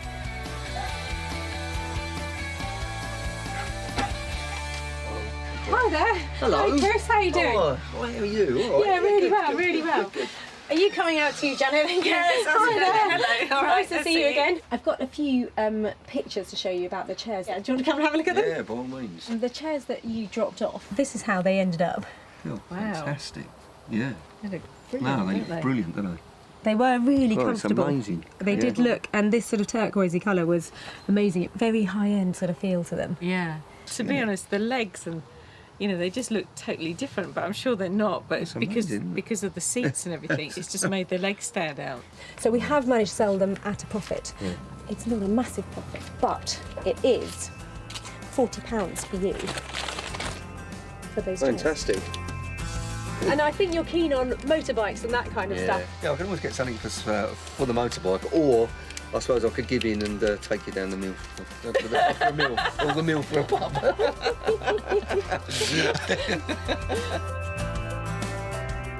The 2 chairs were transformed for the grand cost of £70, and Sarah sold them for £110, leaving Janet and Chris with 40 quid to fight over.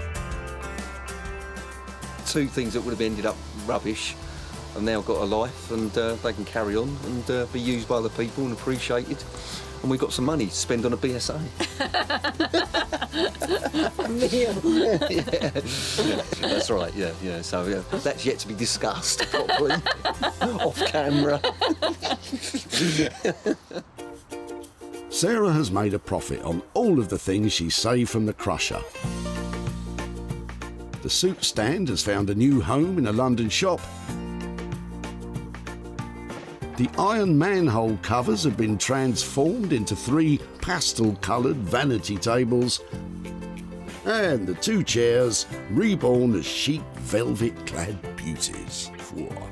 So that is brilliant. That's 3 things that have been saved that might have been lost forever, and 3 people who've now got a little bit of extra cash that they weren't expecting.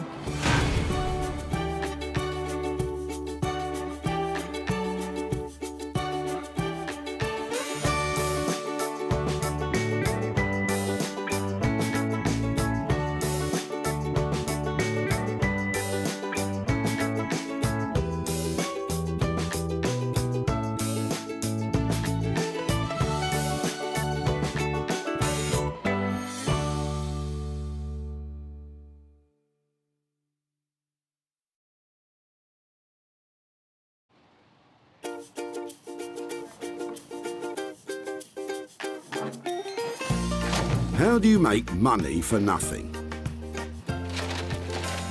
The answer could be hiding in the 20 million tonnes of household waste we throw out every year. Before you throw that away, is there any chance I can have a quick chat to you about it? Sure. That's why entrepreneur Sarah Moore wants to get her hands on things before they hit the skip. I am a passionate buyer, user and renovator of second-hand stuff, and I've turned that passion into a money-making business. I turn old into new and I sell it for a profit. Sarah's ready to sift through as many boots and bin bags as she needs to. That is the most fabulous thing I've seen here. This is so exciting. In her search for tip treasure. I love rifling through the rubbish. And with some of the country's elite designers and makers. Hello, hello. What have you got today? I want to do what's right for this piece of rubbish. She can transform her finds into desirable. Look at that. Beautiful. Speechless. Valuable. You're joking. And hopefully saleable items. You always talk my kind of money, Jay. I love doing deals with you. If Sarah is successful, then she can hand the profits back to the very people who had no idea there was cash to be made from their trash. Wow!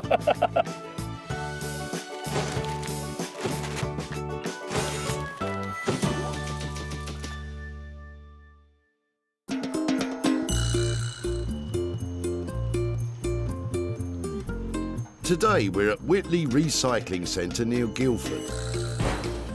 Although much of the waste and unwanted items we chuck out ends up in landfill, some of that tat could be transformed. Every car has so much potential. You just don't know what diamonds are lurking in the boots, waiting for their chance to shine again. All I've got to do is find them before it's too late. Sarah has permission to delve into this dump, so please don't go raiding your nearest recycling centre. She's searching for 3 items which, once reimagined and sold, could raise a profit and a smile for their original owners. I'm after a chest of drawers or a big old chunky industrial drill base or, you know, something. None of the things that I have. Sarah doesn't want to be painted into a corner, so just as well something has caught her eye. David is discarding 7 drab-looking chairs. I like your chairs. Would it be right to come and have a quick chat about them? Yes, sure. Are they yours? Have they been in the home? Or? No, they're from our tennis club. I've just been playing tennis and... You got roped into dropping them off, did you? Well, I said we live near here, so I could drop them off from Godalming. Yeah. How many have you got? 7. 7? Great, yeah. They would be something that I'd really like to have a go at making Yep. refreshed and, you know, giving a new lease of light. Would that be all right to take them from you? Yes, really? There we go. Yep. I'd love to keep in touch with you or perhaps, you know, the tennis club to say what I've done to them. Would that be okay? Yes, that's fine. Brilliant. Thank you ever so much. It sounds like Sarah's enthusiasm has rubbed off on David. I'm glad somebody's going to use them. I don't know, maybe put new backs on them, new backs, new seats on them, polish them up or something, yeah. The thing I love best about these is there's 7 of them, because although each one may not have a lot of value, if I times it by 7, I'm definitely going to make some money out of them. I've got a few plans. I'm hoping I can make them look better than they do at the moment. It's game, set and match for the tennis club's old chairs, which make up Sarah's first item. And with renowned furniture restorer Jay Blades poised to pick up this project, it could be love all. Jay is a master craftsman, breathing new life into forgotten and forlorn furniture and repurposing salvaged items. I've always had a passion for the kind of heritage that the British designers have produced over the years. Traditionalists would love to keep it as it is, but to be reintroduced into the market, I like to just add a bit of colour and add something a bit quirky. Let's hope that the tennis club's old chairs are a quirky enough proposition for Jay.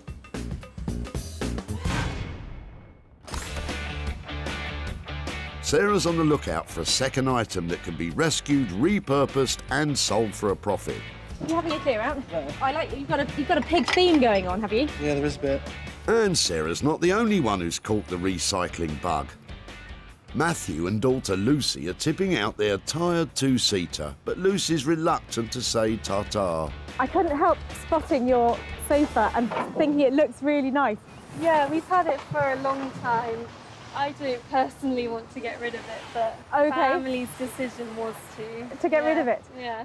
We've had a new kitchen and we've bought a new sofa Okay. for our kitchen dining area. And Okay. we have a new sofa and it had to, Out with the old then? had to go out with the old. Well, I'm pleased it's ended up here because I've got all sorts of plans for the material and things that are coming off sofas. Probably not keeping them as a sofa, but to make stuff out of it. So if there was any chance that I could take it away and make good use of it, Absolutely. well, I will look after it and make something lovely out of it. And if it's okay to keep in touch, I'll show you what I've done. You have made my daughter's day. Oh, excellent. Well, thank you so much. I think I might have to ask you to help me carry it now. Oh, it's quite heavy though. Oh, Lucy didn't want to be parted from this comfy pal. Brilliant. Thank you so much for helping. But Dad had decided it was fit for the dump. Seems like Sarah's solved the problem. Sweet. I think it wasn't that well loved, which is why it had to go. So we brought it along here today, hoping that someone would be able to take it off our hands, and they have, and that's brilliant. I hope it's leather, because there's a lot of material I can use on this, and I've got to have a good think about what to do with it, but I'm hoping... Well, there's a lot of handbags to be made, isn't there? This sad sofa is destined for the studio of designer dressmaker Chinello Bally. Chinello shot to fame on the Great British Sewing Bee and now creates stunning couture for a host of discerning clients.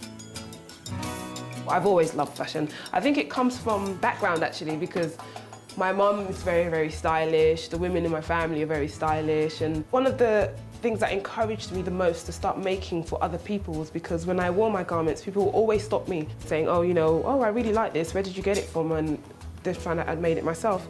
I really do look for the beauty in anything. And hopefully you'll see the beauty in a beaten-up leather settee, Chinello. It's back to the dump as a search for an item of her own gets underway. And Sarah can spot some sparkle from a mile away. I might go and put it in the reuse for you. That's going to bring a bit of joy to somebody, isn't it? Sarah needs to get her own project up and running.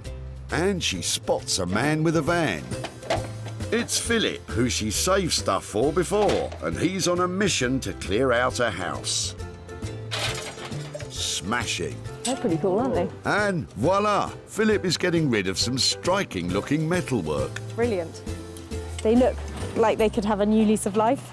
I remember my brother buying these at Peter Jones in 1968. Right. And they were £2,500. Wow. And we actually just couldn't believe that he would spend that much money.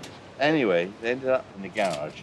The upmarket Peter Jones store has been a landmark in Chelsea since 1877. I've got all the glass, none of the glass is cracked or anything. No, I heard you saying earlier it's your birthday. I think it might be my birthday. That's fantastic. Let me take them. Are they heavy? Sure you can manage? No, probably not. Come with me. Sorry. Where do you want them put? Just over here would be great, so nobody else chucks them away. That would be fantastic. Have you any thoughts about what we could make out of them? Shelves. Shelves. That's what they are. Fair enough. If these cost $2,500 in the 60s, they could still carry some real value. They were highly fashionable. If she's got the patience and cleans them up and gets the chrome fixed, they're just going to look as lovely as they did 40 years ago. How cool are these? I love the fact that they were really expensive when they were new because it means that they'll have great integrity to them. They'll have some real quality. I've got high hopes for remaking these into something fabulous. Sarah wants to repurpose these sassy 60s shelving units and ideally provide a profit for Philip. They make a fine, upstanding item 3. Sarah's crafty pals now each have their items. Jay will rethink the tennis club's industrial chairs. Chinello will turn Matthew and Lucy's two-seater into some tailored togs. And thanks to Philip, Sarah has a project all to her shelf. I found some little gems today. They might look like diamonds in the rough at the moment, but by the time I finish with them, they're going to be shiny bright and worth an absolute fortune.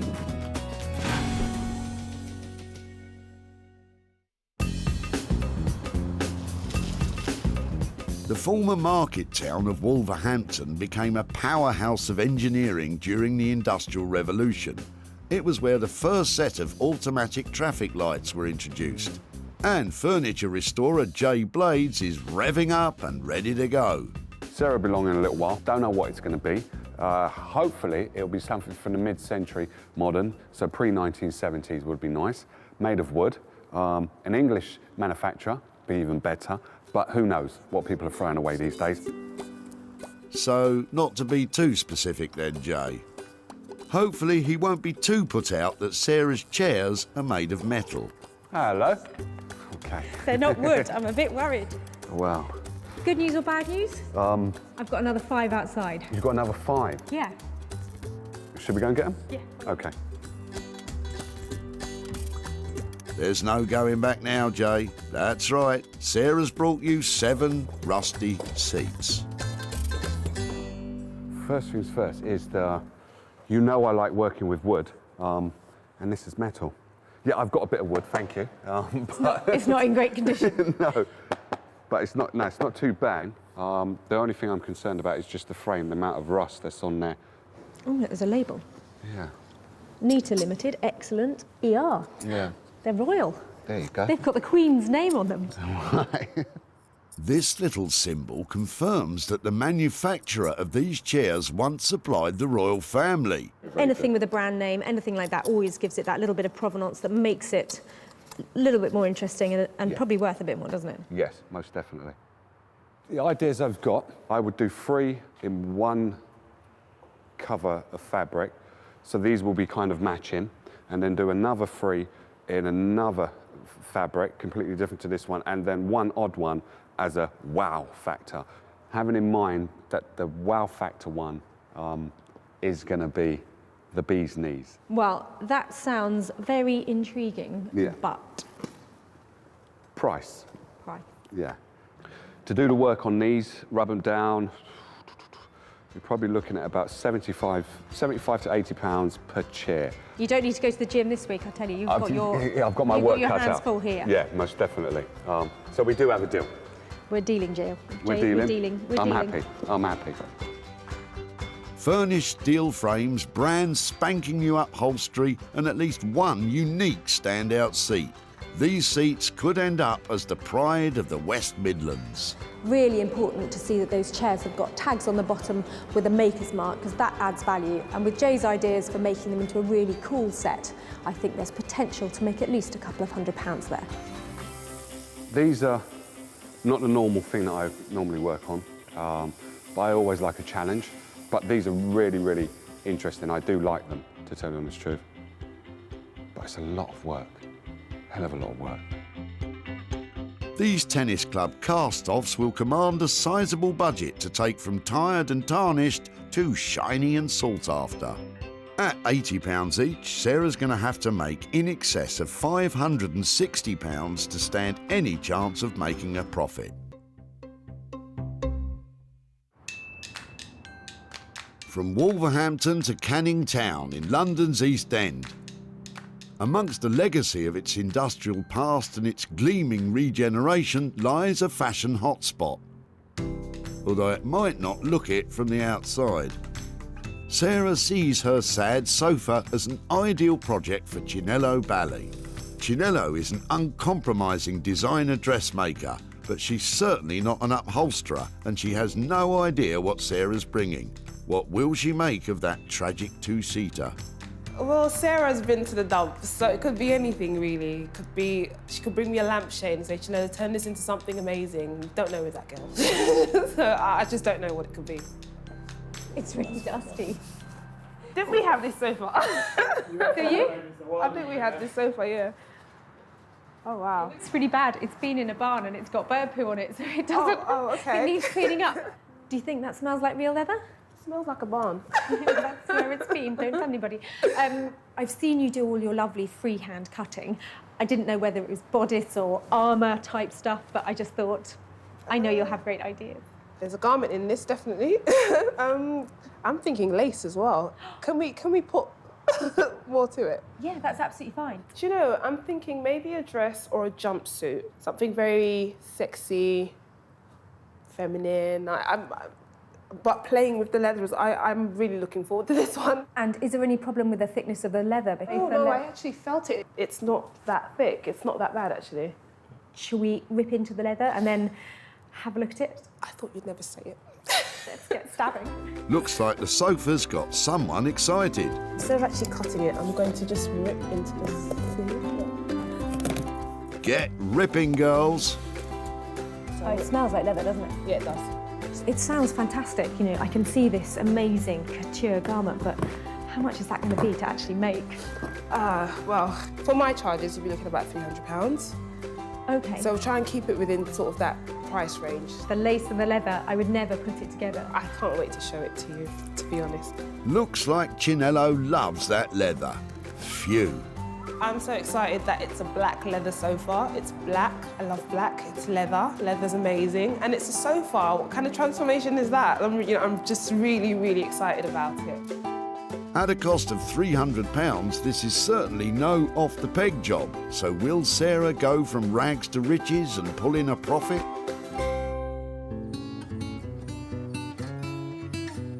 From the hustle and bustle of the East End, we head south to Sussex and the barn where Sarah's getting her very own rejuvenation project underway. Sarah rescued some 60s shelving units which had seen better days. She's more used to working with fabrics and frills, so will this project test her mettle? So it probably doesn't look like it now, but these were once a really high-end set of shelving. They're quite daunting because they're metal. As somebody who often uses fabric, it's slightly away from what I'm used to dealing with. But I've had a few ideas, but it sort of depends on how they come up. And she starts with a finish. Sarah is using a metal polish to try and remove rust spots from the vintage chrome and restore some of its original lustre. Hoping to bring them back to a stage where you could have them in your sitting room. That's really pretty. Lovely and shiny. Out of this, I must be able to make one really cool ottoman, like fat footstool, with a big upholstered top to it. Sarah's set her sights on an Ottoman-style coffee table. These usually incorporate an upholstered top, which can double as a footstool. Comfy, yet functional. And if I get some really good quality foam, maybe something quite thick like that, some velvet over it, might even try to do some buttoning on it to make it look really pucker. The shelves will become the coffee table frame, but she doesn't need all of that metal, so it's time to cut it down to size.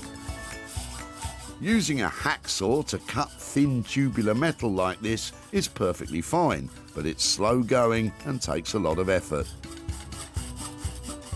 Did I mention it was slow going? This is really hard work. I'm sure I could upgrade this as well. A nice power tool, I could just cut through there. Well, you've started, Sarah, so you might as well finish.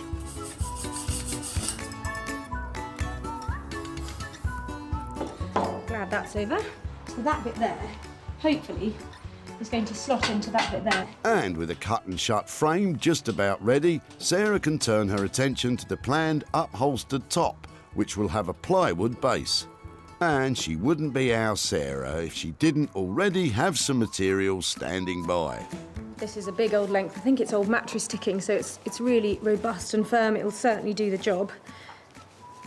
But it's just whether it's high-end enough. I have a feeling that this, when it's all together, would look good.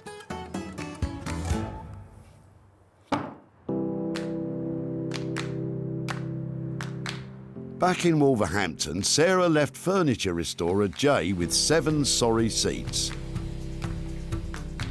Jay's first job is to eradicate that rust. These retro chairs were the property of a tennis club, so have probably been used both indoors and out. And now those frames need a new finish. I don't really need to get rid of all of the rust that's on there. Just make sure that it's fully kind of rubbed down. As long as these are going inside, there's not going to be a problem with these re-rusting again. Jay's decided on a paint finish. By lightly sanding the metalwork, he's giving the surface a key, which means the new paint will adhere to the frames properly. I'm going to go for my kind of signature colour, which is black, which will then in turn make the seat that I put on there and the back really stand out because it gives it a really brilliant platform.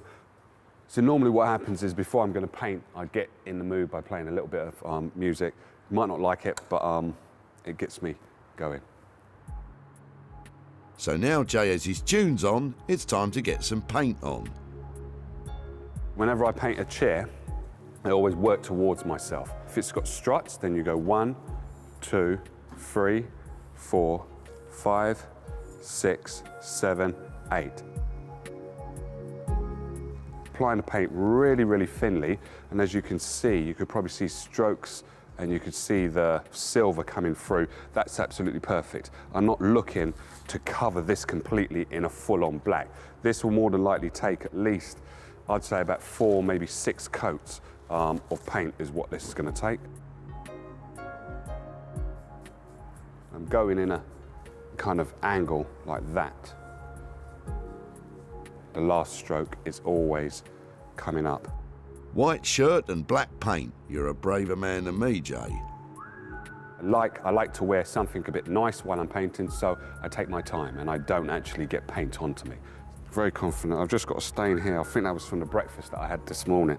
That's baked beans on there, but I'm very confident I should be able to go to that wedding that I'm going to later on. I'm only joking. Jay has decided on coloured velvet seat covers, which will stand out in sharp contrast to his black frames. The reason why I've chose velvet is because this is quite a hard frame. So it's a steel frame. What we're doing is hoping to make these more accommodating to someone's home. You've got to have something that feels luxurious. They are going to look amazing. And they're going to be worth every penny after I've put all of the work into them, because they're going to take a lot of work. That all sounds splendid, Jay, but don't you have another 6 seats to sand? Better get a wiggle on. Back in London's Canning Town, the task of taking a beaten-up leather sofa and creating a one-off designer dress is underway in Chinello's studio. She's got a famous client in mind for this design. We have worked together on a lot of garments actually, and I think she trusts me now. So yeah, I've got her in mind as I'm making this. I'm trying to keep it something that I know she'll like and she'll appreciate. A ready-made client, Sarah will be chuffed. That's the bodice, so this is the part I'm making at the moment, and that will be the skirt. So when you put them together, then they become the dress. Chinello starts by selecting the best cuts of leather. I like this because it's quite smooth, so this will give a nice body. The way I see this is a piece of fabric for me. I'm not going to look at anything as an obstacle. I'm just going to see it as a piece of fabric and run with it like that. She unpicks the existing stitches and prepares the fabric for her famous free cutting technique. Chinello is relying solely on her client's measurements as well as her imagination. You need to do a lot of ironing where freehand cutting is involved, and I can't do that with the leather. So I want to make a template with some polycotton first. So I'll do that freehand and then I'll use that template to cut out the leather pieces. Using polycotton templates allows Chinello to cut out the first sections which will form the bodice of the dress. I'm just going to cut around the template pieces with some reserve around it. So those will be the seams. This is actually the bodice of the garment. So this is the side back, this is the centre back, that's the centre front, and that's the side front. So they all sort of fit together as a puzzle. Nowadays people just, go into the shop and get a commercial pattern, but I do swear by my freehand method because I just enjoy the freedom of it.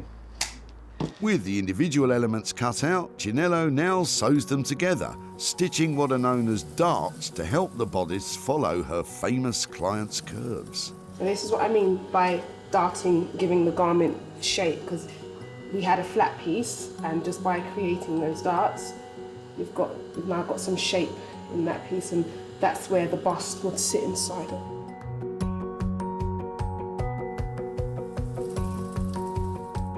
It's not long before the bodice starts to take shape. Who'd have thought this started out life as a sofa?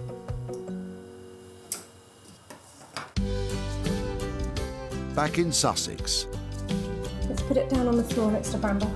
Sarah's daughter lends a hand with the finishing touches to our Ottoman-style coffee table. So my plan for the top of the ottoman was to cover it in this pink fabric and then bead it with some really lovely buttons all the way across it. But it was looking a bit like an old mattress. And then I bought some fabric, spent 50 quid on it, but it is some really beautiful Indian fabric, Indian style. It's a lovely linen, and in order to make it really bright and funky, I've made some tufts to go on it. These are made from some old embroidery threads, and I've done nearly all of them, but I've got one more to do in a corner. This is definitely a two-person job. So my little helper has been earning pocket money. Right, Lobster, hang on to that for me. So what you need is a really long needle that will go all the way through. You have to push it in at 90 degrees to the board so that you know it's going to come out in exactly the right position on the other side. So I've got a tuft line here. It takes quite a bit of pushing through because the foam's really dense. So we've got my nice little two ends of fabric there. Then the fun bit, choose a colour and put that in the middle of those two pieces of thread. Do a simple knot once and then twice. It should stop it moving. So these are just granny knots, really simple stuff. And because I'm going to pull the tufts really tightly, this is all going to get hidden right in the middle of the thread. Choose a button, thread a couple of bits through. Then I'm going to turn it over so we can get some real pressure on it. Thanks, Lobster. Down. So once again, a couple more knots, like that, and then just fluff up the tuft. Tufts and tassels feel like they're really now and they're all over the place, and these bright colour pops really add some detail to what would be quite a plain and ordinary coffee table. So I'm really pleased with it. Sarah started out with a sorry set of 60s shelves and has created a brand new designer coffee table with upholstered linen top and a made-to-measure chrome frame, fit for the swankiest of pads. Comfortable? Yeah. Oh, it is comfortable. It's almost sitting on your head. That's all right, isn't it? So if you have that on the end of the sofa, you know, watching TV, you can put your feet up, or if you want to put down magazines and stuff on it, that's fine. Thanks for your help. Couldn't have done it without you. How much am I paying you? Because it all comes out of my budget. About £1,000. Now, I know it looks like it's expensive, but I can't afford that much. Should we call it a tenner? 20. 20? Could this turn out to be Sarah's trickiest negotiation to date? £14.50. 12. £14. Come on then. Back at the dump, Philip's shelves were surplus to requirements, although he did think they should be kept as they are. They were highly fashionable, and if she's got the patience and cleans them up, they're just going to look as lovely as they did 40 years ago. But Sarah salvaged what she needed and created a custom-made Ottoman coffee table complete with upholstered top. Sarah sold these former shelves to a dealer who specialises in retro furniture, Groovy. Sarah returned to Chichester to give Philip some good news and hand over some loot. Hi, Lucy. How are you, Philip? Good, thank you. Lovely to see you again. First thing I'd like to talk to you about is the frames that you dropped off. They were something really approachable that I could work on. So I cut them up and turn them on their side and turn them into an ottoman. So here is that said ottoman. Oh, good grief. Is that a good grief or a... No, that's fantastic. I'm not sure you're supposed to be laughing at this point. No, but... I'm not. I'm just impressed you work so hard. Really, well, that's very nice of you to say. But it was quite a simple thing. And So how long did it take? Probably about 3 hours. This is not as impressive. Really, a week. That's so much better. Well, yeah, so that's how it ended up. And I'm very pleased to say that somebody else really loved it and paid £200 for it. So I've got £100 profit here to give to you. Well, thank you very much indeed. That's, considering I was about to throw it away, that is a lovely surprise. I don't know off the top of your head if you know what you might do with £100, but it's all yours I might to do. spend it. On what? Go on. Anything in particular? I haven't got a clue at the moment, but it'll be something towards the birthday present that actually I didn't get that day. I will let you know in time. I will let you know by the end of my next birthday, should I make it. Well, I'll see you at the tip, no doubt. It was lovely to see you again, Philip, and thank you so much for letting me take your shelves away and make them into something. It's so nice to take your money. Thank you very much. Bye-bye. Sarah's imaginative transformation of what was once a shelving unit has cost £100 to complete. Managing a sale of £200 has left Philip with £100 for a belated birthday gift. It's very clever and ingenious. No, I'm very pleasantly surprised, and I can't believe she did it so quickly.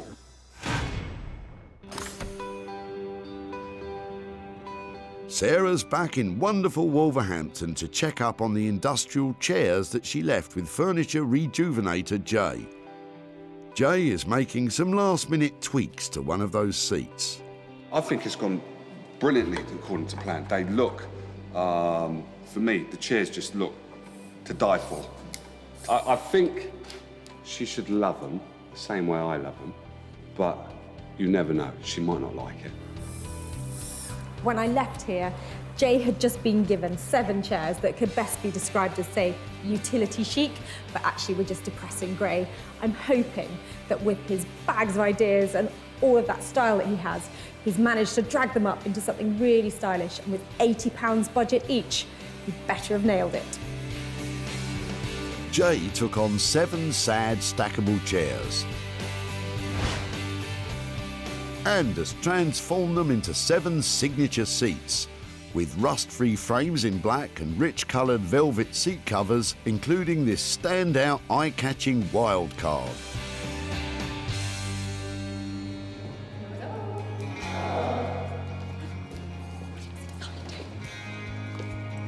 No way. How we doing? You're kidding me. No, I'm not. But what do you think? I think all together they look lovely. I want to see them all lined up. I want to see them round a table. The frames have come up really well, haven't they? I mean, they look brand new, don't they? Yeah, the frames do look brand new. Is that one special? That's the special one. That is most definitely the special one. It's a statement piece, isn't it? I think you've definitely made some statements here. I think it works quite well if you've got 3 going up one side of the table, then another 3 going up the other side of the table, and then top one. Me at the end. Yeah, Mine, there you go. mine. Your place at the end. There's just so many colours in there. It's just unbelievable. Unbelievable. Yeah, really impressive. Because these were utility at best, weren't they? They were ugly. Yeah, what we've done here is just made sure that we put a velvet fabric on there so the steel is not so hard, because not many people have steel furniture in their house. Well, I think you've done a cracking job. Tell me.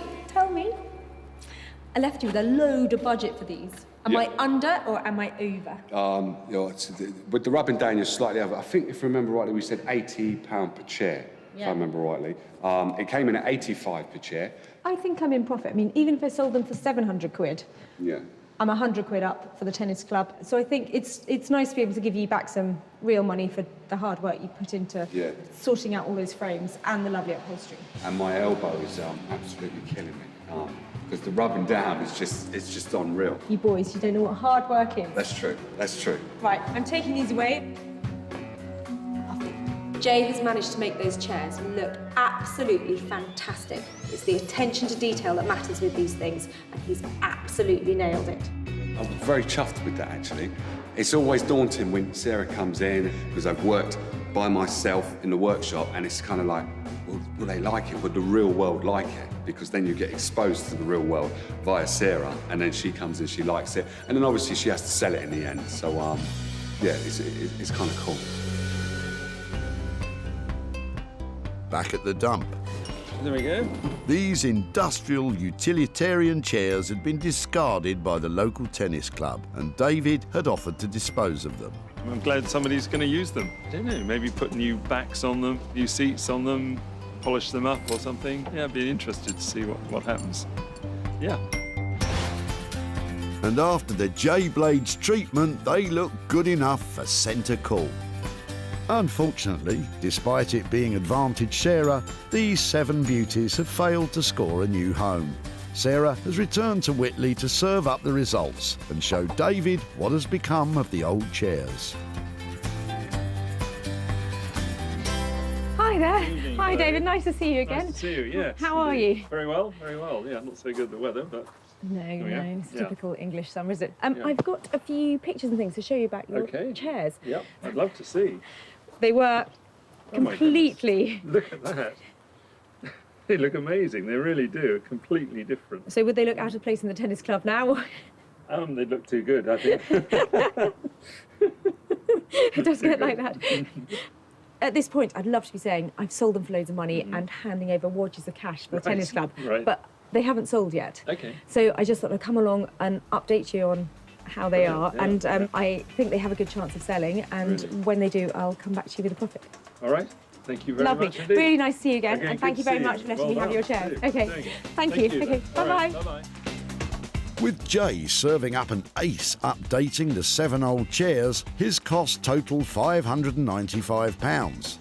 Although hopeful a sale can be achieved, currently they remain unsold, which means there is no profit at the moment to return to David and the tennis club. I didn't think you'd get anything for them or be able to do anything with them, so I'm very pleased you have been able to, and he's done a grand job on them anyhow.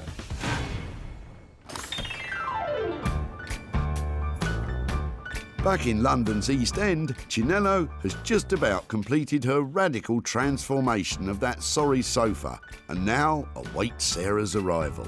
I don't know if I'm nervous what I think she'll think of it. I think she'll like it, but obviously you never know. So I just really want to see the look on her face. I hope it's not one of disgust, but I just want to see what she thinks of it when she comes in. I'm hoping I'm about to have a Cinderella moment, that Chinello, with her £300 budget and a wave of her magic wand, is going to have turned that tired old sofa into a beautiful designer gown. Thanks to Chinello's magic touch, the curse of the couch has been lifted. A truly enchanting transformation has taken place. Elizabeth is modelling a handmade leather dress with fitted bodice, leather skirt and luxury lace detailing.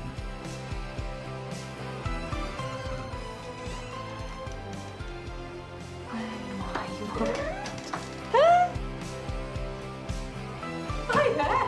I wasn't expecting it. This is Elizabeth. Wow, do you know, that's amazing. Do you like it? I'm speechless.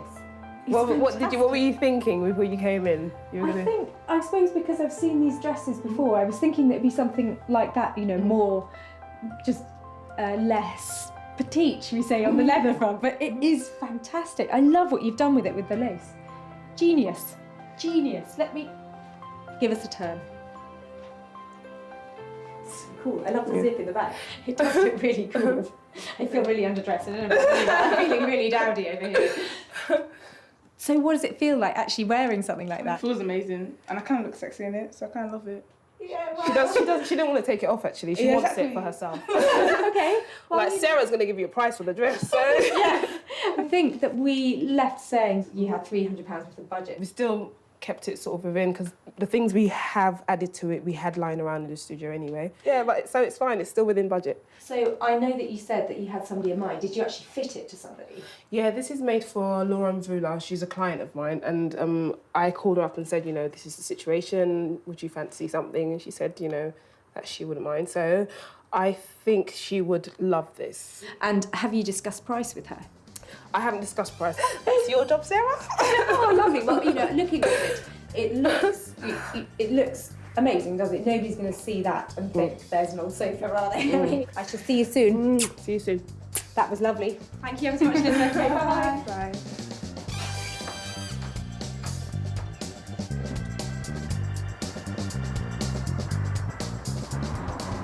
Now that is the kind of surprise that I really like. Chinello had put her heart and soul into that dress, and I think it really showed. She might have sold it as well, which is really helpful, and she's definitely left me something that I can make a profit out of. I'm very happy with her reaction. I'm really happy that she loved the dress and it's made it all worth it. That's good.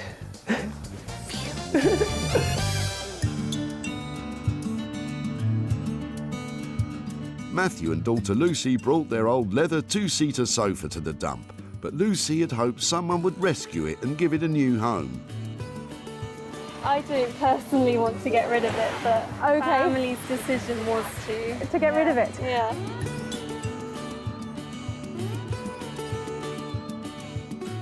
Chinello reclaimed the leather and worked a mini miracle. Chinello designed a dress with singer Laura Mvula in mind, and so Sarah has a ready-made sale. Sarah's back in Guildford to reveal to Matthew and daughter Lucy what became of their two-seater leather sofa, but how much profit was there at the end of the day. Hi, Matthew. Hi. Hi, Sarah. Hi there. Hi, How are you Sarah. doing? Nice to see you again. Hi, Lucy. Nice How to are see you? I'm good. Really nice to catch up again. I just thought I'd come and give you a quick update about what we did with your favourite sofa. I remember from when you were dropping it off that I think you were reluctant for it to be thrown. Right, yeah. I have a friend called Chinello who is a fantastic seamstress, and she does have a client who's called Laura Mvula, who is a singer. I don't know if you've ever heard of her. Yeah. She's had things like... Have you heard of her? Yeah, I think, yeah. Great. I haven't. No, I hadn't either. She has commissioned something from Chinello to be made out of your sofa. Oh my word. I've got a picture of it to show you, and it's quite dramatic. Oh my word. It's amazing. What do you think? Well, Amazing. it's staggering. I can't believe that that sofa has become that. Because it was commissioned, it meant that it was actually sold. So there's some profit left. And I wondered, I don't know how you feel about this, but I wondered, I've got £200 here for you, and I wondered if it'd be all right to give it to Lucy to think about what she might spend it on.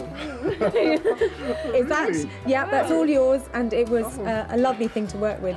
Think of us when you're using it. I hope it does something helpful and useful.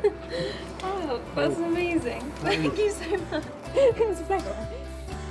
For Chinello to work her magic transforming Matthew and daughter Lucy's sofa into a show-stopping dress cost £300. But with a commission already in place, a sale of £500 was guaranteed, leaving £200 with Lucy, who, by the way, is studying A-level textile design and intends to spend the cash on materials. This is a complete surprise. It's amazing that they've managed to get a profit from it. I never never thought that would happen. Sarah has shown Salvaging to 3 items from the dump. The rusty metal frames designed into a stylish one-of-a-kind ottoman table. The 7 old tennis club chairs, re-energised from utility to dishy dining. And the black leather sofa revamped into a sassy, show-stopping gown. The natural hoarder in me would love to hang on to everything that we find, but actually it's a lot more satisfying seeing things totally transformed and sending them off to a new home.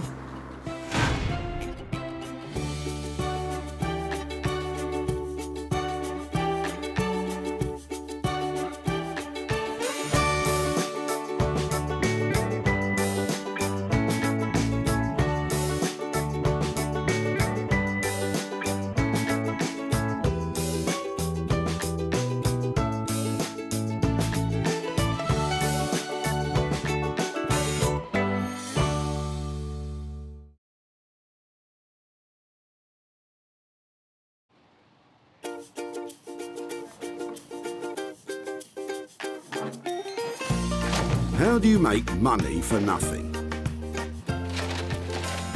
The answer could be hiding in the 20 million tonnes of household waste we throw out every year. But just before you throw it away, would it be possible to have a quick look at it?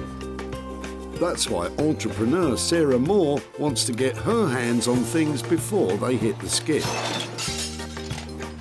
I am a passionate buyer, user and renovator of second-hand stuff, and I've turned that passion into a money-making business. I turn old into new and I sell it for a profit. Sarah's ready to sift through as many boots and bin bags as she needs to. That's vintage gold, isn't it? It's really exciting. In her search for tip treasure. I love it. And with some of the country's elite designers and makers, What are we going to do with that? Oh no! she can transform her finds into desirable, Amazing. beautiful, valuable, Cha-ching. and hopefully saleable items. £80 profit. If Sarah is successful, then she can hand the profits back to the very people who had no idea there was cash to be made from their trash. Oh, that's fantastic. That's unbelievable.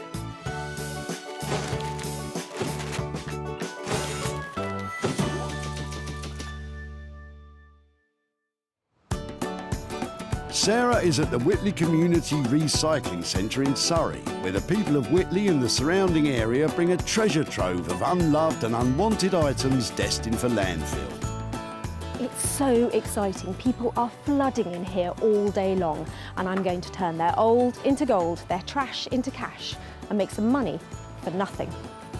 Sarah's here looking for 3 items with the potential to be turned into something desirable again.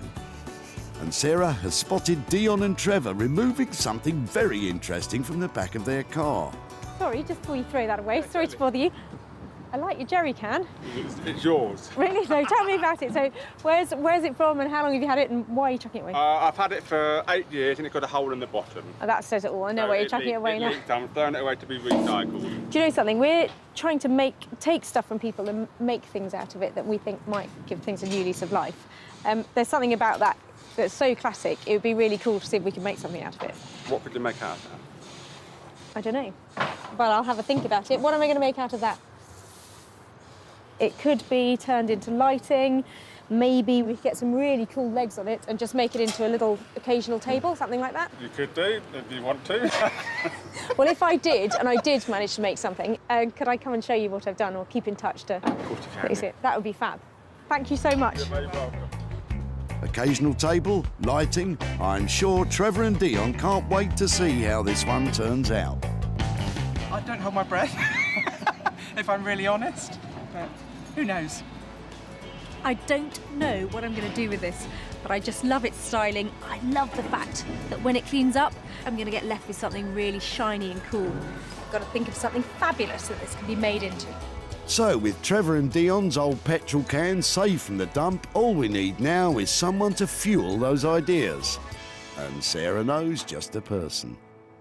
Headphones. Rob Shear has years of experience bending, shaping, grinding and welding metal. Years of mental libraries of experience, know-how, tips of the trade, so to speak. Graduating from art school, his work is now regularly in demand by architects and artists. Rob has no idea what Sarah's going to bring along today, but he definitely knows what he'd like. An old-fashioned copper hot water boiler, like a really big one, about 5 foot by 500. You know, nice and substantial, like a torpedo, a copper torpedo. That's what I want. Hopefully Rob will be able to redirect that passion for plumbing towards Sarah's punctured petrol can. At the dump, Sarah's picturing her next opportunity.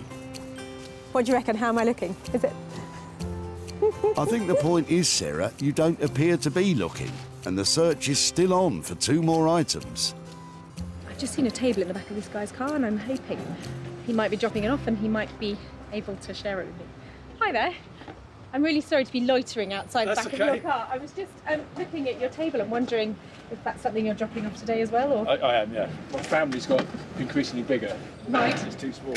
So we've had it for 20 odd years. But sadly, it's not got nowhere for it to go anymore. And with 6 of us in the family, it's too small. It's got a lovely scrub top to it, I though, know. hasn't it? It's Yeah, got I know. loads of appeal to it. Yeah. Is it something that I could take away and try and remake something? I'd be delighted, because I'd hate for it to go to waste. This table really is on its last legs, but the top is fantastic. This is really cool. They're really solid boards and they've got that patina of age to them that you just can't recreate. That's a second item found that's now destined for a new beginning. Sarah won't be tackling this tatty table alone. She has someone in mind who specialises in working wonders with other people's waste. Rupert Blanchard is a sought-after furniture designer based in Margate.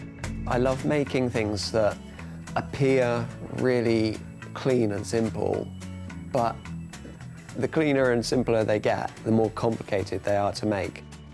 Basically, other people's waste, I find some kind of beauty in it and spend a lot of time and give rubbish a lot of attention to try and bring it back into use. Anything that you might find in a skip, basically, I'm happy to work with it. He may well love working with rubbish, but Rupert's yet to clap eyes on Sarah's latest find.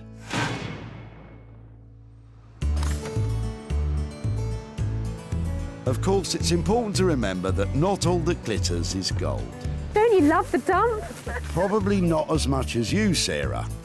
With one item left to find, Sarah spotted Janet and her sister Julie, who are helping their mother move by clearing out items which won't make it to her new home. Hi there. Hello. I'm loving the look of the stuff in the back of your truck. I'm looking for stuff that maybe we can give another life to or reuse in some way. It would be great to get this out and have a look and then maybe see what other stuff you have. Yeah, sure. Oh, I love a carpet sweeper. Look at that. Isn't that great? Sarah's already saved some of Janet's stuff before, but she's straight back in there for round 2. And for once, she's spoilt for choice. Don't know what to pick first. I'm quite interested in the chair because I know things like this recovered or perhaps really good to go into bedrooms and you know, they're usable pieces of furniture because they're quite small. It was given to my mum by a friend of hers, so she wanted something in her hall. And the cat, as you can see, sat on it most of the time. I'd love to have a go at giving this a new lease of life. That would be fab. It'd be nice to see it revamped. It's not in great shape at the moment. It's covered in cat hair. It's got lovely brown velour on it. So at the moment, it's not looking lovely, but it's a really easy makeover, this. It's got a wooden frame. It means you can staple stuff to it and cover it, and it will look fantastic. The chair's going to look lovely, actually. I think if that's covered in a nice tapestry sort of material, vintage material, that would look really lovely. But, you know, wait and see what she does. It'd be interesting. So, Rob's taking care of the petrol can with a hole in it, Rupert's dealing with the old table, and Sarah's fixing up an old velour chair which the cat is missing already. I love the things that I've found, but I hope I haven't bitten off more than I can chew and I can actually make some money out of them.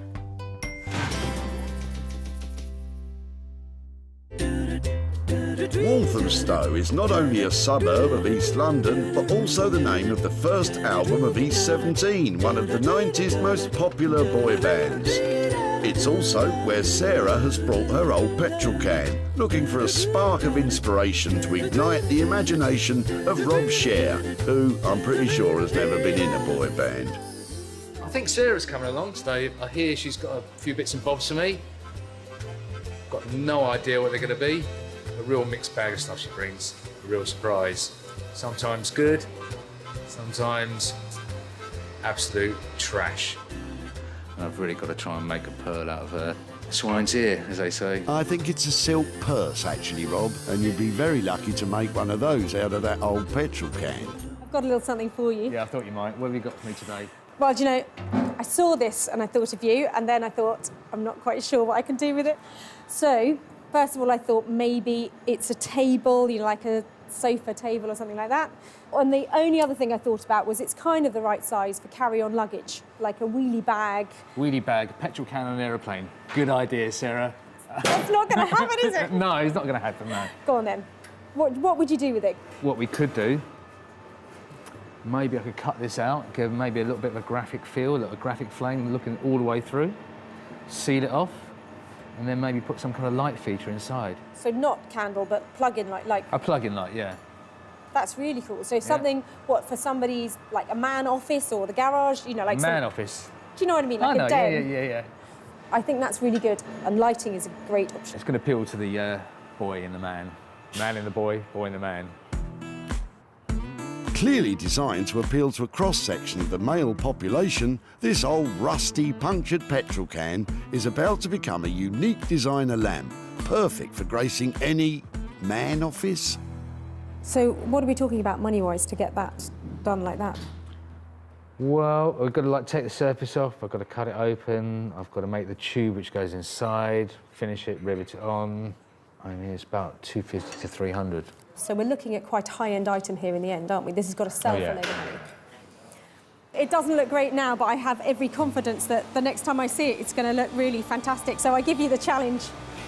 Always a challenge from you, Sarah. Don't worry, it's going to look lovely by the time we come back.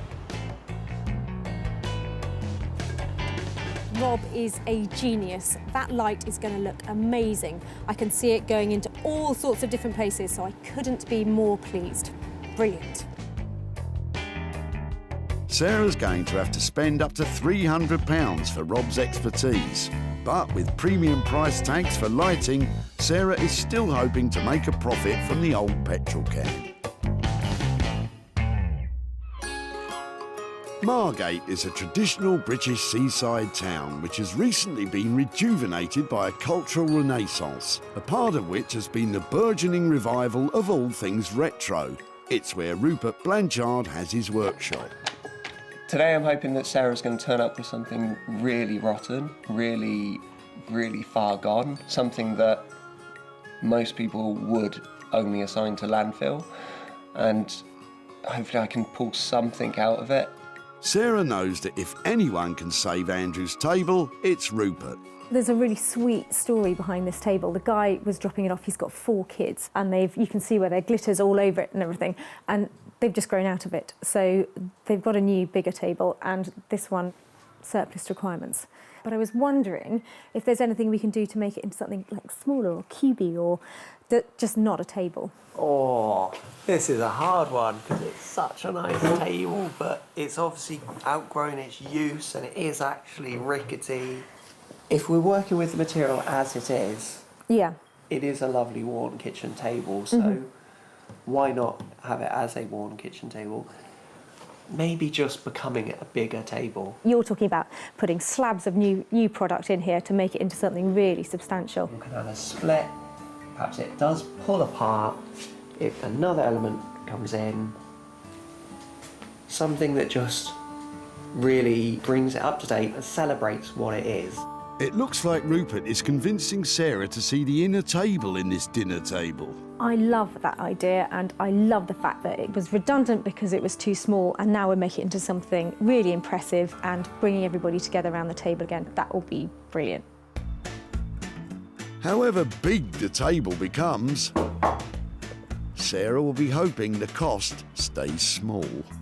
So if we're looking at some kind of insert in stone or something like that, are we looking at 400 to 500 quid, depending on the material a little bit more? It's about 2-3 days work, depending on what we're casting or, as I say, the material. So, yeah, I think you're about right. Brilliant. OK, that's a great place to leave this and then go forward. Hopefully come back and find something much more substantial. I love the fact that Rupert has recognised that that table has been at the centre of so many good times. And I know with his radical redesign, it's going to be surrounded by a lot more fun in the future. With this transformation costing as much as £400, Sarah's going to have to sell the table at a premium before she sees any profit.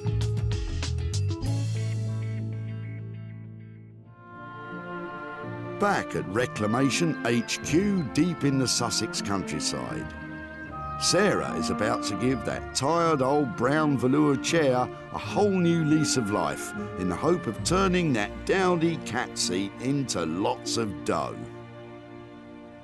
To keep costs low and profits high, Sarah has an idea which will turn her collection of old free rags into riches. Sarah's idea is to create a new patchwork material as a luxurious replacement for that old brown velour. I'm going to cut all the offcuts and all the random bits into the same size square. I'm going to sew them in strips first and then sew the strips together to make a whole panel of fabric. So I'm going to put the fabrics with their good sides facing each other and then sew along And then I'll do the same again and again until I get a long strip of fabric, but just using all the scraps, and that makes it cheaper. That's really pretty. And that, on the back of the chair, can make money. I've given the chair a good old clean up because I'm going to cover it completely as it is. I've got some fire retardant calico here, which will bring it up to the right regulation, so I know that it's safe to use.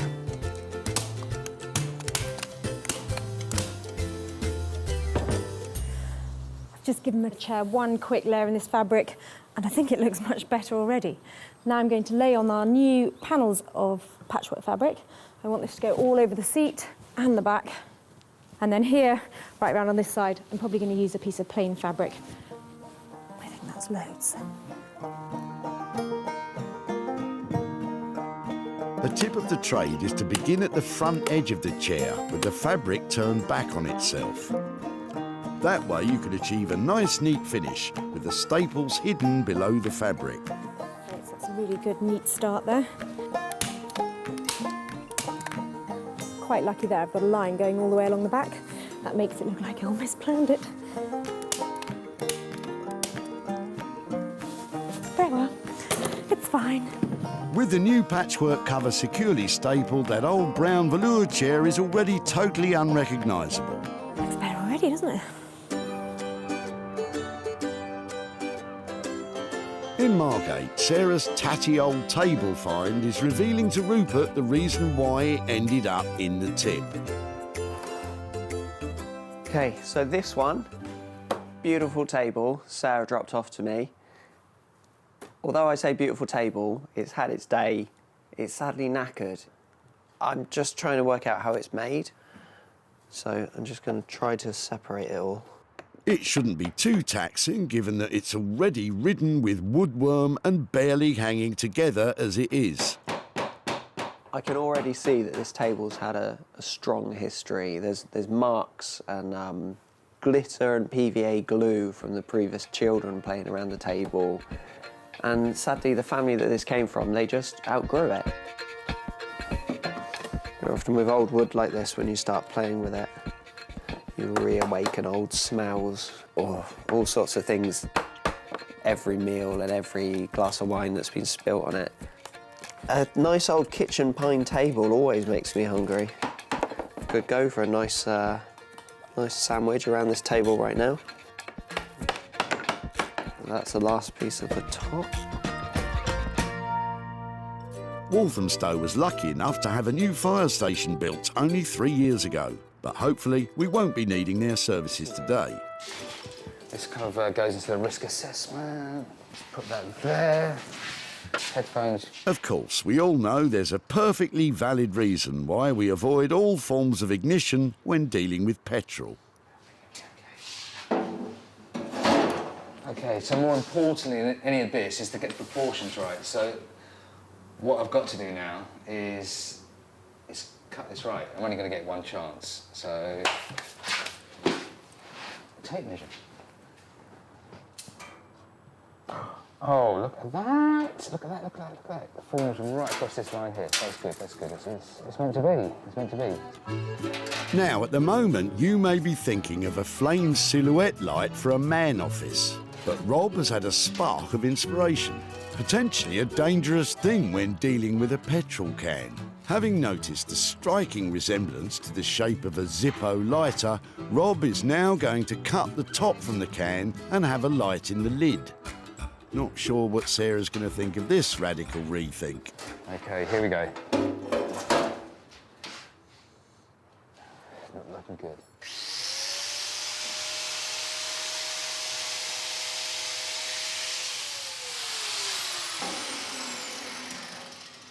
You know what?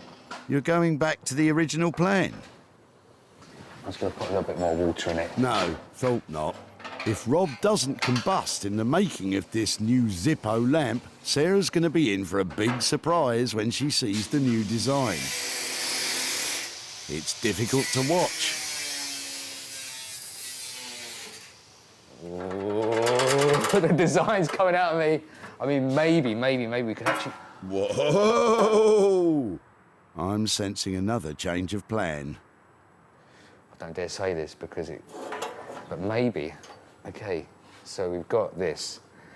Instead of putting the light there, if we could get the light there, maybe a nice light there, like almost like kind of a nice flat LED type light, yeah? And then we have a little wooden bar there, so we have like a little, almost like a hip flask and maybe 2 glasses set in wood. Oh! Gotta think, Rob, gotta think, okay. Back in West Sussex, oblivious to all Rob's design detours, Sarah's pressing ahead with the transformation of Janet's old brown chair. It's not perfect, and not all the lines are completely even, but that's the beauty of patchwork. It won't be for everybody's taste, because some people like things really neat, but for me, I think that's pretty, and once I get the back panel on, I think we're nearly there. I've got a leftover piece of blanket ticking here. Front's a bit ugly, but I really like the worn bit on the back, so I'm going to use that as the panel to go over the back of the chair.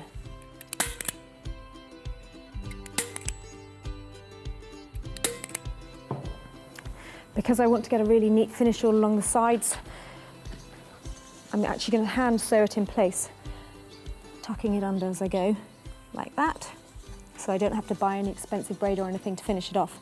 And I think some little hand stitches, happy for them to be visible so it looks handmade. Just catching the chair and the fabric. And that means the whole of the chair is going to feel really tight and the fabric underneath won't be moving around.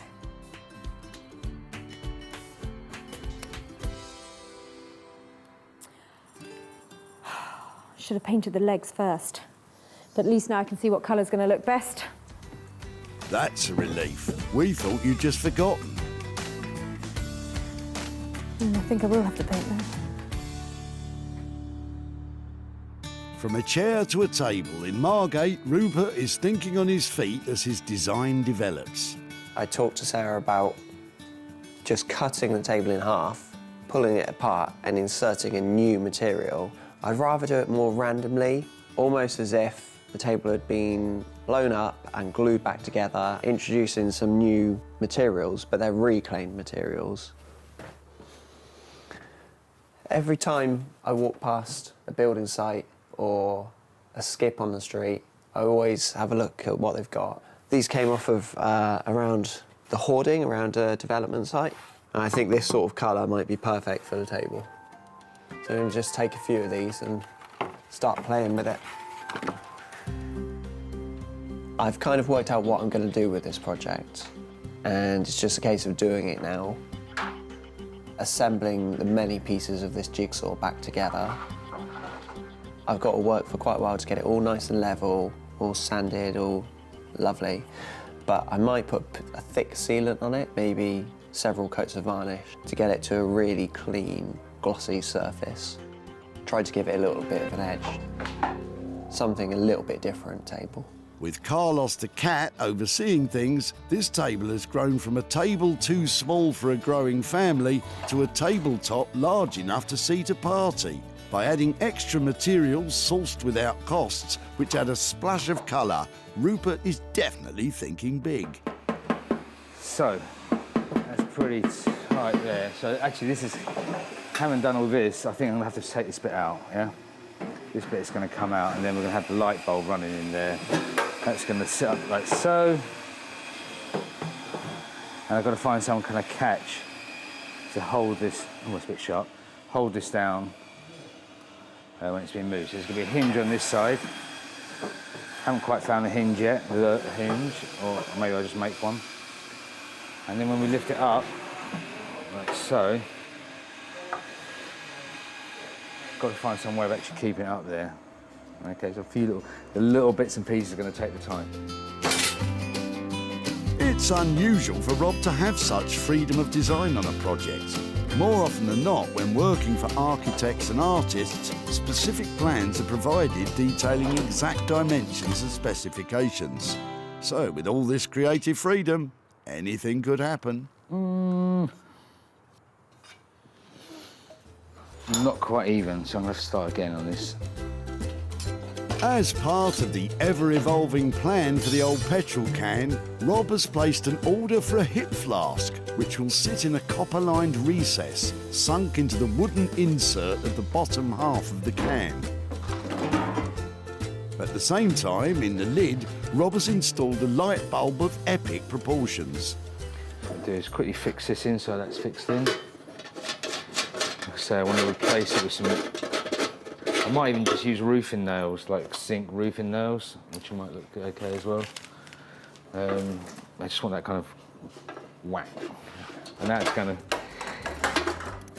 of like changed a little bit. Did you mention change? If this continues, there won't be much change from that old petrol can.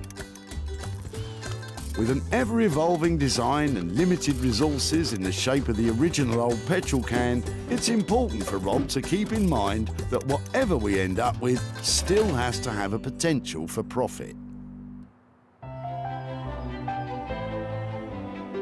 Back at home in the barn, Sarah is nearing the completion of the revamp of the brown velour chair.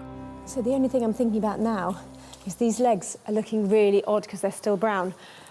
I do have a few pots of paint that maybe I could try out to see what looks best. I think the blue is too harsh, and the green is a bit dull, so that one I think. I hate painting. I'm going to give it a quick and dirty coat for the first one and then a nice neat one afterwards. Of course, if you'd remember to paint the legs before covering the cushions, it wouldn't be a dirty job at all. It wouldn't have been worth a £5 before. I'm going to ask over 100 quid for it now. Over £100 for what was a tired old velour chair. But now, after plenty of patchwork, patience and painting, it's transformed into a modern piece of furniture that's sure to turn a profit. With Sarah spending just £15 on a fireproof calico material and sample pots of paint, this patchwork seat has the potential to provide plenty of profit. Back at the dump, Sarah picked up from Janet her old brown velour chair, which had definitely seen better days. I'm quite interested in the chair. It was given to my mum by a friend of hers, and the cat, as you can see, sat on it most of the time. Sarah took the chair home and provided it with patchwork and paint. I'm going to give it a quick and dirty coat for the first one and then a nice neat one afterwards. With the transformation complete, the old brown velour cat seat had become a stylish piece of modern furniture. The revamped patchwork chair was perfect to be offered for sale in Sarah's very own barn sale of recycled items. With a suggested price of £125, bids were invited, written on folded pieces of paper, with the chair being sold to the highest bidder. Fingers crossed they might buy it.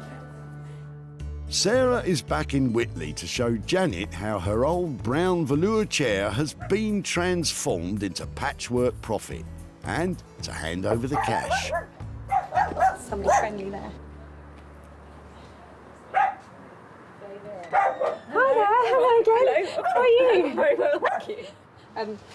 I've got a couple of pictures to show you because after we took away your brown velour chair, Yes. you're laughing. We did some work on it, so I thought I'd show you what we did to it. Yeah. We made it vintage style. Oh, isn't that nice? Well, I'm glad you like it. Yeah, it's really lovely. So I made a patchwork fabric using lots of offcuts and things that I'd had from other projects. Yeah. And that sort of thing. So Oh, it looks really pretty, doesn't it? Isn't yeah, that nice? I think it was a good makeover. Do you think your mum would approve of it? Yeah, I think she will. Actually, she likes flowery things, so I think she would see that as a big improvement. Excellent. So in the end, somebody actually paid £100 for it. Good grief! So that means I've got £85 to give to you. Fantastic. Thank you very much. Oh, my It's pleasure. unbelievable. Wow. Good grief, who'd have thought? So, Sarah spent just £15 on this transformation and was able to achieve a sale price of £100, which leaves £85 profit to hand over to Janet. So, what does she have in mind for the money? Behind Cork Castle, there's a cattery, and she always used to love to go there. And so what I was thinking is we could take the money there and we can give it to the cattery. And so, I can say, that's what we've done. We've the chair. Is that going to be a problem? Does she know you've got rid of the chair? Yeah, no. Really? Oh no. It might get me off the hook a bit. So. She's going to know now. I tell you, you're going to be in lots of trouble. Well, maybe, yes, maybe buy her an ice cream to sweeten her up first. Use the £5 for the ice cream and give the £80 for the cat. It was really lovely to see you again. Too. Thank you very much. My absolute pleasure. Yeah. Bye-bye. Thank you. Bye-bye. See that cat over there?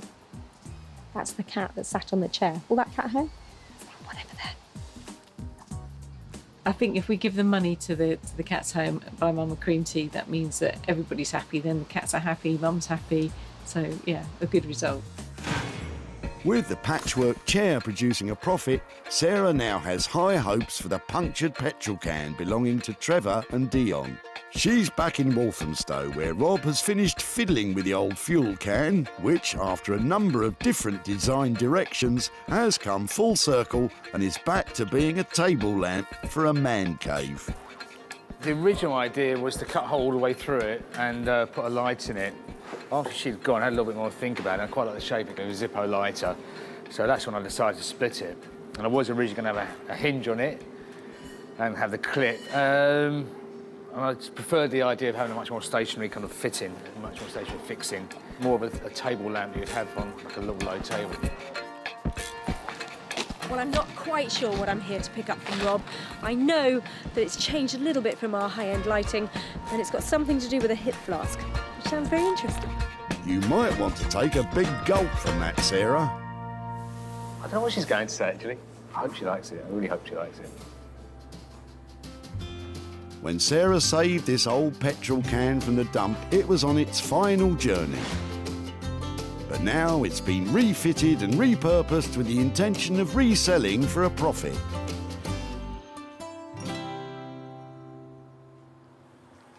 Hello. Hi, Sarah. How are you? Dark in here today. Yeah, we didn't have any money for the meter, but... Oh no, is that my budget blown? What is that? That's really cool. Oh my word. What have you, so talk me through, what have you done to it? Let's have a look. Ah! Is that where you wanted the... And so turn the lights on. Let me have a proper look at the finish, if that's all right. Yeah, of course. It's really cool, isn't it? So was it a tricky process? It looks like it might have been through a few stages of development.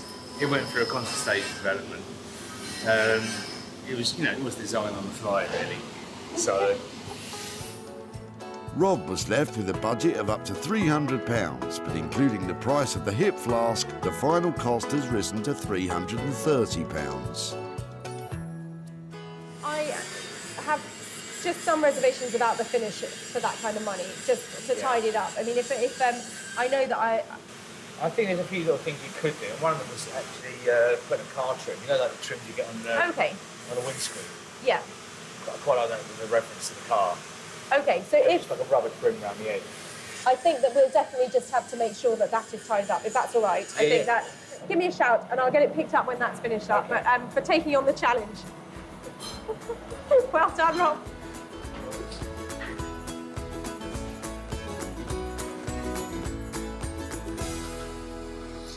I love Rob's imagination. That looks really quirky and it's an interesting piece, but I do have my reservations about the finish. And I hope he doesn't mind me asking him just to push it a little further, because with something like that, the devil's in the detail. I think Sarah liked it.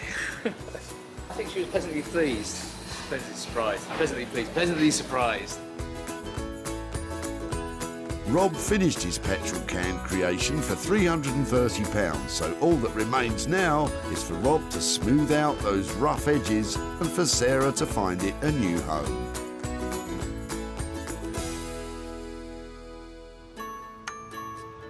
Back at the tip, Sarah spotted the potential of Dion and Trevor's petrol can. I like your jerry can. It's yours. I've had it for 8 years and it's got a hole in the bottom. Sarah's potential ideas were met with a certain cynicism. I don't hold my breath, if I'm really honest. With the help of Rob, that old punctured petrol can has now, after a few changes of plan, become a Zippo-style table lamp. Sarah's returned to Whitley to show Dion and Trevor what has become of their old petrol can. Hi there. Hello, Tara. How are you doing? Very well, thank you. Hello. How are you? All right, thank you. Nice to see you again. I've got a few bits here to show you about your jerry can. All right. No. Come on out, let me show you. So that's what it ended up like. This has got a fantastic, really bright light inside it, and he's cut it in half and opened it up, so it was sort of like a Zippo lighter. What do you reckon? Oh, wow. Very different. A lot of work got into it. It's not something I'd have indoors. Normally at this point I would say, great, it went really well, I've got fantastic news, I've got money to hand over to you, but I haven't managed to sell this yet. Some things you sort of think maybe they should have carried on at the tip, but we've had quite a lot of fun with this. And yeah, I'm sorry not to be handing over hundreds of pounds for a high-end piece of lighting, but... We've got some more rubbish if you like it. I mean, recyclable bits.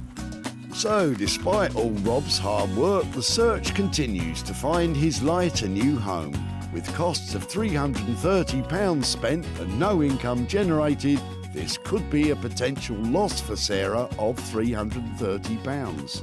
We weren't sure quite what she was going to do in the first place. We were stumped at that one, and I think it's been a bit of a struggle for them to come up with a design, but they have, so good luck with that.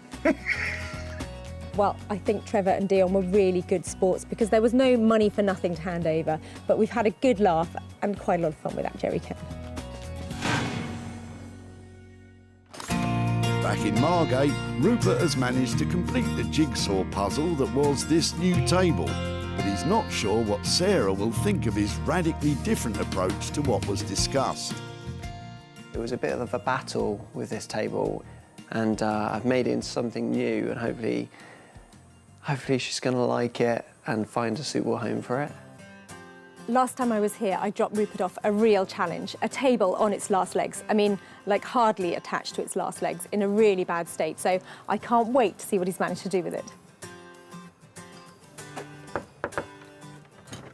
Hiya! Hey. How are you? Hey, Sarah. How you doing? Yeah, really well, really well. How about you? I'm okay. I'm just about ready for you. Really? Has it been tense? It's always tense, but it's done somehow.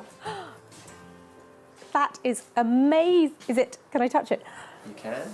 It's not actually wet. It's high gloss. It looks like sort of nail varnish or like something's poured on it. It's really thick. I wanted it to look like a toffee apple. That's what it is. It really does, doesn't it? It's beautiful. So it's huge. It is rather big. I know originally I said maybe I'd just cut it in half and cast a new bit in the middle. But when I looked into that, the table was so rotten and it would have cost so much over the budget to cast a nice piece. So I decided I'll work with exactly what I've been given, make something new. It out of is something old. absolutely amazing. The red sections are actually reclaimed wood. So the budget hasn't changed at all. I've perhaps spent another £3 on it. Really? That's it. So it's ready to go and have a new life and hopefully lives for some more years. I think you've just absolutely nailed it. It's beautiful. Thank you so much. It looks fantastic, glossy, beautiful, and I'm going to go all out to try and get that back into the heart of somebody's home. I'm really pleased that she liked it. I just hope she can find a suitable new home for it now. The final cost of Rupert's work on the table has come to £400. Sarah's going to need to convince any potential buyer that this is the perfect family table if she's to make any profit at all.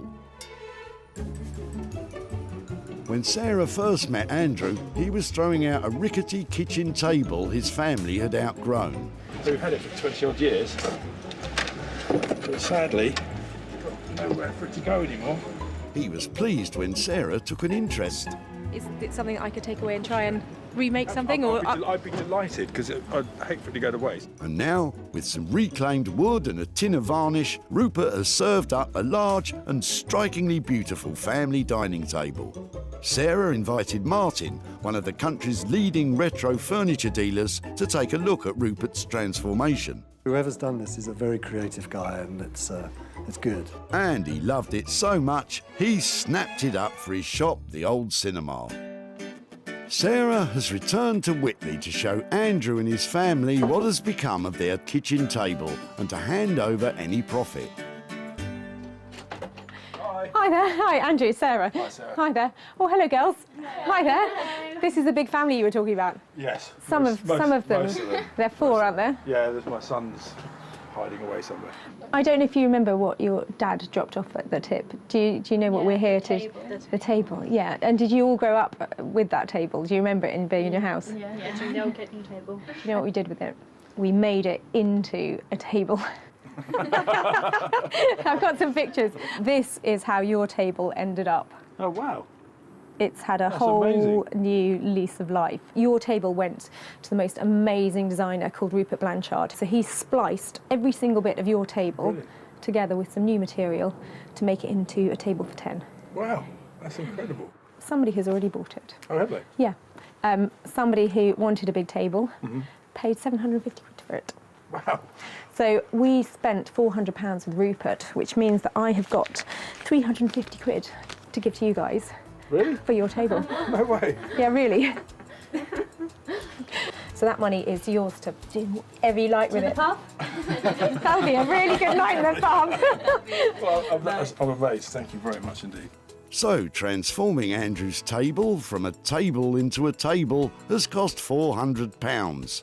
But Sarah was able to sell the finished item for £750, which leaves Andrew with a profit of 350 quid.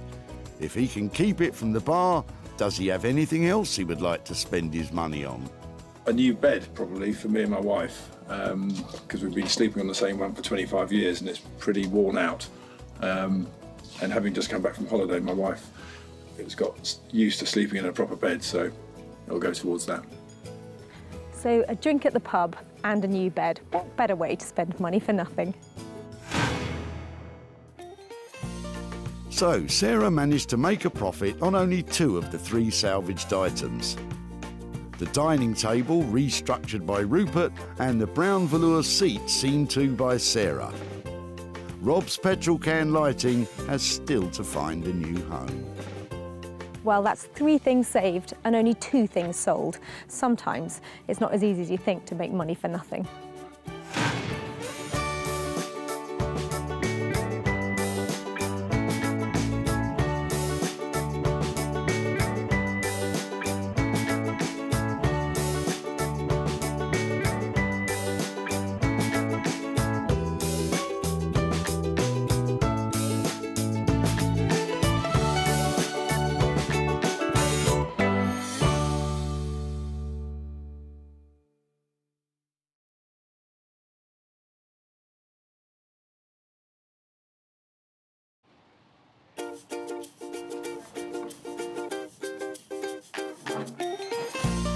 How do you make money for nothing? The answer could be hiding in the 20 million tonnes of household waste we throw out every year. But just before you throw it away, would it be possible to have a quick look at it? That's why entrepreneur Sarah Moore wants to get her hands on things before they hit the skip. I am a passionate buyer, user and renovator of second-hand stuff, and I've turned that passion into a money-making business. I turn old into new and I sell it for a profit. Sarah's ready to sift through as many boots and bin bags as she needs to. That's vintage gold, isn't it? It's really exciting. In her search for tip treasure. I love it. And with some of the country's elite designers and makers, What are we going to do with that? Oh no! she can transform her finds into desirable, Amazing.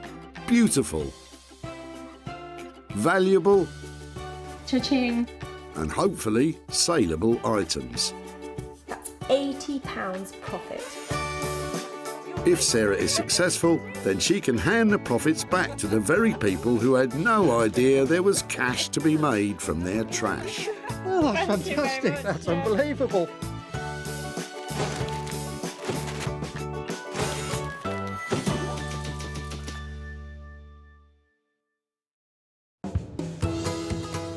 Stockport near Manchester, where at the Breadbury Recycling Centre around 2,000 cars a week roll up with all sorts of random junk for the skip. I've got no idea what I'm going to find here today. It might be a chair in despair or a toy with no joy, but whatever it is, I hope I find something amazing and make some money for nothing. Sarah's got special permission to root through the rubbish for stuff to re-beautify and sell on. It's addictive, eyeing up people's rubbish, think, oh, what can I do with that? Sarah is scouring the site for the first of her 3 items, and today it's rich pickings. How about you? Got anything exciting in there? Anything in your rubbish? I love it. Sarah wastes no time snaring her first item. She's spotted mother and son Amanda and Connor getting rid of some smashed up old-time glamour. So it's a cocktail cabinet. Have you had it for long? Well, it used to be my uncle's. Okay. He's had it for about 30 years. Okay. He's had it. It used to be his mum's, funnily enough. Is it something I could have a better look at and maybe Yeah, see if I might be able to take it away? Oh wow, I like the mirrors. You're welcome to it. My mum will be over the moon. Is it heavy? Do you think you could help me carry it? Yeah, sure. Top tip, when it comes to junk jumping, Brilliant. Thank you so much. enlist a strapping young lad to help with the heavy lifting. Nice and easy does it.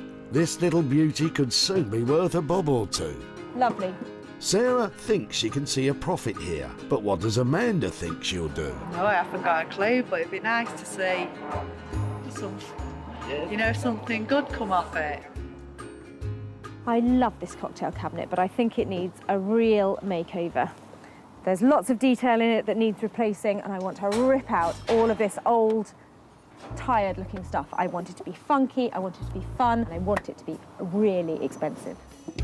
First item's nabbed. And Sarah has someone in mind to lift this cabinet's spirits and make some money for Amanda. She's scheduling a cabinet meeting, maybe over cocktails, with print designer Zoe Murphy. Margate-based designer Zoe has taken the reconditioned furniture scene by storm. Zoe's speciality is transforming fuddy-duddy old pieces with bright 50s-inspired designs. And her exciting reinventions sell in some of London's most prestigious stores, including Liberty's. I have got a big issue with waste. I hate the idea of sort of inefficiency on the planet and things going to landfill.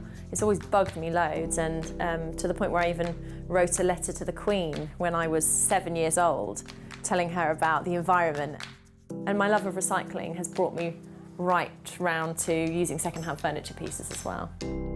Sounds like Zoe's studio might be the last chance saloon for this old cocktail cabinet. Sarah is still sweeping through the car boots looking for her second item. I love things like this when you can just see how much wear there's been. Look at that. That handle tells 100 stories. Look at the size of it, how much it's been worn down. I mean, that is literally careworn, isn't it? Just a little too careworn, even for Sarah. Get a load of this though. It's Gary with a trunk full of trunk. Sarah needs to get her hands on it before it's in the skip and out of bounds. Been doing a little tree surgery in the garden, have you? Pretty much. We've been there a while, but it's time to get rid. It looks like it might have been a birch. Actually, Sarah, I think you'll find it's a white poplar. See those diamond patterns on the bark? Dead giveaway. Any chance that I could take a few pieces? Yeah? Help yourself. Really? Oh, yeah, but I think that might be heavy. Is it really heavy? My original plan was to do something with it, and then it dropped to maybe put it on the wood burner, and now it's just... Get rid. Get rid, it's in the way. Well, maybe I should make a whole range of seating or stools or breadboards or something like that. I'm going to wheel a few away, OK? Yeah. Thank you ever so much. Sarah's on a roll now, and full of ideas. What do you reckon, 6, 7 big serving bowls? Something like that? And what does Gary think Sarah might do with them? A bowl or some seating, maybe it'd be interesting to see. So, Sarah, you could have just landed a pile of rotten wood. Good luck with that.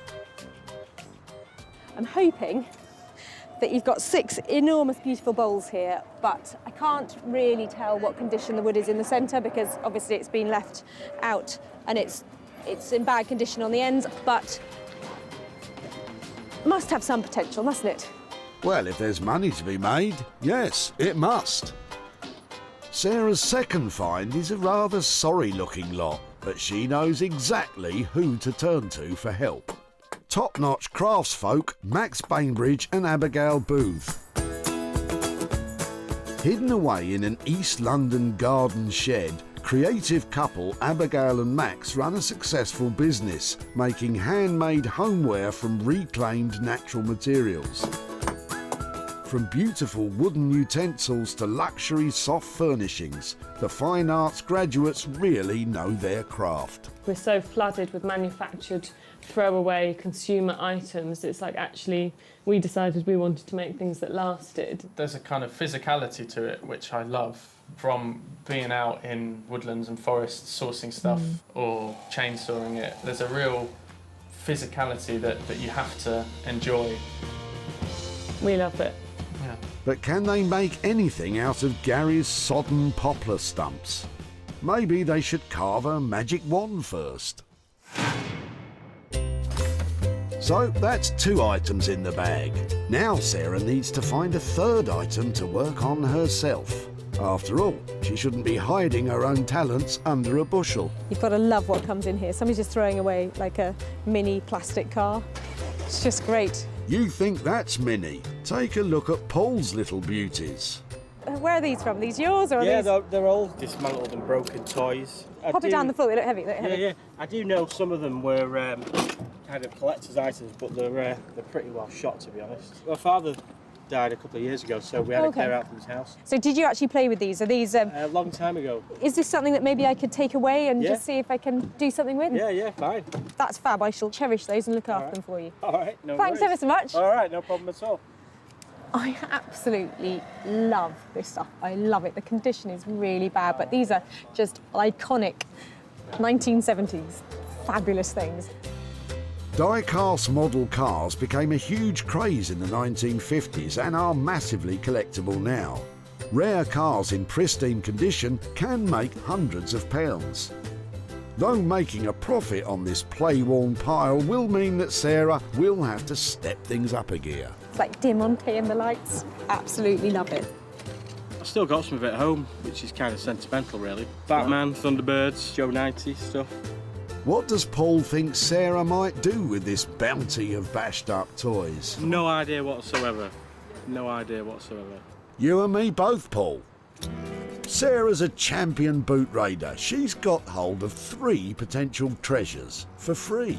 The glass cabinet will be reimagined by Zoe, the wood blocks carved up by Max and Abigail, and those old toy cars will be transformed into something special by Sarah. I've loved the things I've saved today. The question is, can I actually make any money out of them?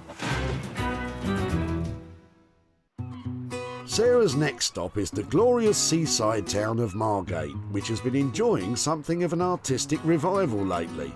Happily riding the crest of Margate's creative wave is print designer Zoe, who's helping turn the town all trendy. Little does she know what Sarah's got in store for her today. I do trust Sarah's judgment. I like how in the past she's really let me do whatever I want though, so yeah, I do trust her just. That smidgen of trust might be thrown out the window when Zoe claps eyes on that clapped-out cabinet. I've brought you another little beauty. Careful, you two. Brilliant, thank you. Oh, wow. First impressions? Yeah, I like it. Very, very feminine. Nice, solid print on the glass. Zoe's making all the right noises, but Sarah knows this is a challenge. I think it'd be difficult to see it selling and being a very commercial object unless it has a real makeover. The one thing I do have a lot of lying around that I do like to show off sometimes if I can is my high-heeled shoes. And I can really see a cabinet like this being great if repurposed as a kind of shoe cabinet. Because this is a narrow piece as well, it'll put it in a bedroom maybe, or a hallway if you wanted it there. I can imagine probably some big bold prints coming in across here. It will instantly make it more fun. So if it's potentially going to be really glamorous shoes, maybe we've got a lot of glitter going on, maybe we've got some sparkle, perhaps some gold detail and bright attractive colours that are all about, you know, a glamorous occasion or a big fun night out. A glittering, sparkly high heels cabinet. I'm totally sold. But how much will the work cost? It will probably cost me a couple of days' work and all of the materials, about £500 to do it for you. That just sounds fantastic, and you're right, it's those people who love their shoes that will love this, and that will make it sell. A glamorous showcase cabinet for shoes. What a novel idea. But can Sarah find a well-heeled buyer for such a niche piece?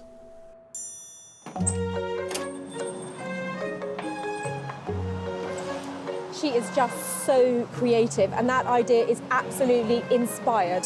And the price tag that comes with it means I'm going to make some money, I hope. I hope so too, Sarah. Zoa's charging £500 for her work, meaning Sarah must sell high in order to stomp up a profit.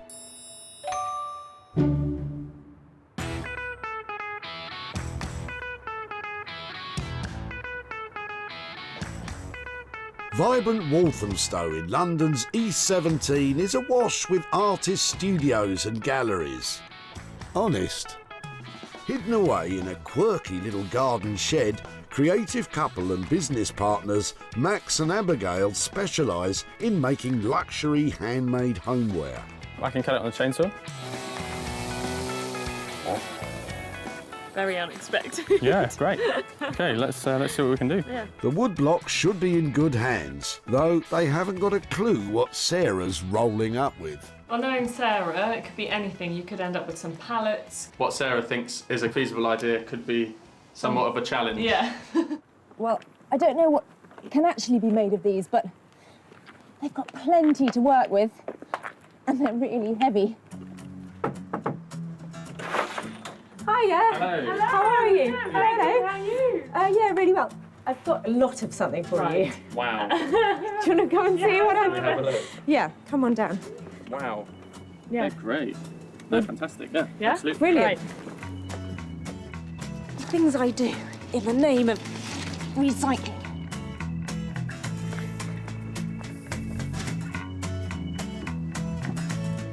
So, time to find out if money does grow on trees. I've had a few ideas, like things that I think would be great for me to be able to sell. And one of them was sort of this lovely suite of bowls. But I'm all ears to hear what sort of stuff you can make out of this. Absolutely. I mean, bowls is definitely something that we do if the wood's okay, if it's kind of sound and there's not too many splits, and if it's not rotten. But how will you know which direction to go in? The only way really we're going to be able to tell is to cut into it, so to kind of get the chainsaw on it and kind of... See what's inside. Let's get to it. If it turns out to be rotten inside, they won't be able to make anything. Well done. So it's not rotten, but it does feel, God, that's really wet, isn't it? It is wet, yeah. Wet wood is not ideal, but at least this bit isn't rotten. So given this state, it's difficult to imagine what you can actually make out of it. Have you got any examples or anything that... Yeah, let's, shall we take it in the workshop, and I've got some stuff inside that you can have a look at. So these are a couple of maple bowls that are from recycled stuff from a timber yard, but all of these are from red oak and English oak from Epping Forest. These are absolutely beautiful. The shape on that is really lovely. I agree, but you're not out of the woods yet, Sarah. Looking at how wet these are, the risk when turning bowls really is that the moisture may mean that they crack. And we can certainly try. We've got enough. We've got we've got enough, Sarah. Cracked bowls ain't gonna sell, so we need a plan B. If we didn't get bowls out of it, what utensils do you make? Because I know you make amazing spoons things. A lot of spoons, coffee scoops. So this is a wild cherry coffee scoop that we're working on. You can see that these have got kind of patterning. So again, it all depends on what it's like when you start to work. So there's definitely potential here, maybe for bowls, or at the very least some utensils. But how much will their craftsmanship cost? I think if you leave us with 250 quid and let us crack on, We can and see what we can we get. can see what we can get. On that basis, I will happily hand over 250 quid. It's great. Really, really Lovely. Excellent. Well, let me leave these with you, and you can get back to your chainsaw. Thank you very much. That's fantastic. Okay, bye. So Max and Abigail seem really optimistic that they can make something out of that wood. I'm just hoping I just haven't commissioned a £250 teaspoon when they find out it really is just rotten to the core. Glass half empty, Sarah. It might not be rotten. Stay positive like these guys. It's going to be a challenge, but I think that's that's part of the fun. Max and Abigail are charging £250 for their time and expertise. Given the condition of the wood, carving out a profit on this lot will not be easy.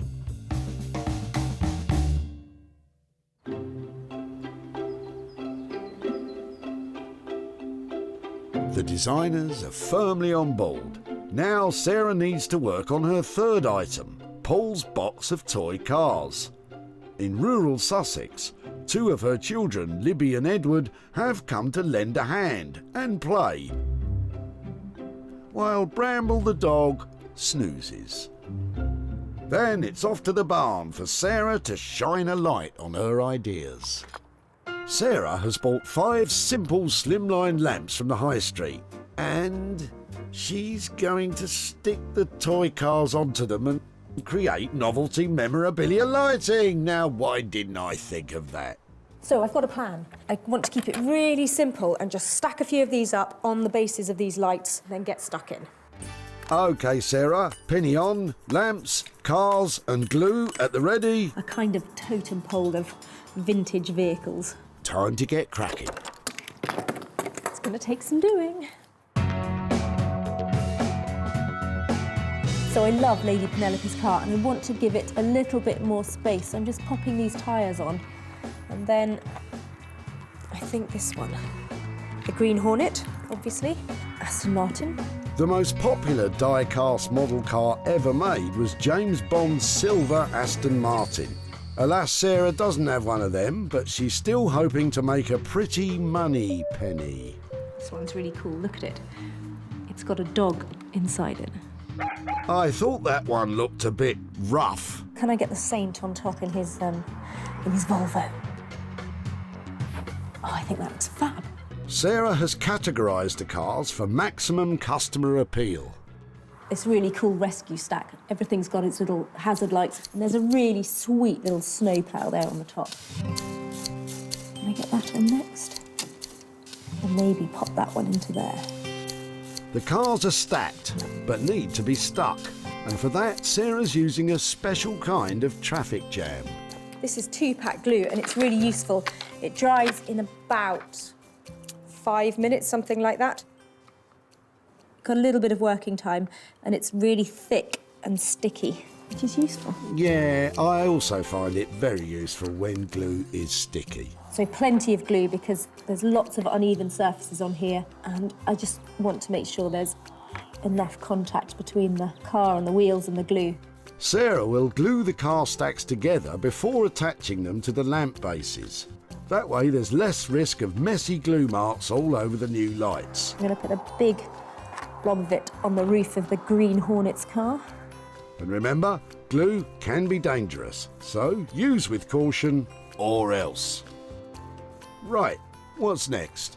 So I'm just checking it from all angles because I'd like it to be as neat as possible when it's done. Because even though they're really scratched and old and shabby, it needs to have a certain cleanness to it, a kind of designer styling. Oops.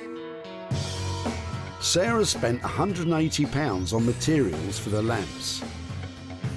But with the spotlight firmly on the profit margin, the finished products will really need to shine.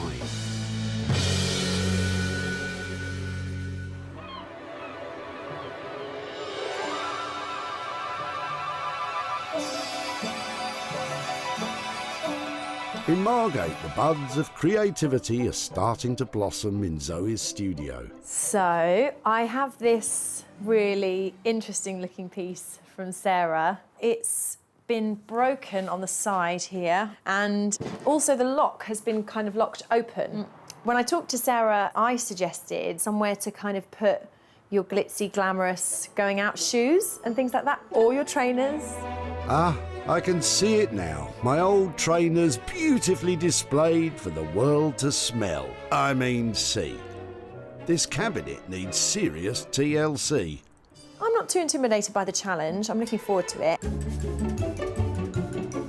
Some of the glass is broken, so Zoe's going to carefully remove it all to avoid further breakage, or worse still, the need for a plaster.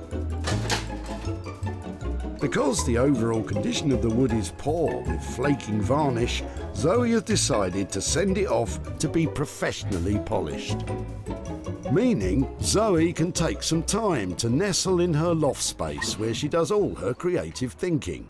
It's always very important for me to sit down somewhere peaceful, surrounded by all my inspiration and a lot of reference books and colours and materials and art-making supplies, and then have a really good think about what I'm trying to evoke with the piece of furniture.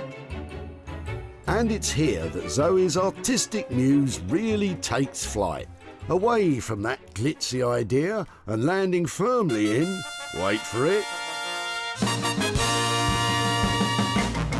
Mexico. I've decided to do a floral sort of stitched looking design inspired by Mexico. After putting a couple more layers of detail into this one, this should be ready to go later on to be printed onto the piece of furniture. The cabinet's back from the polishers with a new coat of colour, giving it a more sophisticated sheen, I think. All of these different colours are each going to be printed one at a time on top of one another using the silk screens. When I first started planning the piece, I was thinking quite feminine, glitzy and glamorous, but I'm actually liking this kind of like Mexican meets English patio garden that's kind of happening. First, Zoe creates a rough surface for the paint to bind to. Then, carefully layers up the patterns using the silk screen she has made, one colour at a time. First one done. The floral stitch patterns she's using are influenced by fabrics she saw for herself on a Margate, Mexico exchange. We've all been on one. Yes, yes, that looks good. Ah, that is lovely. Zoe's made a strong start with her Mexico to Margate floral design. But building up intricate patterns with silk screens takes precision and concentration, so for now, we'll leave Zoe to it. So it's all rosy in Margate. In Walthamstow, Max has got his chainsaw out again. Some of the logs are in better condition than others. Once sawn through, it's time for a confab. If I spin that over, cut that into slabs to see what we can get, because we can small kind of chopping boards or some cooking spoons or eating spoons. Yeah, I think that's probably the best. Max cuts the poplar with the grain to maximise its strength. After the trauma of being sliced and diced, Max and Abigail indulged the new look wood with what can only be described as spa treatment, starting with a relaxing lounge in the sunshine. We're just kind of laying it out in the sun just to kind of dry the surface off a little bit, so that when make it more workable. Yeah, so when we feed it through the planer, it's not kind of completely saturated. With the little poplar pieces all dried out, it's time to make some shapes. Then the slabs are run through the bandsaw. Some of the wood's in too poor a state to use, so wastage on the good stuff isn't an option. There's still more than enough in terms of depth for me to work with on this, and then it basically gives you a whole nother section of wood to get another couple of spoons from. Max's wood carving techniques are rooted in tradition, and he spends many an hour happily whittling away. Whittle, whittle. This is one of my favourite parts of the process.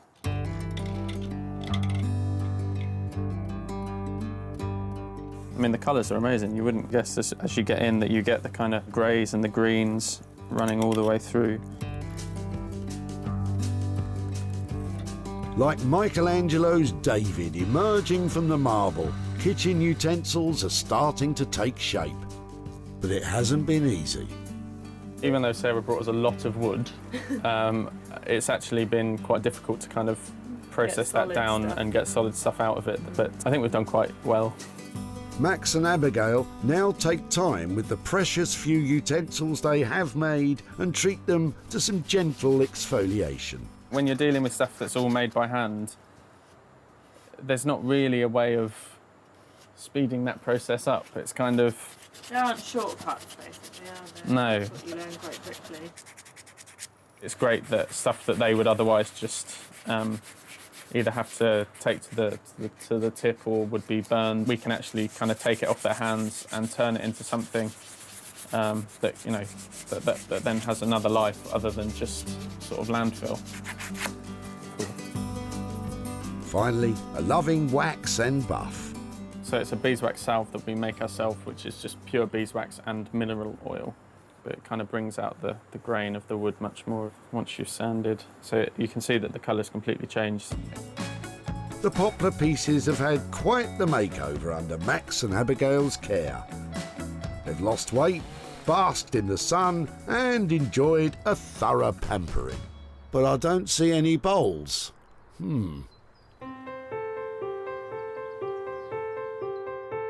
Back in Sussex, Sarah's in the barn putting the finishing touches to the vintage toy lamps. And just use that last bit. There's Popeye. Just going to pop him on there. I think that's successful. So you can have a lot of fun using up your old toys to make some pretty lighting like this. I'm really pleased with the way these have turned out. Before, these well-loved toy cars seemed way past their play-by date. Now, with a bit of imagination and some very sticky glue, they'll live another day as fun retro lighting. They're perfect for child-at-heart grown-ups who like to take a trip down nostalgia lane.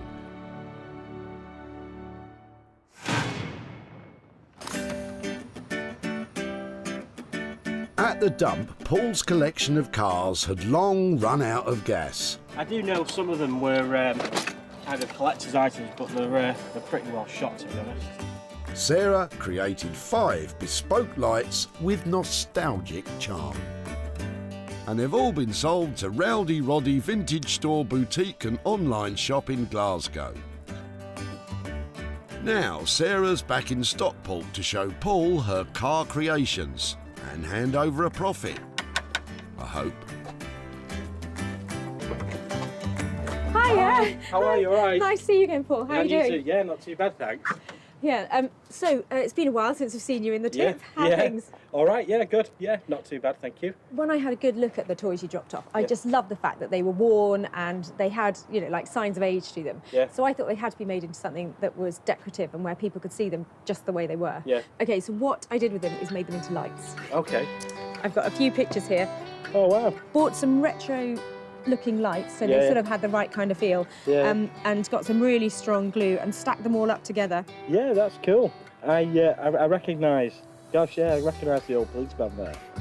We have actually sold them. Oh, right, okay. A collection of 5 has been sold all together to a shop. Right. And I've made some profit for you. Oh, right, brilliant. So I've got £145 here. Oh, wow, brilliant. To give to you for your old dinky toys and your old toys. Wow, brilliant. Thank you very much. That's super.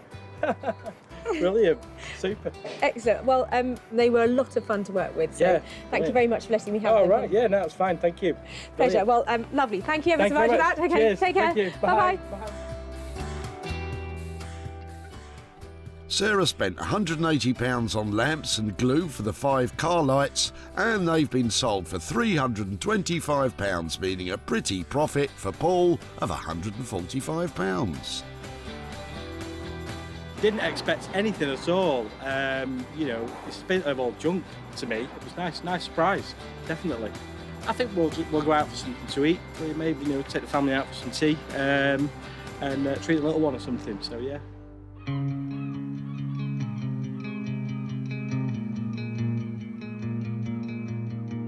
In Margate, Zoe's waiting for Sarah to collect the finished cabinet. This piece that she's picking up today, I would be very happy not to let go.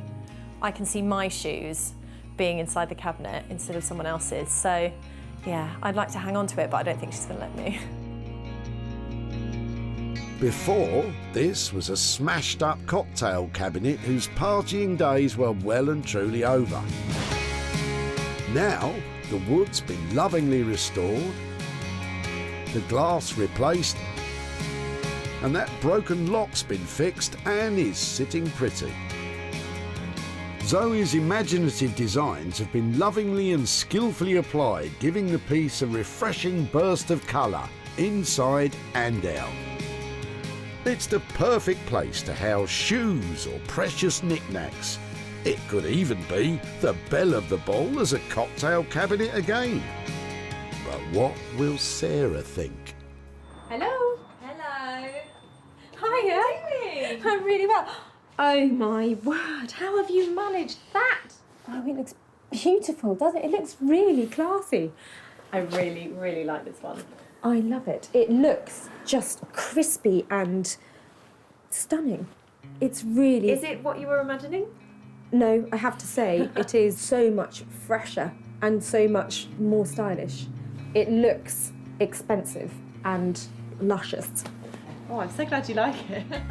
I think it's safe to say she does, Zoe. I don't see this as just something for shoes. I think what you've done with it is just make it into something that has got huge appeal. You know, this could be whatever people want it to be. I really love doing it and I really want to keep it. Well, too bad. You can't. Zoe's ideas change from a glittery shoe unit to a more, let's say, refined piece. I think our initial budget, all in, we were hoping for 500 quid. Is that still the case? Yes, we have just about made that. Fantastic. Well, that, you know, it's great news all round. It looks absolutely beautiful. At the tip, Amanda and Connor's bashed up cocktail cabinet looked like it was suffering the mother of all hangovers. Well, it used to be my uncle's. Okay. I've had it for about 30 years. They were happy for Sarah to take it. You're welcome to it. My mum will be over the moon. Sarah carted it off to Zoe, who added glamour and Mexican flair, and it was snapped up by Janet from Margate's Lombard Gallery. She doesn't need to second-guess the appeal of Zoe's work because she sold it before. This lovely floral design on the top, it's so big and bold and vibrant. I love it. Now Sarah's back in Stockport to show Amanda and Connor what's been done. Hiya. Hi, Amanda, it's Sarah. Hi there, how are you doing? Okay. I've got a few pictures to show you of your cabinet and what we did with it after you dropped it off. Yeah. We chose a designer called Zoe Murphy who lives down in Margate. So your cabinet went on a little holiday down to Margate and I've got some pictures here to show you. That is what happened to your cabinet. Oh, wow. Does it look like the same thing? She stripped everything back and then lacquered it all over to give it a really luxurious finish. Yeah. And then put these lovely flowers onto the top of it. What do you think? Brilliant. She had a budget of £500. We've actually sold your cabinet and it sold for £600 in the end. Wow. So it was something that, you know, it was going to the tip and it sold for £600. And the good news about that is that I've got £100 here to give to you for the cabinet, so thank you so much. I like that reaction. Yeah. Any ideas what you might spend that on? I haven't got a clue at the moment. Probably pay for some of these things the kids are doing.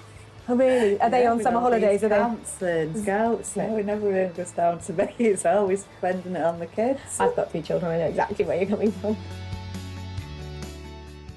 Inclusive of work and materials, as well as a specialist polisher, glazer and locksmith, Zoe charged a grand total of £500. The cabinet sold for £600, making a sweet profit of £100 for Amanda. Lovely.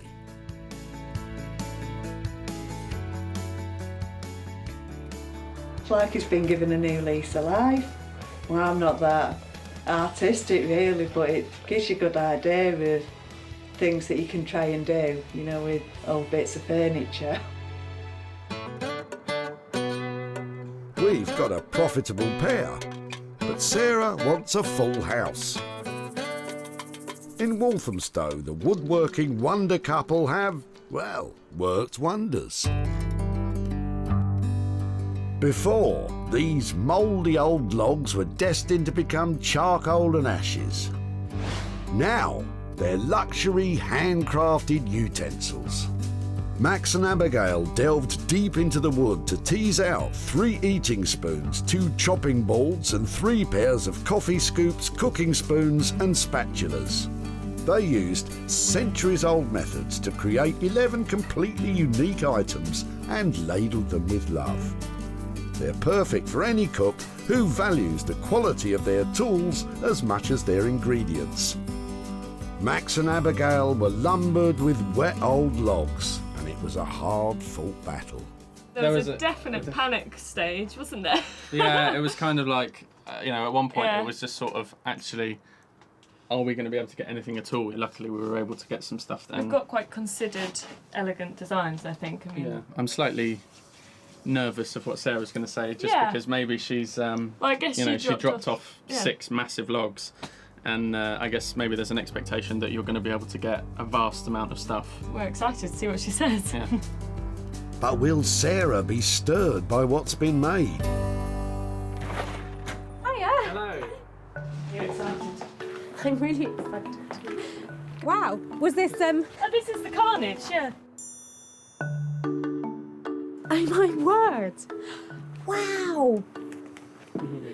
That's fantastic. Wow, that is made from that wood. Pretty much for every kind of spoon that we made, we probably had 5 or 6 that didn't work. You got to a certain point in the process and there'd be just a kind of patch of rot, or it would just snap or split. So basically what you're saying is it was a total nightmare to work with. Once we got stuff that we could work with, it was you could just kind of get back Yeah. into the sort of process which we really love. We talked about making bowls and that kind of thing, so we had a go. Oh wow. And it was, the kind of the actual, again, the wood itself, it was just kind of, you got to a stage where you just kind of had to stop working. So you can kind of see here how pitted it is. I think that is beautiful. But I can understand why your integrity is admirable. I think your soup would end up on your lap with that bowl. A real shame, but despite setbacks, Max and Abigail have worked a mini miracle with those utensils. It's really difficult to imagine that this came out of the wood, and also to just how light it is. It's quite a kind of lightweight wood and it's quite a delicate design, but they're more than kind of capable of standing up to being used. Yeah, absolutely. So, it's all good in the hood, but how did they get on with that £250 budget? We used every penny of Yeah. that £250 in terms of processing and just kind of like man hours and labour and stuff. So do you think it's touch and go whether we actually make a profit? I think it's probably going to be a little bit tight. It is not always going to be that there is a huge profit in these things. That wood, I know, is really difficult to work with, and to have made anything out of that is actually usable and have this kind of finesse, I think is a real achievement. So thank you so much for taking on the challenge. What she dropped off turned out to be quite a challenge, and More so than we expected as well. I'm pleased, and I'm glad that Sarah's pleased as well. Yeah, I think she really likes them. and the fact Secretly wants them. Yeah.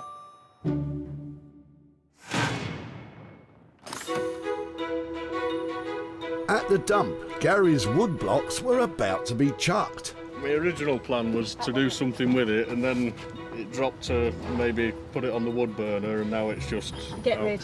Get rid, it's in the way.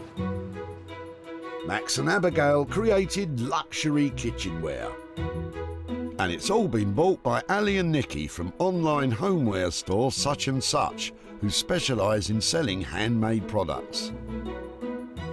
Oh, we'd love to take all of them if we may, because Yeah, they're yeah. so beautiful. Absolutely. Yeah. Well, we can box them up and we'll be ready to go. Now there's a happy ending. Now Sarah's in Stockport to visit Gary and give him some good news, with any luck.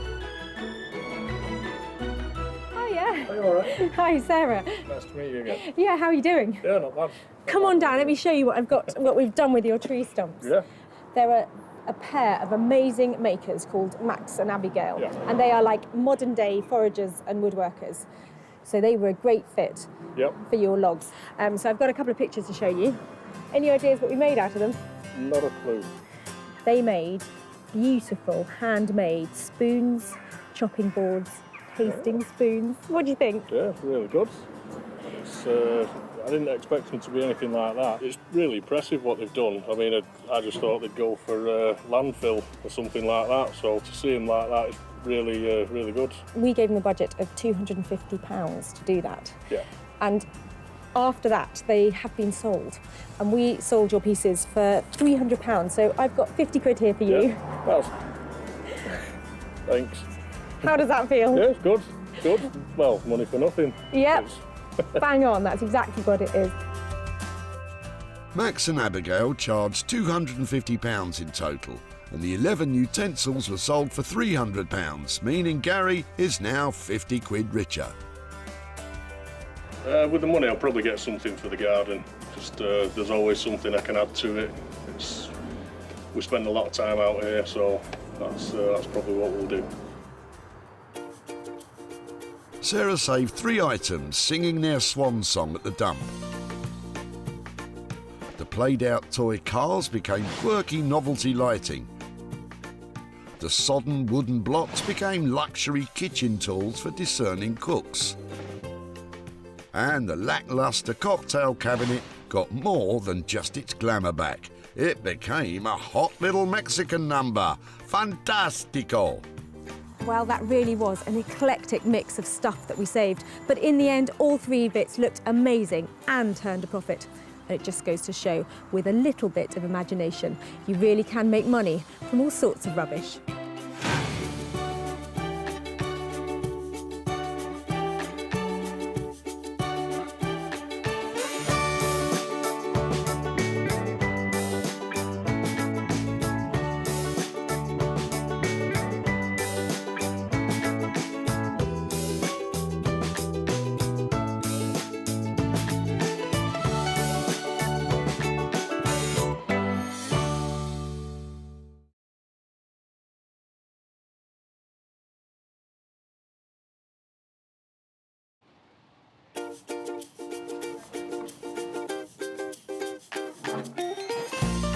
How do you make money for nothing? The answer could be hiding in the 20 million tonnes of household waste we throw out every year. Before you throw that away, is there any chance I can have a quick chat to you about it? Sure. That's why entrepreneur Sarah Moore wants to get her hands on things before they hit the skip. I am a passionate buyer, user and renovator of second-hand stuff, and I've turned that passion into a money-making business. I turn old into new and I sell it for a profit. Sarah's ready to sift through as many boots and bin bags as she needs to. That is the most fabulous thing I've seen here. This is so exciting. In her search for tip treasure. I love rifling through the rubbish. And with some of the country's elite designers and makers. Hello, hello. What have you got today? I want to do what's right for this piece of rubbish. She can transform her finds into desirable, Look at that. beautiful, Speechless. valuable, You're joking. and hopefully saleable items. You always talk my kind of money, Jay. I love doing deals with you. If Sarah is successful, then she can hand the profits back to the very people who had no idea there was cash to be made from their trash. Wow!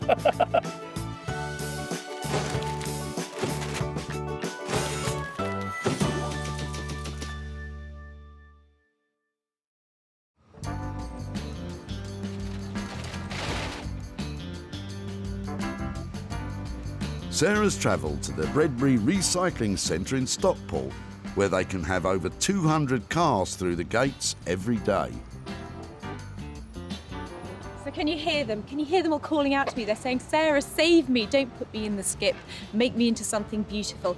And that's just what I want to do. And in the process, I'm hoping to make lots of money too.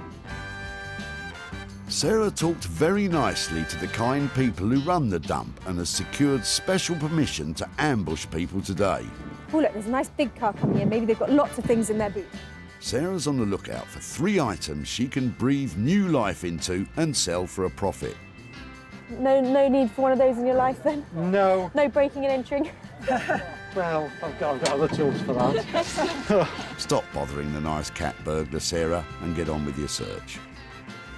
Well, it's not long before Sarah has her eye on Chris's leather sofa, but only if it's the genuine article. Is it, this is a really question, is it leather? Yeah, I think Really? so. Yeah, well, I can remember. Have you had it long? What's the... It's about 10 years of age, that. Probably 12 now, not about 12 years of age. I used to have 2 Dalmatians, so parts of it's marked. Okay, that doesn't For matter. the dogs wise. We've got a new one, and so this one's just literally been dumped in the cabin there. Yeah. If I can get this leather off here, I can make handbags, maybe bodices. The fact that it's worn actually adds to its appeal. Well, hopefully we'll give it another life. I don't really know what that will be yet, but it's lovely material, particularly this bit, probably the most worn bit. It's so soft. Yeah, it's more bums have been on that one. I beg your pardon? More bums. What a cheek. But will Sarah be able to salvage enough leather that's not too bum-battered? Considering that, you know, the city's about 10, 12 years of age, and it's been well worn by several people's bottoms and several dogs. So yeah, I think she'll struggle to do anything with it, really.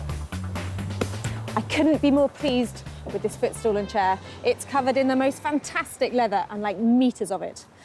So I've got a marvellous maker lined up who's going to transform this into something that you just won't believe. And at the end of the day, I think we're going to make some money out of it as well. Having comfortably bagged her first item, Sarah now has to turn sat on into saleable. And she has just the person in mind to do it. Chinello Bally has been turning heads since reaching the final of the Great British Sewing Bee. Her hand-cut couture pieces have caught the attention of the fashion world, and now she has a long list of celebrity clients. I've always loved fashion. I think it comes from background actually, because my mum is very, very stylish. The women in my family are very stylish. I've always been surrounded by very unique items of clothing. One of the things that encouraged me the most to start making for other people was because when I wore my garments, people would always stop me saying, oh, you know, oh, I really like this. Where did you get it from? And they'd find out I'd made it myself. And then very early on, I'd get people say, oh, can you make one for me?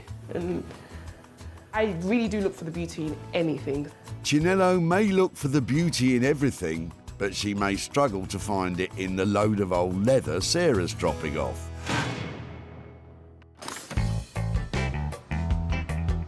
So it's 1 item down, 2 to go. And while Sarah was busy with Chris's sofa, she's missed an absolute gem. It's really annoying that that's in there, and that's, you know, it's nice old wood. Just to be clear, once something hits the tip, it's out of bounds. Can I just go in and get it? No, Sarah, you can't. But if you're quick enough, you might be interested in what Derek has in his boot. Hi there, I'm really sorry to bother you, and I know you're busy, but I'm just wondering what you're dropping off and... Just a bit of steel and aluminium and so on. Okay, was it a greenhouse or something? Yes, yeah, it was an old greenhouse. We're looking for things that we might be able to make into other stuff, and these angly bits look really interesting. Would it be okay to have a better look at them outside? Yeah, of course, no promise, I'll take them out. Brilliant, thank you. I know they're rusty and beaten up and stuff, but they're just the kind of thing that we might be able to marry them up with something. Yeah, I'll take them. Really? That's fab. Where would you like us to put them? Just over here would be, in front of the scrap metal would be lovely, thank you. Sarah's acquired some angle iron, which is kind of like a giant Meccano set for grown-ups. Brilliant, thank you so much for your time. Thank you, bye-bye. But can she reassemble it into something that can turn a profit? What does Derek think she'll do? I'm assuming she's going to make a shelving unit of some sort, using the garage or the shed. It's all in one piece, as long as she's handy with a paintbrush. Anything like this that is modular, so it comes apart and you can screw it together, is really easy to work with, even if you're just an amateur. So although it's in a bit of a state at the moment, I think it's got real potential if we were to give it a really good clean down. If you keep polishing it up enough, it's the kind of thing that you can put in your house. Not in my house. And it's not going to be much good on its own. Do you think you can find some old wood or something? Oh, you already have. So it's probably all here. It's a junk jigsaw. There we go, back to being pretty much a whole door now. What do you reckon? Your next dining room table, sir? Well, I don't fancy eating my dinner off it. And if she plans to stick it together with the angle iron and make something out of it, she's going to need some help.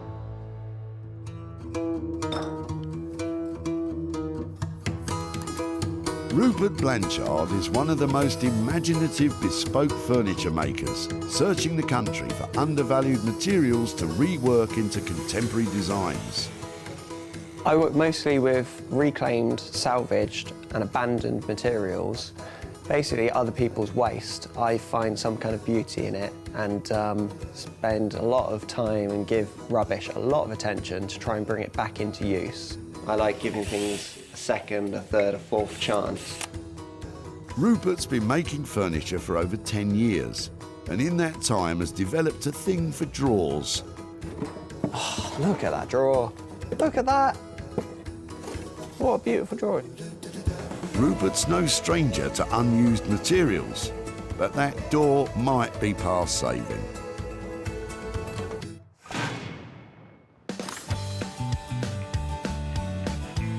With 2 items found for Sarah's marvellous makers, It'd be right to just have a quick rifle through and... Lovely. the hunt is on for something that will be Sarah's own money-making mission. They're really cute. There are 200 cars an hour coming through here. I have got to be able to find something. And Peter and Michael's trailer of trash may contain just what she's been looking for. What brings it here today? Well, your in-laws are moving out, aren't they? So we're just bringing it from... So this is our rubbish, what we're just throwing in everything. So where's it been, in the shed or in the It's garage? just Or? been in the shed. I don't know what that is. That's quite cool. Oh, Rizzlers. So you're not tempted to drink the very special anniversary ale from 1984? No? No, I can see that might have limited appeal. I'm more of a Foster's man. Really? Great. So far, fags and booze. Get a move on, Sarah. Ooh, look. So is it just me, or does that? There's something cool about that, isn't there? It's just you, Sarah. Maybe. I wonder if you could use those in lighting or something, because they're just the fact there's so many different colours in there. I feel really bad about putting those into the tip. I'm not quite sure why, but they've got a certain appeal. Yes, to golfers. Oh, wow. Wait, what's this? Peter's got another bit of treasure for you, Sarah. But how could it possibly beat those golf tees? Do you know what it is? I ain't got a clue. I think that it's, see how it's got an angle like that on it? It's a writing slope. So when people wrote letters, it went like that. So it was like a mini desk when they were, and so there you've got the bit where your pen went. Oh, look, isn't that clever the way it opens up? And down here, and the key that goes with it. Would it be something we might be able to have a look at? Yeah, no problem. Really? Yeah. Brilliant. Thank you ever so much. Thank you. Now that's more like it. I'm sure you can make a few bob selling it as it is. So everybody used to have things like this, because everybody wrote letters, so we just don't do it anymore. Here, it's very faint lines. This would have been beautiful gold inlay, you know, onto the velvet, so that would have been pretty. So that's a joyful little piece of history there. This type of writing slope, or lap desk, first appeared in the 18th century and became a stylish accessory for the travelling gentleman. Today, the market for these is buoyant, and Sarah could well raise some surprise cash for Michael and Peter. I love this box. It's really sweet, and it's the oldest thing that we've found today. It's got some lovely details on it, and I'm hoping that it's going to be really quite valuable. And that means that all of the money we get from selling it can go to that great guy who dropped stuff earlier. So that has got to be a good thing, hasn't it? And with that, today's list is complete. Chinello will lavish love on Chris's leather. Rupert will tackle Derek's rusty frame and that dissected door. And Sarah, oh no, she's not taking the golf tees as well, is she? Oh well, double the potential profit, I suppose. I have cherry-picked my way through loads of rubbish here today, and I've picked 3 potential things that I think will make heaps of money.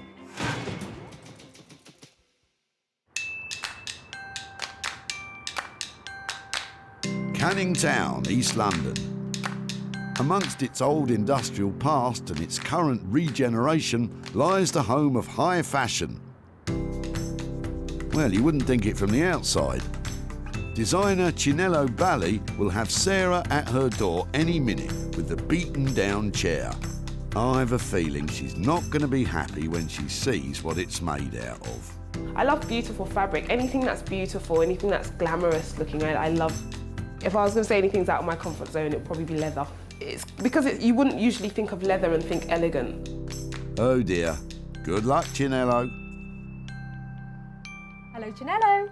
What have you got for me? Okay, these are the cushions off a chair, and I've got a footstool that goes with it. Oh, wow. She's in. I'm going to need to sit down here. So I'm hoping that between this and this, we've actually got heaps of this fabric. There's loads of it, definitely. I actually wondered if it was nicer. I actually really like the inside, Yeah. but I think as well we can use both because look, that looks lovely against each other. Oh, wow, that's really cool. Yeah. I had a few ideas. Okay. I want to hear your ideas this time because I have got no idea.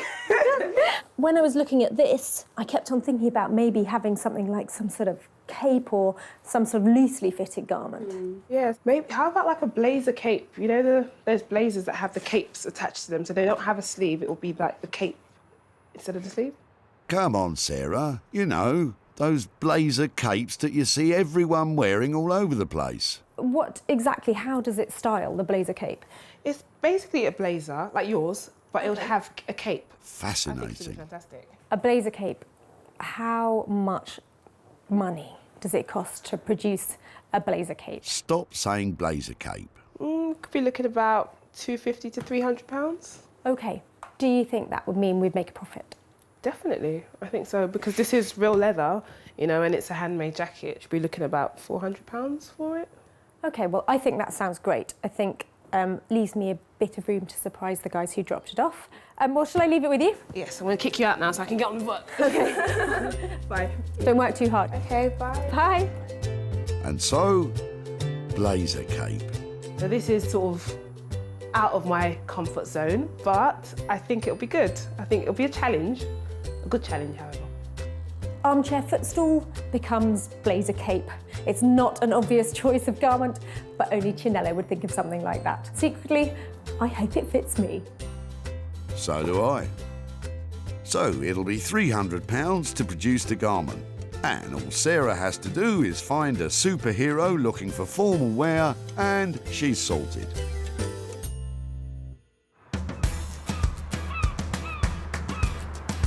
Sunny Margate on the southeast coast. Once a mecca for British holiday makers, now it's a place where vintage is an advantage and reclamation is the order of the day. And one man leading the way is our Rupert. And Carlos the cat. Sarah's about to set him the challenge of making something out of the angle iron and the old barn door. Rupert, hi. Hey, Sarah. How are you? Back again? I've got a few things. Okay, don't look. Can you rustle off somewhere and I'll bring it in and then you can see it because I don't want you to get put off. Sarah thinks if she can make it look presentable, then Rupert might just see its potential. It's all coming together. It's going to be fun. Sarah's brought some weird things to me before, so this time, who knows what it could be. Looks good, doesn't it? Really inspiring. Doesn't look like a load of old junk. I'm not exactly sure who Sarah's trying to convince, but either way, Rupert's getting concerned. Sarah, you all right? Yeah, it's coming together. I hope it's going to be worth it. Can't quite imagine what you're doing yet. It's a lot of crashing and banging coming from out there. Never look better. Rupert? It's like all my birthdays and Christmases come at once. There was something about it. It's been hacked into, it's been cut up. Okay. But I just love the fact, the wear on it, you can't make it look like that. What is it? A toilet door, a barn door? Barn door, I'm thinking. And then this angle iron? Yep. Brilliant, isn't it? I love angle iron, I love it. It's so flexible and adjustable, and it's something that you don't really see now in the home. Everyone used to make their bench in their shed, their shelving in the garage out of this stuff. So, the angle iron's a hit, but the old barn door has some issues. Quite a lot of age, a lot of dry rot there, so it can be complicated to work with. I don't know if you've noticed, but actually it has been cut in half. So there is, it's not quite as intact. So yeah, that's why I was piecing it together so it wasn't. That's a surprise. Yes. There's a jigsaw puzzle. Yeah, I did have some thoughts that maybe this was kind of cut up into parquet to make amazing tabletop, and these were framing it in some way. A table, I see as the easy option for me. Yep. A sideboard would be a more challenging option for me because it's only 2 materials here, so to stretch them far enough to actually make a piece of furniture that you will sit in front of and stare at every day, it'd be quite a challenge. Rupert's never one to shy away from a challenge. But how much is it going to cost? I've got a couple of days' work on this. I would like to really, go to town on this piece. So we're looking at a 400 or so quid. I think that's about right. I've left Rupert in there piecing together that jigsaw and trying to make a sideboard out of the door and that old angle iron. I think he's got his work cut out, but he's so enthusiastic about it. I think there's potential for real profit from this piece. To make a sideboard out of all that rubbish will cost you around £400. So Sarah will be aiming high in the sale of this one.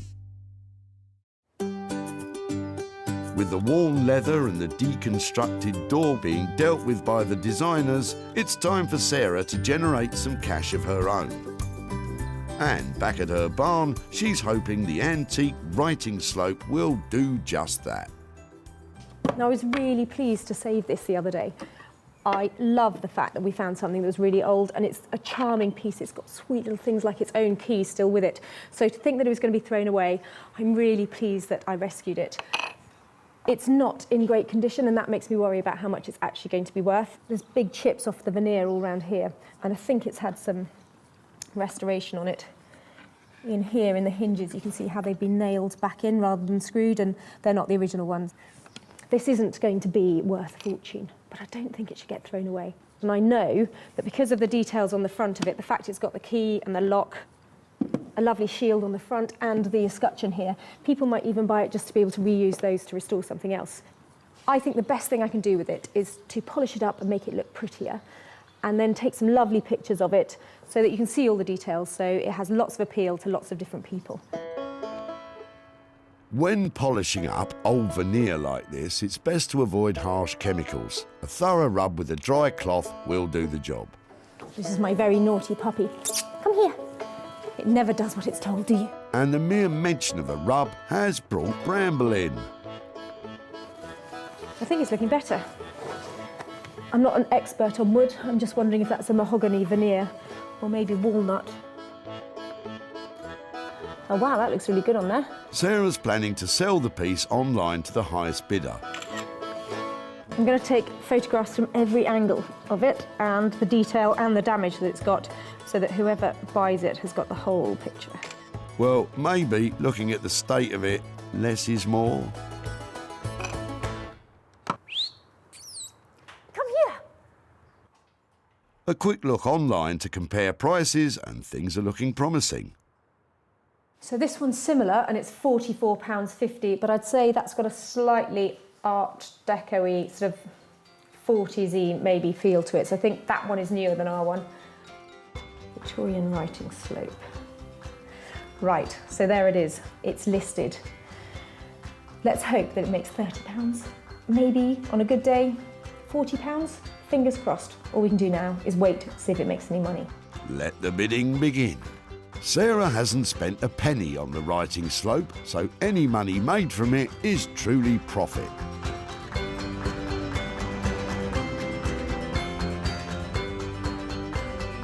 Back in East London, it's blazer cape time. And you know, I'm coming round to the idea. It's a blazer and it's a cape. Come on, I want one. So, Chinello, where do we begin? I decided to dump the blazer cape idea this morning. No. Why? Because I just woke up and I thought, how is this going to work? So I'm going to make a dress out of this. So more of a shift style dress. And also I really wanted to put my own signature on this. So the jacket thing is not really something I do. Dresses, they're more my thing. Oh, OK. I'll have to find my own blazer cape then. But what's your idea for the dress?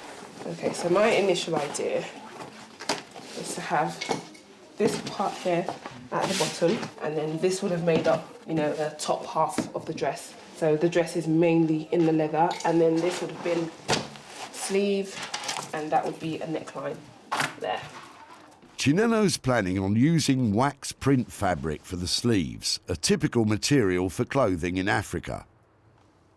And although this material is dark, they're more commonly vibrant, colourful cotton prints, which historically were used as a non-verbal communication that could indicate status or wealth among African women. I'm just trying to straighten out all the edges, and I was just making my dress a little bit shorter than I want it to be. With the chair and stool completely stripped, Chinello has all the material she has to work with.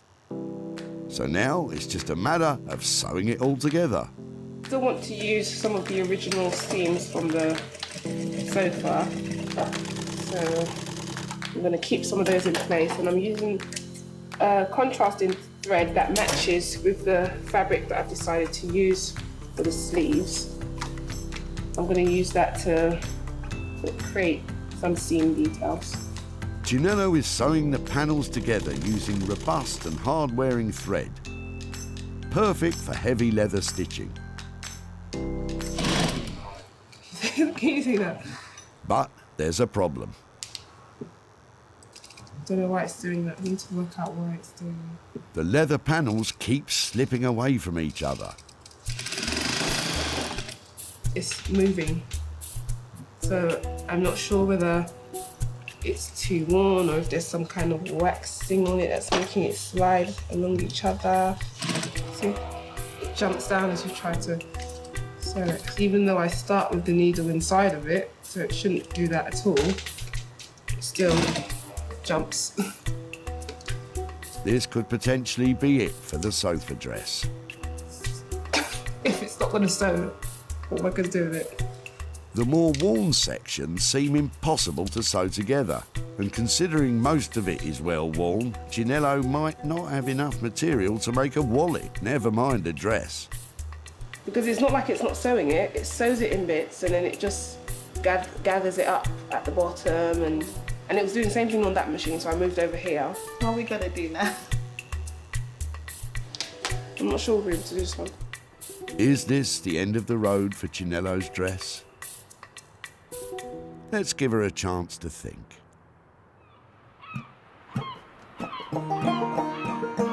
Meanwhile, over in sunny Margate, let's hope that Rupert's having more luck with the angle iron and the old barn door. I know that I'm going to make a sideboard out of all of these pieces. And yeah, I don't want this to be a sort of typical shabby chic piece. I want this to be really quite polished. It's just going to be a bit of a labour of love to make it a high quality finish. Rupert's planning on leaving the chip paint effect on the wood as a feature, which doesn't sound like a quality finish to me. But what do I know?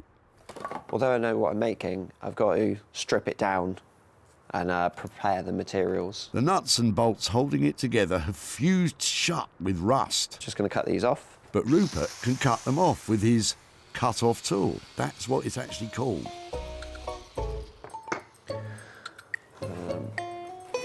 Just use a hammer because these will still be quite hot.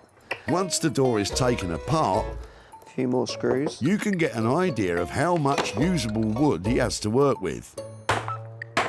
But it's all looking a bit crumbly.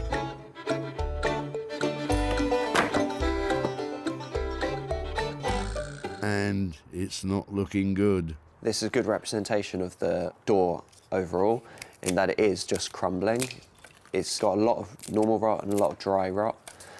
Ideally, any carpenter making a cabinet doesn't start with rotten wood. Now on this table is everything that's really usable. I've got it down from what was a pile of rubbish to an organised pile of rubbish. I suppose that's some progress. There's still a good 60% of this door that we can reuse. With just enough wood to construct a sideboard, Rupert gets to work sawing the usable pieces into planks to match his very intricate blueprint on the floor. Next comes the angle iron, which will form the structure of the cabinet. Angle iron became very popular amongst do-it-yourselfers. With its easy-to-assemble design, it was possible for almost anyone to build anything from shelving units to greenhouses. The more I put together, the closer I'm getting to working out what this needs to become. Rupert's on a roll and looks to have this finished in no time.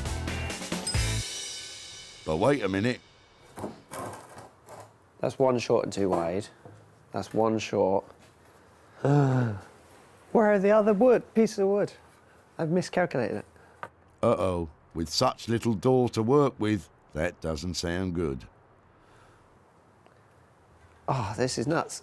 This is a problem with having a warehouse full of rubbish, that I often lose a piece of wood that I've just cut. Good luck finding it in there, Rupert. Maybe Sarah will be happy with half a sideboard.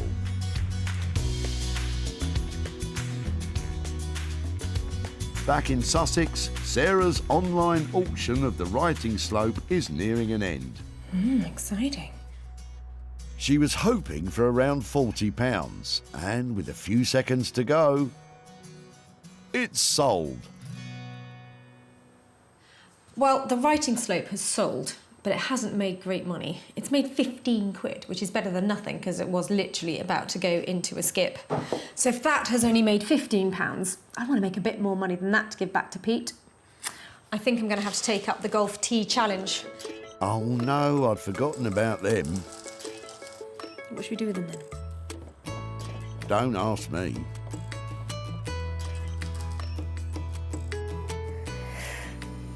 Art installation? Looking at all the golf tees floating around in there, maybe I could make like a golf tee loo seat so you sit down on it and it's a bit naff. I'm certainly getting a whiff of something. But I think I've got it now. It's going to be a tribal style necklace. Cool, hey? Anything you say. If I wrap this really cool red wire around, and then it might make the golf tees look a bit more attractive, a bit more tribal. Well, I suppose it's not bad for a last-ditch attempt to make money. I'm going to make a few of them and hope that I make some money that way. But finding a buyer of tribal jewellery might be tough.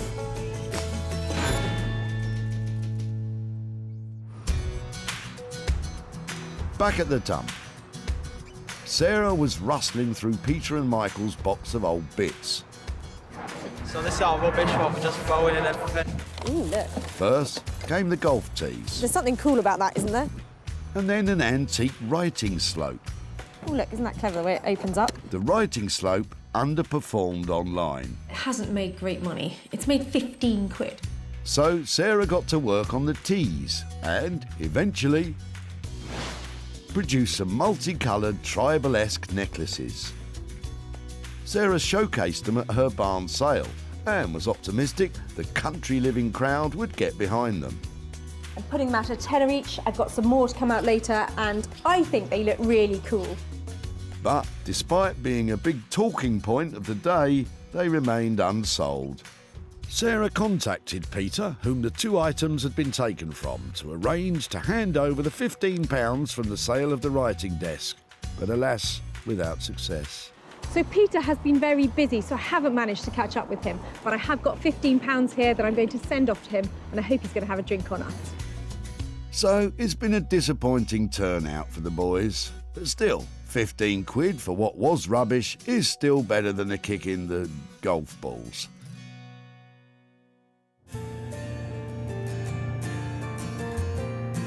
Back in southeast London, when we last saw Chinello, her head was in her hands and the leather was in a heap on the floor. Her sewing machine had met its match, and now Sarah's on her way to see something, I hope. So this is the kind of transformation that really stretches my imagination. I've dropped off a chair and a footstool, and I'm coming to pick up a dress. Well, you're in luck. With the help of a specialist leather sewing foot, don't ask, Chinello has taken the bum-battered sofa and transformed it into an amazing bodice. I'm still a bit disappointed about the blazer cape though. Chinello used a wax print fabric to create the skirt and sleeves. And a beaded detail lines the plunging neckline. Wow, I hope Sarah doesn't want to try it on. Hello. Hello. Ah, that must be it. How are you? I'm fine. How are you? Really well. What were you expecting?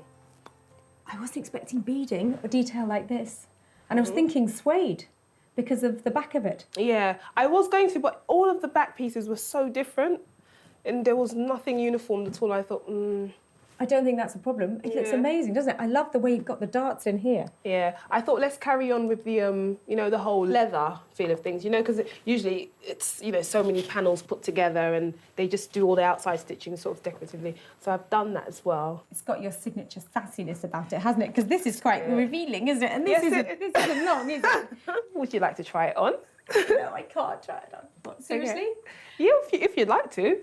Go on then, I'm happy to give it a go. Yeah? Yeah. Okay, let's Look take away. it on. Sarah, there are kids watching. I think I'll keep this on. Thank goodness. Are you stuck, Sarah? Help her out, Chinello. It actually does look nice on you.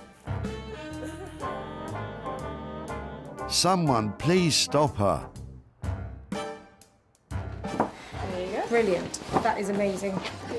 Thank you so much. I'll keep in touch and tell you where it goes. All right, thank you. Mwah. Let's know how she goes. I thought that was so cool that Sarah tried the dress on, but I think what she really needs is some high heels and a night out. Yeah.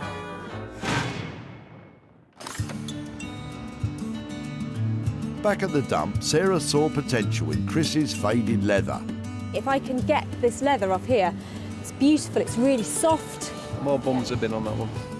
The bum bashing didn't bother Sarah, but Chris was sceptical. Considering that, you know, the city's about 10, 12 years of age, I think she'll struggle to do anything with it, really. Luckily, Chris was proved wrong.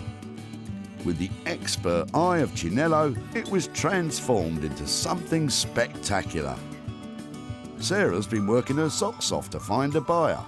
But with this bespoke piece, made to measure no one in particular, Sarah's been unsuccessful in finding someone it will fit. Sarah travelled back to Stockport to tell Chris the bad news. But you never know, it might fit him. Hello. Hi Chris, how are you doing? Hi. Nice to see you again. Hello. Your sofa has been to the most fabulous dress designer. Okay. She's called Chinello Bally, and she's a freestyle cutter of fabrics. Okay. And this is what has become of your chair and your...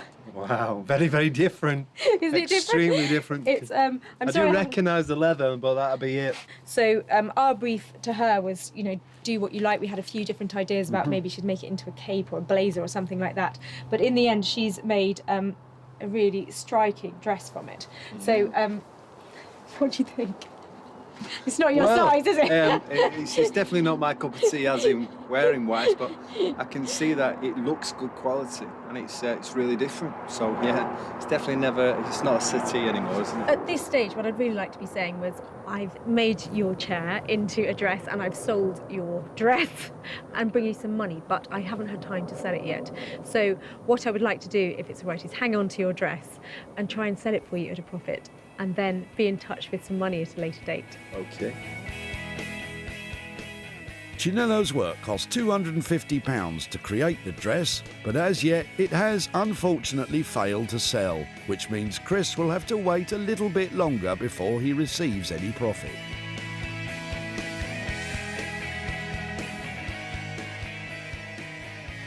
Well, it was great to be able to show Chris the dress that Chinello actually made, but I wish I'd been able to turn up with some money for nothing. But hopefully I'll be in touch soon and have something to share with him. I didn't know what she was going to make, but her dress would have been definitely the last on the list, let's just say. So yeah, definitely wasn't the case that I was thinking she's going to make a dress out of it at all.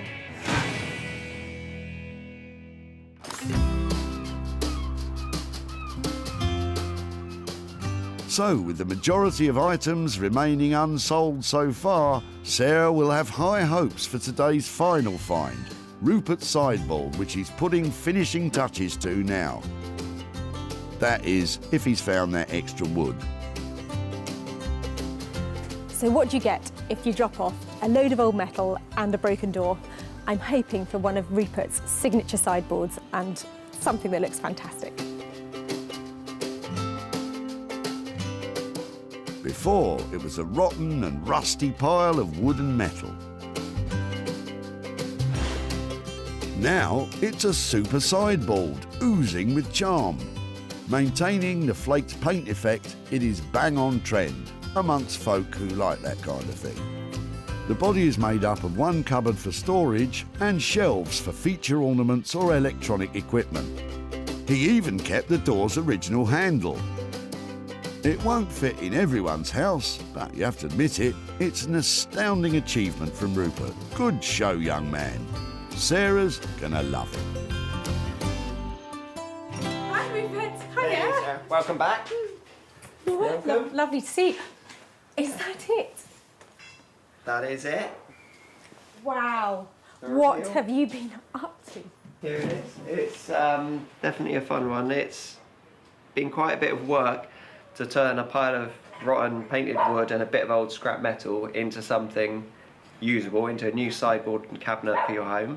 I did say I was going to retain some of the paintwork. I've retained nearly all of the paintwork, I'm afraid. That was my favourite bit. I absolutely loved all of that distress and that kind of thing. I think it is charming. It's not too big. It's beautiful. I absolutely love it. I tried not to make it too specific to one room. Hopefully it's a multi-use sort of piece of furniture. Can I have a look inside that cupboard? Yeah, please do. Oh, it's green. Fantastic. So, I couldn't tell. Did you like it or not, Sarah? I think it's a hit. And coming in on budget at £400 means there's room for a bit of money to be made. I'm just so pleased you like it. I'll go and get the van then. Yeah, Fab, thank you. I have to get over £500 for this little beauty.